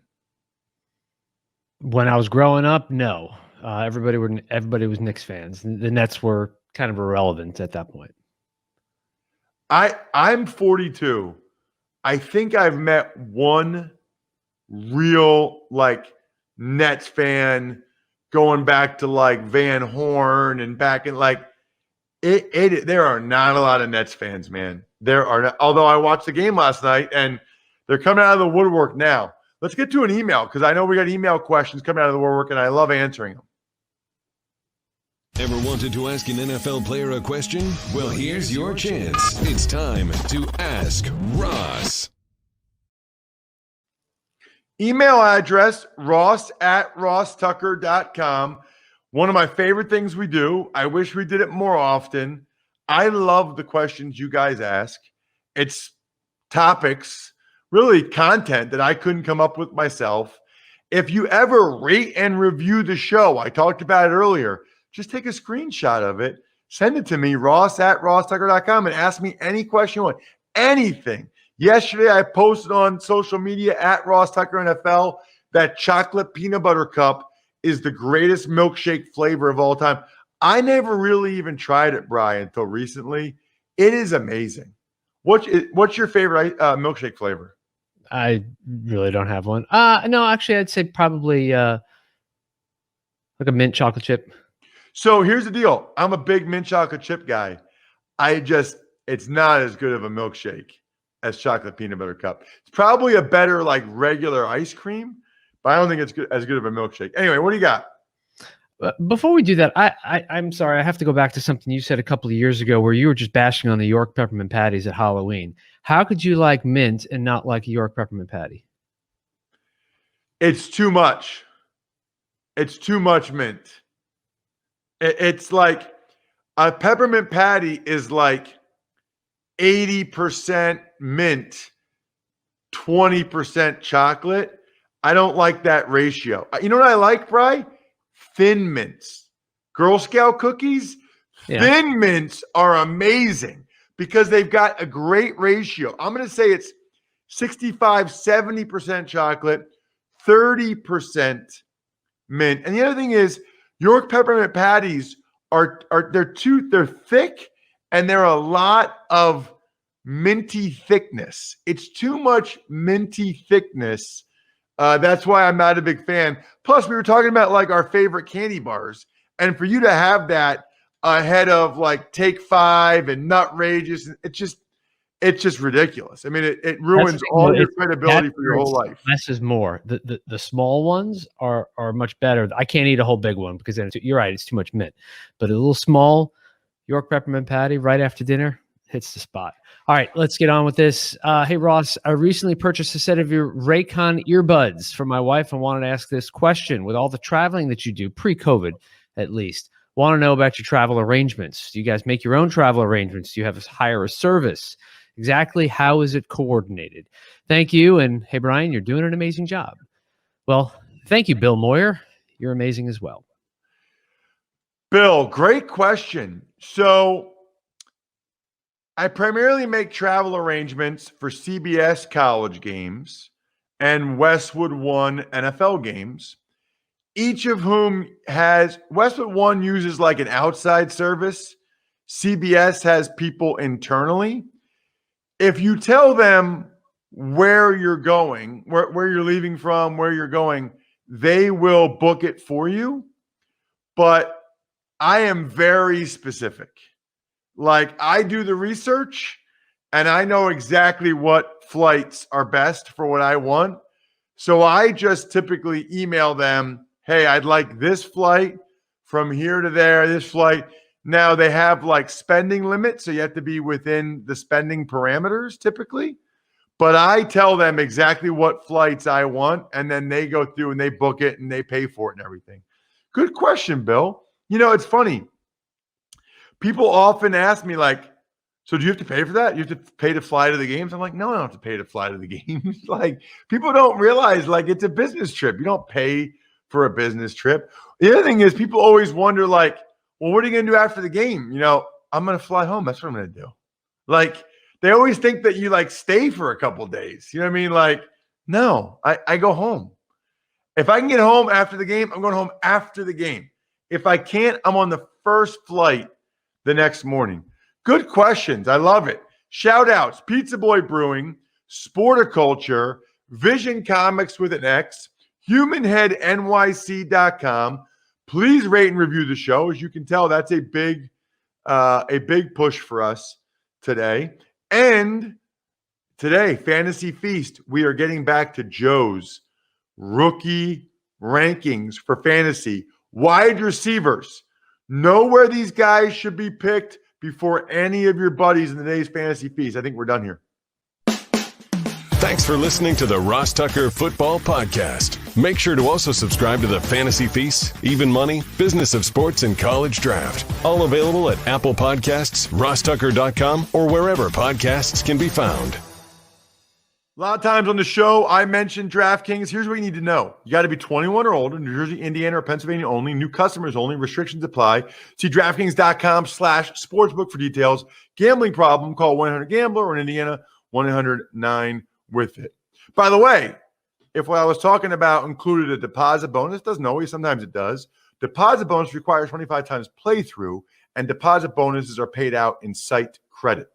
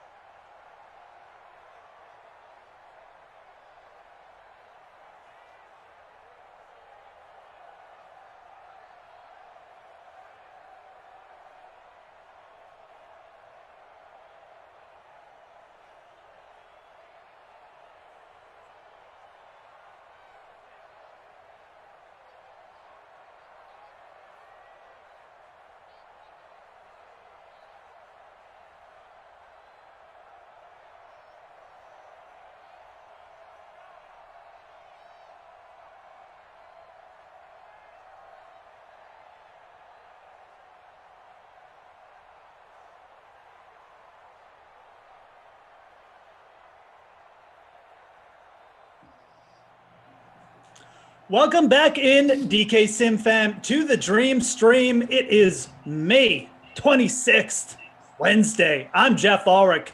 We got a little primetime Madden Sim, 2 more Sims coming at you. I'll be your host, bringing you on home before bedtime tonight. Joining me all the way on both Sims, Tom Carroll, Mr. Tom Ace. Joining me again, just like last night. We're just carrying this stream as per usual, Tom. And we've got, you were a little crabby before because you said, we've got the Giants, we've got Washington again. You're like, oh man, the Giants. So, was it a bad Giants sim last night? Did you have a bad experience with Daniel Jones? Yeah, I mean, look, the Giants are just kind of stinky, they kind of smell in real life and in Simland. Well, I guess once we went through the schedule yesterday with Glash, I had the Giants winning, I think, 7 games. So okay, they don't stink as bad maybe as some other teams, but generally speaking, Giants and Washington dislike doing both of these teams just because they're so hard to make lineups for. They don't have any true dynamite stars per se in Simland. Yes, I know Saquon's very good, but I mean, because the Giants are so spotty, he tends to be a little spotty. So I don't know, man. You know what I did, Jeff? What? What did you I put do? both defenses in my lineup. Oh, wow. Look at this Because guy. it's snowing and both of these teams kind of smell as discussed. So let's just see what happens. So I put Sterling Shepard in the captain spot because he caught a nice touchdown yesterday. Then Okay. I got the D's. Then I got Saquon. Then I got McKissick. And then I got McLaurin. So, and in hindsight, honestly, probably shouldn't have had receivers in my lineup because of the snow. But hey, I got 2 defenses in there. So this is tragic or magic here. I mean, your lineup sounds 10 as I hit puberty there. Your lineup sounds 10 times better than mine, which has Haskins, who's terrible, McLaren, Sims, Slade, and Inman. So I have 5 wide receivers in a snow game. And if you're new to the Madden Sim broadcast, this is Wild Weather Wednesday, where all 6 of the Sims have some kind of weather setting on them. Weather does affect performance in these Sims, as the regulars will tell you.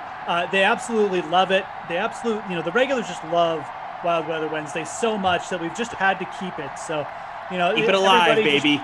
Expressing their enjoyment about Wild Weather Wednesday every week.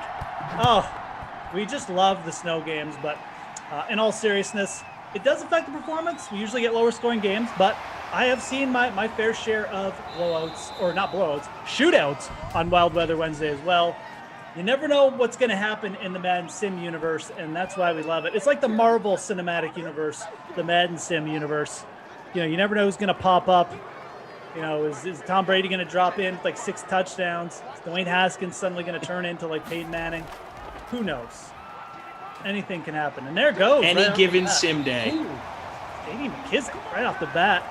A main star of the Madden Sim universe, J.D. McKissick. 14 yards right off the bat. He's a very effective running back, averaging about 14 points per sim. Yeah, he's someone that is, to me at least, a upper echelon Simland player, but not into that like bona fide star Simland spot. But like every time I have Washington, I make sure to put him in my lineup. Does that make sense? Yeah, you're right. just He's a must roster guy because of the roster he's a part of. He's just a solid play. Reminds me of Matt Breida from last night, except Matt Breida was terrible. But they're very similar backs. You don't have to pay all the way up to get them usually, but they're usually pretty consistent. They get involved in the pass game. I think they have bad quarterbacks who dump off a lot, so they're pretty consistent in these Sims for what you can get them for. That was batted down. Oh man, I was hoping for an interception there. Right. Tom's all about the D's today. Give me defense, baby. Defense, bump, bump. Defense, bump, bump. Tom's going for kneecaps today. Eating the kneecaps. Hope everyone's doing good. Smash that like button if you could. Over 200 likes. We appreciate that. Oh, yeah. Let me do that. Jordan Warren. Bad boys are popping there already. Tony. Joker, I see. Oh, what's going on in Twitch fam? Twitch fam needs to get at it, man. I haven't seen one comment yet. What's going on? Twitch fam. Twitch what down? are you doing? I'll even write in there. Where's first time playing Fortnite? Twitch fam. Where's Smash Lana? What happened to these guys? Where are you guys? Where is these guys? They just abandoned us? I got it in there. Anyways, that's one thing about Twitch. You can't. It erases the prior comments. So once you pop in there, you can't see what's going on before. Yeah, that is kind of annoying. It is annoying. It's the only thing I don't like about Twitch as a platform. Twitch is great though. It is. It's very cool. And you know what people should do on Twitch? They should go to DraftKings and they should subscribe to the page and then turn on notifications. Dude, you were dropping truth See what I after did there? truth tonight. That's exactly what people should do. Oh, he's, my God. Shoestring tackles there. Steven Sims Jr. That's your boy. It is my boy, my best ball target from the beginning of 2020, who played like 2 games. But he's in Sim Universe. Steve Sims is, well, as you'd expect, he's a beast. How can you not be? The last name Sim? Exactly. He's got the name for it. And honestly, if it wasn't snowing, he probably scores a touchdown there. Yes. I mean, I thought he was going to get, but he got by the corner. The corner just made a fantastic stick your arm out and pray tackle, you know. Snow game, baby. All about the defense. Meager, I see you. It's not funny, but it is funny. Yeah, I kind of, as soon as I said it, expected it to happen, so we'll see. Oh, almost a pick six. If he catches that, that's a pick six. Yeah, he gone if he catches that. Every time you play against Dwayne Haskins, there is an opportunity for a pick six at some point. That's true. I guess he can't really subscribe. I think by subscribe, he just meant follow. Hit the follow button on Twitch. But yeah, come on, guys. It gets very confusing from platform to platform. Subscribing, Give me a break here, okay? Liking. Oh, down goes Haskins. Down goes Haskins. That's a sack, folks. That's what those are called. Come on, Smash Lana. We're friends. Be a friend, pal. Be a pal, guy. Derwin V wants the inside golf scoops. I got some late love for Gary Woodland this week. That's my late golf scoop, I guess. I do have a lot of sprinkles. You can follow me at the Fantasy Grind if you want the full bets. You can go there. Maybe I'll throw out a few first round leaders tonight. Maybe in between Sims I'll do that. Are you a rainbow sprinkle guy or a chocolate sprinkle guy? Oh, rainbow for sure. I mean, same. chocolate. I don't mind chocolate ice cream, but sprinkles. Yeah, I'm going rainbow, dude. Gives it a good mix. Exactly. It just looks better too. Like you get rainbow sprinkles on like vanilla. Way more aesthetically pleasing. Oh God, give me that all day. Whew. Hey, Bruiser B bringing up a good point. If we're going to play out the schedule as is, right, as we're doing over the next few weeks here, he says this is realistic. Of course, Washington will have a little snow in early September. He brings up a good point. Wild Weather Wednesday should probably be rain games as we play out the early part of the schedule here. This is next. Unless we're just having a flash snowstorm in Washington in September where it tends to be kind of hot. It's a good point. I got to give it to him. Next level thinking by Bruiser to try and get Wild Weather Wednesday off the schedule. Bruiser, I will pass along the note, but with that said, it'll be snow. It won't be snow. It'll be rain. We will continue to have weather. It just won't be snow. And to that point, be careful what you wish for because, like theoretically by week 16, every day of the week could be weather. It could. Yeah, exactly. It could be a really snowy Sunday. Yeah, could just get all around the country, even indoors. Like 5 days of snow sims. So be careful what you wish for. That's all I'm saying. Tom will pass it along. Tom's the comment guy. Hey, comment card. Big comment card guy. Big time. I'm a big fan of the comment box at the office. I think that is something that has gone by the wayside, and I know not everybody's back in the office these days, but the anonymous comment box, always a solid play to get your voice heard in a secretive manner. You got to be really careful with the comment box. Like, you can't use type your own it up and handwriting. print it out. You can't use your own handwriting. Totally, or write it like left-handed or something. Get your kid to write it. You got to be extra careful, Bruiser B saying, thanks, guys. I was going to write a strongly worded email. Yep, I'll take care of it for you, Bruiser. Like when I'm dropping like comments like, like Emerson talks about his dogs too much. I'm sending those from like my, my fourth burner email, like Flash posts too many thirst traps. Makes me uncomfortable. I will say in elementary school, they had something called the bully box because they wanted kids to feel comfortable tattletaling on bullies. Right. Because, there's a stigma about bullying. So that actually, all joking aside, that should exist at school still. I think it's an effective way to get these bullies, recess detention. Or maybe, even worse punishment because we hate bullies. So, and that goes for the online trolls here that are mean to me and Jeff. Be nice to us. That's right. All true. I'll write you up in the bully box. Negative energy out equals negative energy back in, folks. You'll just feel worse. It's not worth it. Be nice. Makes you feel better. All facets of life. This is really sound wisdom here on a Wednesday. It's one of those things you don't learn right off the bat in life, but the quicker you learn it, the better. Takes time. Oh, Haskins. Get a sack. Oh, yes, give me that. Yeah, you're racking up the sacks here. Like, how many sacks does the Giants have? We only got 3 points, too. It's definitely going to be another punt. Got at least 3. Tom with the big brain today, using all facets. All facets, We're all working on 15%. Tom was working on like 17 today. The whole thing. We only use 15% of our brain or whatever. Oh, yeah, that one. I got it. You're using like 18 at least. Well, I mean, should we bring up the thing that's like really been bothering me, Jeff? I mean, we might as well talk about it. This is a football stream. The news, we talk news football dropped here today that kind of rankled your day.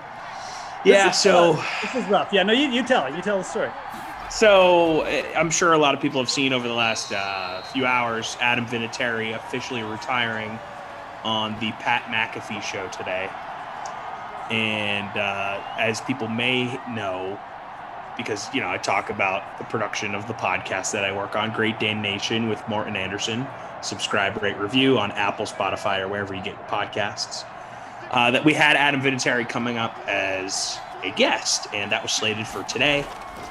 He talked about his legacy and how he was really close to retiring, and if he had to bet, he was going to retire. I mean, it was basically saying he was going to retire without officially saying he was going to retire.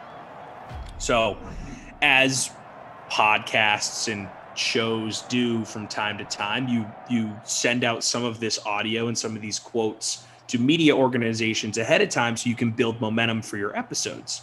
We sent some stuff to the Indy Star. Indy Star wrote about our podcast. They released some quotes in the story. It was a really nice piece, but that caught the attention of one Pat McAfee and his production staff, who I think all live in Indianapolis. So probably looking at the Indy Star. And they proceeded to then reach out to Adam Vinatieri to be like, hey, is this true? Let's break this here on our show today. So ahead of our podcast coming out this afternoon, the Pat McAfee show kind of scooped us in a sense. Although Vinatieri didn't say he was going to retire on our pod. It was more so talking about how he was likely going to retire. Yeah. He came out and flat out said, I'm retired on the Pat McAfee show today, right before our maybe retire podcast was supposed to come out. So, a little bit of rain on the parade. We were excited for this pod to drop. It's still good, still, very positive, and we're going to get some good attention on it. Still great stories being told, but yeah. So Pat McAfee scooped us in a way. So good for you, Pat. It is kind of weird because obviously you would have liked to have been like, here's Adam Vinatieri talking about whether he's coming back next year, because a lot of people would have been wondering about that. That's stolen from you. At the same time, now people no one was thinking about Adam Vinatieri before this too, right? That's the other exactly. Now maybe. And look, they plugged us great. Like they talked about us throughout their show today. That's nice. They even they talked about, hey, we're having Adam on because we read this in the Indy Star. The first question they asked Adam was about Morton. They talked about, so like they gave us good pub. So I gotta give them some credit there, but it just sort of. It sort of stinks, when basically the whole premise of an hour-long podcast has been destroyed an hour before you're going to post it, Also, I guess, I don't know. I was going to say, like, why couldn't you have just done it on your pod? But it's, I don't know. It's all logistics, right? Some pods are taped and some pods are live, and it's like, it's just how the cookie crumbles sometimes, man. Yeah. It's the media world. 1 second your content is like amazing, the next second it's out of date.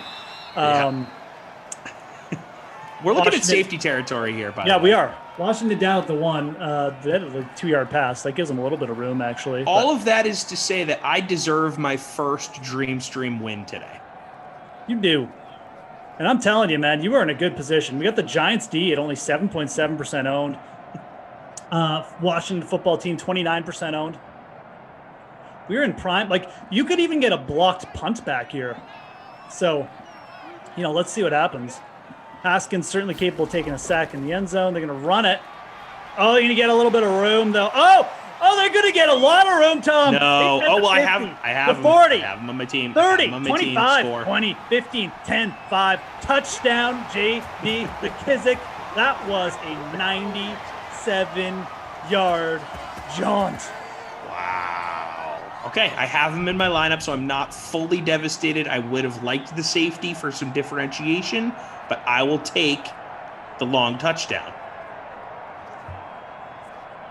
Boom, kids. That's boom goes the dynamite right there. McKissick was looking spry early in this sim, too, so I'm not that shocked he did. But, yeah, snow game, if you got McKissick and the Washington D, that's a good little combo right now.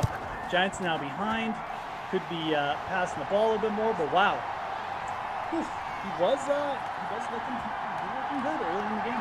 Broke one out, hit the bonus. That is a big play.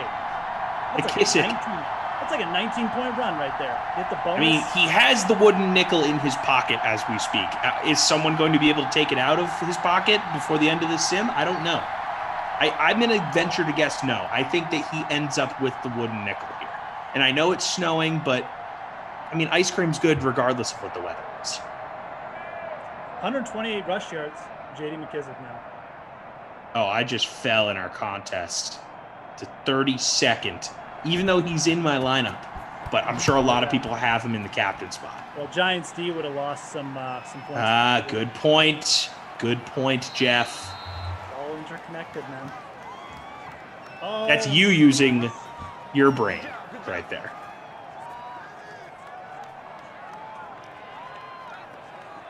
Freaking nature. Yeah, so second in the 3-roll. McAfee, he's just in my head right now. Pat McAfee is in my head. Oh, man. Yep. It stinks. It does kind of stink.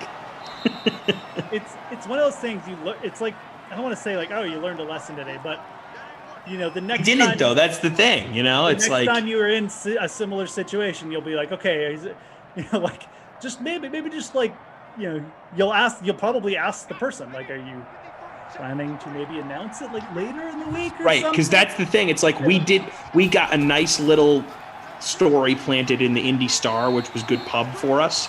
Yeah. But it ended up being the death of us because it gave the Pat McAfee show the idea to book Vinatieri ASAP and have him retire on the show. So it's like we did something positive and it immediately backfired on us and was really negative. Okay. Well, not really negative, but not as positive as it would have been. Yeah.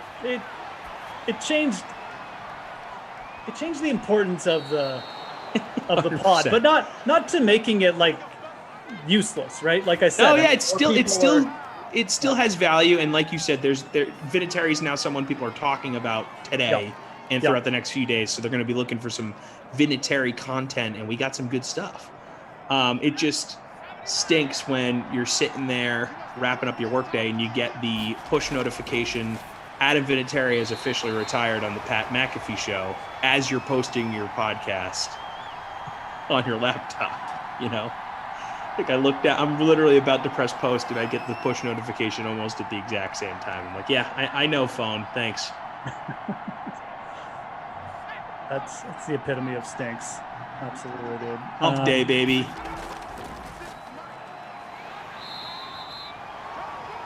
Goes Barkley. Giants just getting shut down. They can't do anything. Not a thing. Oh, did you see the Bryson Brooks social Yeah, stuff so today? hilarious. I think that it's too bad they couldn't have gotten Brooks to be a part of that thing instead of Bryson from the jump. Because yeah. I just think Brooks is so much more entertaining, obviously. I mean, Bryson's kind of known for being a guy that, you know, ruffles the feathers, right? And I mean, look, one of my favorite coworkers here at DraftKings, but I just think that Brooks would have been a more entertaining person to have a part of that foursome than Bryson. So the fact that he's a part of that conversation immediately right after they had their thing this weekend, they've had a thing forever, but it really became talked about over the last weekend. It's awesome. Yeah, I mean, and how about Brady? Brady's stirring the pot. Brady just throwing haymakers. Yeah, that was interesting. Going after Aaron Rodgers, which, you know, interesting is definitely the term I would use too. I mean, if I'm Tom Brady, and look, he's got 7 rings, so he probably doesn't care, but it's a nice little pass over the middle. You know, you should be like, there's on Sims there again, so he's actually got a few yards, but you should trying to facilitate Aaron Rodgers out of Green Bay. Like, put him in Denver so he can play Patrick Mahomes twice a year. You know? But by poking the bear, you're sitting here giving fuel to Aaron Rodgers to possibly come back to Green Bay. And it might sound silly, but I think there's Don't poke the bear. Yeah, don't poke the bear, man. Like, Aaron Rodgers is chilling. He's on vacation in Hawaii. He's got no cares in the world. Now he wakes up to his phone, and he sees Tom Brady throwing memes his way, like memes, whatever you guys call, whatever the kids call memes. Well, memes. isn't that what Bryce Harper called it? Memes or memes? Mimosas. Throwing mimosas his way, like that is just don't poke the bear. Don't poke the bear, dude. Like, Aaron Rodgers is 8 years younger than you, whatever. Like, it's on a really good team. You should be like, hey, Aaron, like, God, Denver is so nice this time of year. Like, it's great, you know. So I'll see how that works out for Tom. It probably will, because everything works out for Tom Brady, but I have 2 theories on this. One, I don't think Tom Brady runs any of his social medias, and it's almost been confirmed as much that Giselle's media person runs Tom Brady's social media accounts. So sure. I think that like 90% of what he posts is from that person. So there's one. 2, they must be really, really good friends. And like Brady is doing that knowing that Rodgers is going to laugh about it. And like they've talked privately about stuff like that. Because that's something that you would see in a group chat with buddies, you know, like that. Yeah. That feels like they're real friends. So those are my 2 thoughts on it. And I lean more towards Brady doesn't post anything. Well, but to that point, you know that the social media team had to clear that one with Tom Brady. Yeah, for sure. I'm sure like, they send an email to Tom and he sends like, the approval. Oh yeah, let's just post this. Like, they definitely got approval from, you know, the head honcho on that one. For sure. I think you're right on the second point for sure about them being friends. Like, what do you think their group chat is? Do you think they have a group chat? It's just Brady, Rodgers, Manning, Breeze, the 4 of those guys? You know, yeah, Rivers isn't in there. No, he didn't get to the upper echelon. No, I'm thinking only Super Bowl winner, MVP winners. Who else is in there? From that era. I'm not thinking Big Ben's in there. Eli might be just because he's Peyton's brother. Sometimes the brother randomly gets thrown in. Yep. Jordan Rodgers isn't in there though. He doesn't have a good relationship with Aaron. 100% not in the group chat. I think it's those Jimmy 4. G in there? Maybe Shefty. That's how Shefty gets his tips.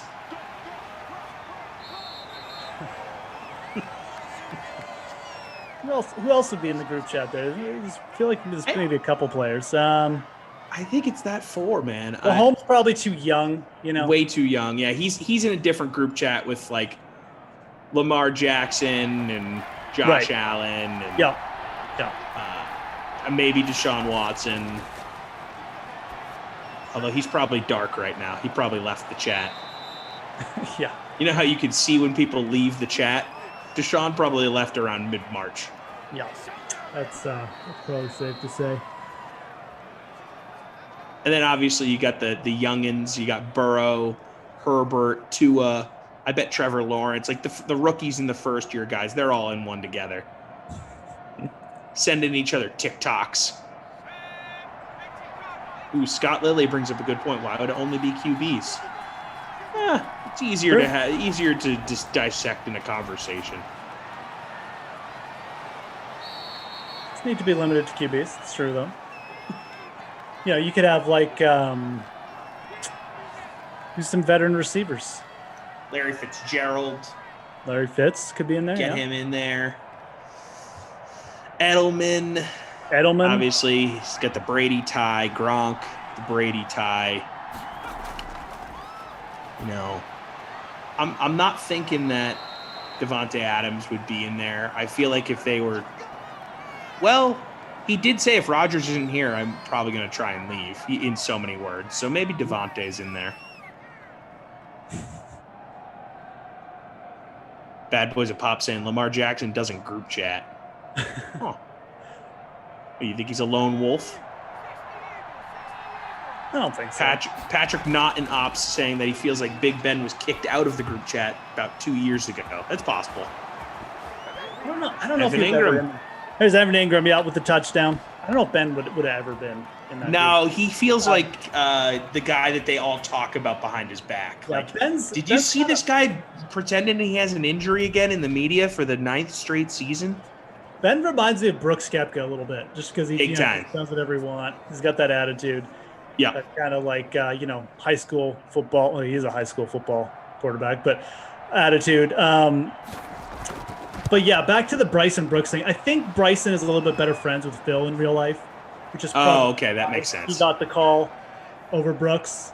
I was thinking maybe because Brooks is still technically like nursing, coming back from injury. I know he's golfing, but I thought maybe that might be the case.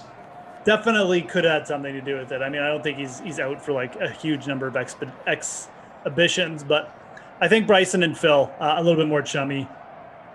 They're both also big corporate guys, you could say. They're good to their sponsors, Bryson and Phil. They do. For sure. And you know what? Some people make fun of them for it. They're sole proprietors out there, man. They should be good company men. That's how they make a living. Exactly. I mean, I don't blame them at all. You look at Bryson's Twitter bio, it's just his sponsors listed out. No, I know. I respect it. One of which being our employer, DraftKings. Absolutely. We are happily teammates with Bryson DeChambeau. Absolutely. Can't wait to see what he gets me at Christmas. No, I think that probably had a little bit of something to do with it. But yeah, also Brooks coming back from injury still. So, but the rivalry between those two is pretty interesting right now. I really don't know what to make of it from like how much of this is serious, how much of this is just two guys, kind of just going at it. It feels real to me though. Like it feels like they're playing it up for the media, but at the same time, they don't actually like each other. Does that make sense? I'm pretty sure there's an element of that. The reaction by Brooks was,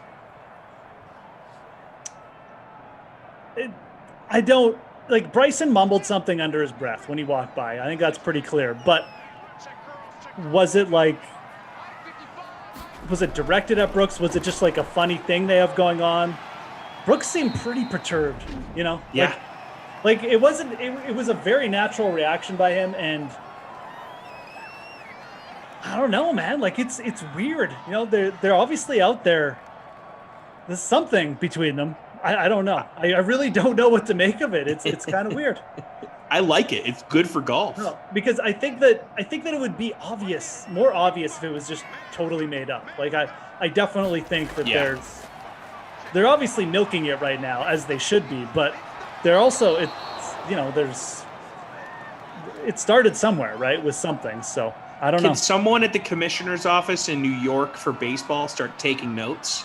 Like there's people having casual conversations about a player versus player rivalry in golf right now on the internet with young people. Baseball, take notes.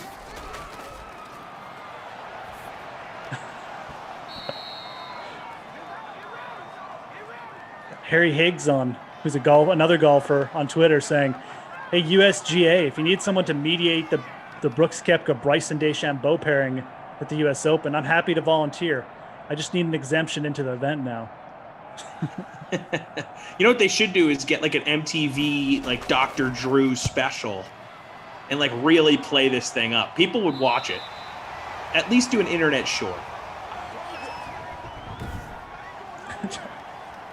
You know those like intervention style shows. The ultimate mediator, Dr. Drew, who's actually kind of yoked.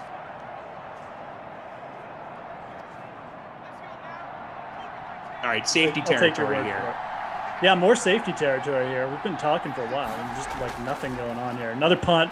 That was close. Yeah, if the running back misses his block there, that's a safety, or even maybe a fumble scoop score. Yeah. These offenses are not great, but they are very good at they've been good at getting out of off their 2-yard line. It's like the only thing they've done well. Obviously, Washington, that's where their score came. If you're just joining us, J.D. McKissick had a 97-yard touchdown run. That's how Washington scored. And then I can't even remember. Who scored for New York? I can't even remember. Evan Ingram. Oh, Evan Ingram. It's like such a non-eventful drive by them. There's Saquon over the middle, but that's going to end the half. All right. If Kyle Pitts ends up being Evan Ingram, how big of a disappointment is that? Massive. I think so too. I was trying to think of what his floor is today. It's probably Evan Ingram. Yeah, it's probably Evan who we all consider to be kind of like a top half tight end, right? Just because he's such a good pass catcher, but does nothing blocking. And he can't stay on the field. Like he gets injured a lot. Exactly. Right? Yeah. So I don't know. Just a random thought about Evan Ingram. No, it's a good thought. I think that's his floor, and it would be very disappointing. And I'm someone who likes Evan Ingram. He's basically a wide receiver playing tight end. He's very good, but he just really hasn't lived up to the big hype. So, anyways, guys, here's a little halftime entertainment for you. Earlier today on The Sweat, there was some Game 2 discussion of an NBA matchup between the Memphis Grizzlies and the Utah Jazz. Surprisingly, Memphis leads the series 1-0 right now. So here you go. Enjoy. All right, well, the Grizzlies pulled off the upset in Game 1 against the Jazz behind 31 points from Dillon Brooks. Now, they may not be able to do that again, but they're coming into Game 2 as 9-point underdogs. So do you at least like them to keep it close here and cover the spread?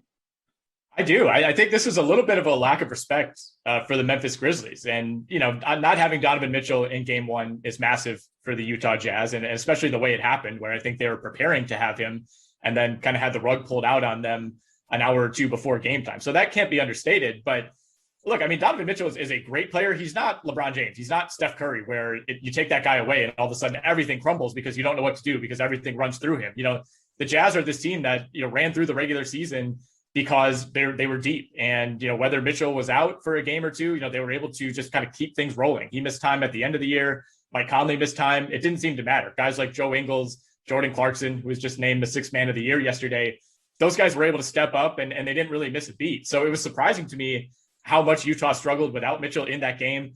The question is, how healthy is Mitchell going to be? Because there's a reason they held him out. The Utah Jazz training staff is in the interest of winning games for the Utah Jazz. So there was obviously some sort of concern there. And obviously they cleared him right away for Game 2, which is, I guess, encouraging. But at the same time, if Donovan Mitchell comes back and he's only at 85%, he doesn't quite trust that ankle, I mean, there's a case to be made that, he could ultimately hurt Utah by maybe trying to do too much or not being fully comfortable. So, I'll pick Utah to win this game, but I think I like Memphis to cover the spread. There's just too much unknown right now. And, the pressure is already starting to build for Utah. They can't go down 0-2 with the series heading back to Memphis.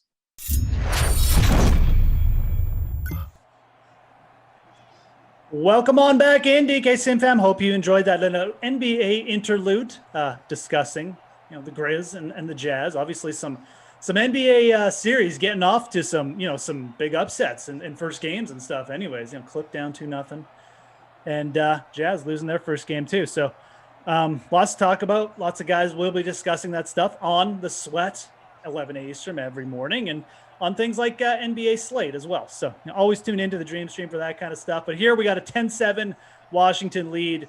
One big play from J.D. McKissick really set that half. Touchdown each. Evan Ingram scored for the Giants. But other than that, typical snow game, not a ton of offense. Also, we have 2 bad teams. So.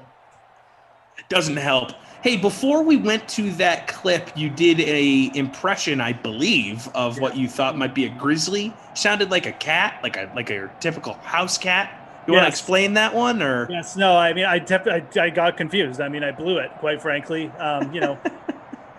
Grizzly, and for some reason, the cat noise came up in my mind. So maybe I need to go back to school. I'll join my kids, re-enroll or something. Billy Madison it up. Yep. Because I don't know what's going on here. Was it you that said that Billy Madison actually wasn't a good movie? Definitely wasn't me. No. Okay. I was talking to someone on here. When I was in my 20s, I mean, my big goal in life was to get a golf cart and just drive around the neighborhood. I mean, that was. Love golf carting, man. I did some this past weekend when my sister was in town. Just a great time. Wind in your face, especially when the weather's nice. Oh. Few things better in life than riding around on a golf cart. Someone on the DraftKings Dream Stream told me that they don't think Billy Madison is a good. It might have been Rossi. I think it was Rossi. Kind of sounds like a Rossi thing to say. He's a bit of a snob sometimes. About He picks and chooses his spots when he decides to be too cool for things. He can be a bit snobby with the pop culture stuff. He knows his stuff, so I kind of get it. But I listened to his podcast, and he's done some where it's top 11 worst songs of all time or something, and 8 of them I love. I'm like, what are we doing here? Just wrecking your youth. Yeah, I'm and I even will listen to it and then I'll pause it and go listen to the songs to make sure I'm not crazy. I'm like, no, this song still slaps. Everything from Millennium is just amazing. How dare you? Okay, that was a catch. Just so we're clear. That was wild. There was a wild catch there. It was bounced off a Washington defender out of bounds and then came back and the New York guy caught it. I'm not sure who that was arena football right there. That was wild and wacky. I'm going to watch it again on YouTube here. Everyone loves a good wild and legitimately it bounced off 2 players, and 87 is Sterling Shepard. Yes, he is. Sterling Shepard caught that, and there was a penalty. So this has launched the Giants to the red zone. Daniel Jones is going to blow it. No, he's not going to blow it. No, he's wide open, and that's my captain. Captain, no, my captain. Dude, that's massive drive for Sterling Shepard. That could put him near the bonus. He got all the. That's going to shoot me towards the top, baby.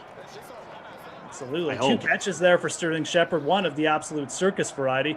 Maybe the craziest catch you've ever seen in Simland, and it was so under the radar because I don't think anyone knew it was happening, but 14-10 Giants. And yesterday, Sterling Shepard had an amazing backhanded grab for a touchdown. So maybe Sterling Shepard, a rising star here in Simland. Shoot him up your draft boards, people. The Sims never lie. Smash line.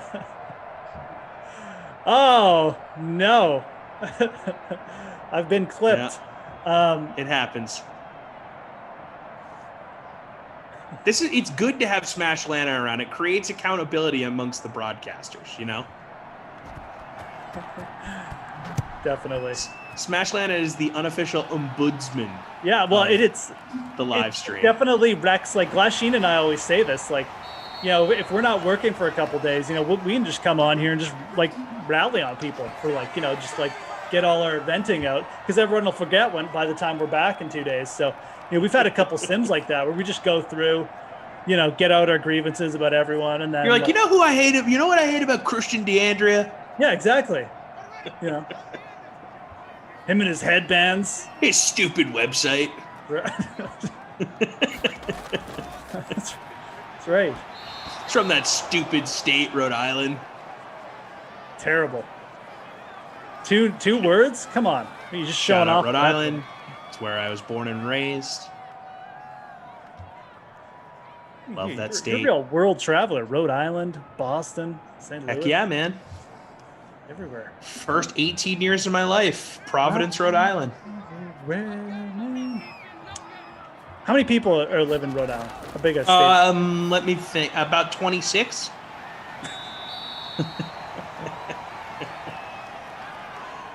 Yeah, it's actually one of the more densely populated states in the country. You can drive the whole thing in about an hour, and about 1 million people live there. Damn, that is that is dense. Yep, it's basically one big suburb of Boston with great beaches. What's my take on Krusty? Did Kaufman do something today, or maybe he's just looking for a general take? Oh, here. you're just trying to rile me up? Oh, I don't even need to. We don't need to talk about that guy. Give me a break. Yeah, give him a break. He takes it already enough. Well, no, we just don't need to bring him up. Give him airtime. Matt B saying, I live in Rhode Island, small but populated. There you go, Matt. Where do you live in Rhode Island? I'm from Lincoln. There's a Lincoln in like every state. There's probably Lincolns in Canada. There's a what in every state? I bet that there's Lincolns in Canada, the same way that there's a Lincoln in every state. Let me see. I'm wondering if there's any cities or towns in Canada named after Abraham Lincoln. Oh, I see. I thought you were talking about the car, and I was like, what are you talking about? Okay, so I typed in Lincoln, Canada, and yeah, it's just a bunch of Lincoln dealerships. Lincoln, Ontario. Nebraska.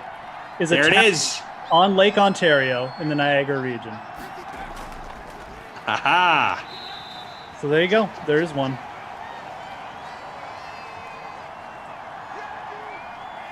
It's at least one. Matt lives in Pot, as he said, P-A-U-T. That is, I am assuming, a nickname for Pawtucket. Never heard that as a nickname, but it's awesome. I'm going to start calling Pawtucket Pot from now on. There's also a Springfield in Ontario, apparently. So there you go. Wow, they love Abraham Lincoln in Ontario. Because he was born in Springfield. I don't know. Oh, is that right? Okay. Yeah, Springfield, Illinois. Oh, okay. Yes! Huge! Jeez. All right, let's check the order. Yeah, where are you, man? You got Sterling Shepard going nuts. You got. I wanted to give it some time to get all the updates in there. Marinate and stuff. Yeah, marinate. No, I'm only at 51st. That pick will help me, but we'll see. We'll see how far that shoots me up the old rankings. Saquon again, just stinker in this one. Only 7 points so far in the flex. Oh, wow. Smash Lana trying to get us up on... Why? What did he say now? No, he posted to Twitter. Rossi's already on there. Oh, man. Here we go. Yeah, we're in trouble now. This is... Come on, man. You're supposed to just let it go. Oh, no. Okay, so this isn't real Rossi. This is fake Rossi. This is Jason Double D Rossi. Oh, is it? Okay. I will not be fooled by fake Rossi. I'm going to just tweet that at him right now. I will not be fooled by fake Jason Rossi. I'm not even going to tag the real Jason Rossi.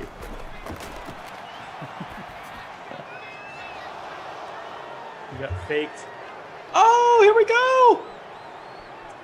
Flag. That was call. But... Okay, I don't. Please be a Washington. Please be a Washington penalty. Flag on the play, but if it stands, it's a pick 6 for the Giants D. Oh, I do believe that is against the Washington football team. We got a touchdown, Giants. Giants D. Let's go. Wow. I'm having a late game surge here in the rankings. Major late game surge with Sterling Shepard on the first drive. Gets an insane pass and finishing it off with the touchdown. Here we got the Giants D with a pick 6. Washington pick, Giants pick 6. I told you, anytime Dwayne Haskins is involved, there is an opportunity for a pick 6 at some point in the game. I told you, man, you're using like 18% of your brain today. 2% more than us. Lewis Daniel saying, Tommy, did you hear that Tara Lynn won a free roll the other day? I did. And yes, it did make me feel worse about myself. Thank you for asking. Already having a dynamite week over here. For like 3 days. Just. And yeah, okay, I'm in 21st now. Let's go. All right. That's shouting distance here. I'm actually surprised they didn't move up a little more. The Giants are only like 7% owned. Yeah, but you know what? A lot of people probably have McKissick as their captain. That is very true. Yeah, that's probably what's holding me back. He's a popular captain for Washington Sims. And I'm still kind of well off the lead, if I'm being honest. So I have no chance of winning is what I'm trying to say, Jeff. Hey, not with that attitude, buddy. No. You know what? Hey, even. Giants D back on the field. You never know. Okay, I'm going to ask a question that might be an ignorant question to ask, but hey, you know, I'm still kind of technically, I'm still technically the new guy. Is it possible for a defense to score a bonus? Oh my God, what a ridiculous question. I can't believe you asked that. No, there's no bonuses for the Ds. Because they don't track the yardages with the Ds. They I didn't know if there was another statistic that's tracked that leads them to the bonus, or like if they reach a certain number, they get an additional X amount of points. Completely a legit question, and actually a good one. But no, they don't track the yardages because they only get points for sacks, which again, yardages don't matter. It's a sack. You know, 20-yard sack counts the same as a 1-yard sack. Safeties, again, no yardage involved, and then the touchdowns. So like a guy can have a 99-yard kickoff return, but if he falls down at the 1, it counts for nothing. So there are fantasy leagues that count like return yards, but obviously for sure. I actually, not to talk about Rossi a bunch, but this isn't like negative, but he told me about his fantasy league that he was commissioner over. He had all sorts of insane rules. Like for a 50-yard field goal for a kicker, he'd give them like 6 points. Yeah. I've played in leagues like that, and like defenses can get like 1 million points. You know, if they hold them like under 100 yards or something, like it's right. Yeah. Have you played in leagues where you can draft one defensive player or multiple defensive players? IDP leagues, yeah. Yeah. I've only played in like single player IDP leagues. Yeah, we did too. We did one where it was one defensive player. Yep. It's fun. And it was when JJ Watt was still really good. I drafted JJ Watt so high. Came to realize that his touchdowns didn't count. Like it was when he was playing tight end a little bit. Oh, okay. And for whatever reason, the league we were in didn't allow for him to get points for when they scored offensive touchdowns. Right. Okay. So I felt like an idiot. Most IDP leagues are like that. Yeah, they only like count the tackles and stuff like that. But annoying though, like those guys. I mean, end zone trips are end zone trips, no matter what side of the ball you're playing. True.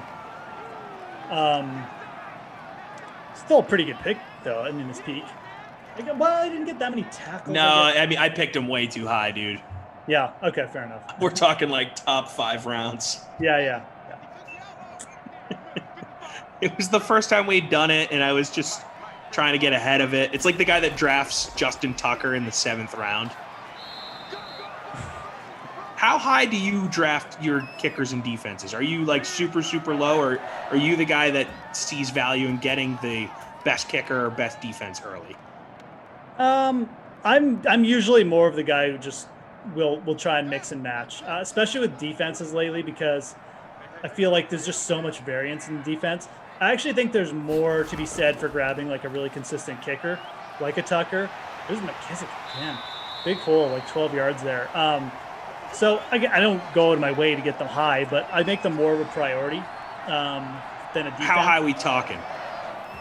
Well, it depends on the league. Like standard 12-man league, I mean, I'm not like the first guy taking a kicker, but I'll have like 5 of my, like I'll have like the top 5 kickers I want, and when the first few go, that's when I'll start. So it really depends on the league. Like, it's hard for me to give you an exact round, but you know, again, it's usually I'll just keep an eye on, you know, who's there and who's available and how well the draft's going, quite frankly. I mean, if no one wants to take a kicker and like Tucker's there at like, you know, there's 3 rounds left, I'll take him. You know, there's another 5 rounds left. Oh, yeah. Heck yeah. Yeah. Honestly, all of my drafts always take the kickers way too early. Like, Justin Tucker is consistently taken in like the 10th round of every draft I'm in. Yeah. So it starts like a waterfall of kickers. So then I never end up with a good kicker because I'm not taking a kicker before the last, 4 rounds. Yeah, and if they do get overdrafted like that, like I've had a lot of times where I'll just be like, okay, well, if everyone's just going to draft them too early, I'll look for value elsewhere. Generally, I've found that's the best way to go. But no, I'm not against drafting a kicker a little bit early because, you're playing for your highest end lineup, right? Like the kicker factors in every week, so why not get a really consistent one on a good team rather than scrambling every week? And again, I think there's a little less variance with kickers than there is with DSTs because DSTs, there can be return touchdowns, there can be injuries and stuff. And that just seems to fluctuate so much week to week. And you can play the matchups more. Like the kickers matchups, it's harder to predict, whereas the DSTs matchups, much easier. Anyways, J.D. McKissick, quickly, guys, 164 yards and a touchdown. Evan Ingram, 4 catches, 52 yards and a touchdown. Sterling Shepard, 3 catches, 64 yards and a touchdown. The other touchdown was the Giants DST. So Steve Sims, also 68 yards, kind of trending towards the bonus. A couple guys on bonus watch with Sims and Shepard, but McKissick's really the big point producer right now. Yeah, so if Steve Sims or bonus, it'll be a conversation. But as of now, McKissick is your wooden nickel front runner. Bad Boys of Pop saying, not a numbers play, but I'm captaining John Morant tonight. I was the very first valedictorian of the high school he graduated from. Crestwood Knights, baby. Let's go. Bad Boys of Pop. Fascinating life. Fascinating life. Dude was his high school valedictorian, then goes on to be in a boy band that tours with Britney Spears. Like, what is that? Oh! What a grab. Yeah, I thought that was going into the stands. The sprinkler. The sprinkler just jumping up. Full power. Someone unleashed the hose there. Went right up and climbed the ladder there. Got it. Sprinkler. Rainbow sprinkles, baby. Straight up, bringing Washington back into this game. 21-17 had a surprisingly high number of points. That's probably also what's keeping you down. The defenses have played good, but there's a lot of points here taken away. Points. Yeah, for sure. For sure. I've been impressed with the amount of scoring. 2-point try here. Mm-hmm. He's got a man open. Oh. Is that going to count? Oh, no. He had to come out of the end zone to grab it, so that's no good. Yuck. Do I get points for the 2-point conversion stop? You do not. I know the answer to that question, but I will ask it as a way of saying that I should get those points. Right. It's actually not like the worst point in the world. Like maybe the defenses should, if they want to spice things up, give defenses another chance to score. Give defenses 2 points for stopping a 2-point try. You know what they should do? They should give teams the option. Like, okay, we're going to go for a 3-point conversion, and they have to convert from the 10. But then if they don't get it, the other team gets a point. I like that. You go for a 4-point conversion from like the 20. The other team gets 2 football points. purists would say, stop making this a carnival game. That's right. I remember when the men wore leather helmets and didn't throw the ball. It was all about laterals. Everyone weighed 150 pounds. I can't wait till they institute the 4th down, instead of an onside kick. Oh, I'm so looking forward to that, if it actually happens. Yeah. What is it, 4th and 15 they have to convert? Yeah, which is so doable, to be honest. Yeah. Patrick Mahomes? Like the Chiefs may never give the ball up ever again. Exactly. It's like that team in Friday Night Lights that never kicked extra points, the movie. They just went for 2 every time. Right.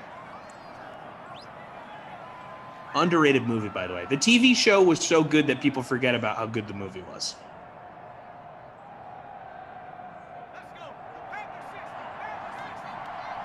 Who's in that movie? The guy from Tokyo Drift. And the guy from Ballers. The offensive lineman from Ballers. The guy from Tokyo Drift. And then the Booby Miles is played by the guy who's the point guard in Glory Road. Oh, and then Billy Bob Thornton is the head coach. Right. Yeah, that's like the big kind of... That's who I should have said first. But the other guys, I don't know their names, but I know their faces. And when I see them in things, I go, oh yeah. They should remake that movie. That's a movie you could remake every 10 years with like young actors. Friday Night Lights. That's the TV series. Okay, 2004? Oh, 4, okay. Based on A.G. Bissinger's book, which profiled the economically depressed town of Odessa, Texas, and their heroic high school team. The Permian Panthers, directed by Peter Berg, Jay Hernandez, Derek Luke, Billy Bob Thornton, Lucas Black, Garrett Hedlund. Yeah, Lucas Black, that's the guy. Yeah, he's the guy from Tokyo Drift, isn't he? Yeah. Garrett Hedlund's in a few things. I think Garrett Hedlund was in Hunger Games. Tim McGraw. Oh yeah, he's the dad. He's like the abusive dad. Oh, that's not Which very is, good. you know, not Three-time Grammy winner, Tim McGraw. Amber Heard's in it. It's a great movie. Have you not seen it? I saw it like once, like a long time ago. Yeah. I legitimately can't remember what happens. Like, I'm not gonna lie. They I lose. should probably watch Sorry, it I again. spoiled it. They lose. They lose. I actually think I'm gonna watch it now again because I actually You haven't. should. I think I will. Maybe I'll watch it tonight even. There's a punt. Exciting stuff going on as we're breaking down Friday Night Lights for you. You know the band Explosions in the Sky? The what? The band Explosions in the Sky. Mm-hmm. A lot of explosions in the sky in the Friday Night Light franchise across the movie and TV show. Just like really emotional, long guitar riffs. Right. Which sounds like a nice, you know, I might listen to some Explosions in the Sky tonight. Just throw on the noise-canceling headphones, lay on the couch, and just listen to the Explosions in the Sky discography. Stare up at the ceiling and say, McAfee.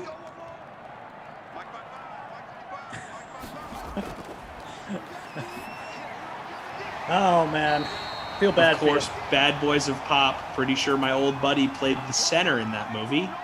He had a laparoscopic surgery and lost a ton of weight. Then he passed away from complications. Also, Tim McGraw was the dad in Sling Blade. Wow. 2 very interesting sentences to juxtapose there, Bad Boys of Pop. Rest in peace to your friend, and didn't realize Tim McGraw was in Sling Blade. So Tim McGraw and Billy Bob Thornton must be pals. Yeah. I like them French fried taters. Mm-hmm. Sling Blade, also an underrated movie that people forget about. Yeah, no, I think didn't Billy Bob Thornton win an Oscar for that? I think he did. If he didn't, he should have. Yeah. Frightening character. Good movie, absolutely. That's a good call. We mentioned Billy Madison earlier, and I think I told you last night I watched Kicking and Screaming because my fiance and I were trying to just watch as many like Judd Apatow movies as possible. And apparently Judd Apatow was the producer, was a producer on Kicking and Screaming. Ah, okay. Not the, but a. So we're kind of just going through his IMDb page. I mean, it's just like a bunch of hilarious comedies. And so we watched that, and then we watched Funny People. which is a great movie. I love that one. That's probably it's so layered, man. Yeah. If I'm being honest, that's probably my favorite Judd Apatow movie.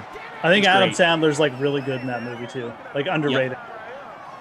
I think it is a movie that, for whatever reason, people kind of have a weird. It's sort of polarizing, right? Because whenever that movie came out, it was sort of at the height of like Apatow kind of goofy stoner comedies. Yeah. And then he comes out with this thing, is super deep, and it's long. Yeah. But I think I thoroughly enjoyed it. I love that movie, man. Adam Sandler's a good, serious actor, just straight up. Yeah, if he's in the right role, absolutely, man. Yeah. And it's like the perfect role for him because it's basically like a lot of that stuff is based around his life. Like obviously not the sickness part, but the fame part. So he just played it to perfection, man. Yeah, I really like that movie. It's highly underrated. And you're dead on with the analysis. It went under the radar, and people were like, why isn't this like about like drugs and like being like yeah, like sex why isn't this jokes about and stuff? partying? Yeah, like 40-year-old virgin and then funny people, and then it's like this like more serious version of like knocked up kind of thing. It's just it was it's a good movie though, man. I like it. It's a very good movie. Meager66 saying one of the kids in Kicking and Screaming has an Apatow jersey on. I spotted that when we were watching it. I spotted that the other night. I was like, oh yeah, there you go. There's a little Easter egg for you. Love a good Easter egg. What time does PGA lock CEH? I don't know the exact time, but it's definitely going to be like early, like I mean, unless you like live in, I don't know, Hawaii, or not. Well, no, that's the opposite. Unless you live in like that would England, be late the night before. Yeah, then you're going to want to get your lineups locked before you go to bed tonight. So probably around 7 Eastern, maybe 6 Eastern even. Yeah. Ty DeRaider saying Uncut Gems was fire. Little Nicky is a classic. Little Nicky. Those are two very different movies. Yeah. Well, But both two insane in their own- very entertaining movies. Yeah, Uncut Gems is wild. I mean, I liked it as it's just different. His character is crazy in it, but it's got some deeper themes. If you really look at it, just in regards to like, society and capitalism and stuff like that. But there's some people who just like found it too overwhelming. I mean, I thought it was very cool. Uncut Gems. Yeah, I love definitely it. a movie I'd like to watch again at some point. I saw it in theaters, and how the music is running the whole time, and it kind of keeps you tense. Yep. I think it's a really good movie theater movie. If you're living near a movie theater that kind of does the like old features, on a random night of the week, and that's playing, you go see it. I think it's a really good movie theater experience. Fair enough. Great twist at the end. Sad but good. Yeah. Touchdown. Inman. He's in your lineup, isn't he? Yeah, I rostered like all the wide receivers. Since you have like 19 receivers in your lineup. Inman's now doing well. The only guy who's really not doing well is Darius Slayton, who has 0 points. So I do have McKissick in my captain spot. I guess I could check where I'm actually at. Yeah, you might want to do that. Oh, here we go. Going for 2 again. I'm in 36. Here it is, folks.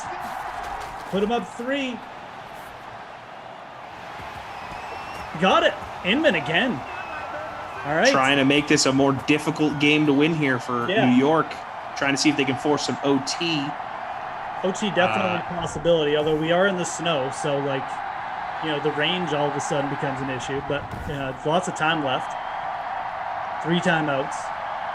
Unfortunately, Daniel Jones is still the quarterback, so that's going to work against the Giants. But that pushes me back to 51st. So, not pumped about it. Our producer, Daniel, says, if I had a nickel for every time Adam Sandler conversation on The Sims led to Uncut Gems, I'd have like 1 million nickels. I'd have 45 cents. Definitely true, though. That movie gets brought up a lot. Oh, wow. I did not see this until right now. Daniel made a sim trading card for me. Wow. Yep. Is this an NFT? Yeah. Is this technically an NFT? Daniel's making them for everyone, man. This is amazing. Thanks, dude.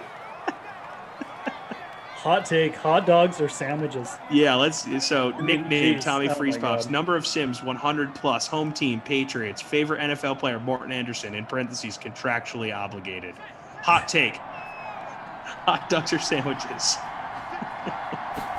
Pretty hot This take is right great. Oh, Jeff's. Here we go. Jaguars and Falcons. Nickname, the Moose. 100 plus Sims. Home team, the Oilers. Sorry about that. Favorite NFL player, Doug Flutie. Yes. And hot take, Nick Foles better than Tom Brady with the shrugging emoji. That's fantastic. Good stuff, Daniel. Daniel's great at this stuff. I'm going to post that later. Those should be sold in a bidding war on the Dream Stream. Fumble recovery and he picked it up. It's live, folks. Live ball. Keep going. Keep going. Yes. Touchdown, Washington football team. I thought the play might have ended there. I thought he might. I thought it was over. Wow. Okay. 98 didn't think it was over. Okay. So I rostered both defenses. Both have scored. Like, really not the worst play in the world here to have both defenses. I'll say. And I'm not going to finish in the top 10. Well, maybe we'll see what happens here. I'm not going to finish super high, but I defend my double defenses take here. Well, I mean, let's just even take that a step further. I'm up to 16th. I don't know how I went up after that. But the winning lineup right now, let's see. The lineup in third has the Washington football team in the flex. Okay, how did I drop to 71st? I assume because the Giants... Oh, yeah, I don't think it's updated yet because they only have 5 points. Oh, okay. Yeah, okay, I just jumped. Let's see. Yeah, okay, that makes sense. Okay, I'm in 43rd now. That's better. We got to let that ops team catch up. Yep. Doing Hey, a good we job love as the ops team. always. Kyle on the back end tonight, keeping us Sup, up. Kyle? It is manual, but they get it right. Sometimes it takes a couple more seconds longer than usual, but honestly, we're spoiled here because it's really not that much slower than the feeds that we get for the scoring in the main sports, to be honest. So, all right, Washington up by 10. Gotta say, this game between these two bad teams has been a lot better than I thought it would be. No, it's been a good game. Obviously, the Panthers. You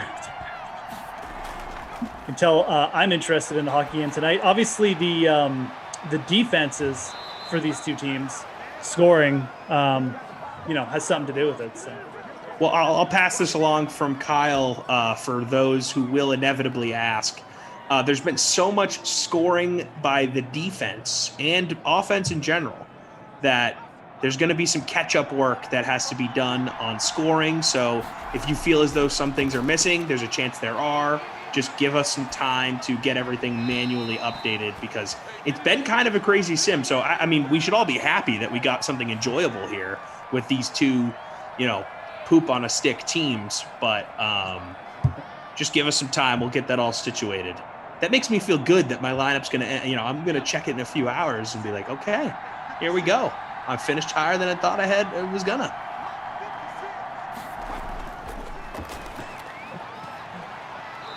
And yes, I did call them poop on a stick teams. Jordan Clearan threw something up for us. Dwight Yoakam was in Sling Blade. That's correct, actually. That is a correct take. Another country singer who does acting. I feel like a lot of country singers try and dip their toe into the acting pool as well.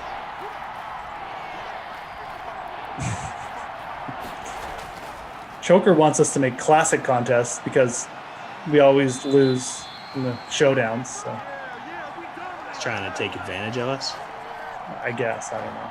I'm in 26th. I'm holding my own. I'm doing okay. There you go, Jeff.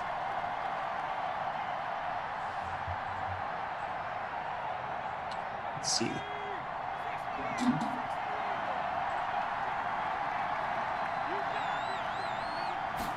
I'm in 50th. Here we go. What are you doing, Giants? You got to love these garbage points at the end here. You know, like they have no chance of winning. Yeah, well, they definitely have no chance of winning now. Now they don't. Now they really don't. Yeah. Are we keeping McKissick as the player of the game? I assume. I would say so. Yes, 41.1 in the captain spot. He's in your captain spot, right? Yes, he is. Yep, he actually is. I'm actually looking at your lineup right now. We made fun of it going into it, but you had a decent lineup here, man. Oh, no, I know. I mean, I had McKissick, Haskins, Sims, McLaurin, Slayton with a goose egg, and Inman. Slayton does anything. That lineup is right up there for sure. Had the right captain. So I'm wondering if we should have Barkley as the babysitter Billy. Yeah, I would say so. Oh, I think so. I was gonna say Slayton because he had the goose egg. But, I mean, Barkley should have better games than 10 points in the flex. It's definitely one of those two, and you're not wrong with either of them. But I kind of agree with Saquon. He's 88% owned. Dude averages over 20 points per sim. He's got 10 points in a snow game, nonetheless. In a snow game, how dare you, Saquon Barkley? How dare you? In a snow game, it's supposed to be your bread and butter, man. So letting down the DK Sim fam. Saquon yeah, he's Barkley. the babysitter Billy. Not my kid, not my problem. Not my kid today. Not today. Nope. It's Tom's kid. Not today. That's going to be a wrap, though, on this one, folks. Guys, we will be back for one more sim tonight. It's Tommy and I. Who are the teams, Tom? Do you know off the top of your head? I don't. But thank you for asking. I can find out momentarily. Stand by. Our teams are the 49ers and Eagles. All right, 49ers and Eagles for Madden After Dark. That'll be Tom and I. We'll be back in about, we'll say 45 minutes. But in the meantime, guys, coming up next on the DraftKings Dream Stream, Pat Mayo is here to discuss his favorite Charles Schwab Challenge value picks and plays.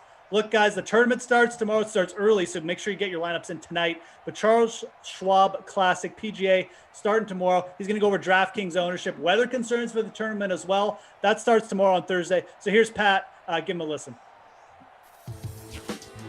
Mayo Experience. Mayo Experience. Mayo Experience. Mayo Experience. Experience. Welcome to the Pat Mayo Experience presented by DraftKings 2021 Charles Schwab Challenge. Final bets, DraftKings ownership, the weather, and of course, the viewer chat. If you're watching this after the fact, hit the time codes. They'll all be in there so you can jump around to wherever you want. Live chat will just say live chat, so that could really be anything based on what people say, but just pound those into the YouTube feed right now and we'll be good. Remember to smash the like button to the video, subscribe to Mayo Media Network.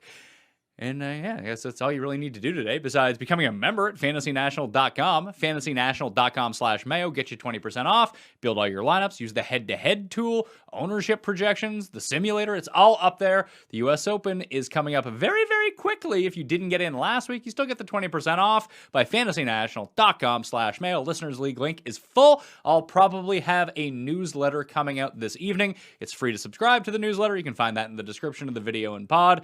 Don't know if I'll get around to it. It's my wife's birthday tomorrow, so I don't know if we're celebrating tonight or tomorrow. If we celebrate tonight, probably won't get it out. Not going to lie to you. Not worth it for me to be in that kind of going forward by not doing it. So hopefully I'll have something put together for you with the best stats of the week, links to all the articles, all the shows, ownership, updated projections, and everything of that sort, because there's a lot of good content, not only from me, circulating around the interwebs as of this week. I want to jump into my picks, though. Probably a bunch of losers, because that's all I do on the show is give out losing wagers. But I tried to scale back a little. I didn't play any first-round leaders. I didn't play any top 20s. I'm just trying to narrow back down on let's try to hit some winners. Didn't even play a bunch of each ways, just bomb each ways. And I got sucked into two guys that I would just feel bad if I didn't have money on them and they won, so they made the FOMO list. But what I got right now, Connors, Neiman, Hoffman. Those are the three that I gave out on Monday. 28-1, 40-1, 55-1.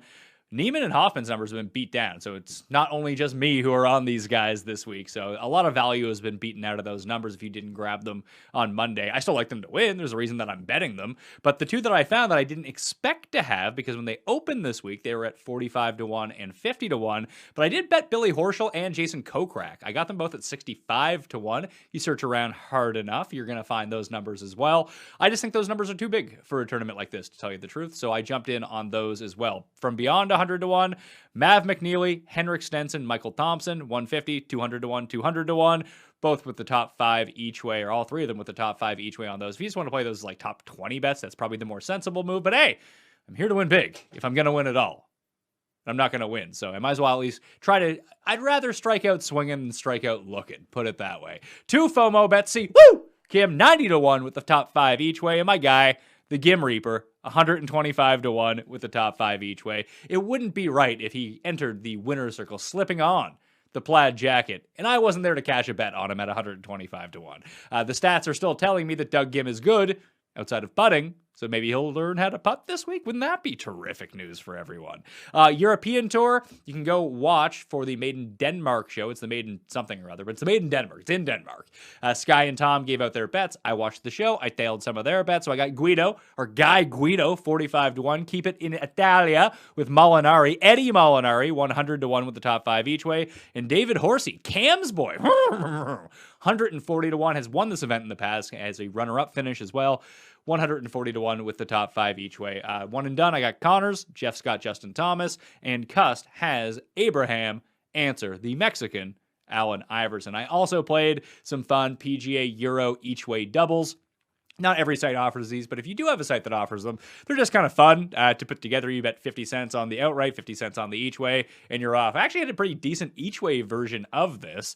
So I think the total bet cost $54 with the amount of players that I played this week. Last time around, I think it was like $36, but Molinari came Guido came inside the top 5, and Kazire at pretty deep odds came in at the top 5. That 50 cent each way by itself, just because they both came inside the top 5, ended up paying, I think it was like $371. Now, all of a sudden you get 2 guys who win. It's like $10K. So, I'm trying to like dig up here as I try to get out of the hole for this golf betting season. But I got Connors, Neiman. I thought I threw Morikawa onto that list too. Now I have to go look this up to see if I actually included Morikawa. This will be if I do release the newsletter, this is the sort of stuff that'll be in it. So you can just visualize it rather than relying on me to give out stupid ideas for some stuff. Did I have Morikawa on it? I guess is my question. I do have Morikawa on it because I really like Morikawa this week, but I bet too many guys previously that I didn't have the money to go down to 14-1. Instead, I just added Kokrak and Billy Ho and Stenson and Thompson, and I still had money left over for the amount of money that I would have to wager on 14-1 to get the same sort of payout with all those guys. So Morikawa, Connors, Neiman, Hoffman, Billy Ho, Kokrak, McNeely, Stenson, and Thompson combined, parlayed with the each way top 5 with Guido, Scrivener, Molinari, Moeller, Horsey, and someone named Helligkilde, Helligkilde. Shout out to my guy Jeppe, who I know just got back to Copenhagen. Maybe I can text him later. He can give me the phonetic way to pronounce that name, but there is zero chance that is going to happen for me. So those are the 6 Euro guys. They're all super deep odds. So if one of those guys, Scrivener and Guido are 45-1, but the other guys are 100-1 and beyond. If one of them finishes inside the top 5, and even Morikawa finishes inside the top 5, it's going to be a pretty decent week. You have 2 guys from one tour, 1 guy from another, and he's a long shot. All of a sudden, you start seeing the money pile up. So I actually find these bets kind of fun, and it's a pretty low investment. You can play it as a 10-cent double, a 25-cent double. It's not a large investment, and it should keep you going throughout the weekend because you just have so many guys. 2 of them going to play well, right? Weather report. I put this in the chat already. If you're looking for it on windfinder.com, it is the Fort Worth Tower. There's a couple around there, but the course is right next to Fort Worth Zoo. This is the closest tower to the zoo that I could find. So that's what we're dealing with. It's been pretty rainy in Fort Worth Monday and Tuesday, so it could be softer conditions, although it does look it's going to heat up. The average temperature somewhere in like the mid-70s, breaching into the low 80s for most of the week. But what we do see on Thursday is pretty sustained wind and wind gusts, and this starts as early as 7 a.m. in the morning. and it goes all the way through to like 7 p.m. in the evening. The highest wind gust you're going to find is like 24 mile per hour. And the tricky part is that's when the winds are actually at its lowest constant speed at like 10 to 11 miles per hour. So there's a huge gap between the gusts and the consistent wind. Sometimes that poses more problems for players than you might think. Now, later on in the afternoon, you're going to get a sustained 15 to 16 mile per hour wind with gusts up to 23 and 24. There's less of a gap there. So at least when you adjust once, it's not a huge overcompensation if the wind really does pick up, because it's not going to be as big of a difference between the top end and the low end speed that you're constantly dealing with. I actually played for the first time in 18 months. Actually, not 18 months. I played last summer with Jeff. Whatever day Derwin James broke his leg, I was playing golf with Jeff. He also wasn't expecting that. Wasn't expecting to be so tough. Right. So it just, boom, hit me in the face. Just like the sun hit me in the face yesterday. Wasn't that much of a sunny day, but we played yesterday. The winds were pretty constant, around like 18 to 20 miles per hour with gusts up to 30. So I have like between a cloudy day UV burn and massive wind burn everywhere.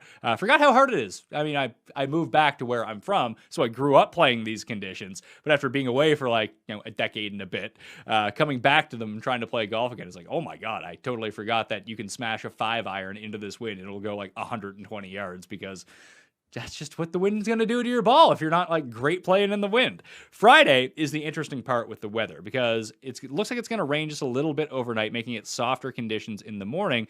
And there are wind gusts up to 17 during the morning, but a constant speed around 7 in the afternoon, low gusts, low average temperature, that the course could theoretically dry out in the afternoon. So you'd be probably looking for like an AM-PM split, although if the wind gusts don't pick up in the morning, like 7 to noon, that the PM-AM wave may have an advantage here if the rain comes overnight, that you could just be dealing with very soft conditions in the morning. And if the wind gusts don't get up to like 20, which they're predicted for right now, and I wouldn't rely too much on the weather report for a Friday as we sit here on a Wednesday afternoon. However, if there is that rain overnight, the first guys on the course who played the PM wave on Thursday could really be looking good and really pin stalking if the winds die down. So it's really kind of a crapshoot when we're dealing with the weather. Although it looks like we're going to get rain overnight again on Friday, windy and gusty conditions in the morning on Saturday, and then pretty flat overall during Sunday. Kind of windy, but not so much. So the first day looks like the worst when it comes to the wind. One of the reasons I didn't play any first-round leaders this week. DraftKings ownership, if you go over to fantasynational.com, use /Mayo, you can find all of the real-time ownership projections as more people enter their data. I actually haven't generated my lineups yet because I'm still just kind of waiting. I got behind this week just a little bit. But right now, what we're looking at in terms of people actually generating lineups, this is from 10,000 lineups generated so far. Expect that number to be like 25,000, 30,000 by the time that Wednesday evening comes along. So a lot more data will get entered into the system. But Morikawa, Answer, Connor, Spieth, and Hoffman are looking like your top 3 right now. From the lower ends, you got Kirk and Varner. They could be pushing like 15-ish%. And then Brian Harmon, Matt Wallace, Daniel Berger, Cameron Tringale. I don't know how this is really going to translate, but because I talked about it with Ulrich on the DK show, I've seen other people mention his name. It's not a secret that's out there. Amongst the public, it would be a secret, but amongst people who play golf week in and week out on DraftKings, they know all about Vince Whaley at $6,200. People who have generated lineups have found them in their lineups around 11% of the time. We've projected out that ownership to be around 9%, but that might be just among members of fantasynational.com. Once you add in the overall public, who I guarantee you does not clue who this guy is. I mean, I couldn't pick him out of a lineup looking at him. I see the name, I see the numbers, I see 9 straight cuts, and I'm like, $6,200. It seems pretty good. So I think that people will play him. I'm kind of fuzzy on where the actual ownership ends up, because I do think this week, just looking how everything plays out, it seems like there's going to be one of 2 builds that goes through this week. Because Justin Thomas is weirdly coming in at like 10% ownership. Could be a nice week to jump on JT, as he projects to be the lowest owned player above $10,000. Actually, the lowest owned player basically from Neiman up, it's Scheffler and Thomas are the 2 who look like they're going to provide you the most leverage if you don't want to use Gary Woodland, who does project to be the lowest owned player from $8,700 and up at around 7% with him. So he is a nice pivot play here in the middle. Sung Jae also shaping up to be a bit of a pivot play as well. But if you want to go like Thomas and even Finau's not super high, but like Finau and Thomas, Finau and Scheffler as your start, you could take the chalk all the way down the board, and your lineup is way different than everyone else's. But what it looks like to me is that people are either starting with Spieth or Morikawa and working their way down. They're not using two of those guys. I mean, some are obviously, but most people are not using two of those guys in their lineups. They're using one of them and a $9,000 guy, and essentially Charlie Hoffman, Matt Wallace, or Brian Herman as their next guy in, and they're filling out the rest of the roster with Chris Kirk, Matt Kuchar, Griot, Snedeker, people in that range. Harold Varner seems to be popping up a lot as the last man in. Or if you do play the Superstars and Scrubs way, which I don't think is going to be a massive move this week, and I've discussed this at length already, but top 65 in ties with a field of 121 players, 5 of those guys are probably dead to begin with because they're not making the cut.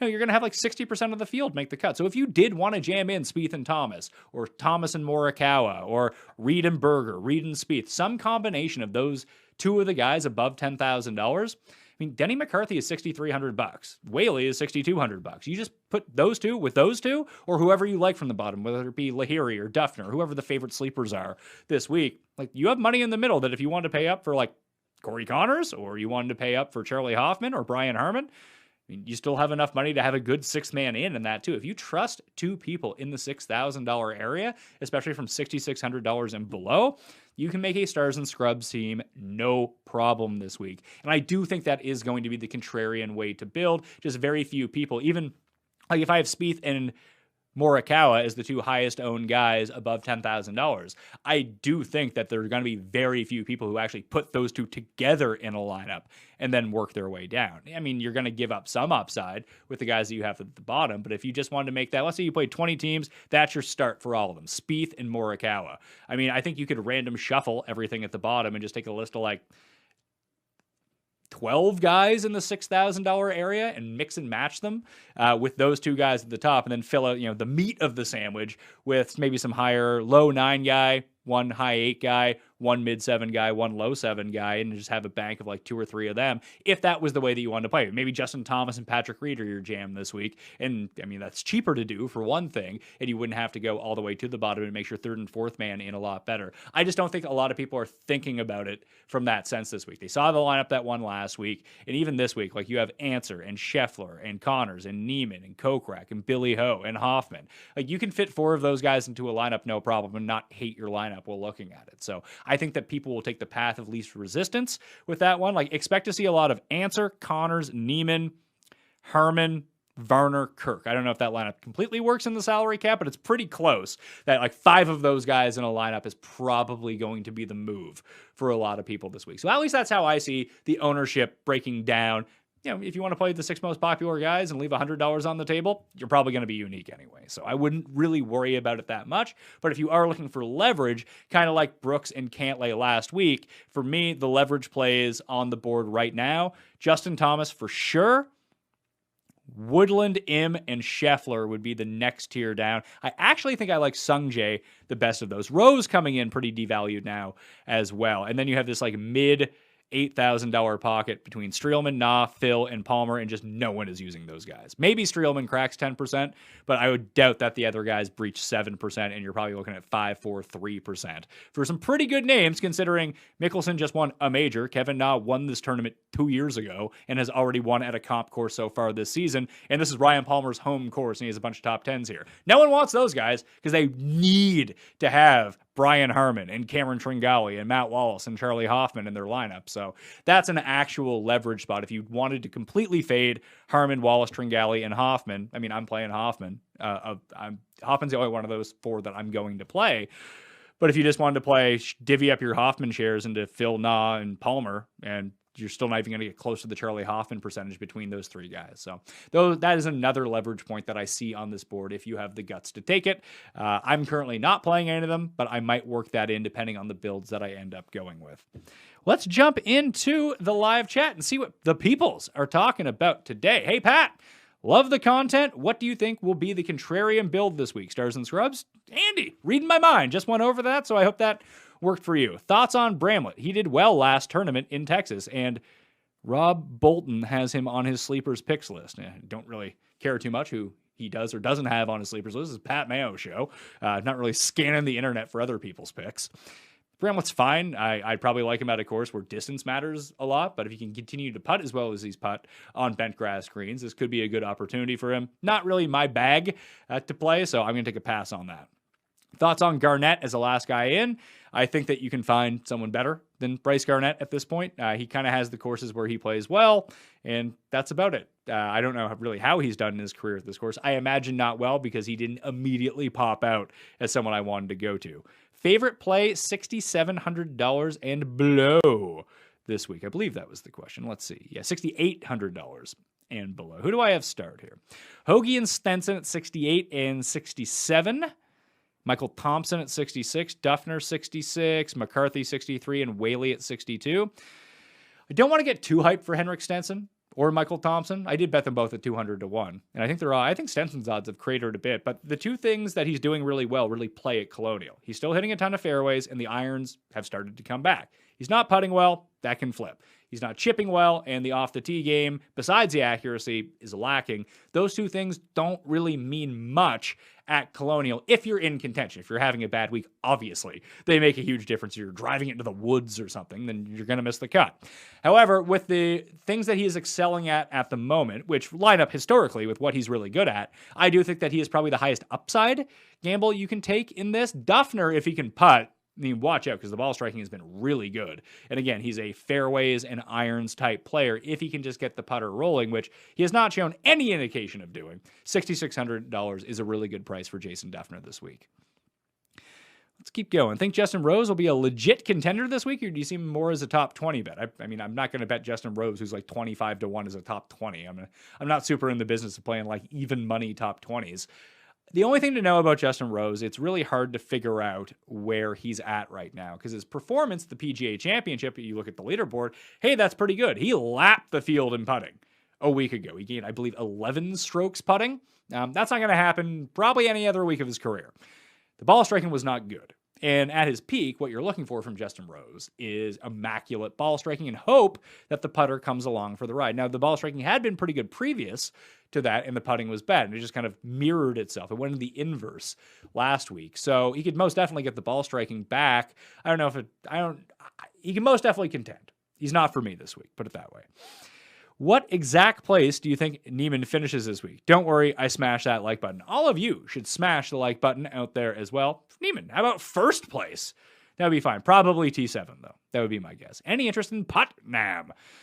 He has a third at this venue, shows up in the par 4 and proximity ranges from your key stats. I mean, I didn't pop up for me, but maybe I wasn't digging deep enough on old Andrew Putnam. But let's see, where is Putnam? I don't know why that isn't sorting for me, but okay. Putnam, $6,600. I can get behind it. The putter is really good. The chipping is really good. The driving and irons are uneven, to say the least. That's why he's $6,600. Tends to play well in Texas over time. Missed the cut on the number in Houston. I believe he did make it at the Byron Nelson last week. Like you said, he's played well at this course. I just happen to like other guys in that range. I'm not anti-Putnam. I'm not for Putnam at the same time either. Hey, Pat and Paul. Hi, Jack. Smash the like. Loving all the golf content over here in the UK. Thinking Spieth will botch his second win of the season. I think that's Notch's second win of the season. Also badly in need of a big cuss corner. I have a cuss corner in the bag right now, actually. I was thinking about releasing it maybe next week, but I got some football stuff I need to do. I'm going to have Sports Cheetah on tomorrow's show. So remember, even if you don't, we'll probably talk a bit about the new game that is up for the big match, Brady and Phil versus Bryson and Aaron Rodgers. So we'll probably talk a bit about that, probably about the Brooks and Bryson stuff anyway. We have some NFL futures that we want to talk through, plus an update on the NBA playoffs. That is Preston's bread and butter. So that's going to be a highly entertaining show. Preston's one of the best guests that I have on in the betting market. So please go support that show, even if you don't give a shit about the content. You need to keep the numbers up, keep the downloads up, and everything going. But I do have a cuss corner that was recorded probably 2 months ago at this point. It's in the old studio. It's going to be weird that, Jeff and I are in studio together. Cust is on the line. I've just been saving that for a day that I might need it. And maybe I'm getting the vaccine like tomorrow. So if I get the vaccine, not anticipating that maybe I'll have to release a cuss corner. Pat, love the shows. Thanks for constantly grinding for us. Any leans on Reed versus Berger and thoughts on the founder of basketball? As put out by PGA Tour Splits 101, Matthew Neesmith, the grandson of the inventor of basketball, putts really well on bent grass versus all other surfaces. So that's an interesting note. He kind of fits that, like he's like the homeless version Sam Burns of someone we really liked earlier on in the season. And it's kind of faded out of our consciousness a little bit that he was to rebound here. It wouldn't be super shocking. Good putting surface for him. The ball striking obviously has been very good for Matthew Neesmith. I don't really have a lean on Reed versus Berger. I'm not playing either of them, I don't think, because I don't have a great feel for them. I like Morikawa a lot. I like Spieth a lot. I'm going to use those two. And that's not to say that Thomas, Reed, and Daniel Berger aren't far behind those guys. It's just I have a good feeling about those two guys. I think they really stand out, and the rest of them, I mean, they're the top players in the field. They can most definitely win. I don't think any of them are going to miss the cut. One of them probably will miss the cut because it's golf, but I don't have a specific lean on any of them. Keep up the grind, Pat. You're the best. McNeely or Matt Jones? The answer should be Matt Jones, but you know I'm playing my guy, Matt McNeely. I'm all in on Matt McNeely this week. Any love for Tringali is an outright 66-1. Good form and played well at the PGA Championship until he blew up. Well, I don't know if that's good form when you shoot like 10 over on 3 holes. I'm just out on Tringali this week. He's probably a good play to go back to, but it's not like people are avoiding Tringali. I'd probably want more than 66-1 to tell you the truth. Tom Jacobs. Oh, Tom, host of European Tour Picks and Bets, says the Maiden Himmerland. That's the name of the European Tour event. I was calling it the Maiden Denmark, but that is the move. Billy Ho, Zalatoris, or the Mexican Allen Iverson. I like Billy Ho's value this week versus those guys. I think objectively I like Zalatoris the best, then answer, then Horschel, but I don't think that Horschel is more than 2.5 times behind these guys in terms of betting odds. So that's why I went with Billy Horschel. Hey, Bat, great stuff as always. Thanks for tuning in, Greg. What are your thoughts on the now non-existent Greenbrier as a corollary course? I know Na and Neiman both won there. Sure, I can get behind that. Those were pure bent grass greens. Obviously not the same style of course, but it is a course where almost anyone can go compete. That's more of a birdie fest than anything else. Colonial can play pretty difficult, especially if the wind is up. But these feature really small greens. Greenbriers were a little bit bigger. I don't think it's a direct corollary, but for putting surfaces, if you're looking for bent and maybe around the green work, it's something you can go look into if you want. And hey, if Neiman wins, we're in the money when it comes down to it, right? Knox or Matt Wallace? Matt Wallace. Ironic that the Gim Reaper kills you most weeks. I think you need to ditch him for Scott Stallings. I mean, the Gim Reaper killed me once. Essentially, I think that's what it turned into. People just get mad that he doesn't win, and that his putting takes him out of tournaments. But the ball striking has been so good, and he's really strung together some really good turns. Let's see, he has back-to-back miscuts, Valspar and Byron Nelson. The Byron Nelson was the first time he lost strokes on approach since the Sony Open back in January, the second tournament of the year. He actually missed a cut at the Genesis too, and the Honda mixed in, but like 33rd, 44th, 29th, 36th, 21st, 37th, 5th. And this is all without putting a lick whatsoever. So I do see that the underlying numbers are there for him. Like he has the sort of skill set because the putting has been so bad that he can have a good ball striking week and miss the cut. But if he does have a good ball striking week and he does putt, he does appear to me like a player that will churn out like a top 5, no problem, a la Corey Connors. He's actually shaping up to be very Corey Connors-esque, but Corey Connors right now is a more elite ball striker, obviously. And the putting has been better for Corey Connors. So that's why you're seeing these elite finishes from him. Bad field, good field, it doesn't make a difference. If Gim can figure out the putter, and although it's a very small sample, has putted better on bent grass than any other surface over the course of his small career, that good ball striking week, breaks even putting, now you're looking at a top 10 from a guy that everyone just wants to ditch because he's been pissing them off lately. Like that's usually a guy to stick with. That's why he's a FOMO bet. That's why Siwoo is always a FOMO bet for me, just because when he gets his game together, I do believe that his game is as good as anyone in most tournaments. And this is just the style of course where Siwoo tends to play really well. A shorter course, prey on some of these short par 4s, make some putts, be on your way. I think that Gim can be another guy that falls into that area as well. The one problem with the ownership with Gim is anyone who runs projections, anyone who runs modeling, he's going to be near the top of the list just because his numbers are so good. I'm hoping it turns out, I forget who the guy was who kept jamming Vaughn Taylor in every single week, and he finally did it at Pebble Beach the week that Vaughn Taylor won, and Vaughn Taylor was like 5% owned or something like that, maybe even less, and he did every single DraftKings contest because he was the one who, I think it was it Sayu? I can't even remember who it was, but there was one guy, pro DFS player, who just jammed in Vaughn Taylor because anyone who ran a model, Vaughn Taylor would just pop every single week. In the 1 week he actually made some putts, he won. And he was a huge odds. No one owned him. He was super cheap on DraftKings. So you just kind of have to stick with it. Judging this stuff on a very micro level can be very dangerous. And I'm so guilty of doing that. I don't have the cojones and I don't have the discipline not to do that.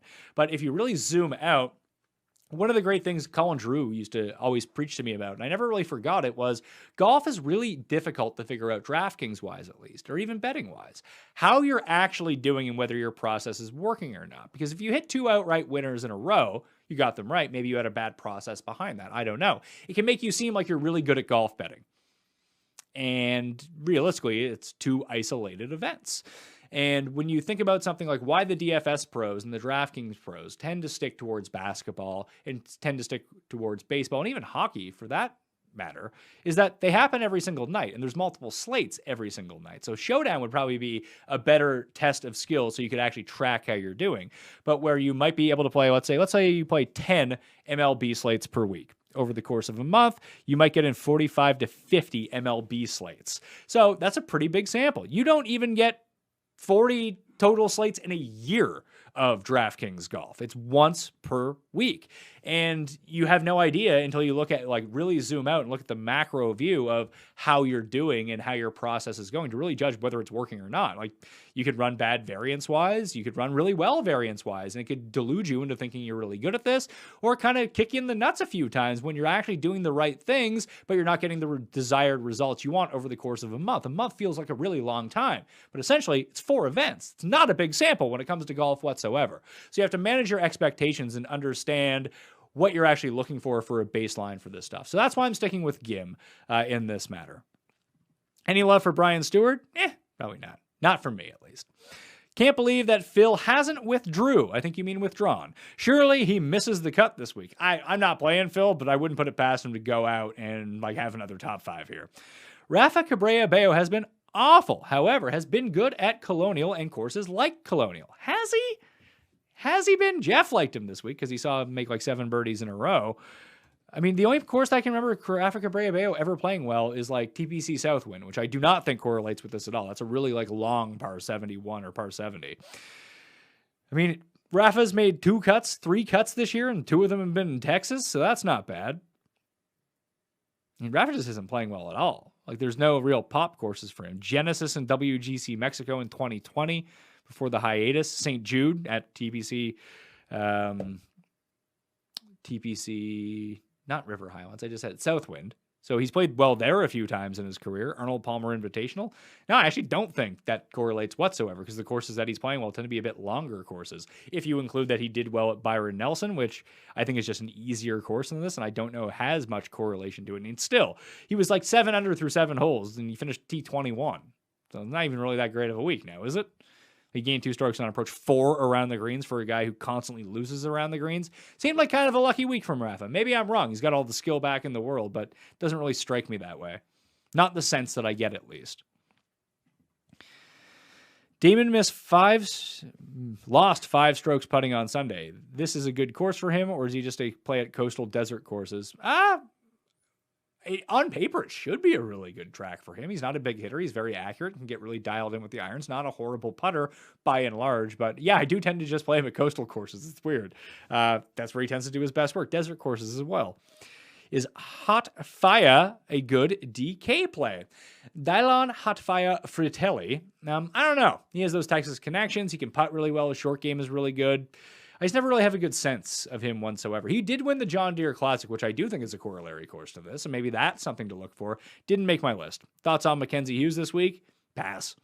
Do you like Reed-Im combo to start lineups? I don't hate it. It's not one that I'm using, but I can see why that's a good idea, so I don't hate it whatsoever. Love playing the best plays lineup. I think I've won money on those lineups each of the past 2 weeks on DK. How do you feel about Munoz this week? Statistically, Munoz actually rates out really well from the key proximity ranges that I'm looking at.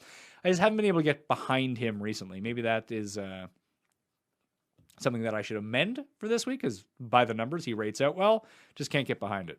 Adam Hadwin is a bad golfer, but his historical strokes gained average and is a very good short game player. Sneaky play. Sure, if you think he's good, you use him. Think Doc Redman continues the form he found at Byron Nelson. Nice pivot from HV3. I know Jeff Ulrich was big on him. Not really my play. I ended up going with Gim and someone else who I completely forget in that range now. Paul, the next question's for you. Do you have a favorite value play? The Todd Father coming straight at you from Paul Shag. $7,100 is Paul's sneaky play of the week. What an unique 2 stars. You don't use an with the word unique. You put an when you're writing something out in front of the syllable that sounds like a vowel. Yeah, it's tricky to figure out. That's what it is. What's a unique 2-star lineup you wouldn't play? Brooks and Cantley last time. I think I hit it off the top. I think JT and Scheffler is the unique play that you want at the top. I don't have the guts to do it, like I didn't have the guts for Brooks and Cantley, but that's what I'm seeing by the numbers at least. Masters long sleeve is fire. Any interest in Kazire this week? Yeah, I'm back on Kazire this week. He's my guy. Have a sip of water. Throat's going dry here. No, I like Kazire. I'm using him. I think he's fine. Bet the opposite of Pat's picks. Stay away from Neiman and McNeely. I don't know how you can really bet the opposite of my picks unless you just take head-to-heads versus those guys. But I guess that might be a move. What'd you say, Paul? Ban him. You want me to ban him for life? Are the people out there saying ban this guy for life because he's a come on, Pat show. I give you free content. You come on and make fun of poor Pat Mayo. What are you doing? No, I'm going to let this guy go. If he says something else, he's done. Banned for life. Thoughts on notorious RCB? I just kind of went over Rafa Cabrera-Bello. Cam Davis has not been great at Colonial, but always comes out in the model. Should I fade him or is he coming around enough? Man, I don't know. You're using the model. You should be able to figure this part out. You're asking me. I would have told you about Cam Davis if I had interest in Cam Davis. Just sounds like you like guys. You should play the guys you like. Honest to God. It sounds like you're really doing the research. If you got the faith in him, I don't. But if you do, I say go for it. He's popping in the model for you. That's why you're running these. Thank you for doing these chats every week. Weight and stats. What number of rounds do you tend to have the most success with? Well, none would be the answer, but past 24 is usually what I try to look at. 36, and it really depends on the stat as well. I kind of went over this on the research show, which you can go back and check out. Stats like 350 to 400 yard par fours. You don't see a ton of those, so you have to have some context behind it. So I like to look at the longer term numbers from those. So I usually make a mixed condition model, so I'll weight that one at like past 100 rounds on that hole, where if I'm looking for approach and who's heating up, I might go like past 6 weeks in the mixed condition model for strokes gained approach, or even proximity from the key range that I'm looking at as well, and just try to mix those different stats with what I perceive to be, more data from one of them, and I'll weight those in the short term, and one where we have less data, try to weight those out in the longer term and try to put them all together and see what it spits out. I should do a better job of making those every single week, but I get busy and lazy, and sometimes I don't do it. I just run the model, like, all right, that's what the guys are telling me, perfect. Maybe I should make an amended version of this model where I do factor all that stuff in, but I'm a lazy man from time to time. I get burnt out from doing the content, and then at like 9 o'clock at night, I don't feel like doing anything else. So that's maybe that's why you get the membership at Fantasy National. And then you can take advantage of all of that and really dig into it yourself if you'd like.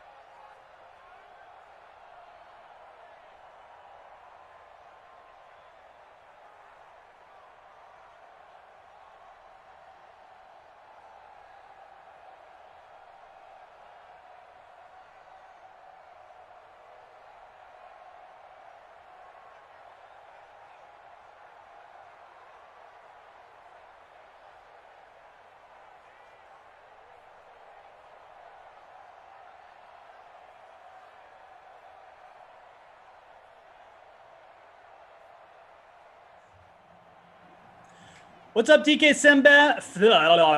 Here we go. Start over. What's up, DK Sim fam? Welcome back into the DraftKings Dream Stream for your final sim of the night. My name, if I can get this one correct, is Jeff Ulrich, and I'll be your host for the San Francisco 49ers at the Philadelphia Eagles. Joining me is my co-host, Tom Carroll. Tom? You got it, Jeff. There you go. We're here. Yeah, no, I mean, sometimes we just need a second take in life. We don't always get it, but we do. Mulligan. Streams, so. I'm here. Hi. Good. Great. What did you got going on? Who did you put? Did you get a lineup in? You did. Right? I did, yes. I got George Kittle in my captain spot. I feel like he's pretty undervalued for the caliber of player that he is. $12,000 in the captain spot. Pop him in there and have flexibility the rest of the way. Got myself Raheem the Dream Mostert, Kendrick Bourne, Alshon Jeffrey, Carson Wentz, and Robbie Gould. Good for 6.3 points a sim. So kind of like this lineup here. Not going to lie. Carson Wentz is sneaky good in sim land. I went with Deebo Samuel in the captain spot. I went very heavy on offense again because that's the kind of guy I am. I just can't force myself to pick. Jeff loves offense. I do love it, even though the conditions probably more suited for like bees and stuff again. But I went Deebo Samuel in the captain. Yeah, brutal Wentz. weather. It is, yeah. Wild weather Wednesday. What is it? Rain on this one, right? It looks like driving awful sleet. From the Sleet. preview we're getting here. It looks bad. It's true. It does look like sleet. Who knows? I think it's rain, but we'll call it sleet. I like that. If there isn't a sleet setting, there should be. I put Deebo with Wentz, Garoppolo, Djax, Goodwin, and Pettis. Felt like a very easy lineup to make, so maybe other people will have it too, but I don't know. Maybe people don't like Deebo as much as they. I always forget to put Deshaun Jackson in my lineup. And by the way, I know this is technically just rain, but this is like this looks like especially bad rain to me. I don't know why. Yeah, I'm not used to the rain looking this bad. There's like fog too, like it's coming off the bay. I don't know. It's just rain, says Michael. So Just your standard rain game. Fall from the sky, H2O. It's an H2O game. That's all it is. Look at these. I love these Eagles uniforms. I love them so much. It's honestly so lame that they switched to those gross blue-green unis that they still wear to this day. Should have never made that change. This is a beautiful shade of Kelly green. Love these unis. Kelly green.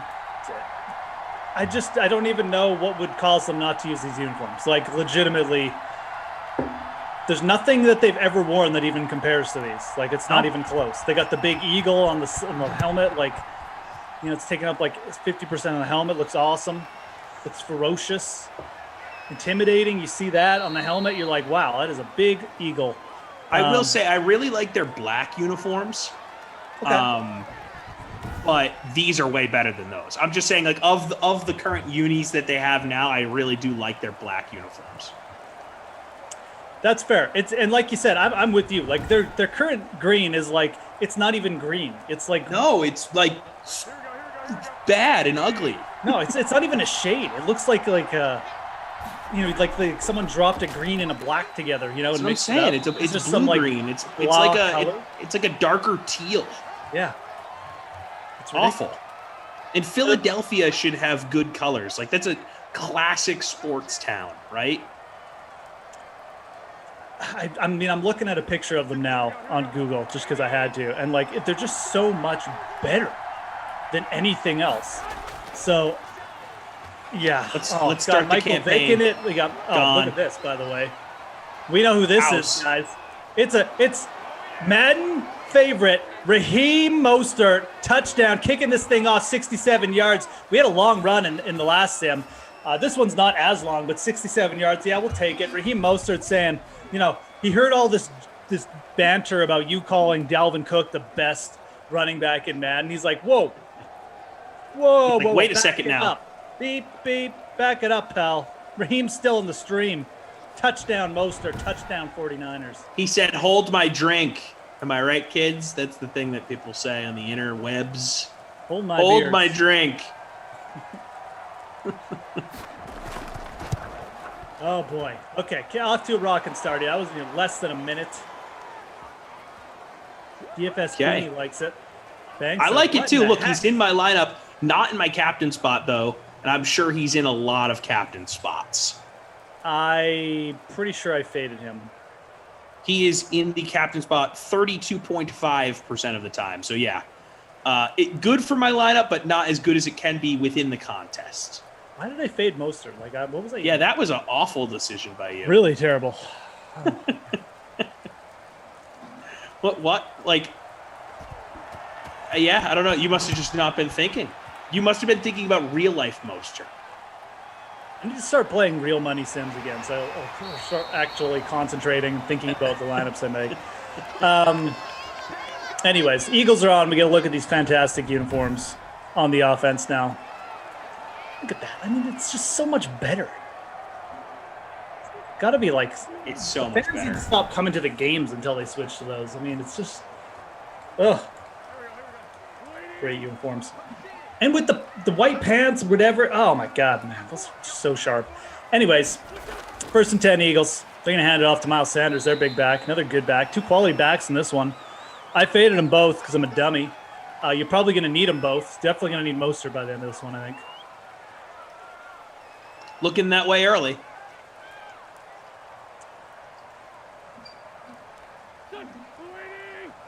Let's see what Carson Lightning has. in the NHL still. Here's Wentz from the shotgun.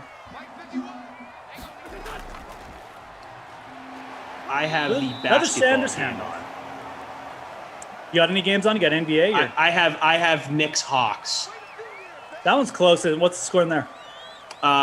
It's in commercial. I haven't really been paying close attention. Okay. Just lightly monitoring. People have been going nuts about that, like Trae Young Knicks rivalry. They're talking, oh, it's like the new Reggie Miller versus the Knicks. Let's calm down, people. All right. Yeah. I don't think Reggie Miller is one of the greatest players of all time, and he was in the middle of his prime, going up against one of the great teams of that decade with the Knicks. I mean, this Knicks team is fun, but I don't think we're looking at a core here that's going to, contend for conference titles here. I don't think Tibbs is in it for the long haul either here in New York. I think he's just having some fun for a few years. And Trae Young's a nice player, but let's just tap the gas a little. I mean, tap the brake pedal here. All right, take the foot off the gas. People love to make those comparisons though, like right off the bat, right? I mean, yeah. Oh, it's just like Reggie Miller. Yeah. No, it's not. Relax. San Francisco, one of the teams rumored for Julio Jones. Talked about Julio a little bit last night. Yeah, I love that as a spot for them. I really do. You like it? Yep. I do. From a fantasy perspective, it's probably not ideal. But yeah, Niners receivers never really been fantasy studs, we'll say. After Jerry Rice and T.O. departed the Bay. I mean, Crabtree for a hot sec. I mean, it's Kittle's really the pass catcher you want on the Niners. Yeah, I think Deebo Samuel and Brandon Ayuk both could break out, but obviously just hurt. I mean, Deebo was good when he was healthy, but it's very, very rare for him to be healthy. Yep. No, those guys. I mean, one, they'll have to stay on the field. Two, if Julio goes there, it's a whole different ballgame for him. You have to. One of them is definitely going to get shut out of being a big target. So I don't think there's enough passing, first of all, to go around for all three, especially if Trey. Yeah, I mean, especially if Trey Lance is in there, no doubt. He'll be running, right? So that one's going to angle out of bounds. Back to the 49ers. AD Poker 89 saying that I hear A.J. Brown is pleading for Julio. That would be such a cool 1-2 punch. A.J. Brown, I think, for my money, one of the most underrated players in the NFL. That dude is a grown man. Yeah, he's going to get a lot of love in fantasy circles next year. A.J. Brown, I definitely like him. He's going to get a lot of targets. Definitely going to be kind of a coming out year for him, just from a popularity perspective too, like you said. Yeah. I mean, Corey Davis isn't there to take targets away. I know Derrick Henry's the focal point of the offense, but even last season, I mean, I had A.J. Brown on, I think, at least one of my teams. Mm-hmm. He had a great year. Oh yeah, for sure he did. For where you could get AJ Brown in the draft. I mean, because he was out the first few weeks of the season, I believe. So people, and that's kind of a dumb thing that people do in fantasy. Like if a guy misses is going to be out the first 2 weeks, like people just don't draft them. And then when you're the guy that drafts him, people are like, here you clearly didn't pay attention. Zeke's going to be out week 1. It's like, yeah, I know, but it's Zeke. I'm going to take him at, whatever spot it was when that specific comment happened for me. Yeah. I like AJ Brown. AJ Brown's it's like you say, he's a beast. I mean, he's a legit wide receiver 1. Ever since he's been in the league, he's beat good corners too. Like he's just a dude who's basically matchup proof at this point. He makes football plays, man. Would be pretty sick to have Julio beside him. Like that. I mean, I would rather just have, I think, AJ Brown on his own, but like I also kind of want to see what it would be like to have both of them together. So yeah, I mean, it would be great for that offense. Obviously, Derrick Henry, I think, still would remain the number 1, but like red zone threats, both those guys for sure. Oh yeah, absolutely. That would be one of the best red zone offenses in the league if you have Julio. And I know we've talked about Julio has a hard time getting touchdowns, but he's still a huge target in the red zone. AJ Brown can just go up and get a ball. And then Derrick Henry obviously is a bruiser. Adam Kaufman in the YouTube chat saying, just popping in to say hello. Good to see most of the dislikes from Kenny's appearance today are gone. So apparently their appearance today. I mean, I mentioned it last night. I saw, or you read, Kaufman, Kenny, and Tara Lynn as a 3-man booth. So it seems the fireworks we predicted, the chaotic energy that we talked about, must have occurred. Yeah, I'm not sure why he's attributing the dislikes to Kenny and not himself, which is probably what caused it. But sure, if that's what he wants to do. I mean, just Kaufman coming in for his nightly dose of attention before he heads off to Kaufman Land, probably to watch 4 hours of TV before he goes to sleep. He'll text me or something, like 2 a.m. his time. Look, man, he's a Dream Stream fan. I get it. He is. He's just a fan. He's just a fan of sports. There's Mostert. Mostert is absolutely going nuts. He's already got 80 yards rushing. There's a nice pass play, though. 24 yards of rack. Yeah. Which the kids usually call yak. Big play. 49ers moving the ball again. This could be a blowout. Kind of got that feel early on. These are two pretty good sim teams, but San Francisco definitely the more quality team in my opinion. Smash that like though, guys. Oh, nice. Well, this is ridiculous. Get in, Bourne. Oh, he didn't get in. Oh, I didn't give it to him. I thought he might have stretched, hit the pylon. Good stretch attempt by Kendrick Bourne. Bjorn. There's going to be set up on the 1 yard line, though. We're going to get possible vulture. We got all the things going on, scenarios. Jimmy G and Matt on fire right now. Trying to hold off Trey Lance, just fitting it in tight windows. That's so annoying. Are we going to get juice check? Give it to him. Oh, it looked like them for a second. It's Raheem working on a 2-touchdown game. What are we, 4 minutes into this? Oh, no, 8 minutes in. I thought it was like 4 minutes left. Still, though, first quarter. I guess this drive took up a little bit more time than I thought, but still. First quarter, 2 touchdowns. Mostert, he's got a long catch. He's got over 80 yards rushing. Are we going to witness something historic here tonight? Are we going to witness something crazy? We're on pace. It looks like, man. It looks We're like on pace for 8 touchdowns. I am looking at the trading cards for the Chaotic Energy Sim from earlier today. Tara-Lynn Asak, nicknamed TL, number of sims, sub 50. Home team is the Pats. Favorite NFL player is Tom Brady. And her hot take is that she puts backup quarterbacks in her lineups. Kenny Ducey, nicknamed Dickie Ducey, sub 100 sims. That's surprising. I thought he'd be more. His home teams are the Jets, Knicks, and Yankees. Favorite player is Zach Wilson. And his hot take is that the Jets will go 10-7 and Wilson will get injured. Wait, what? He thinks they're going to get 10-7 with an injured Zach Wilson? Okay. And then Koff, nicknamed Krusty Kaufman. Number of sims, 100 plus.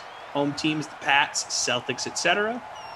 Favorite player is Brady, passively, and Rodgers. And That's my favorite his hot take is that Glash hates whatever I like. Of all the cards, my favorite part is that Daniel has Kaufman's likes favorite NFL player, as Brady passively. It's small brackets passively. It's awesome. Oh man, it's attention to So detail. good. Gotta appreciate it. All right, and we've had two crazy drives here by the 49ers on fire. Eagles trying to answer. There's Ertz, 12 yards. So what else is going on? Have you seen Aaron Rodgers' vacation? Yeah, he's on vacation with Miles Teller.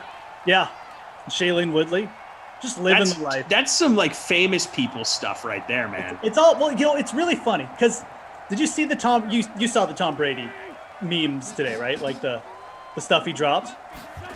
Yes.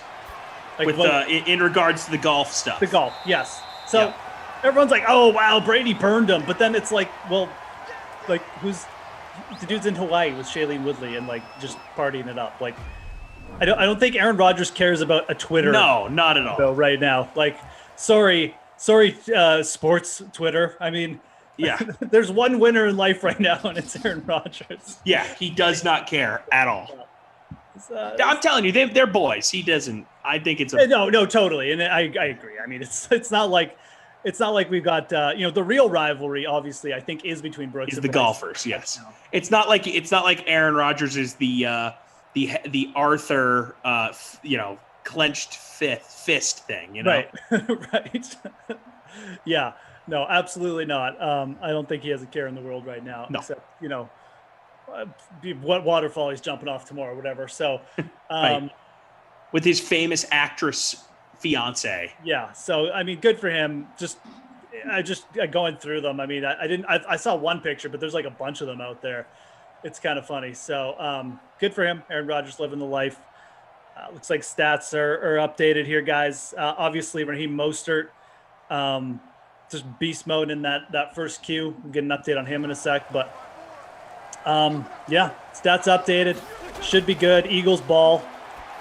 And I mean, the big news with Rodgers football-wise is that he skipped minicamp. Like, he had like a $500,000 bonus where if he just showed up, Right. Yep, just skipping out on that workout bonus. He's going to go off to Hawaii instead. I think he'll be okay, but, man, just the thought of not showing up to something and missing out on $500,000, just, it hurts me to my core. Yeah, it must be nice, but, you don't begrudge Aaron Rodgers for making a ton of money and being not at rich all. that he can just like legitimately be like, I'll just go to Hawaii instead of making this $500,000. Like, you don't begrudge him, but at the same time, it's hard to get your head around. Like, it's obviously a lot of cash to leave on the table. So it's one of those things where even if you are that rich, though, I still feel like $500,000 is a lot. Like, he's not a billionaire. No, absolutely not. Like, $500,000 is still a lot of money to leave on the table for a guy. I mean, look, he's got millions and millions of dollars. I understand that, but still, I mean, come on. I mean, obviously, something of that has to do with him not. He's still at odds with the Packers. Like, of course, this isn't just the dude decided to skip OTs to have a good time. He's still like not on the, potentially not going to be a Packer next year. I know most people are kind of penciling him in and think this will get resolved, but like, he's clearly not, it's not resolved for him. So until he comes out and says like, what he's planning to do or makes some kind of update, like people have to remember, right? So it's kind of double-edged sword, obviously. Brad Wallace saying $500,000. Is that true? That's the number I heard on the radio the other day, and then Jeff brought it up organically here. So seems to be the number that's getting thrown around. Yeah, I haven't like 100% confirmed it, but that's what was being thrown around, and it sounds about right, to be honest. And Obi-Wan saying that's not ish to Rodgers. I don't know, man. $500,000 is a lot of money. Like, Rodgers probably brings in $50 million a year. Okay? Like, conservatively, from what he does off the field on top of his salary. Yeah. That's a significant percentage of $50 million to just not show up and not receive.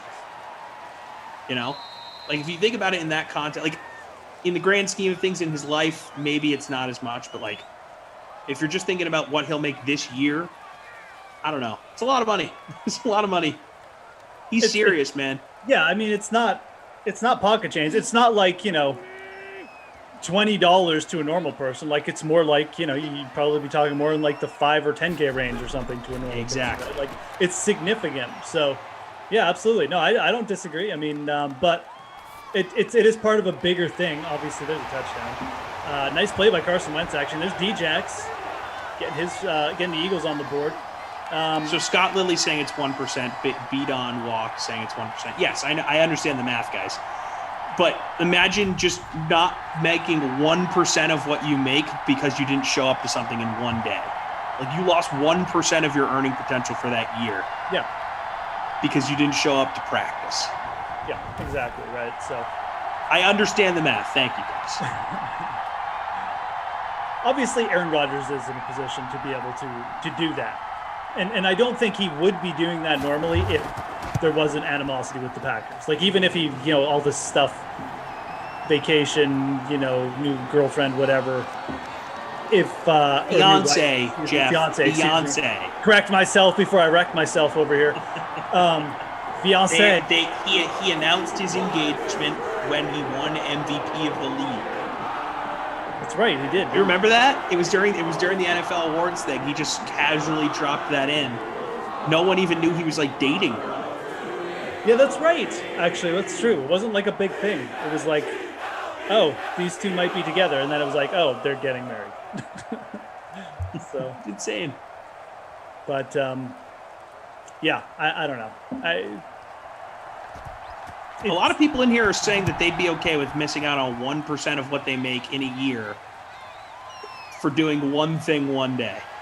I don't know. I don't make $1 billion in a year. Like I personally, if they'd said to me, hey, if you don't show up to this thing, you will make 1% less this year than what you make now. I think I'd show up. 1%'s a big percent.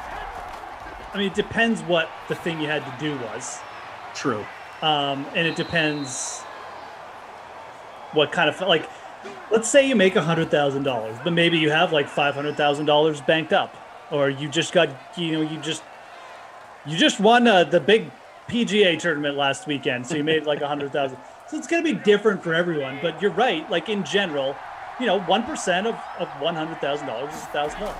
Like you're basically, and I know it's taxes and stuff, but to take a day off, you really just can give up $1,000. I mean, most people would not do that unless it was like a very, very good Jeff Bezos or something crazy. Exactly. And again, I'm not surprised that Aaron Rodgers is doing it. I just think that in a normal year, he probably would just be showing up, right? So. Think so? Yeah, I think so. I think it's like you said. I mean, I agree with you. I think that the money is significant enough that he just would have shown up, regardless. And he can go into Hawaii the next week. I mean, it's. Scotty Too Hottie saying that he lost 6% for no reason at Crimea River. What did you lose 6% doing, Scotty Too Hottie? 6%. I'm curious now. I mean, it's all different to different people. I mean, everybody values it different. Maybe you got,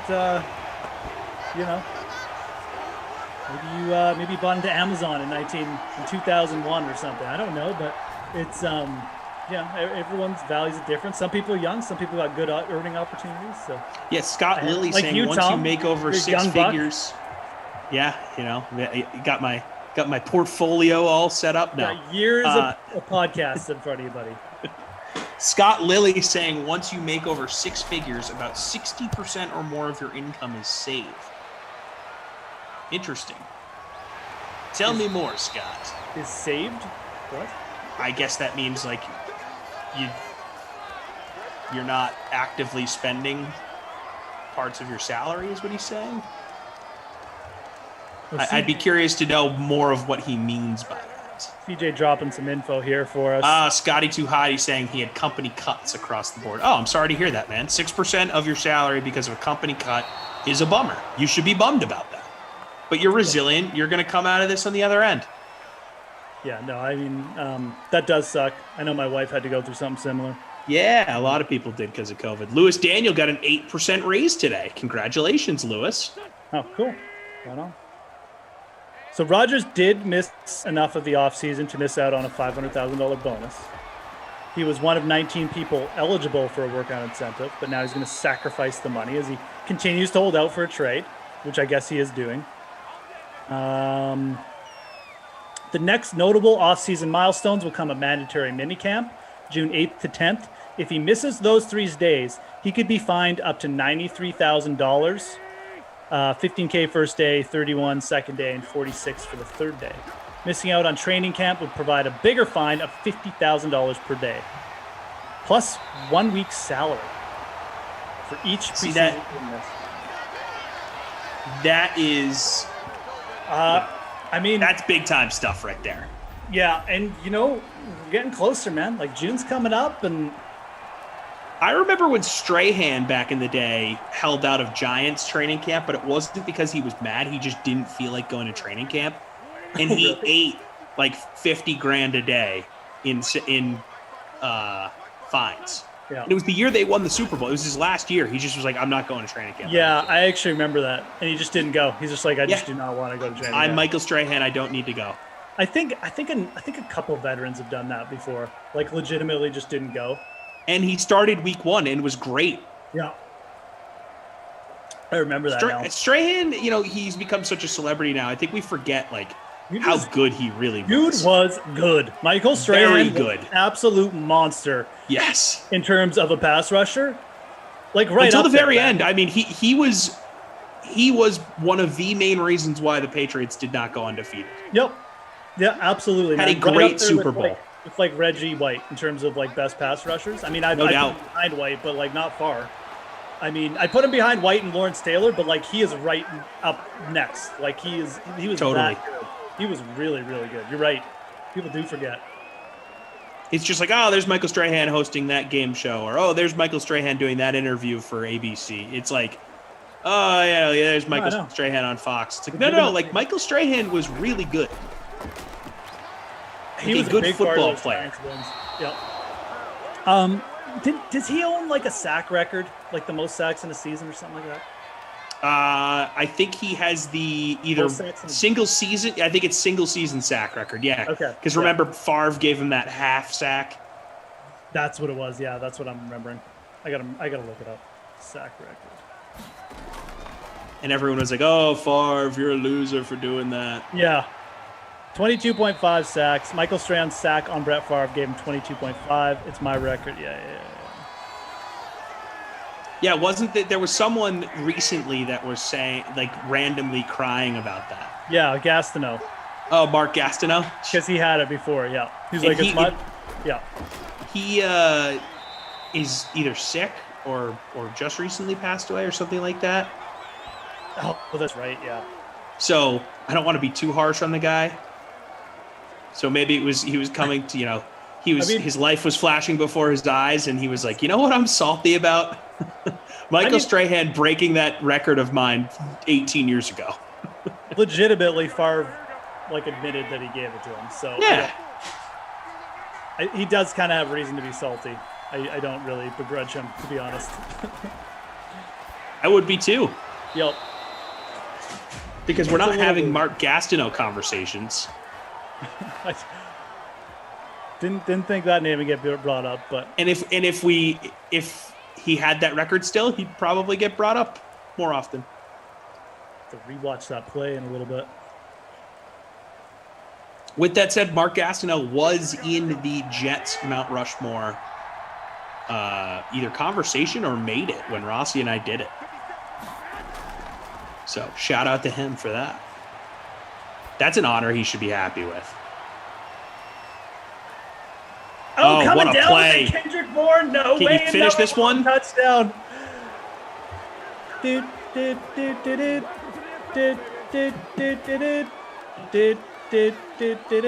Kendrick Bourne. On ultimatum. How long was that? My God, just a jump ball. Everything going San Francisco in double coverage nonetheless. God, these Eagles cornerbacks, even worse than in real life. Breaking a tackle. Kendrick Bourne just beast moding it. 21-7. In my lineup. Not mad about it.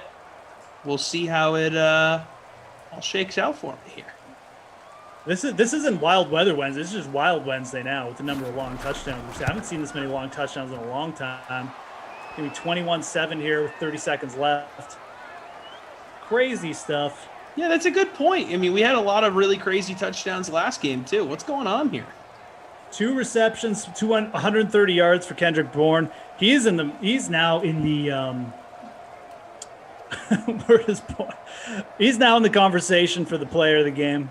I love how Obi-Wan posts in both Twitch and YouTube. That is commitment, my friend. Obi-Wan, you deserve a wooden nickel. He needs to be heard. I have the high ground, Anakin. Smash that like button, guys. We're almost at 250. I'd really appreciate it if we got there.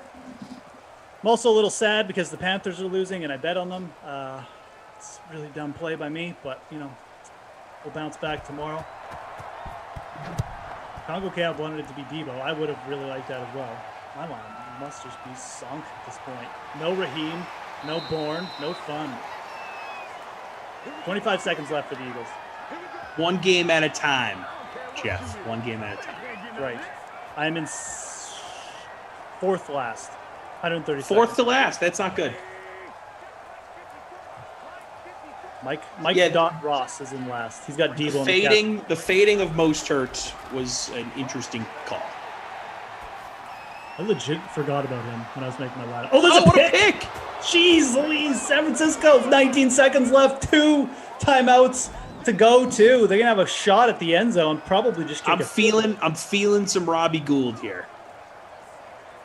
Some Robbie. Richard Sherman with the grab. Is he still not on a team? Good question. I actually have no idea. I thought he was back to San Francisco. No? Can you look it up? I'm gonna I look thought he's with that San up. Francisco still. He is a free agent. Really? That is interesting. 2 days ago, will return to the 49ers. Okay. Okay. Gotcha. Wikipedia has not updated their page yet. Well, I guess he is technically still a free agent if he hasn't re-signed yet. But yeah, looks like he's going back to San Fran. Okay, question answered. Moving along. It's Dante Pettis with the catch there. Burned a timeout. 10 seconds left on the 34. They really should run one more play. Probably too far in the rain. Kick a field goal. And they do have a timeout. Yeah, they can run one more play. They're smart. Let's get another Kendrick Bourne bomb here. Yeah. Well, you know what? I would like some Kittle, please. He hasn't done nothing.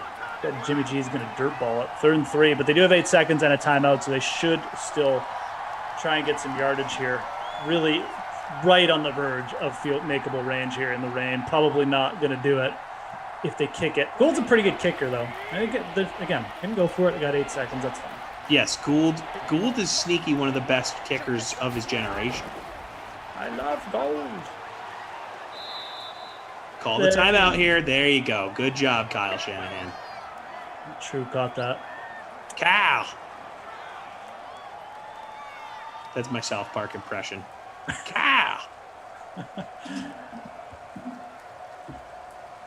I wish I could do a good Cartman voice. That was Mostert on the catch there.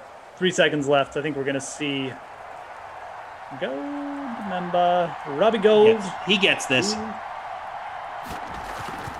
45 yards, should make it. Oh, no.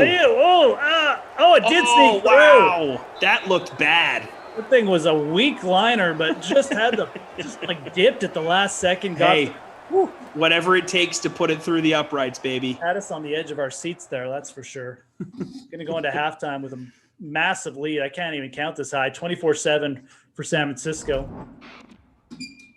Kendrick Bjorn, if you're just Bjorn, I'm going to call him that from now on. Bjorn. Kendrick Bourne. Baby Bjorn. If you're just Kendrick Baby Bourne, if you're just joining us, has a long touchdown. He's got two catches for 130 yards. Raheem Mostert also has a touchdown. Jimmy G, 200 yards. Only eight passes, 8 completions, for Jimmy G. 200 yards and a touchdown. So that's really, Jimmy G to a T, though, right? I mean, remember they made the Super Bowl with an NFC Championship game where he only threw 8 passes. That was crazy. Raheem Mostert averaging 8.5 yards per carry, 85 yards, and 2 touchdowns for Mostert. So he cooled off a bit in the second quarter. Deshaun Jackson has the touchdown for the Eagles. 4 catches, 41 yards, and a tutty. Bourne, like I said, already in the bonus. Mostert with 3 catches. Mostert's having a massive game. Those catches are really going to add up, too. He's got 7 PPR points already. So, that was a big half, man. Lots going on. Dallas Goedert has a catch. Pettis has a catch. Niners are one of the few teams that, have the capability of blowing out teams in Madden. Yeah, they're a sneaky good Madden team. They were really good in the other Sims in the other game too, the 2020. Tevin Coleman used to just go nuts. But Kittle can go crazy. Kittle's only got 2 catches in this game. Yeah, hasn't done that this game, so he is in the driver's seat for that babysitter Billy. There's no question. Kyle, I do not think the Hurricanes and Predators will go to Game 7. Just thought I'd throw that out there. Does look like the Tampa Bay Lightning moving on tonight, though. Yeah, man. Exciting first half. Where are you Bruiser B with the Animal House quote, "Hey, nobody wins anything at halftime. Was it over when the Germans bombed Pearl Harbor?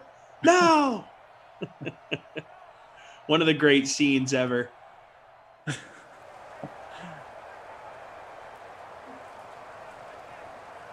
That's the movie that holds up for my money. Animal House? Oh, absolutely it does, man. It's like, it's a classic. No doubt about it. Where do you have San Francisco finishing in the NFC West next year? You know what? I think that they have a really good bounce back year. They're coming back healthy. They got good infrastructure in place. I think Trey Lance, whether they decide to wait 6 games to put him in there or if they start him week 1, I just like him and I like that fit. I think that the Niners are a playoff team next year. Okay. I think Rams still win the division. Okay, but you think Niners challenge and they kind of they knock out. I think they're the second best team in the division. Okay, fair enough. I think it's the best division in football again, though. I mean, obviously Russell Wilson up there in Seattle. He's got great weapons. Their defense still probably won't be that great, though. And Arizona, I think, just going to keep getting better. There's a world where Seattle is the 4th best team in that division next year. Yeah, no kidding. Absolutely. Which is wild. Remember when the NFC West was by far the worst division in football, like a decade ago? Yeah, I do. Seattle was kind of meh. It was Seattle versus the Rams for the NFC West Championship, the final game of the season. Both teams were like 6-9.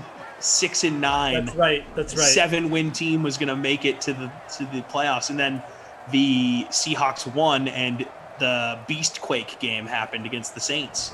We just had a turnover too. The crying continues here for the Eagles. Turn the ball over. San Francisco gets it basically on the first play. Looks like Sanders putting it on the ball on the ground there. But yeah, that was during we're going to get a booth review. This probably get overturned. I guess that was more than 10 years ago now, right? That would have been 09, I think. 09 or 10. So. Oh, maybe right. Yeah. Yeah. It's I remember I was late. It was late high school for me. So 9 or 10. About a decade, we'll say. But that was during the Jeff Fisher era too, right? Where the Rams were Rams, perpetually 7-9 or 8-8. That's 7-9 BS.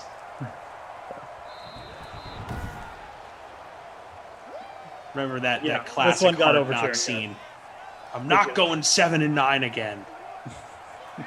And then they went like 1-15. Right. Elshon. Okay, Eagles getting another chance, taking advantage of it, getting the first down. Elshon's second catch. He's another free agent. No one signed Elshon. Jeff Fisher is a guy that kept a job for so long with both teams that he was the head coach of and was so mediocre at both spots for such a long time. Like, has there ever been a coach in NFL history that has remained employed for as long as he did that had as little success as he did? I'm going to say no. You're talking about Tennessee and then LA, right? He didn't have another stop. In St. Louis and then LA. Yeah. Sorry, that's true. It did sort of say. Fisher just basically lived off that that one Super Bowl appearance. Steve McNair run. that he had. Yeah. Because they were competitive with McNair most years. They weren't but like you said, they weren't as good as they probably could have been because McNair was so good. He basically lived off that for 15 years. Yeah. Legitimately for that long. It helped him it carried him to another franchise. Ooh, Marvin Lewis is a good answer, AD Poker. Although Marvin Lewis at least made the playoffs every year. Yeah. Jason Garrett, 9 years in Dallas. Yeah. It's a good call. Only made the playoffs, I think, 3 times. Congo, a lot of people saying Marvin Lewis. Marvin Lewis, actually, the reason why he kept his job for as long as he did is he's the guy that's credited with turning that franchise around from being legit the worst team in the NFL to being a team that's in the playoff mix every year. Marvin Lewis, I see your point, everybody, but I just think that Jeff Fisher had more years of mediocrity than Marvin Lewis.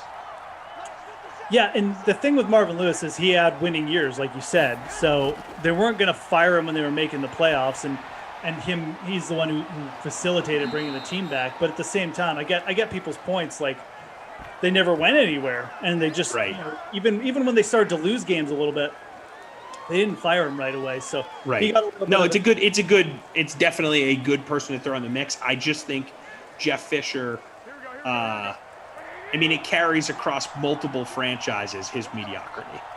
Yes, and he lost his job in Tennessee and then immediately got hired by the Rams and remained mediocre. Yeah, he got a way longer run out of it. Across 2 franchises, like you said. So, Marvin Lewis isn't in the NFL, coaching anymore. So right, I think is he an assistant on Herm Edwards' staff at Arizona State? There you go, something like that. I don't know where it is, but. Yeah. I'm trying to think of other Bruiser B saying that we forgot about Marty Schottenheimer. That's an interesting one because he is a guy that I think had his team on the precipice, every single place that he was, but could just never get over the hump. So that's kind of a good take, but at the same time, I think on the whole, Schottenheimer teams were better than Jeff Fisher teams. Yeah, totally. You can't put Schottenheimer in with Jeff Fisher. I don't even know if I put Marvin Lewis in with Jeff Fisher, although I get the point. You're right. Marvin Lewis, whoever brought him up, he did get an extended run just because he lived off early success. But Schottenheimer was his teams were always competitive. They just had such a knack for not winning the game that mattered. Right. The game that mattered. It was crazy. So the playoff game that mattered. Honestly, the fact that that Chargers team he was the coach of in 2006 didn't win the AFC is laughable. That team was so stacked. Yeah. Prime LT, prime Antonio Gates. Phillip Rivers was awesome. Vincent Jackson was great on that team. They had an awesome defense. I think Sean Merriman, if he wasn't Defensive Player of the Year, was in the conversation. Yeah. Just a really, really good team. And then they got upset by a Patriots team that was pretty mediocre in 2006. Evidenced by the fact that they lost to the Colts, a banged-up Colts team in the AFC Championship game. But I think the Chargers would have beaten that Colts team. Yep. I don't disagree with any of that. That was their chance. And then they would have beaten the Bears. Yeah. Yes. That was the toughest loss, I think, for the Chargers that season. Not to at least get a crack at the Colts in the conference championship, the conference final. Oof. Couple real heartbreaking seasons there for the Chargers. What are you doing, Miles Sanders? Okay, got the first. Do you want to go through the 49ers schedule? Oh, yes. I love it. Let's do it. Yeah, let's go. We're going to do the 49ers schedule game. Tom and I are going to go through every game, see where we have them at. Kind of interested. I don't think we've done it for the 49ers, so I kind of want to I definitely haven't done it yet.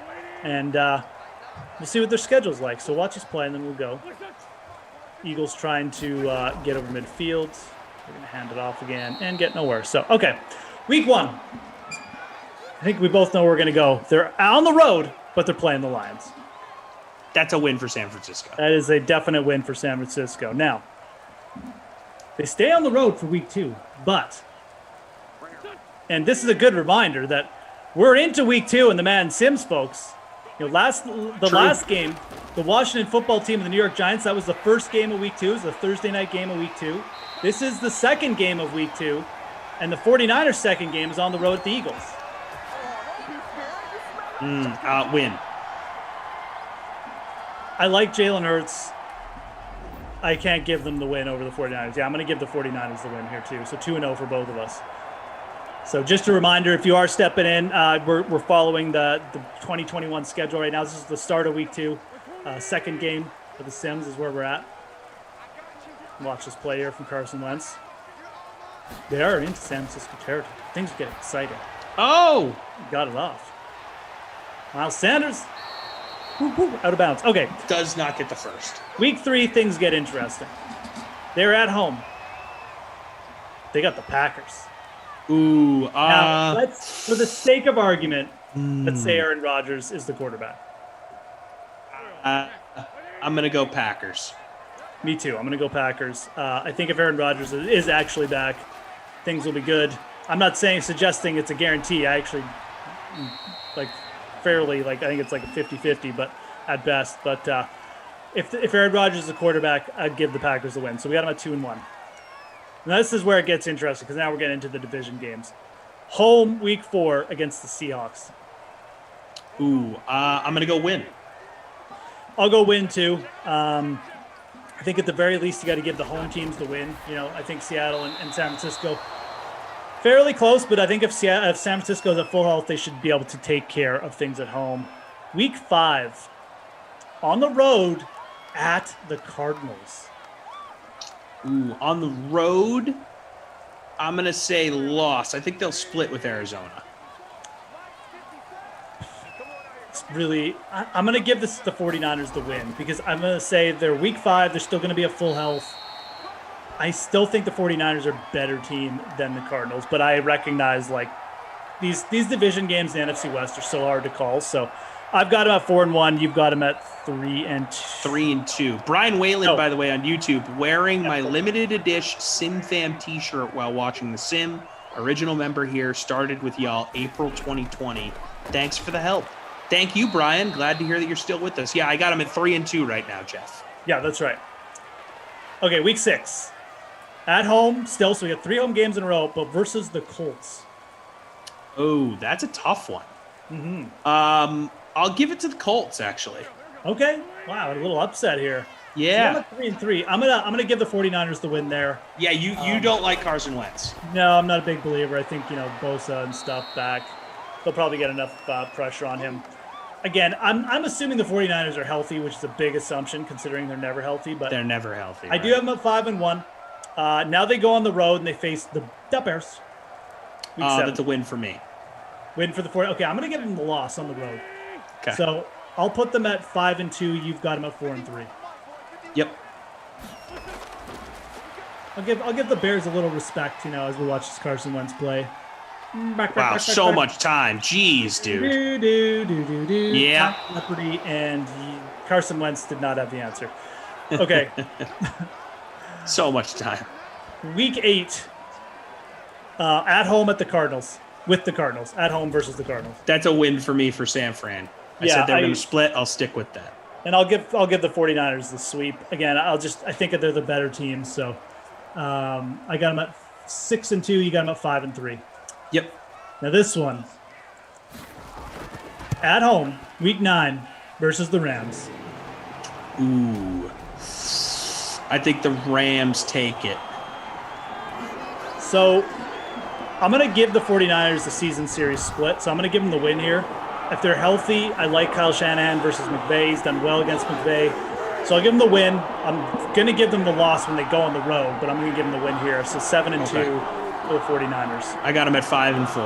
Yeah. Okay. Well, this one's easy. Week 10 on the road versus the Jaguars. That's a dub for San Francisco. That is a W. So I got them at 8-2. Got them at 6-4. You got them at 6-4. Yep. Week 11 at home versus the Vikings. That's a win for San Francisco. That is also a win for San Francisco for me. So 9-1 and 7-4. No, 9-2 and 7-4. Yes. Yep. I will try to keep this math correct. Week 12 49ers on the road versus the Seahawks. I will give San Francisco the win there. I got them at 8-4. Ooh, you're going to give them the win on the road at Seattle. Yeah, I'm going to give them the loss there. So coming back a little bit for me, I got them at 9-3. Tom's got them at 8-4 through 12 games. Let's just see if we didn't miss anything big. Mostert is just stuck at 85 rush yards, by the way. Honestly, very big disappointment from Mostert. A year. He's got one more Q, though. Only needs 15 yards. Jackson, 68 yards. He's approaching the bonus. Mostert actually has 56 receiving yards. So Kendrick Bourne, not even towards the leaderboard in catches, but has hit the bonus. So he's still the wooden nickel winner for me at this point. Yeah, absolutely. 2 catches for 130 and a tud. Don't forget, Mostert has 2 touchdowns too, though. So if he does to break that bonus, you might have to. Oh, no doubt, he'll take it. But Bourne right now is the guy. Okay. I like that. I like that. You got to give those guys like Bjorn their due when they really hit. So I like that. Yes, Bjorn Borg. Like that you about need to you, give Tom. him the wooden nickel when you can. Okay, we were at week 12. Yes. I gave the 49ers a loss at Seahawks. Tom gave them the win there. Week 13 on the road again at the Bengals. That's a win for San Francisco. Yeah, I like the Bengals. If the 49ers are banged up like usual, could be an up.